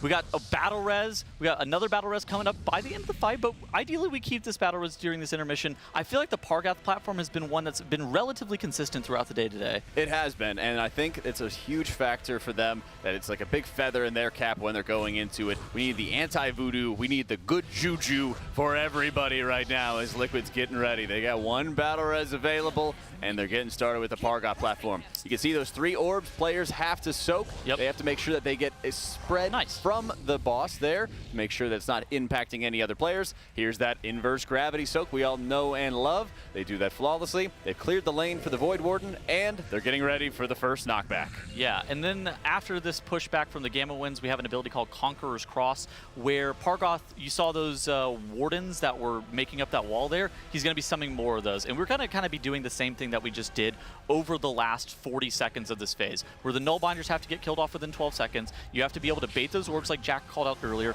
and you have to kill the Void Warden in time to make sure that you can get to the side platform. That way you can do your inverse gravity correctly while the planet is being thrown by Demensius across the platform. Pargoth needs to go down basically before all the raid gets pushed off the platform by the Gamma Winds. They might have even been like 2 or 3 seconds fast damage-wise. I'm fired up, goes down to the Gamma Winds. So while Xalatath will save you, she does not save you from the damage that the Gamma Winds does. So you'll see players, like the healers will try to make sure that everybody is able to stay up there. Fired Up is going to get ported, but he won't get ported until a little bit later. Now that Battle Res is committed onto him, and he's going to be losing a little bit of his DPS. He's going to be losing a little bit of his time with the Bloodlust. He might be missing his Arcane Surge burst with the 100% damage amp here. I don't think that he had major cooldowns for this burst, and that was the original idea around them moving around the Bloodlust for him, but it still is a lot of uptime, of course. And so you can see top of I'm Fired Up screen, that red bar that you see far to the right is the enrage that they have to meet. So yes, they just bloodlusted, they just popped a whole heap of cooldowns, so they're very far ahead, but they have to make sure that they catch up, as every bit of damage is going to matter on this fight as the first round of Shadowquakes has gone out. Nice blink by Fired Up, making sure that he takes 0 damage from that. As you watch the raid, every single time they walk across that halo, it puts an insanely hard-hitting dot. So any ability to be able to skip some of that damage, whether it be Transcendence, whether it be Warlock Port, whether it be Blink, is always super valuable here. And now we had the first Devour go off. Those stars that were soaked go Supernova. One of the main mythic mechanics is that you cannot have more than 5 players per star, meaning that is a 2 Devour in rage on this fight, as there are 8 of these stars, meaning that the 3rd Devour is going to end up wiping us. And you see here, now Liquid, they're pressing all their movement speed effects. They're trying to run to these rings. And this phase, it's fairly simple. It's going to be super straightforward, where it's inverse gravity into ring, into inverse gravity into ring over and over again until we get to the 2nd Devour. And now they have these L-shaped inverse gravity soaks, where the tank suck pulls players in. They really just need to make sure that they don't get sucked into any of these planets, because again, more than 5 people and they just blow up and immediately wipe. But those L-shaped sucks, it's looking like it's going well for Liquid here. It really is, and as you can see, they're getting themselves ready for the 3rd round of Shadowquakes. Lots of damage that they have to be healing through, and they have to make sure their positioning is on point. They have to delay that final hit of the Shadowquake, not only to make sure that their debuffs are falling off, but also to make sure they have some time to get topped. Here's the most they got pulled sucked, and too many of the players got sucked into the Void Star, and it triggered the black hole. Yep, that's exactly what I was talking about. That's one of the very few mythic changes that are on this fight, is if you have more than 5 players that touch that star at the exact same time, it immediately supernovas, wiping your entire raid. Looking so solid up to that moment, but I think the inside lane for that Void Star, if we can get a replay onto it, I think that inside lane. Oh, taking a quick break. 4-minute break is called. It's all right. I don't blame him. Get some water, walk around, maybe some sunshine. Oh my God. Bright side is they got another phase 3 attempt. Yeah. And coming in from that, having a death in phase 1, never want to be able to see that. Let's see if we can figure out what exactly was going on. It's just kind of that inside lane. Okay, I don't want to say random, but it's kind of variable where precisely those stars are going to be and to like where you're going to be dragged through them. Now, it's exact in the sense of like you can predict it, but Yips has to be like on the perfect pixel here. Yeah, and I think it might have actually been a tank drag.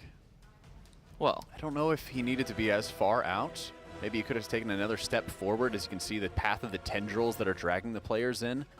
I think it might have been a bit of column A, bit of column B. I wonder if the outside ring could have been a little bit closer in. I think that's on Smacked right there. Pause. I think that might have been on Smacked, and they could have dragged it a little bit more to the edge of the room. And then that would have made it safer for Goop, for Dryny, for Sevi, Timber, and a few of the other guys who were soaking at that point. Yeah. But a few of them are not also in the soaks, so I wonder if they were also in the wrong position for their soaks.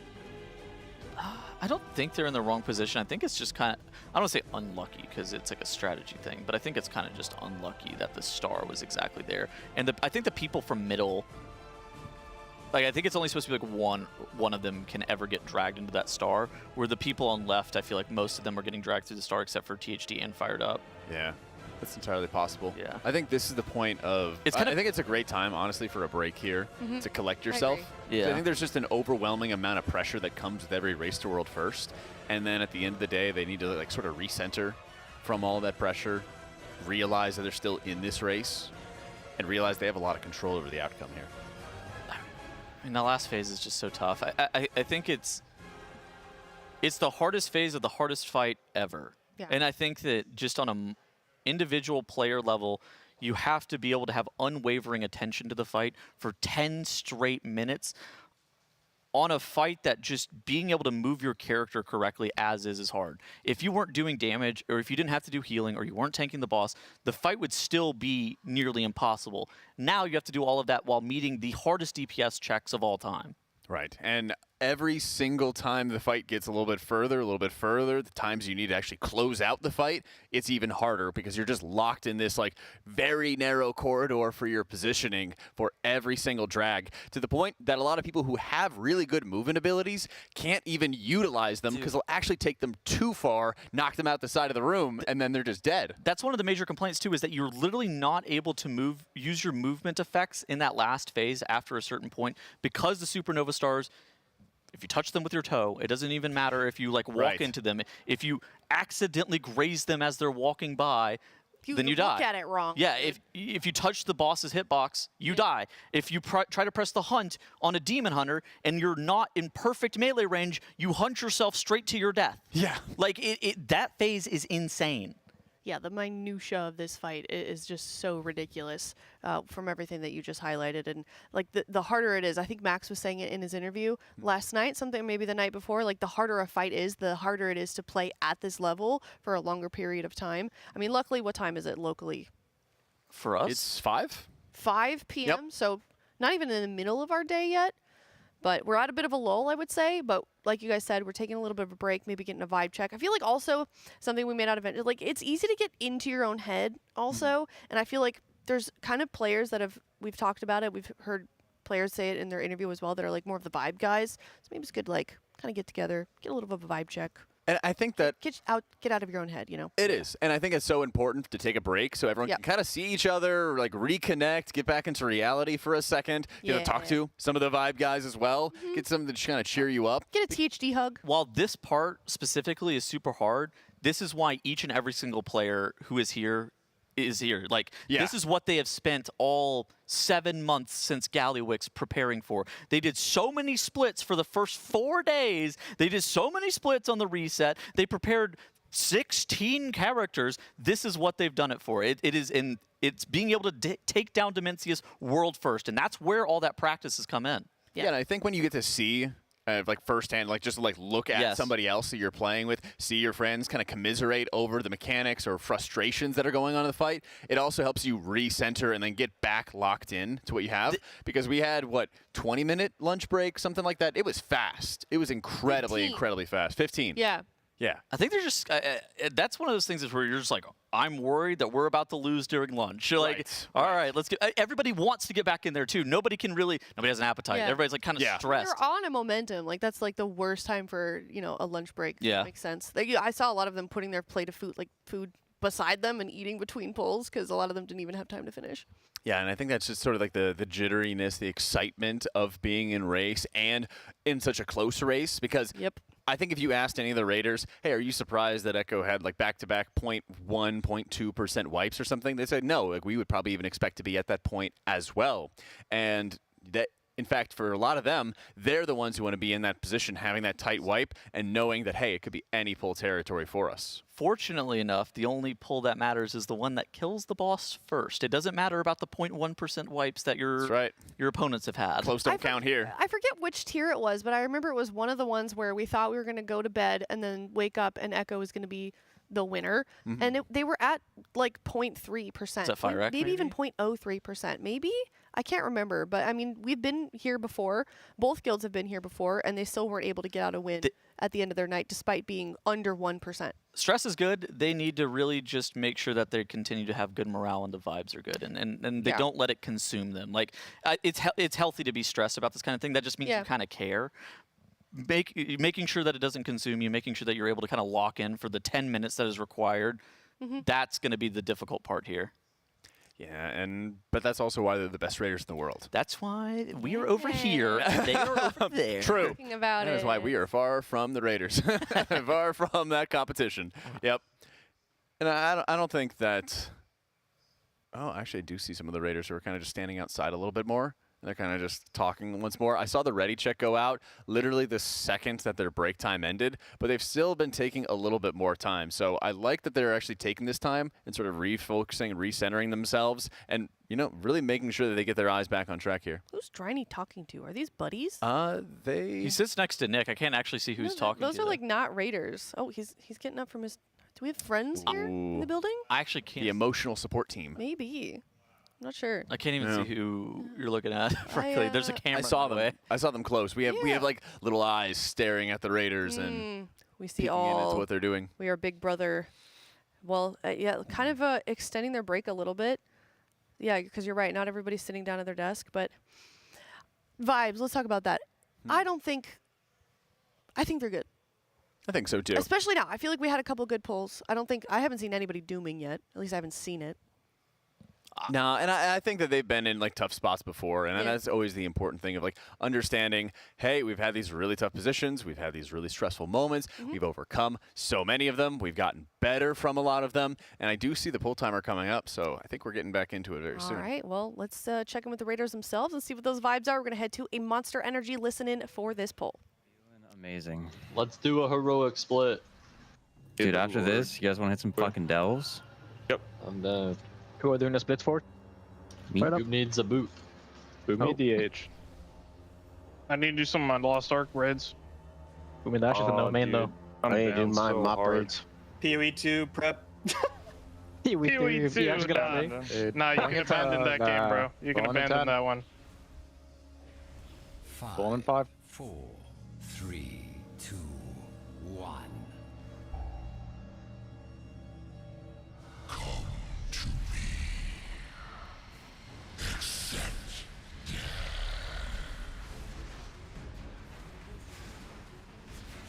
Your energy. It will be mine.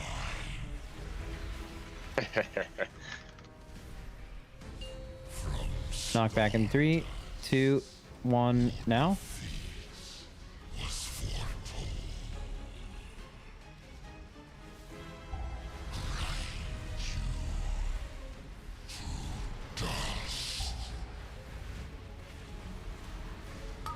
Fuck was this ads? Fuck these ads. Finish them. Gravities. Back up. Got front right.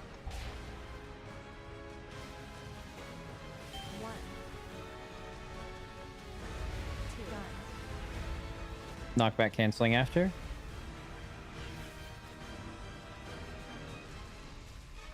From 3, 2, 1 now. Ads.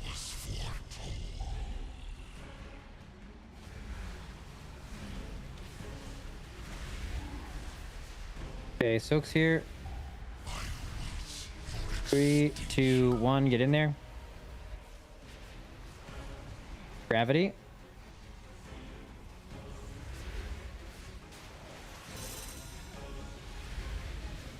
Okay, and Devour.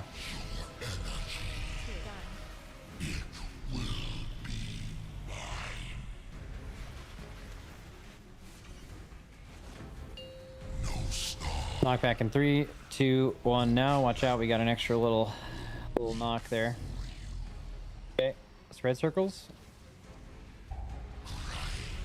Circles now. Fuck these ads. Heavy fuck. Watch your HP. Big AoE in 3, 2, 1 now. Good, get in. Gravities, don't greed. These are the easy ones.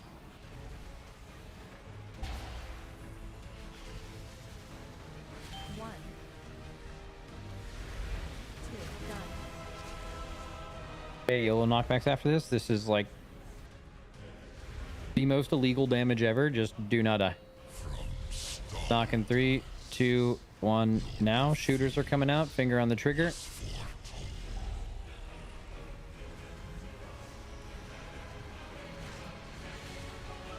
Okay, AMZ in the soak. We are going to soak it. Get in. Watch HP. And finger on the trigger here.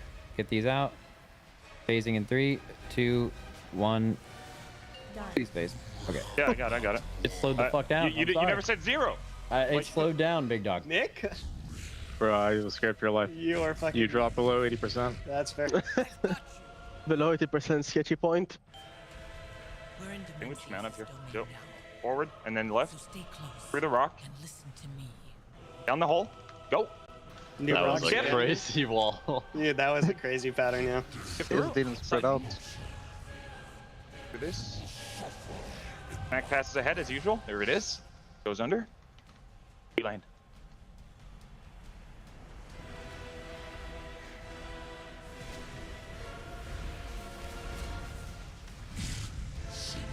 We're getting frontals in 3.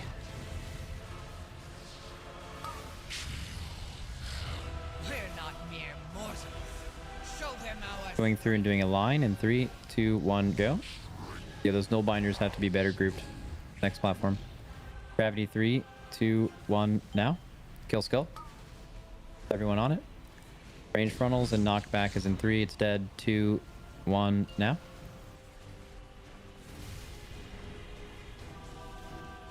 The damage is gonna be the little 83. That's fine. I will be fucking destroying him. Okay. We're gating and going to doing a triangle in 3, 2, 1, go. I'm pretty sure this guy is fucking getting destroyed, right? I probably don't even do anything normally on That's this right. guy. Don't ever do anything except when nothing. you do a lot.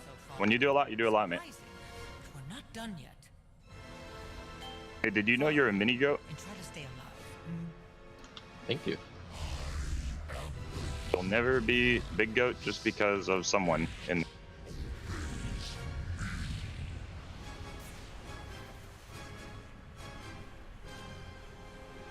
I got my bomb. Lock. There for the black holes. Wonder if they like the rocks.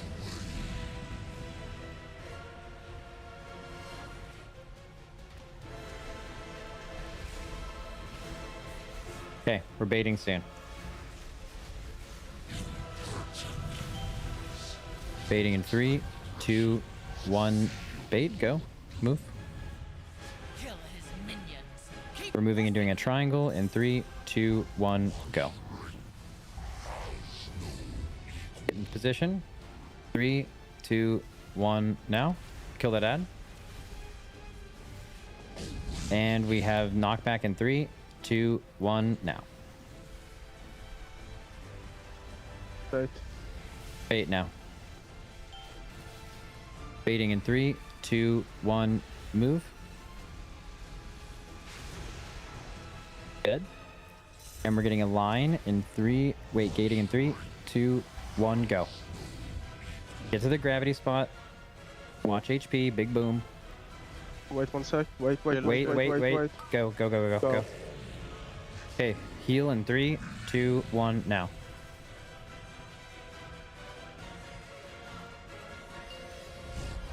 Let's fucking go. Complete chill pull farm raid. Remember, ranged. On that soak where you have to stand still, you cannot put it too far left. That is what happened last bowl. Just put it Hello, everybody. Welcome back from that Monster Energy. Listen in. Pull 385. 2 battle reses available. Here's that damage burn on P3 Tuttles. Bloodlust is popped. We need some passion damage, as it's known from the Raiders. We need them to be able to do as much damage to the boss. A nice 76% burn during that damage jam. That is an above average damage burn. We are seeing Liquid do insane amounts of DPS. Now the stars are coming out of the sky, taking everybody's health bar super low. Fortunate enough, we have AMZ and that Preservation Evoker just cranking out the HPS. That he is. First round of the Shadow Quakes coming out right here. As you can see, everyone's getting their position ready to go. Big damage out onto the raid. They have to be watching, of course, for dropping those debuffs before they take another hit of those Shadow Halos. Then they got to get into the right position for the first Devour. They can only have a maximum of 5 players in each of these Dark Stars. Having any more will cause an instant Supernova. And now that 5 players have entered, they start going Supernova and a big burst of raid damage, followed directly by the inverse gravities. They got to split into 3 different groups, get those soaks, accomplished right after the tank draw in, and they've done it flawlessly. Yeah, now we're going to go into ring, into tank soak plus inverse gravity combo. This ring is honestly pretty chill, all things considered. Relative to the fight. Relative to the stuff that's about to happen on this boss. So this ring, the raid just needs to figure out which direction the rings are coming from and make sure that they don't end up getting killed off by the second stack of the vulnerability debuff. And now we get the L movement that you see on screen right here, where the raiders, they make this L shape, they get dragged by the tank who walks out of melee range, and they make sure that no more than 5 players ever contact any of those stars, otherwise they're going to supernova and immediately wipe the raid. Yeah, right here you can see they got another round of Shadow Quakes coming out, and this is going to be followed up by the last round of Inverse Gravities, the hardest of the Inverse Gravities, where it pops right as players are getting dragged into the tank. Really difficult spot here as they have to get pre-positioned very quickly and just let the drag work. And oh, they almost had 5 players getting dragged into that Dark Star, which triggered the wipe before. But now, here it comes, Devour number 2. This is also going to trigger even more ticking raid damage from Demensius. Huge damage moment. You can even see Aura Mastery going up from the Paladin for the additional damage reduction, followed up by AMZ. Everybody's alive. We are about to have our 3rd battle res available. Huge inverse gravity right here, dragging the whole raid in as the tank gets smashed. Yeah, and it's a situation here where we have 3 battle reses remaining. We also have a Bloodlust for the healers. We were doing this thing where we were getting pre-sated. You see Dryny here popping that Bloodlust. He's going to be popping that bubble here to be able to stand, not have to deal with the ring mechanic. And is the entire raid alive? Oh my god. Yes, they are. As you can see, wings are up. He's doing an incredible amount of healing, keeping everybody topped and evening out those health bars. We're down to 13% on Demensius with another inverse gravity, dragging everybody in. Zenni has fallen, but they have many reses to spare for him. THD down as well. Here's the rings. This ring during this play area section is super difficult to deal with because you have to be able to figure out where it's coming from and be able to move to there immediately. Zenni ends up getting battle res. THD is still down. Atlas and Timber go down. The boss is at 5% HP. Atlas is getting battle res. He's going to stand back up. All 3 battle res has been committed. It's just Timber dead. 1% left up on the boss. Point 2. Kill the boss. Oh my god. Oh my god, he did it. Liquid has done it! They have full swept the war within! Back to back to back. It has never been done before. A full sweep of an expansion. Team Liquid down Demensius, world first. That is a Coinbase world first kill. They have swept the war within. Never been done before. Back to back to back. The Raiders are overjoyed. They have worked so hard for this moment. You can see the emotion in the room. Lest we forget, lest we forget, Echo just had back-to-back 0.2%, 0.3%, while Liquid was wiping in phase 1. Then they wiped in phase 1 again. Then they had a really poor wipe in phase 3, and they said, we need to take a break. They come right back from the break, and they are the world first guild, the Coinbase world first guild to kill Demensius. Dude, that was so clutch. We thought that they were going to have a 1% wipe. They were able to go into that last phase with 3 battle reses. That was so clutch. Being able to get THD, Atlas, and Zenni res, knowing that you didn't need Timbermaw, you just had to burn the boss. That was it. Oh my god. Oh, they deserve this so much. It's been honestly like such an honor to see them work so hard this entire expansion, and it's just been such a pleasure, especially this tier. This is the best tier I think I've ever been personally a part of for the Race to World First. This is the best race ever. The final boss, it's so unique to have the best guilds in the world simultaneously pulling, where they both have sub 5% wipes and are in any pull territory to kill the boss. Liquid was able to clutch it out like they have this entire expansion. I mean, also, like, while we're at it, I feel like every single guild stepped it up this tier. Oh, look at that healer room. No one has played better this tier. This has been so fun to watch. There's Dryny, he gets his hug. Did he get one from Max? Did we see? I think so. Oh, I think so. Oh my gosh. Dude, this is the greatest race of all time. I don't think I could have said it better myself. I completely agree. W's in the chat. We had the curse of the blessings of Ra. It got us through. Thank you for everyone for sending your voodoo. This is an incredible moment, and these guys deserve it. Just look at how emotional Max was there. Oh, choking up. I don't blame him one bit. This is such a heart-wrenching moment. Yeah. You're always going to hear what is going to happen with the other teams. You're always going to hear what else is going on. Yeah. And they still were able to come back from a break knowing their opponents were that close. We didn't really talk about it too much, but I heard from the players, like individually, that the thought of three-peating and being able to sweep the expansion actually added a lot of stress on I can imagine. Form. And they kind of had a really bad first reset, and something just clicked after the reset on Salhadar, where Liquid just started playing completely out of their minds. And it felt like it was that guild that had downed Ansurek World first, and it felt like it was that guild that was so dominant in Liberation of Undermine. They had a slow start on the tier, but man, did they close it out in exceptionally good fashion. My heart's still pounding. Oh my god, dude, I am like, I'm still out of breath. Like, that was crazy. Yeah. All of the I turned a casters new were just shade of here. red. Everybody was screaming. Dratnos and Kalamazzi were literally just like jumping up and down, hugging one another off to the side. Everybody was just yelling, from the players to the casters to production. The entire building was just electric during that exact moment that Demensius died. I mean, it's I gotta sit down. Okay, Well let's said. all sit down. Thank you. Well, I mean, we're talking about that point about how it added extra pressure to get that three-peat. Like, this is the hardest one that they've had to win in the last 3 as well. If you think about the last 2 tiers, like there was quite a wide margin between Echo and Liquid, I feel like, for most of the tier for both, for the last 2. And this one, I mean, they were neck and neck. This is the closest I think I've ever seen these 2 guilds. Echo was close a number of times, sub 1% pulls, no less than 10 pulls ago from Echo. They were in any pull territory for so long, and frankly, I was extremely scared for Liquid for a while there. But they made 385 attempts. that is a lot. That is We got to see the encounter very time. large amount. The total Yeah. time that they spent progressing the boss has to be equal to Ansurek, or so close. I mean, especially coming off the back of Gallywix, who would have thought that this raid was going to be as nuclear of difficulty? Dude, Where's the gear? What did we get? I can't. What's the loot? Oh, I yeah, can't what believe dropped? The boss didn't need a nerf either. Like, Me too. oh my- Do you guys feel like if this tier had been in another time, we would have seen a nerf?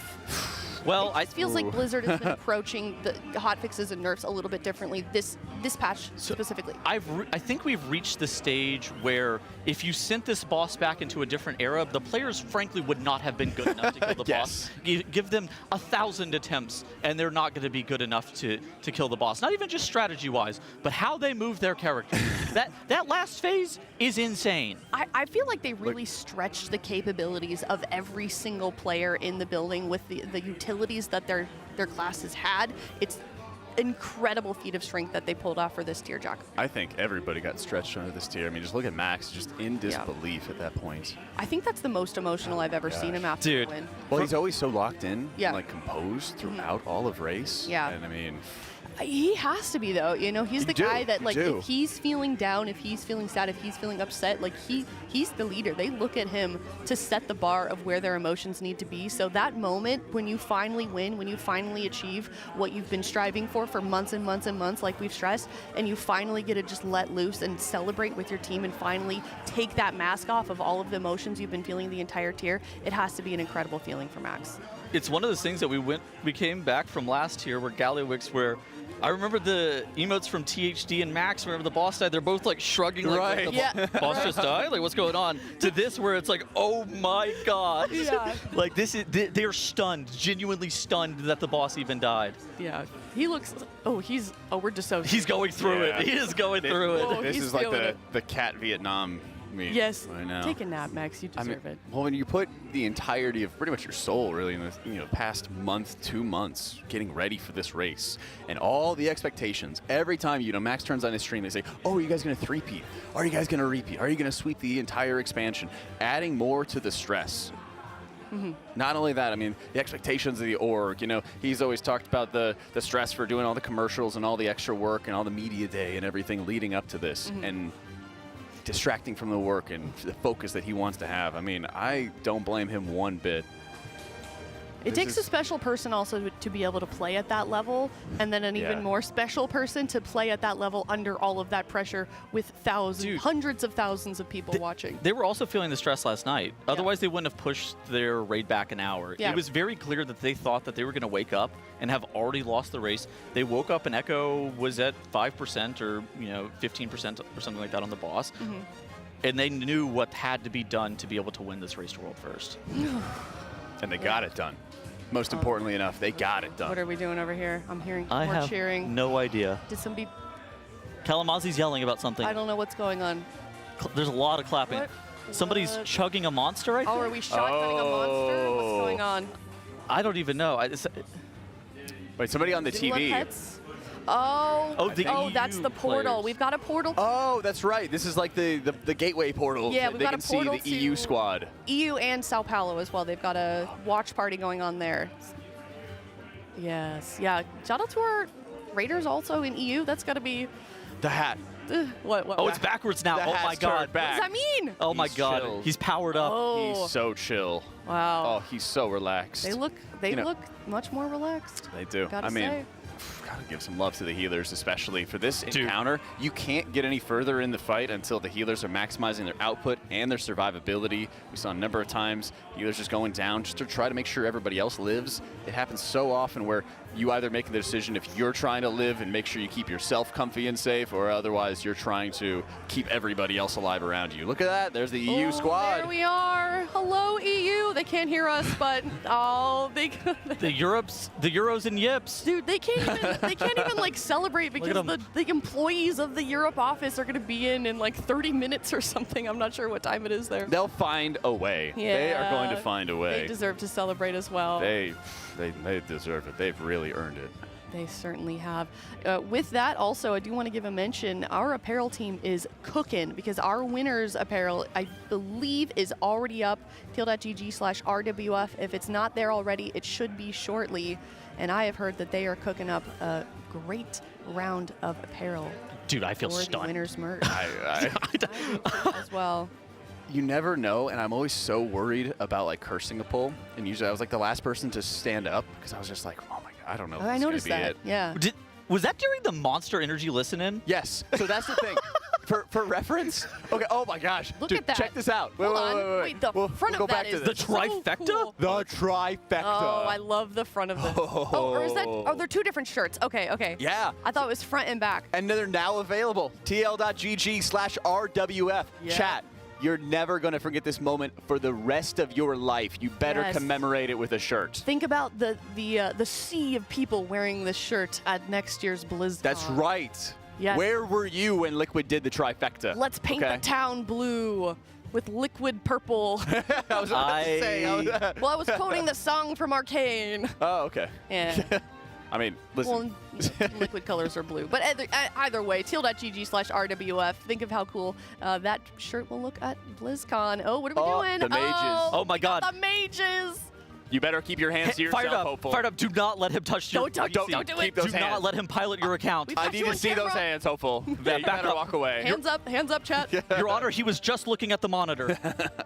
Yeah, so literally, you and I are casting titles, and we see all these GGs coming in. GG Echo, GG Day 1. And then it comes out, and we hear groans coming from the production line. And we hear, 0.3%.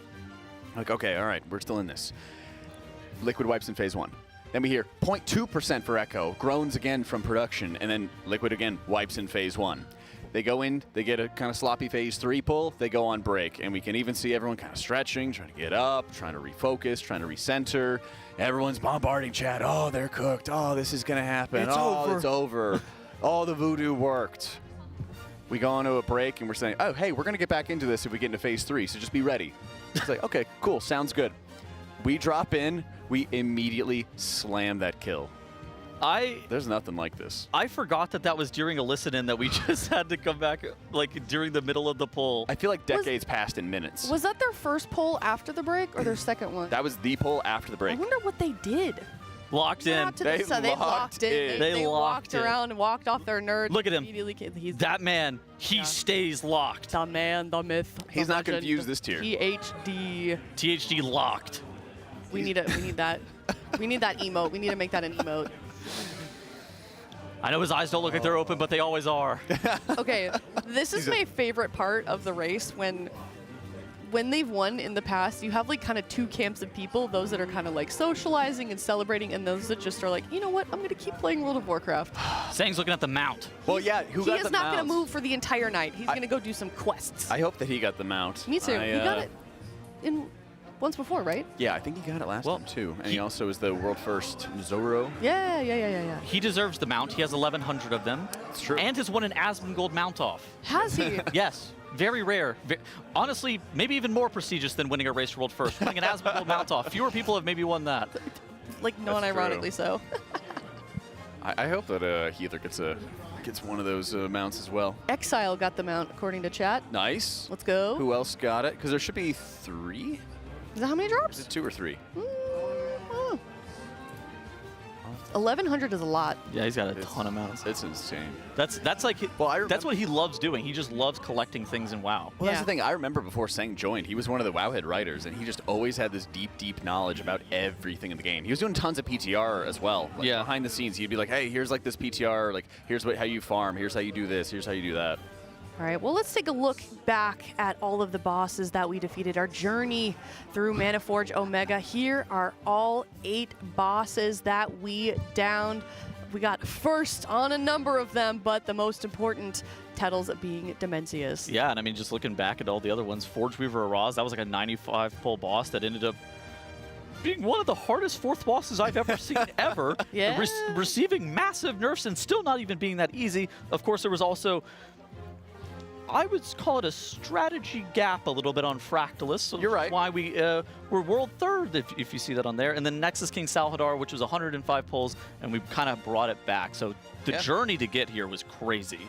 And it never was one guild just sitting in the lead the entire time. Not only throughout the race itself for what bosses went down, but even for Demensius, it was constant back and forth. And of course, RaiderIO has been alongside us throughout the Race to World First. We've got a graph. We can take a look at some of the data here. Yeah. Oof. Okay. This fight's hard. So, can you tell where they started or they stopped lusting in P1? Because I fear that I can in the middle of this graph. Oh my gosh. Wait, you can even zoom in. That's crazy. Oh. So keep in mind, this is not pull 1. This is pull 204 to pull 385. Yeah. That's 180 pulls that you could see. They went from 73% in phase 3 alone. They were really consistent between around 244 to 340, and then things got a little bit rowdy. Rowdy's a generous way. I mean, well, we got to ask firsthand, how many pulls is it going to take if you get to phase 3? And you can only practice that. I mean, we could see how many times they were getting into phase 3, over like 24 or something like that before they got the kill. Mm-hmm. It's so funny because we had Hopeful on. He was like helping us cast a couple of nights ago during one of the last shifts. And we just asked him point blank, how many pulls do you think it's going to be? He goes, 350. Oh. And then he sees some of the mechanics. And he goes, oh no, add 50 more. Oh no, add 50 more. He said he had fun. I told him he should come on the desk today, but he's busy. It was a good day for him either way. Let's take a look at the leaderboard where it currently is top 10 on our Coinbase leaderboard. Of course, Liquid, 8 out of 8. Echo, very, very closely behind, 0.28. Two sub 1% pulls in the last 10 or so pulls for them. And then we've got Method, who went to bed 2 or 3 hours ago. They did not extend their night. And then we've also got Hot Pot Hero on Demensius as well. And then quite a number of guilds, 6 out of 8 currently Tettles. It's like we were talking about earlier. It didn't matter that Echo wiped at 0.28%. The only point of HP that matters is the final one that's taken off the boss that kills it. Yeah. Oh, that reminds me. I wonder who had the killing blow. You ever look at the killing blow for your first kills? Yeah. I did that for some of like the very first kills, like my first cutting edge on Archimond. I remember I went back and looked and saw who got the killing blow on it. That was a stat in PvE you could look at? Well, it's just something that you can look at in Warcraft logs, our other partner. Okay. You can just go look and see the last tick of damage that killed off a boss. Dude, it's just nice little bragging rights. This is genuinely the greatest Race to World First ever. I don't know if anything is ever going to be able to top this. Just how tense the competition was, how hard Demensius was. On top of the fact that multiple guilds were simultaneously pulling the boss with sub 5% wipes, that is going to go down in history as the best Race to World First ever. I think so as well. Super fun to watch. I'm sure the fans are excited on both sides. Somebody came in and asked us earlier, Tettles, who's winning? And your answer was chat. Literally. And I think that is a very accurate statement, because I think the viewers probably had the most fun out of anybody Chat has most watching this certainly race won. to World First. They have certainly won the day. Congratulations, chat. Oh my goodness. It's got to be such a good feeling. And I'm sure that they're also, I'm sure Trill's being able to see, have his parents and everything like that hit him up, all his friends hit him up, congratulate them. That sort of glory of hitting the three-peat, especially for the Raiders that have the Triple Crown, who were there for all 3 of those races. And I mean, hey, huge shout out to the ones who've been here for multiple races, because you think about, Lip stepped out on this boss because he was feeling really poorly, and they swapped Atlas in as well at DK, and people that are on this roster all had a role in getting them to the end here. The fact that you could just swap Lip out, 150 pulls in, and Atlas comes in, and it's like the seamless transition is crazy. Well, especially after, DK was in such a poor spot in Liberation of Undermine, he wasn't there. That was true. He wasn't there. And, well, I mean, he's physically here, but, he was at the ping pong table with Dazer. And now he's in on the final boss. All we he's need the closer. Look at this. We got Boomy on screen here. Motivational speaker, well known for saying one pull of greatness is all we need. Yeah, and you can see Sevi right there in the middle as well. He was swapping between Resto, Ellie. I think he was even playing a bit of Preservation Evoker throughout the tier. Popped all over the place. Is absolutely such an insane part of this roster and a huge flex player that they've relied on time and time again. Dude, it's so weird. Lesser God. He played Windwalker last year because he accidentally crafted the wrong weapon. Yeah. Like, if your healer crafts the wrong weapon, you know what they're supposed to be? On the bench. They're supposed to be benched, and somehow he was just in all last year playing Windwalker, and he's been playing Resto Shaman and Prez Evoker all this year, and then he goes, yeah, you know what? My Ellie's pretty good. Yeah. Don't mind if I do cast Lightning Bolt. Imagine being that good of a World of Warcraft player. You know what? I'm going to decide to play a completely different role at a race to World First level. That's right. Question for you guys. Do you think Echo goes to bed now? Probably. They're still going. They're still making polls. I hope that they get it soon. I hope that do they too. get it, and I hope that they can get the rest, because any guild that is working on this boss right now, to get to this point, you have to be so unbelievably skilled. Oh, for sure. And there's been times in the past with races where Echo's had a significant gap with Liquid or vice versa. It's been so close in this race, and they've done such an incredible job. I know it's just hard for these players who are so motivated and driven. After World First is taken down, it's hard for them to play with similar passion. Yeah, absolutely. I mean, this is the stakes. That Yeah, make it exactly. So important. Yep. Every 6 months, we get to come around and do this event and see everybody compete. And it puts and it's months beforehand of prep work and time and effort, and then you are just grinding through this raid nonstop. I do wonder if they fear going to bed would put Method in front of them. I think Method's still another day and a half or so behind, with being around 27%. If there was some extra gear available or something like that, yeah. But it's a really big slog. I mean, we could even go back to that RaiderIO chart. The slog from even 30% to 0, I'm pretty sure did end up taking a day and a half. Are they prepping for a group picture? Is that what's about to go down here? Maybe. It looks like, they're gearing up for a group photo. Everybody's entering the Pro Lab. Everybody's got those jerseys on. While they're doing this, I do want to do some donations that we've gotten. Okay. That came in when we won to our animal shelter, teal.gg/donate, that we are still raising money for the Santa Monica Animal Shelter. You guys have been so generous throughout the course of this tier, so I'm going to read some of these off so that they don't get missed. $25 from Anonymous. We've got $35 from Sausage. Let's get some donations going. Gamers, absolutely, $5 from Anonymous. I might be cheering for Echo, but more than anything, I am cheering for the charities. Here's $5. Thank you so much. $35 from Picard. $35 from Mandelstam. Let's see, we've got, and I believe the rest of them that we have not caught up on yet are transmogs that we have shown or will show at some point. Dude, look at a lot of these people look like they're genuinely just stun locked. Drani still has not taken his hands off his face. He is he is just in disbelief. I don't blame him. Where is he standing? I can't Right in front of Max. His shirt says Driny his back on the back. is turned. Yeah. oh Middle, my God! top Oh, you're right. You're right. His shirt says Driny on the back. Big lettering. That's his. You know, he touches his beard when he's nervous or anxious. I think these Raiders are in just as much a shock, if not more than us. And when you have 14 hours a day, you are clicking on those health bars while trying to glance at your character positioning and where you're standing and try to keep everybody alive. Even those moments, of course, where he's just bubbling and turreting and just laser focusing on raid frames constantly, it's so difficult to be locked in those moments. And then suddenly it just stops and you've won. And you have to realize that you've won, and all the work you've been doing for months to prepare for this gave you the win. When are you able to decompress from this kind of thing? Days? I think they're gonna try to do a lot of decompressing tonight because we got some time for a party. That is true. This is the earliest that we've had a win in a while. This is nice because the last couple of times it's been like a midnight thing, and then it gets real late. You see that tall dork in the back standing next to the French Canadian? Which one? There's a lot. Jack. Shakib and Fired Up. We call those the Drunkos Amigos. Yeah. I had to help him get back to his hotel room. I remember that because I walked back and then a car pulls up outside the hotel. I remember that. And then they're like dragging Shakib out of the car.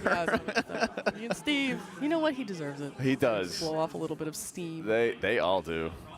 Oh, man. That they do. Well, we're going to let them kind of talk it out, reconvene the events of what just happened. And in the meantime, you guys have been waiting for it. We're going to take a look at a replay of that Coinbase world first kill. Let's check it out.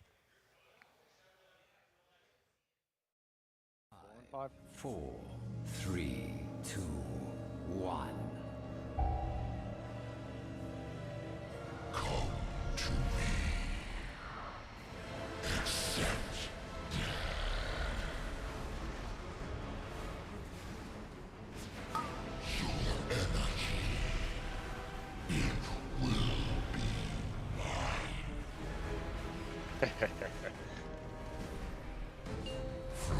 Knock back in 3, 2, 1, now.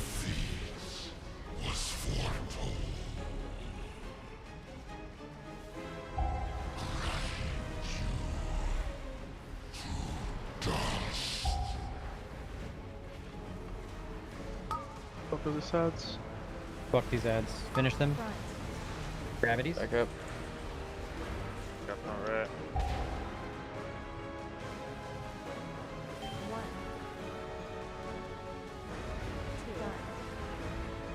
Knockback canceling after.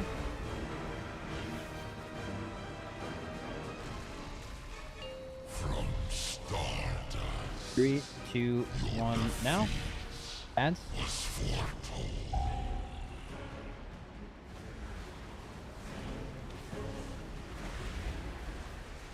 Okay, Soak's here.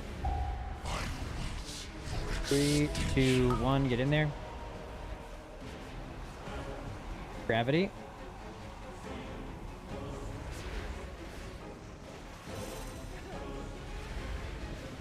Okay, and Devour.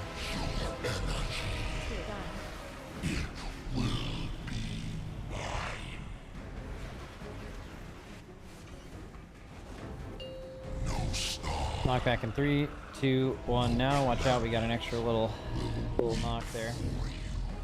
Okay, spread circles. Circles now. Fuck these ads. Heavy fuck. Watch your HP. Big AoE in 3, 2, 1 now. Good, get in. Gravities, don't greed. These are the easy ones.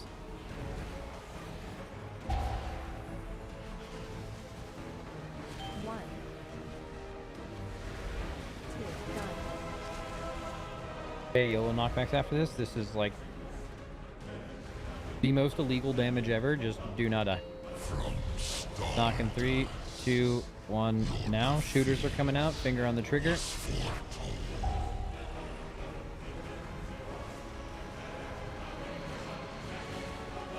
Okay, AMZ in the soak. We are going to soak it. Get in. Watch HP. And finger on the trigger here. Get these out. Phasing in 3, 2, 1. Please phase. Yeah, I got it. It slowed the fuck down. You never said 0. It slowed down, big dog. Nick? Bro, I was scared for your life. You are fucking... You dropped below 80%.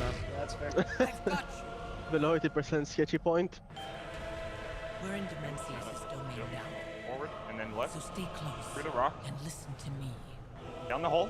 Go. That was like a crazy wall. Yeah, that was a crazy pattern, yeah. It's been spread out. Max passes ahead as usual. There it is. Goes under. Lane.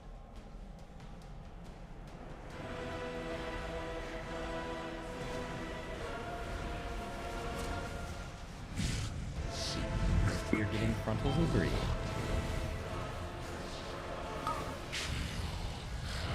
We're not mere mortals.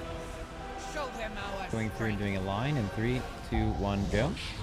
Yeah, those null binders have to be better grouped. Next platform. Gravity 3, 2, 1, now. Kill skull. Everyone on it. Range frontals and knockback is in 3, it's dead. 2, 1, now.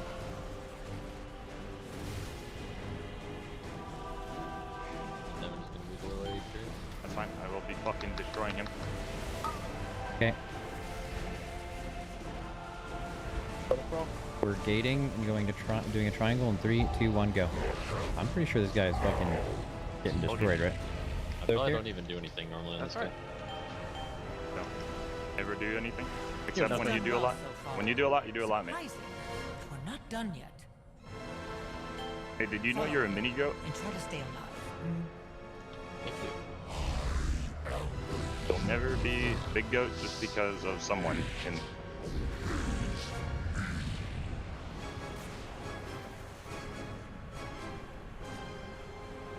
I got my bomb. Lock. There for the black holes. I'll do with that like the rocks.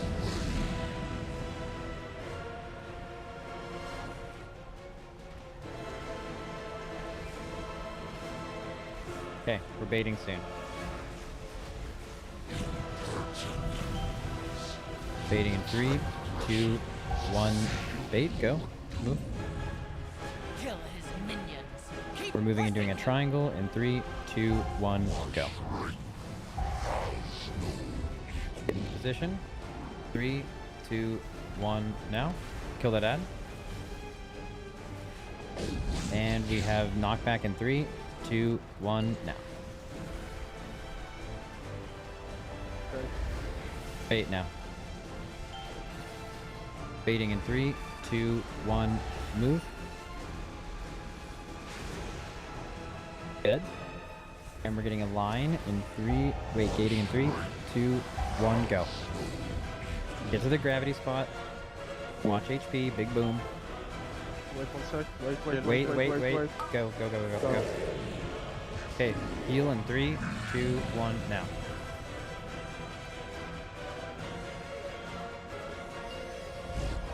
Let's fucking go. Let's chill pull farm raid. Remember here. ranged. On that soak where you have to stand still, you cannot put it too far left. That is what happened last ball. Just put it regular style. Thank the light you're alive. The Manaforge is stable. What of Demensius? In hand, but not for long. We must keep him from regaining power. Your continued struggle is meaningless. 4 more hitting. 4, 3, 2, 1. Rings now. Left.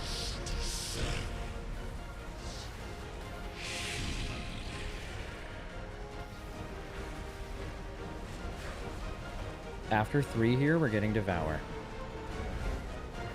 Don't play this too close. Devour is in 3, 2, 1, now. Let's get safe. Large raid damage and a tank suck in 3, 2, 1, now. Range resolve, and get on the ranged here. Get on the ranged. This next one is going to be the suck completely after. Just focus on the gravity. It's going to be go left, go. You're going to go quick after the rings.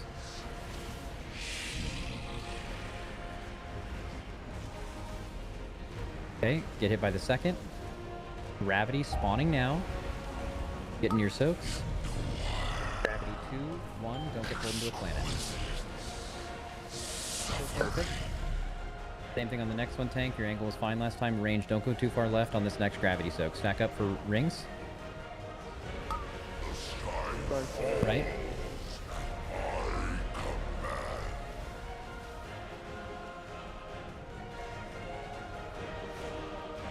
Okay. Don't go too far left range. Gravity is in 3, 2, 1 now. Bring it to your planet. No. Okay. Yeah, devour. It's fine. Devour here. Devour. The range we're too far left again. Fine though. Hiding in 3, 2, 1 now. Get safe. Healers look between 1 and 2. Big rate damage in 3, 2, 1 now. Gravity.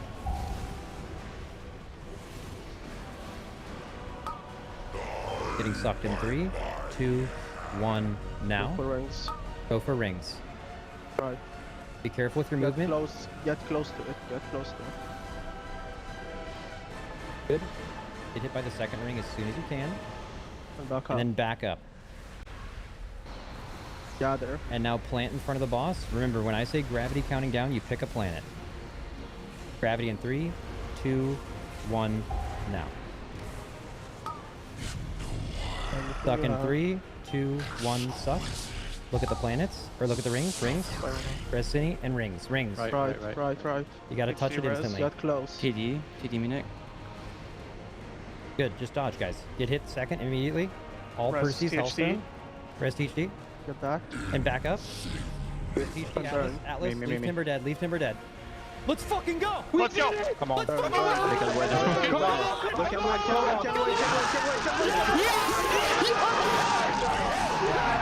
you guys! Holy shit!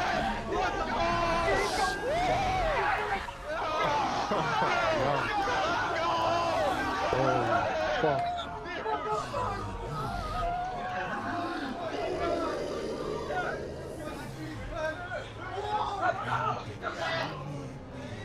Yeah, I'm just checking. Is someone still there?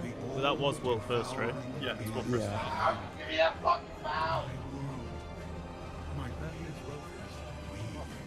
And that was the replay of the Coinbase world first kill. And now we are joined here with Maximum for a Blacklyte Spotlight interview. Hello, Max. Hey. Hey. All right, well, obviously, three-peat, amazing, incredible. What does this moment mean to you and mean for you and the rest of the guild? It means everything. It was a really tough race for us. We had a lot of ups and downs. This was not like a normal race. I feel like the last couple we've won have been just, we were sailing high the whole time. I felt like we were better than everyone the whole time. That was not true this race. Echo was better than us at times this race.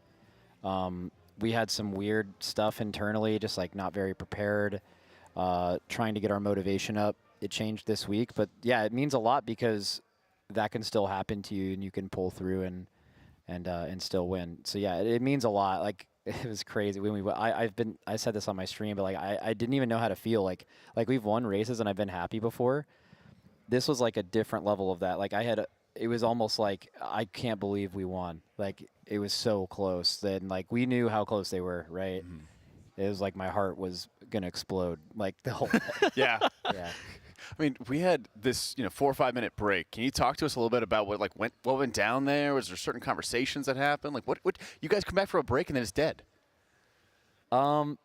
Yeah, so we were going to take a 3-minute break and we extended it because THD said he needed more time.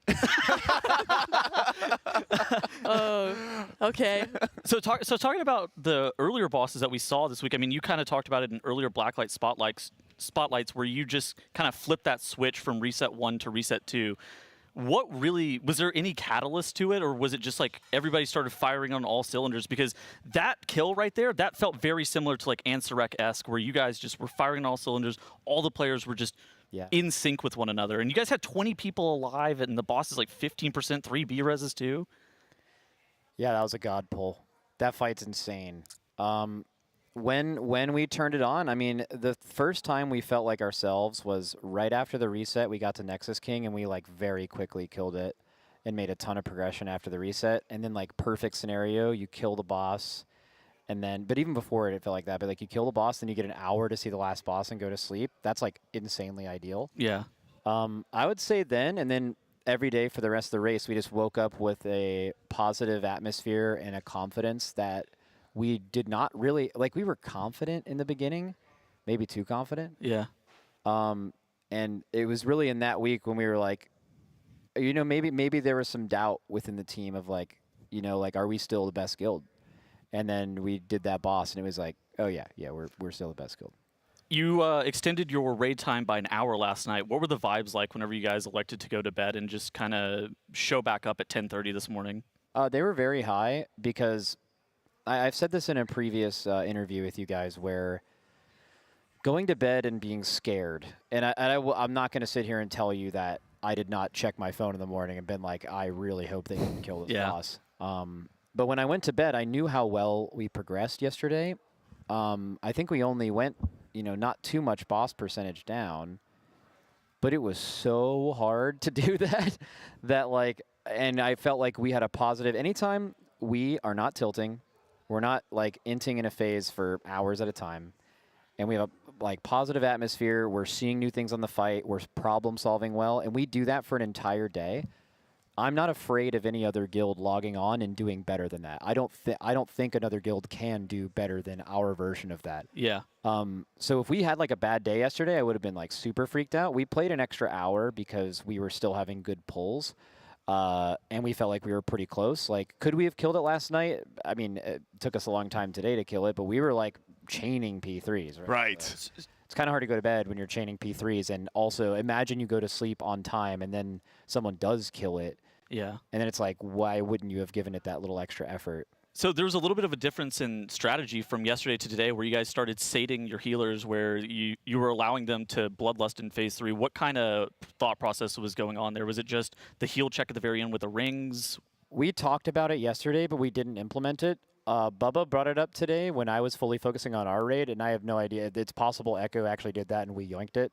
I have no. Was Echo doing that? They did do that. They did it probably like 30 minutes before. Yeah, an hour or something. Yeah, like that. I mean, if they did that an hour before us, almost certainly I had nothing to do with that, and Bubba just completely stole it. Fair enough. Yeah.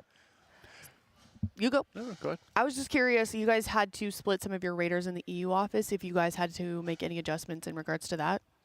Yeah, no, that sucked. That was honestly, I'm so glad we won this race in spite of 3 things. EU and NA being split up. That really hurts.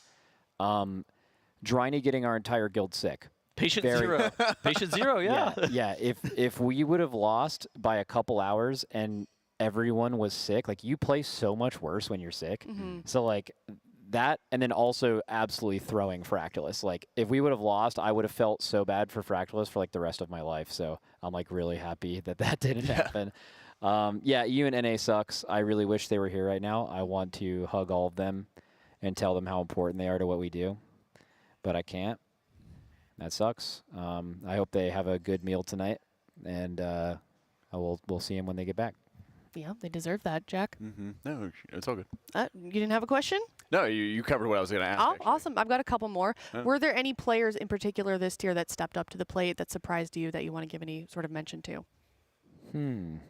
Yeah, we've actually, so we played a ton of players this raid in general. This was a raid where, honestly, I think Blizzard deserves a lot of credit. Like, everything's OP. There's like a few classes that are completely unplayable and terrible, but outside of that, there is, you could stack 4 of probably 5 or 6 DPS specs if you really wanted to optimize. That's impressive. Every single healer besides Disc is incredible, and you could have had any healing comp in, truly. No, I really feel like you could have done that. So because of that, we've played a ton of our players. I think Shay killed his like 2nd mythic boss this tier earlier and did really, really well, actually. A Shine was in for a lot of the raid on Ellie Shaman, who's been a former MDI player and was in Fat Shark, yes, and he did excellent. We had Timber, brand new healer. Timber had such a hard job. Healing is by far the hardest role in the Race to World First. It's also the role that requires the most years of experience to be proficient because it's different than what healing is like in other guilds. What you are asked to do is different. So he did all of that and was able to still, it was definitely a little rocky at times, but like he pulled through, and like to be able to kill probably the hardest boss ever as a healer, where this is, I mean, of the healing bosses, this boss is psychotic to heal. So like insanely good.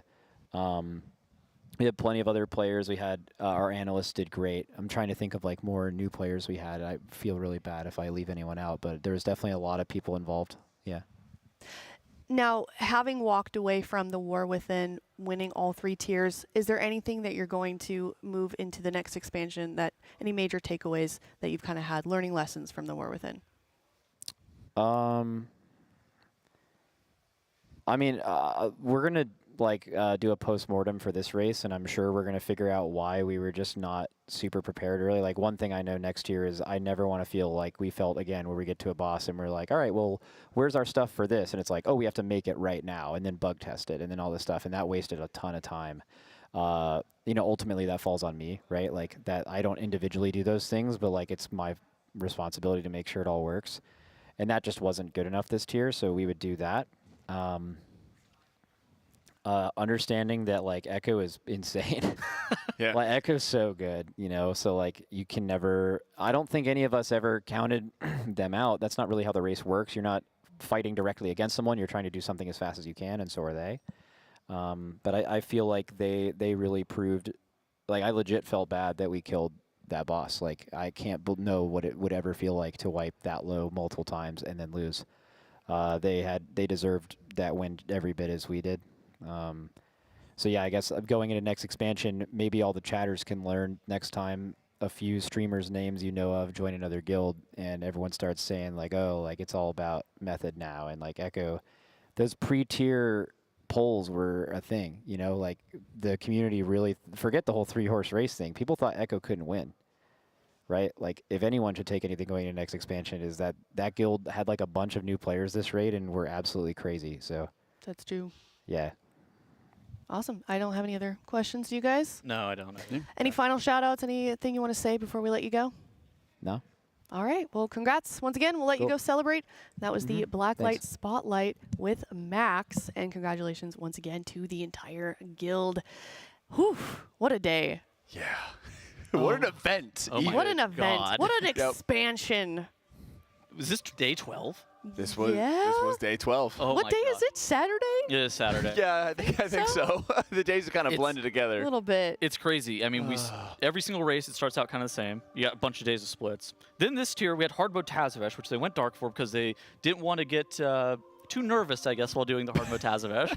And then they finally get into the raid on Friday after doing 16 characters worth of splits, just for it to kind of all crescendo at the very end, where Echo and Liquid are simultaneously pulling Demensius.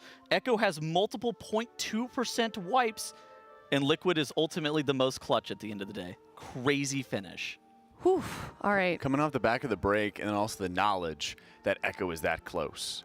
I've really figured we were going to have 1% or 1% or lower wipes every single time.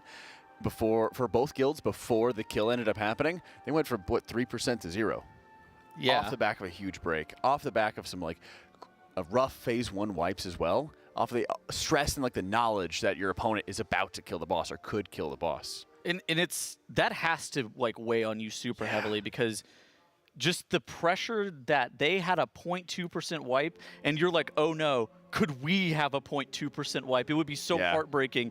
They were able to clutch up. We thought that they were going to have a sub 1% wipe as their first time actually getting 20 players alive through there. But having all 3 of those battle reses, being able to make it through that first inverse gravity, and then the ring, that was like, I think there was a turning point for all of us on the cast where we were like, oh my God, they're killing this boss. Wait, they have 3 battle reses and they made it through this ring. Yeah, I think we only saw them get up to 3 battle reses a few times also today. So an incredible pull, an incredible way to end the War Within in terms of rating, at least.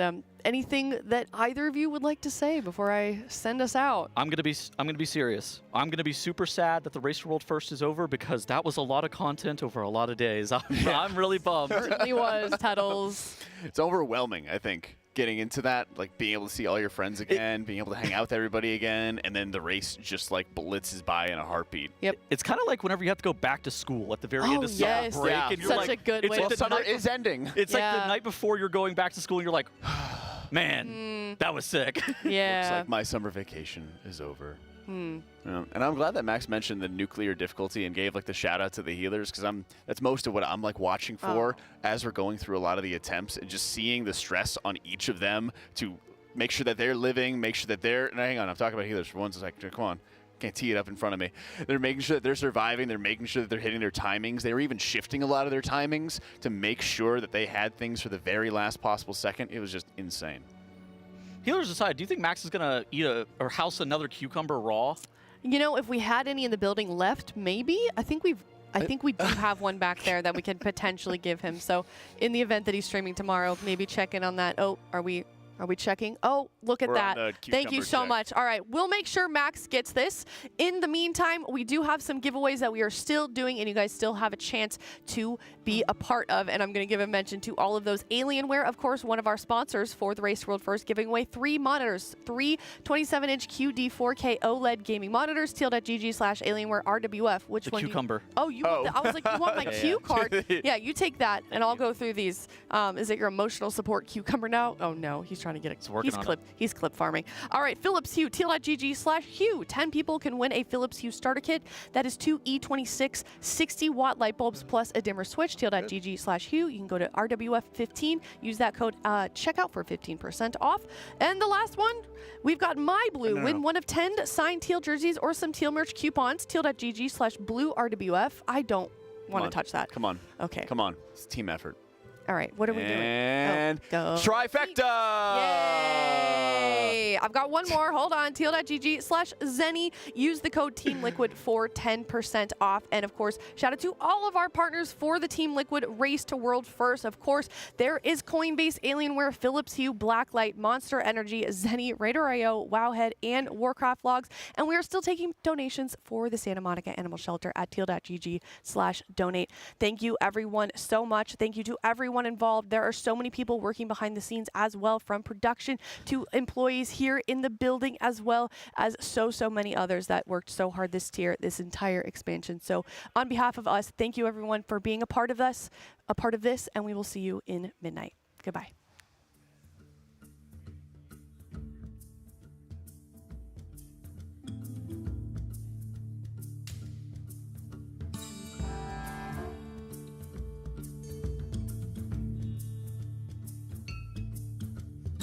Bro, Hopeful got banned. Wait. What did I didn't do anything. Bro, Hopeful got banned. Wait, I'm checking your... Wait. No way. 0.5%. The last cleanse is being cast. Can he make it through? This is the question. Sub 500,000. He does it. Alexis Sentinel goes down.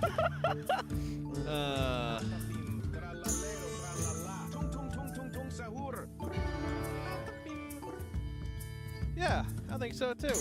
Okay, you can have that spot if you want. Let me get my phone first, please. Okay. Oh, kiss the mic. There you go. Done. Technically, that is. No, You can't hold it. You can't hold it from the top. You literally held the top. You cheated. You pulled the next. No. It's fine. It's fine. He literally just cheated. We on the desk are going to be protesting, and you in chat are also going to be protesting. Can we get some ones in chat if we want Blizzard to revert the Ret Paladin buff? I repeat, revert the Ret Paladin buff, because there is an alert. Blizzard has posted class tuning, and Ret Paladins, they somehow succeeded. They shut down their class Discord. They were crying, and as a result, Blizzard goes, Labao, 5% damage. Wow. Ooh. Wow. Kalamazoo. He's procced the Halifal tent. Yes. The renowned quartermaster. This is.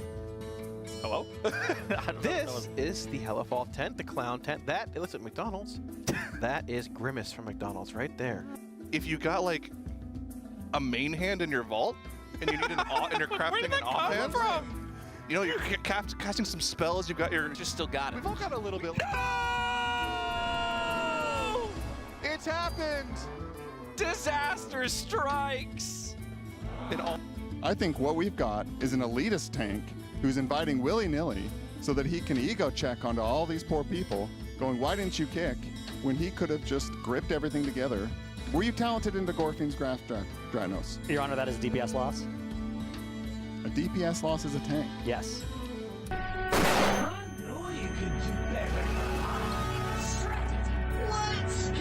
Strategy. I will not whip my marching. Alright, I'm done.